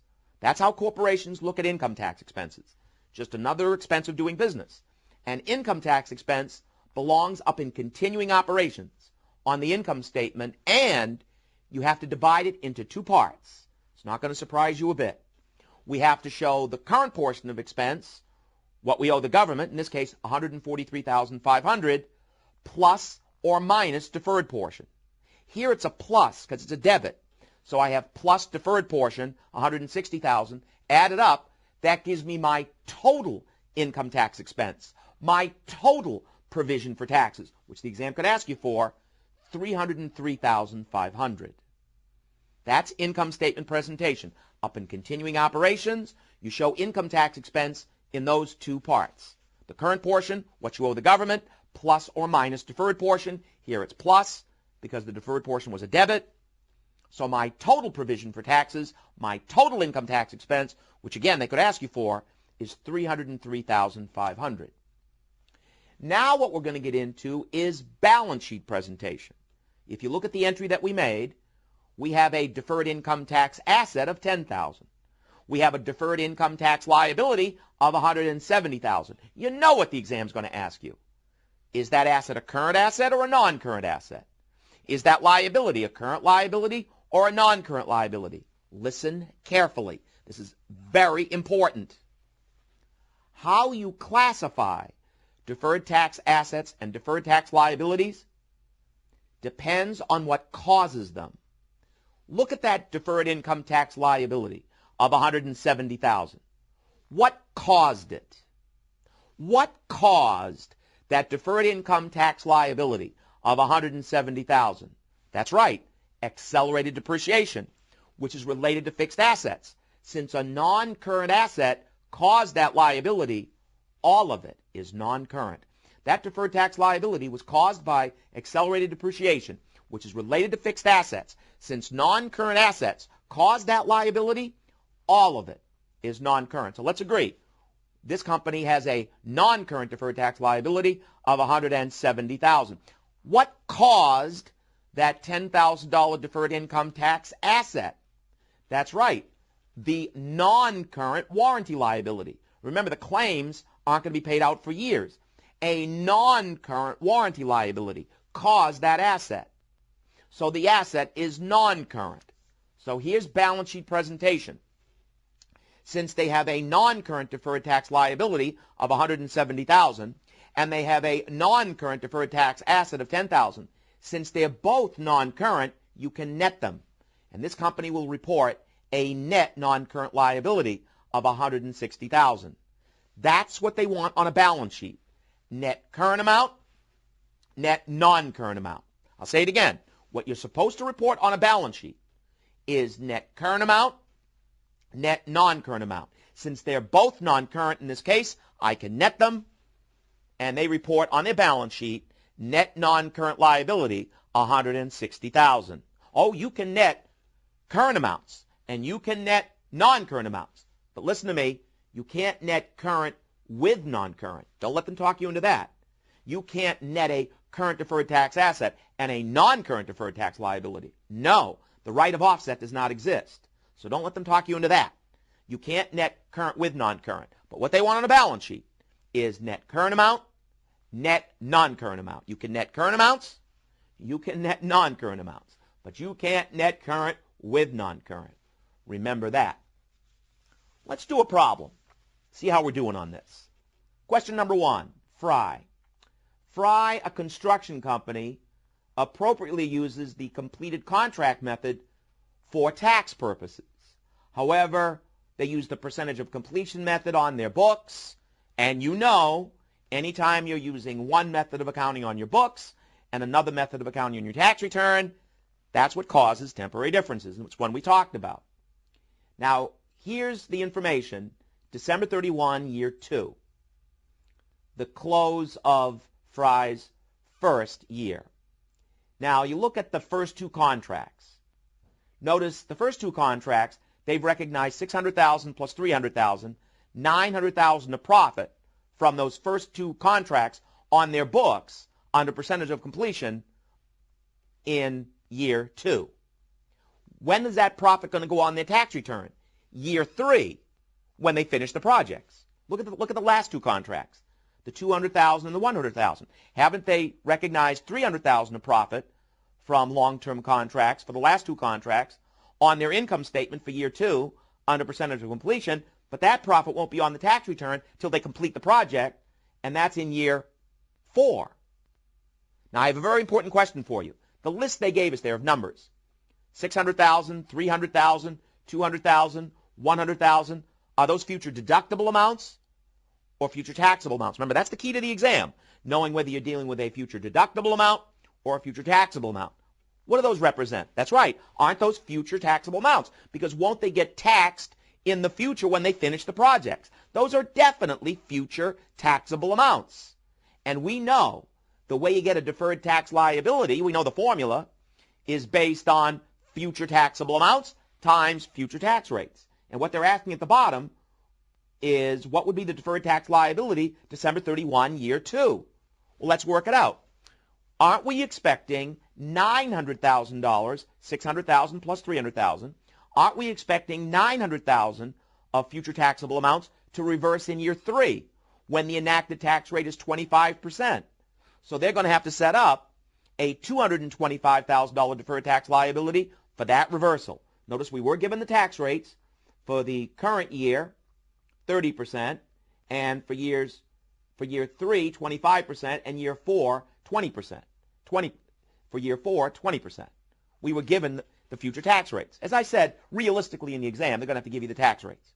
But as I say, we know that deferred tax liabilities are always based on future taxable amounts times future tax rates. So I say for those first two contracts, I'm expecting $900,000 of future taxable amounts to reverse in year 3. When the enacted tax rate, they tell me, will be 25%, I'm going to have to set up a $225,000 deferred tax liability for those reversals. Let's go to the other two contracts, the $200,000 and the $100,000.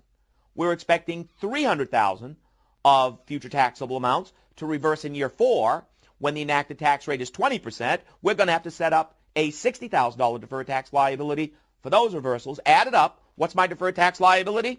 $225,000 plus $60,000. Answer C, $285,000. Deferred tax liabilities are always based on future taxable amounts times future tax rates, if those future tax rates have been enacted into law. Let's look at question number 2. Black Company, organized on January 2nd, year 2, had pre-tax financial statement income of $500,000. So we know the income on the books. Pre-tax financial statement income, $500,000. But notice taxable income, $800,000. And they say the only temporary difference is accrued warranty costs. Now, we've talked about this. On your books, you follow GAAP, you have to. And GAAP makes you estimate or accrue your warranty expense for the year. So they did. They must have accrued, estimated, $300,000 of estimated warranty expenses. IRS disallows it because IRS will not let you take that as a deduction on the tax return till you actually pay out the claims. And apparently the way you're going to pay out the claims is $100,000, $50,000, $50,000, $100,000 over years 3, 4, 5, and 6. Then they say the enacted tax rates, 25% for year 2, 30% for years 3, 4, and 5, and 35% for year 6. And then at the bottom they say in the December 31 year 2 balance sheet, what amount would Black report as a deferred tax asset? Now I have a very important question for you. The list they gave us there, the $100,000, $50,000, $100,000, what do those represent?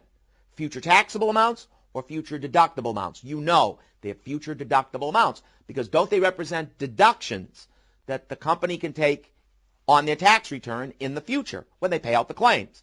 Those definitely represent future deductible amounts. And we know deferred tax assets are always based on future deductible amounts times future tax rates. So let's work it out. We're expecting a future deductible amount of $100,000 to reverse in year 3. When the enacted tax rate is 30%, we're going to have to set up a $30,000 deferred tax asset for that reversal. We're expecting $50,000 of future deductible amounts to reverse in year 4 when the enacted tax rate is 30%.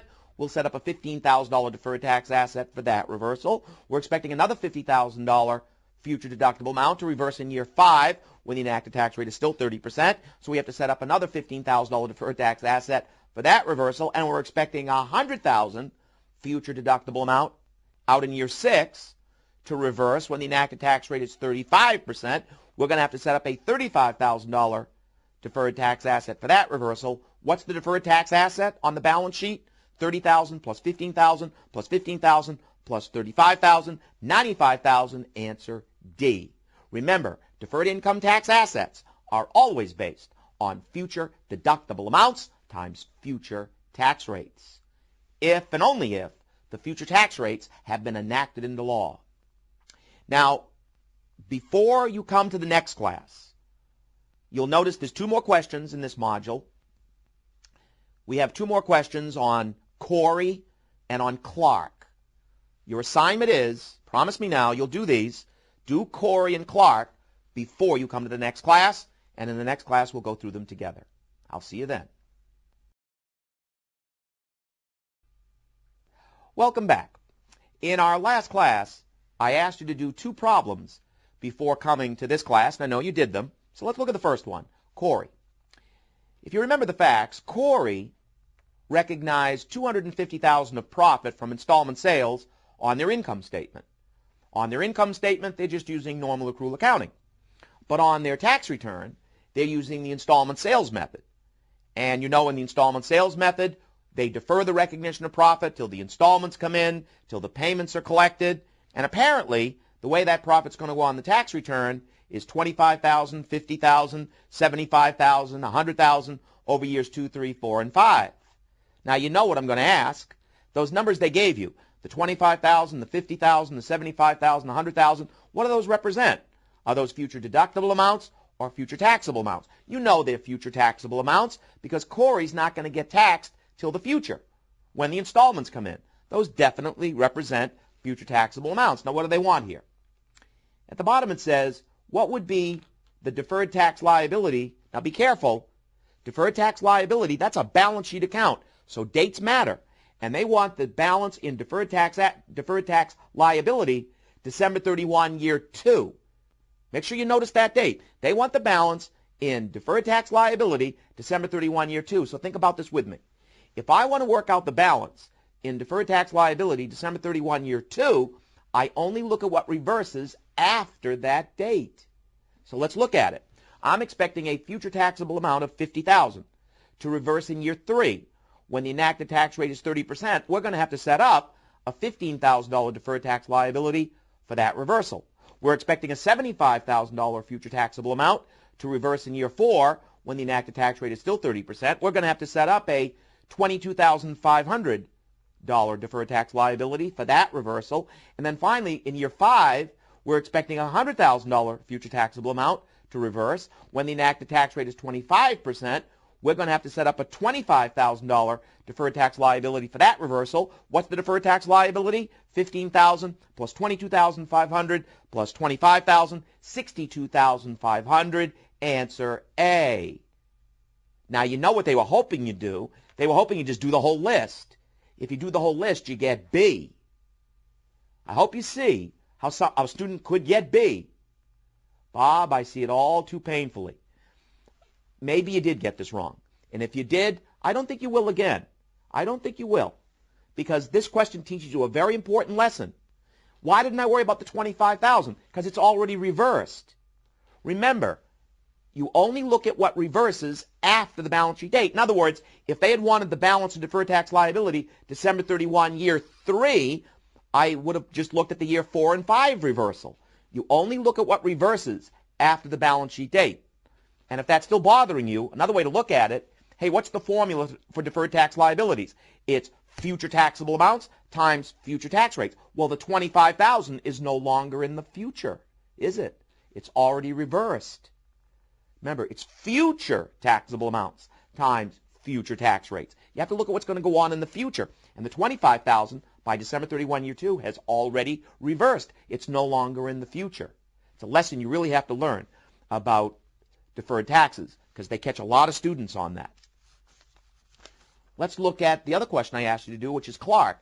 Now, in Clark, we have two temporary differences to think about. First of all, on their tax return, they took $500,000 of depreciation. But on their books, they took just $300,000.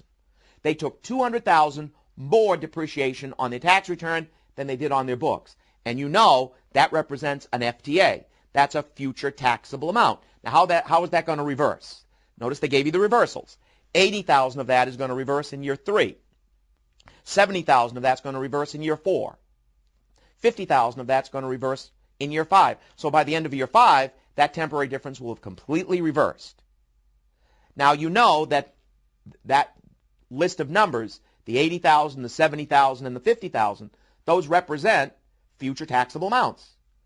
We already took a big deduction on our tax return. We got to pay the piper in the future. Those are future taxable amounts. And we know the way you work out a deferred tax liability is based on future taxable amounts times future tax rates. So let's work it out.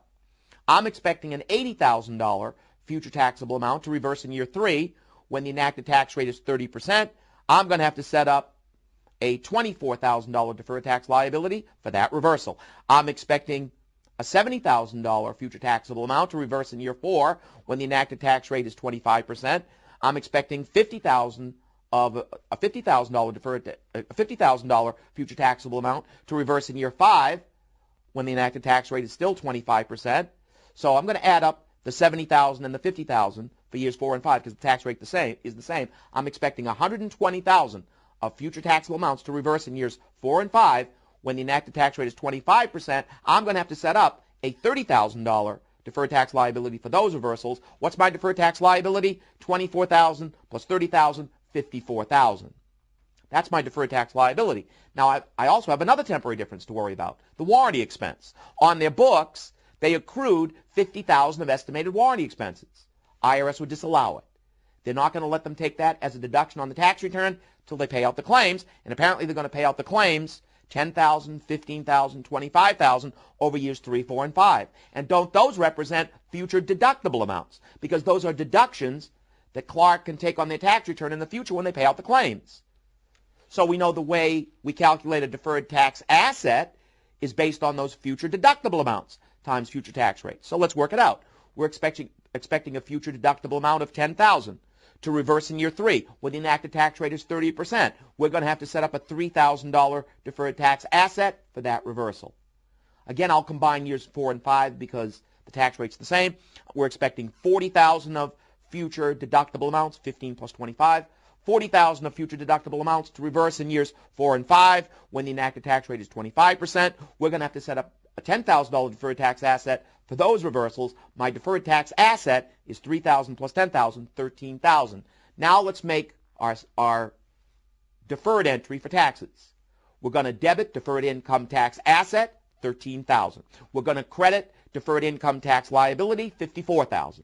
Remember, it's an asset and liability approach of accounting for temporary differences. You have to calculate your deferred tax asset. You've got to calculate your deferred tax liability. So that's what we've done. We've debited deferred income tax asset, 13,000. We credit deferred income tax liability, 54,000. Now, what do they want here? At the bottom, they say, in Clark's year 2 income statement, what is the deferred portion of expense? Remember, that's a plug. To balance the entry out, I need a $41,000 debit, just a plug, to balance the entry out. That's income tax expense deferred portion. So the answer is C. That's what they wanted, the deferred part of expense. Entries usually help you. Let's do another question. Let's do this one together. Let's look at the first question in this module. Question number 1 on Shin Company. It says in the current year December 31 balance sheet, Shin had income tax payable of 13,000. Let's stop right there. If at December 31 on the balance sheet they're showing income tax payable of 13,000, we have to infer that this must have been their first entry for taxes. They must have debited income tax expense current portion, 13,000, and credit income tax payable, 13,000. One thing that makes this question a little bit more difficult is you have to infer some things. So if they're showing income tax payable of 13,000 on the December 31 balance sheet, we had to infer that that must have been their first entry for taxes. They must have debited income tax expense current portion for that 13,000 and credit income tax payable, 13,000. Let's read on. They also have a current deferred tax asset of 20,000 before determining the need for any valuation account, which we'll talk about in a minute. Shin had reported a current deferred tax asset of 15,000 a year ago, December 31, the previous year. Stop right there. Here's another thing you had to think about. Notice December 31 of the previous year, they had a deferred tax asset of 15,000. What's the balance in deferred tax asset at the end of the current year? 20. See, what they're making you think about is year-to-year adjustments. So if a year ago, in the previous year, deferred tax asset was 15,000, and now we need 20, let's make another entry. We're going to debit deferred income tax asset 5,000. Again, what they're making you do in this problem is year-to-year adjustments. In the previous year, deferred tax asset was 15,000. Now they need 20. So I'm going to debit deferred income tax asset 5,000. And what do I credit? Remember, deferred tax benefit. Remember, if you need a credit to balance that deferred entry out, that's called deferred tax benefit. Here they have a benefit. Now let's read on. They say at December 31 of the current year, Shin determined that it's more likely than not that 10% of that deferred tax asset is never going to be realized. Now this is why we're getting into this problem. Now listen carefully. For deferred tax assets only, not liabilities, for deferred tax assets only, never liabilities, you may have to set up a valuation allowance account. And I want to show you how to do this. They said it's more likely than not that 10% of that deferred tax asset is never going to be realized. So I'm going to take 10% of the balance in our deferred tax asset. Remember, we brought that from 15,000 up to 20,000. I'm going to take 10% of the balance of our deferred tax asset, 10% of 20,000, which is 2,000. I'm going to credit valuation allowance 2,000. Notice I actually set up an account, Valuation allowance. It's a credit of $2,000. That's a contra asset on the balance sheet. What do I debit? I lower the benefit. I'm going to debit deferred tax benefit for $2,000. I want you to notice that if you have to set up a valuation allowance account, this is handled through the deferred portion of expense. Don't touch the current portion. Anytime you set up a valuation allowance for a deferred tax asset, it only affects the deferred portion.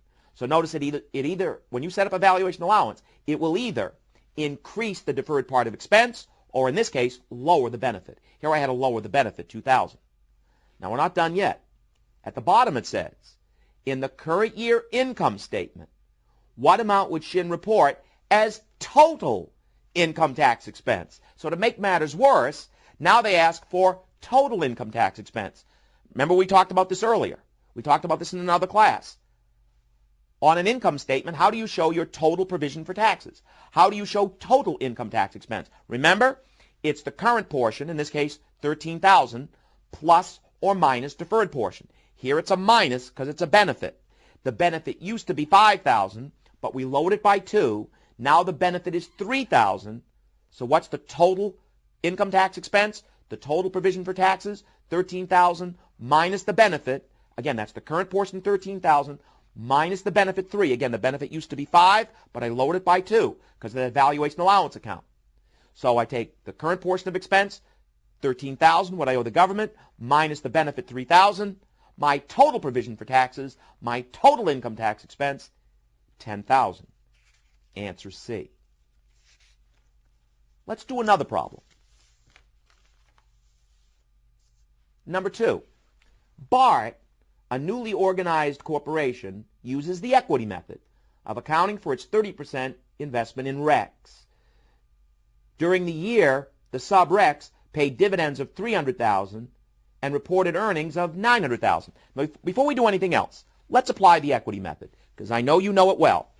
We know under the equity method, BART would automatically pick up their share of REX's income. Now, REX's income for the year, $900,000. BART would automatically pick up their share 30%, so take 30% of $900,000. Remember the entry? BART's going to debit investment in REX, $270,000. The carrying value investment would rise, $270,000, and credit equity and sub-earnings or investment income, $270,000. But the point is, that's investment income for BART. That would go to the parent's income statement. They have no choice. It's generally accepted accounting principles. Now let's deal with the dividend. During the year, the sub-REX paid the sub-REX paid total dividends of $300,000. Well, you've got to assume that if BART owns 30% of REX's shares, BART would have got 30% of that dividend, or $90,000. Let's handle that. BART would have debited cash $90,000, and you know what they would credit? The investment account. Because under the equity method, parent treats any dividends from the sub as a return of capital. Now, I know you might say, well, Bob, why are we back to the equity method? Because there's one more thing you've got to know about the equity method, and that is that the equity method itself causes a temporary difference. You have to know this about the equity method, that the equity method itself causes a temporary difference. And if you look at the entries that we just did, you can really see what the problem is. Look at those 2 entries that we just did. In this problem, how much income is on BART's income statement? $270,000. They have no choice. It's generally accepted accounting principles. It's the equity method. Parent has got to pick up their share of sub-income, and that $270,000 is on BART's income statement as investment income, equity in the earnings of a subsidiary. But is that what's on BART's tax return? No. IRS only taxes the parent on what they actually got from the sub. BART is only taxed on the $90,000. So there's the temporary difference right there. Now, let's read on the other information. It says the dividends received from REX are eligible for the 80% DRD, the 80% dividend received deduction. All undistributed earnings of REX will eventually be distributed in future years. There were no other temporary differences. Notice the current income tax rate is 30%. The future tax rate is 25%. Now, we're going to do this with the way we've really done these problems all through these classes. We're going to make one entry for the current portion of expense, what we owe the government, and another entry for the deferred portion. Let's work out what we owe the government. You know that what we owe the government is based on what's on the tax return. what's on Bart's tax return is the $90,000. The parent is only taxed on what they've actually received from the sub, the $90,000. So how do I work out what I owe the government? Well, what you've got to work into this is that when one domestic corporation pays another domestic corporation a dividend, 80% is non-taxable. So you've got to take the $90,000 that's on Bart's tax return. 80% will never be taxed, only 20%. Only $18,000 will be taxed at the current rate, which is 30%. In other words, you have to take $90,000 times 20% times 30%. You're going to debit income tax expense current portion, $5,400, and you're going to credit income tax payable, $5,400. That's what you owe the government. And notice that's answer C. That's not the answer here. But, if they wanted what we owe the government, if they wanted our current federal tax liability, it would be C. But again, that's what you have to do. Take the $90,000 that's on the tax return times 20%. 80% will never be taxed. There's an 80% dividend received deduction. Only 20%, only $18,000 gets taxed at that current rate, 30%. So we owe the government $5,400. Debit income tax expense current portion, $5,400, and credit income tax payable, $5,400. Now, when you do a problem like this, you really are making an assumption.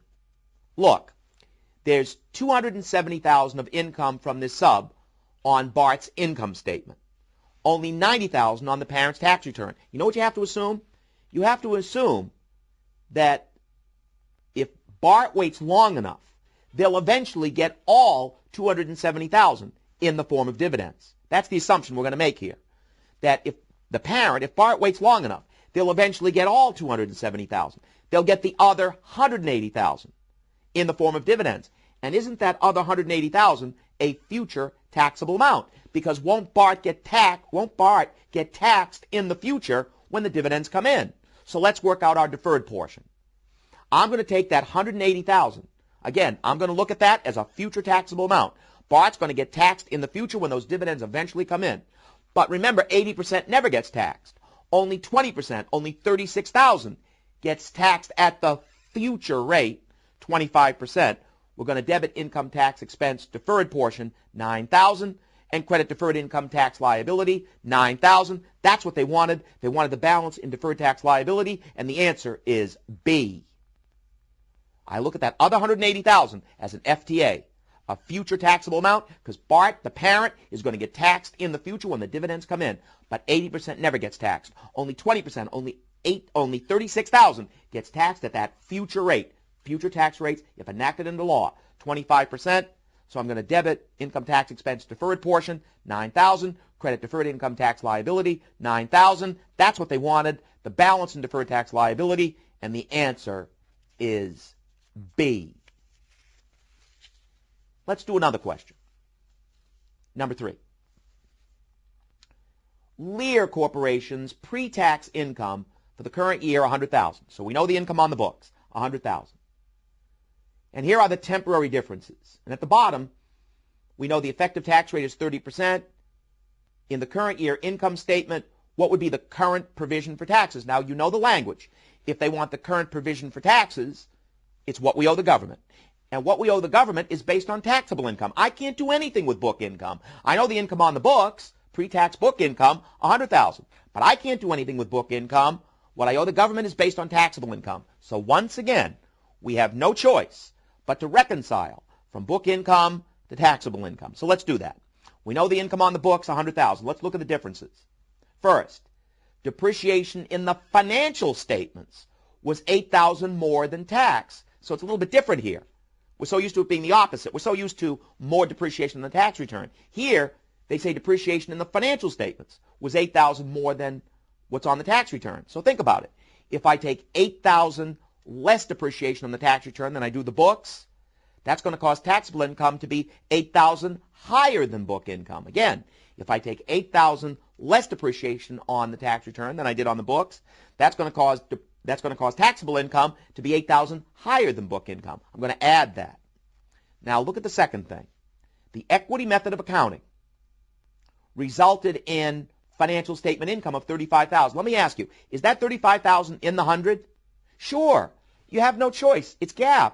Under the equity method, the parent is required to pick up their share of sub-income. So that $35,000 is in the $100,000.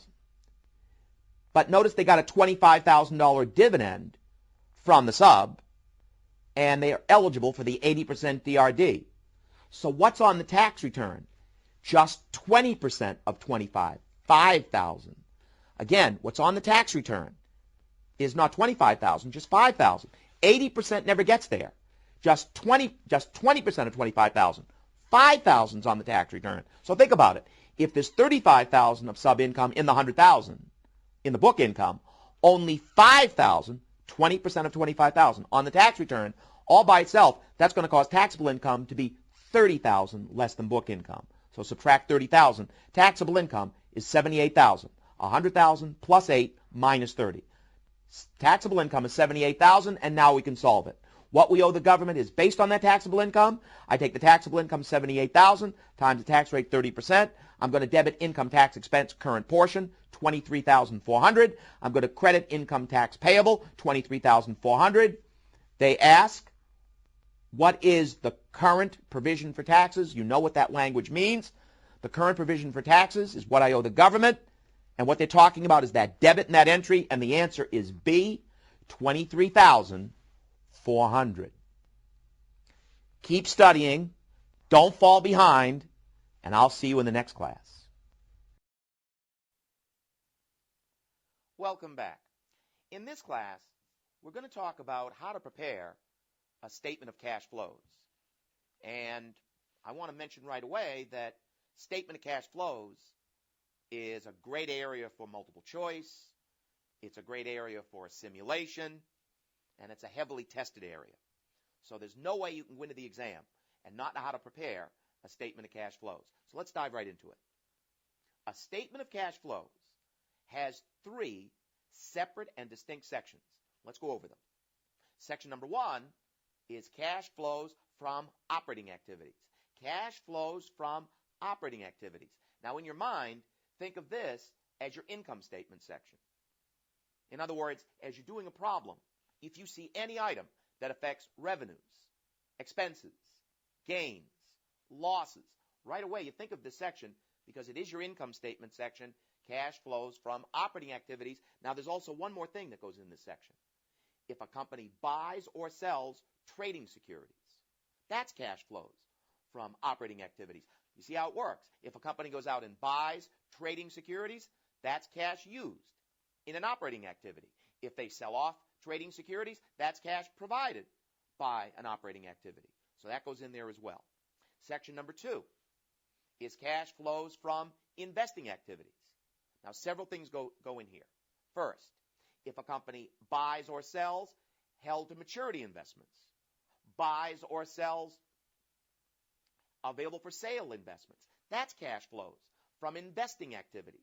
So a company goes out and buys held-to-maturity, available-for-sale securities, that's cash used in an investing activity. If they sell off held-to-maturity or available-for-sale securities, that's cash provided by investing activities. How about investment income? How about that? How about investment income? Well, that's operating activity. Remember, that's on the income statement. That's operating activity, investment income. Don't make a sloppy mistake. No, but if a company buys or sells held-to-maturity, buys or sells available-for-sale securities, that's cash flows from investing activities. But there's more. If a company buys or sells property, plant, or equipment, that's cash flows from investing activities. And one more thing. If a company buys or sells equity investments, that's cash flows from investing activities.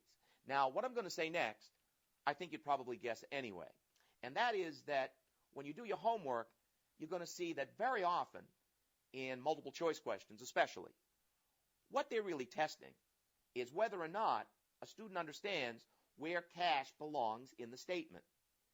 And one of my goals in this class is that I want to make that as automatic as possible. So I'm going to give you a memory tool. When you're in the exam, just remember, investing makes you happy. It makes you happy. H-A-P-P-E-E. It makes you happy. You see where I got that? If I buy or sell, H, held to maturity. Buy or sell, A, available for sale. Buy or sell, PP&E. Buy or sell, equity investments. That's when I go to that section. Investing always makes me happy. The third section is cash flows from financing activities. Now, several things go in here. First thing is debt principal. If a company goes out and borrows debt principal, that's cash provided by a financing activity. If they pay down debt principal, that's cash used in a financing activity. How about the interest? Well, that's on the income statement. That's operating. Don't make a sloppy mistake. But if a company borrows debt principal, cash provided by a financing activity.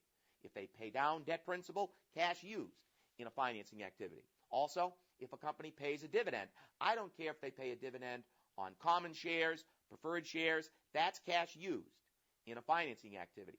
There's more. If a company issues stock, if they issue common stock, if they issue preferred stock, that's cash provided by a financing activity. And one more thing, don't forget treasury stock transactions.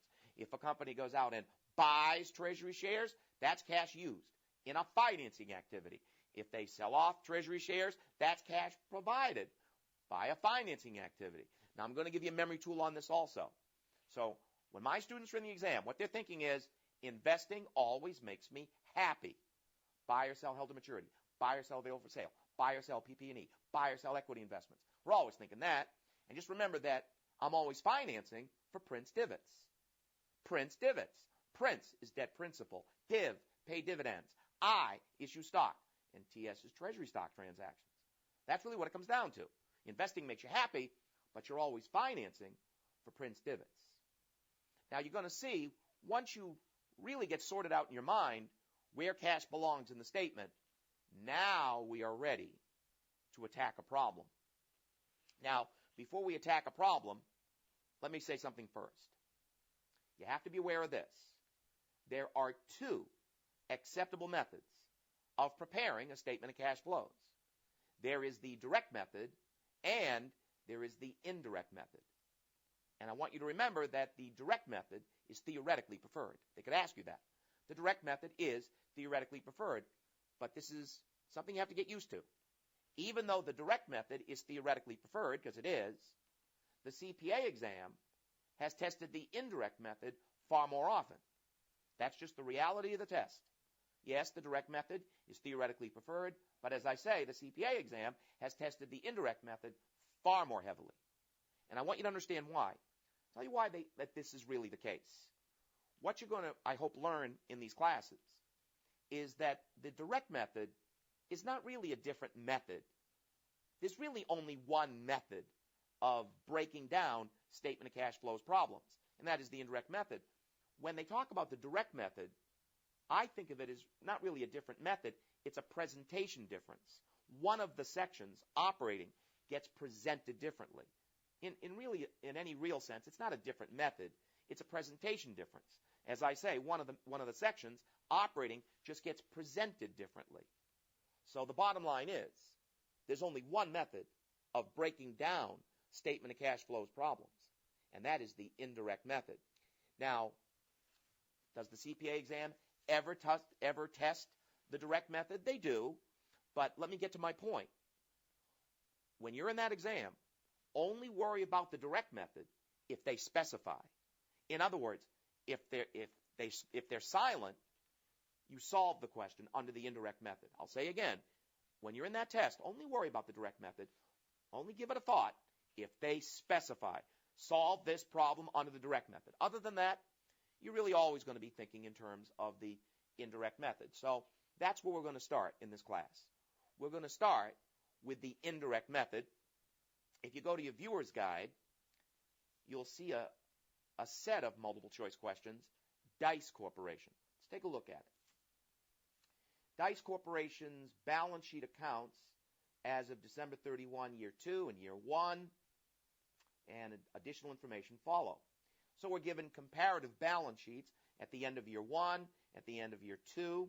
There's some additional information. Now notice there are 3 questions.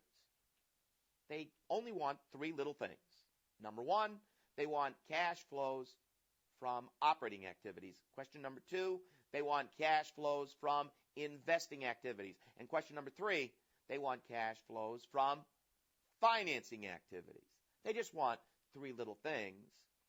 There is a lot to do here.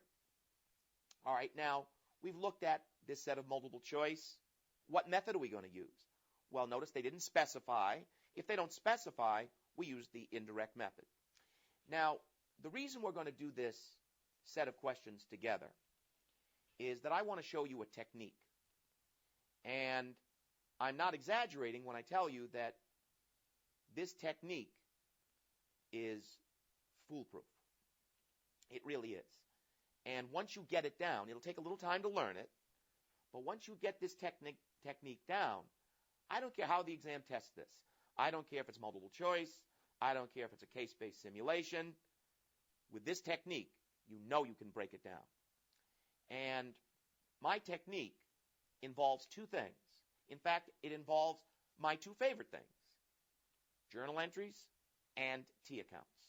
That's how we're going to approach this. So let's look at this question. Let's go right to the comparative balance sheets. Notice at the end of year one, let's go right to cash. At the end of year one, the cash balance was $100,000. At the end of year two, a year later, cash balance is $230,000. So the first thing you notice is that in the last year, cash has increased by $130,000 debit. Make sure you make a little note of that. So we start by knowing that in the last year, cash has increased by $130,000 debit. And I want to make sure you understand, when we do our statement of cash flows, our statement has to prove why cash increased by $130,000 debit. In other words, this is one of those odd accounting problems where you start by knowing the answer. So we already know the bottom line. Our statement of cash flows has to explain why cash increased by $130,000 debit. Now, as I say, the technique we're going to use involves two things, journal entries and T accounts. The first thing we're going to do is set up three big T accounts. We're going to set up a T account for operating activity. And remember, that's your income statement section. You see any items that affect revenues, expenses, gains, losses, you go right to that section. It's the income statement section, cash flows from operating activities. The second T account, investing activities. And we can put right in the heading, happy. It always makes me happy. Buy or sell held to maturity. Buy or sell available for sale. Buy or sell PP&E. Buy or sell equity investments. I'm going to go to that section. And then the third T account, financing activity, and you can put right in the heading, prints dividends. Prints is debt principal. Div is paid dividends. I is issue stock. TS is treasury stock transactions. We know what goes there. So we have our three main T accounts. Now the next step. Now we put down a small T account. For every account they give us in the balance sheet, except for cash, and put the net change in each one of those accounts. So again, now we're going to put down a small T account. For every account they give us in the balance sheet, except for cash, and put the net change in each one of those accounts. And before I start doing this, you see what really we're about to do. What we're about to do is explain the change in cash by looking at the net changes in all the other accounts except for cash. That's where the answer must be. So let's go through the accounts. First, available for sale securities. In the last year, available for sale securities went from 0 up to 300,000. So that means in the last year there's been a $300,000 net debit increase to that account. So what we would do is put a $300,000 debit change in that account and double underline it. Now notice accounts receivable.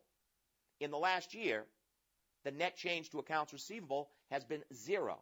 I'm not even going to set up a T account for it. There's been no net change to accounts receivable. I don't set up a T account for it. I'm not worried about it. Inventory went from $600,000 to $680,000. That is a net debit increase to that account of $80,000. So you put that $80,000 debit change in that account and double underline that. Held to maturity investments. Held to maturity securities went from $300,000 down to $200,000. That's a net credit decrease to that account of $100,000. So put that credit change in that account and double underline that. Plant assets went from $1 million to $1.7 million. That's a net debit increase to that account, $700,000. Now this next point is a little tricky, but I don't think it's going to bother you. Notice there was no net change to accumulated depreciation. The net change to accumulated depreciation was 0. But even though the net change was 0, we're going to set up a T account for it because you're going to see fairly quickly There's a lot of activity in that account. I don't think that's giving too much away. There usually is. So we'll just set up a T account for accumulated depreciation, but there's no net change. We'll work with it as we go on. Goodwill went from $100,000 down to $90,000. That's a $10,000 credit change to that account. Now let's do the liabilities and stockholders' equity. You have to do all of them. Accounts payable went from $720 to $825. That's a net credit increase to that account of $105,000. Short-term debt went from 0 to $325,000. That's a net credit increase to that account of $325,000. And then finally, common stock increased by $100,000. APIC increased by $120,000, and retained earnings increased by $450,000. So let's review the steps so far. What's the first thing I did? Find the change in cash, because I'm going to prove out to that. I know in the last year cash increased by a net debit of $130,000. That's what my statement has to prove out to. What was the next step? Put down 3 big T accounts. One for operating, one for investing, one for financing, and then you put down a small T account for every account they give you in the balance sheet except for cash, and put the net change in each one of those accounts. Now, what we've done is set up this problem for our analysis. We haven't begun our analysis yet. All we've done is set up this problem for our analysis, and now we're going to begin our analysis. And I want you to know that there is a way that I always begin the analysis, and let me emphasize, you don't have to do this. No textbook is going to say you have to do this first, but I think it's the most logical place to start. To me, the most logical place to start is by proving out retained earnings. I think that's always the logical starting point. We know in the last year, look at your T account, retained earnings increased by a credit of $450,000. Let's prove out why retained earnings increased by a net credit of $450,000. Go to the additional information. The first bullet says that net income for year 2 was $690,000. Let's post that. We're going to go to our first big T account. Make sure you do this with me now, step by step. We're going to go to our first big T account, which is operating activity. That's our income statement section. And we're going to put that $690,000 net income in as a debit. Now, why is it a debit? Because what you're going to learn as we go through this is that your 3 big T accounts, operating, investing, and financing, think of the debit side as provided, the credit side is used. Even label it for in your viewer's guide just till you get used to it. In your 3 big T accounts, operating, investing, and financing, think of the debit side as provided, the credit side is used. And the point is, net income provides cash from operations, doesn't use it. So we're going to put the net income on the debit side in operating, and we post the credit to retained earnings. So presumably net income was posted as a credit to retained earnings, $690,000. Now the next bullet down. Cash dividends of $240,000 were declared and paid in year 2. Now remember I said that this technique really uses 2 things. T accounts, journal entries. Now we have all the T accounts. And I want you to know that I'm in the habit where I always make the dividend my first journal entry. That's just the habit I'm in. So when I see that the cash dividend for year 2 was $240,000, I have to assume they would have made their normal entry. They would have debited retained earnings, $240,000. Remember, dividends come directly out of retained earnings. They're not on the income statement in any way. They come directly out of retained earnings. So I assume they would have made their normal entry. They would have debited retained earnings, $240,000, and credit cash, $240,000. That's the normal entry for a dividend. Now, what's the first thing you notice about that entry? That's right, there's cash. The minute you see cash in any entry, it's got to be classified. What kind of cash is that? Is it operating? No. Is it happy? No, it's Prince Divots. Remember, the div in Divots is pay dividends. So we're going to go to our third major T account, which is financing activity, and we're going to post that $240,000 credit right there. See, the fact is, that's cash used in a financing activity. Why? Because I'm always financing for Prince Divots. Prince is debt principal. Div is pay dividends. I is issue stock. TS is treasury stock transactions. Now let's post the debit. We're going to post the debit, of course, to retained earnings, $240,000. Now look at that retained earnings account. We have now proven why retained earnings increased by a net credit of $450,000. So you just put an X through it. Just X it out. You never want to look at it again. That's sort of the process. Once you prove out the change in an account, X it out. You don't want to look at it again. And as I say, to me, that's the most logical place to start. You don't have to, but I would always start by proving out the retained earnings. Now, we have a lot more to do in this set of questions, and we'll continue this set in the next class. Don't miss it. I'll see you then.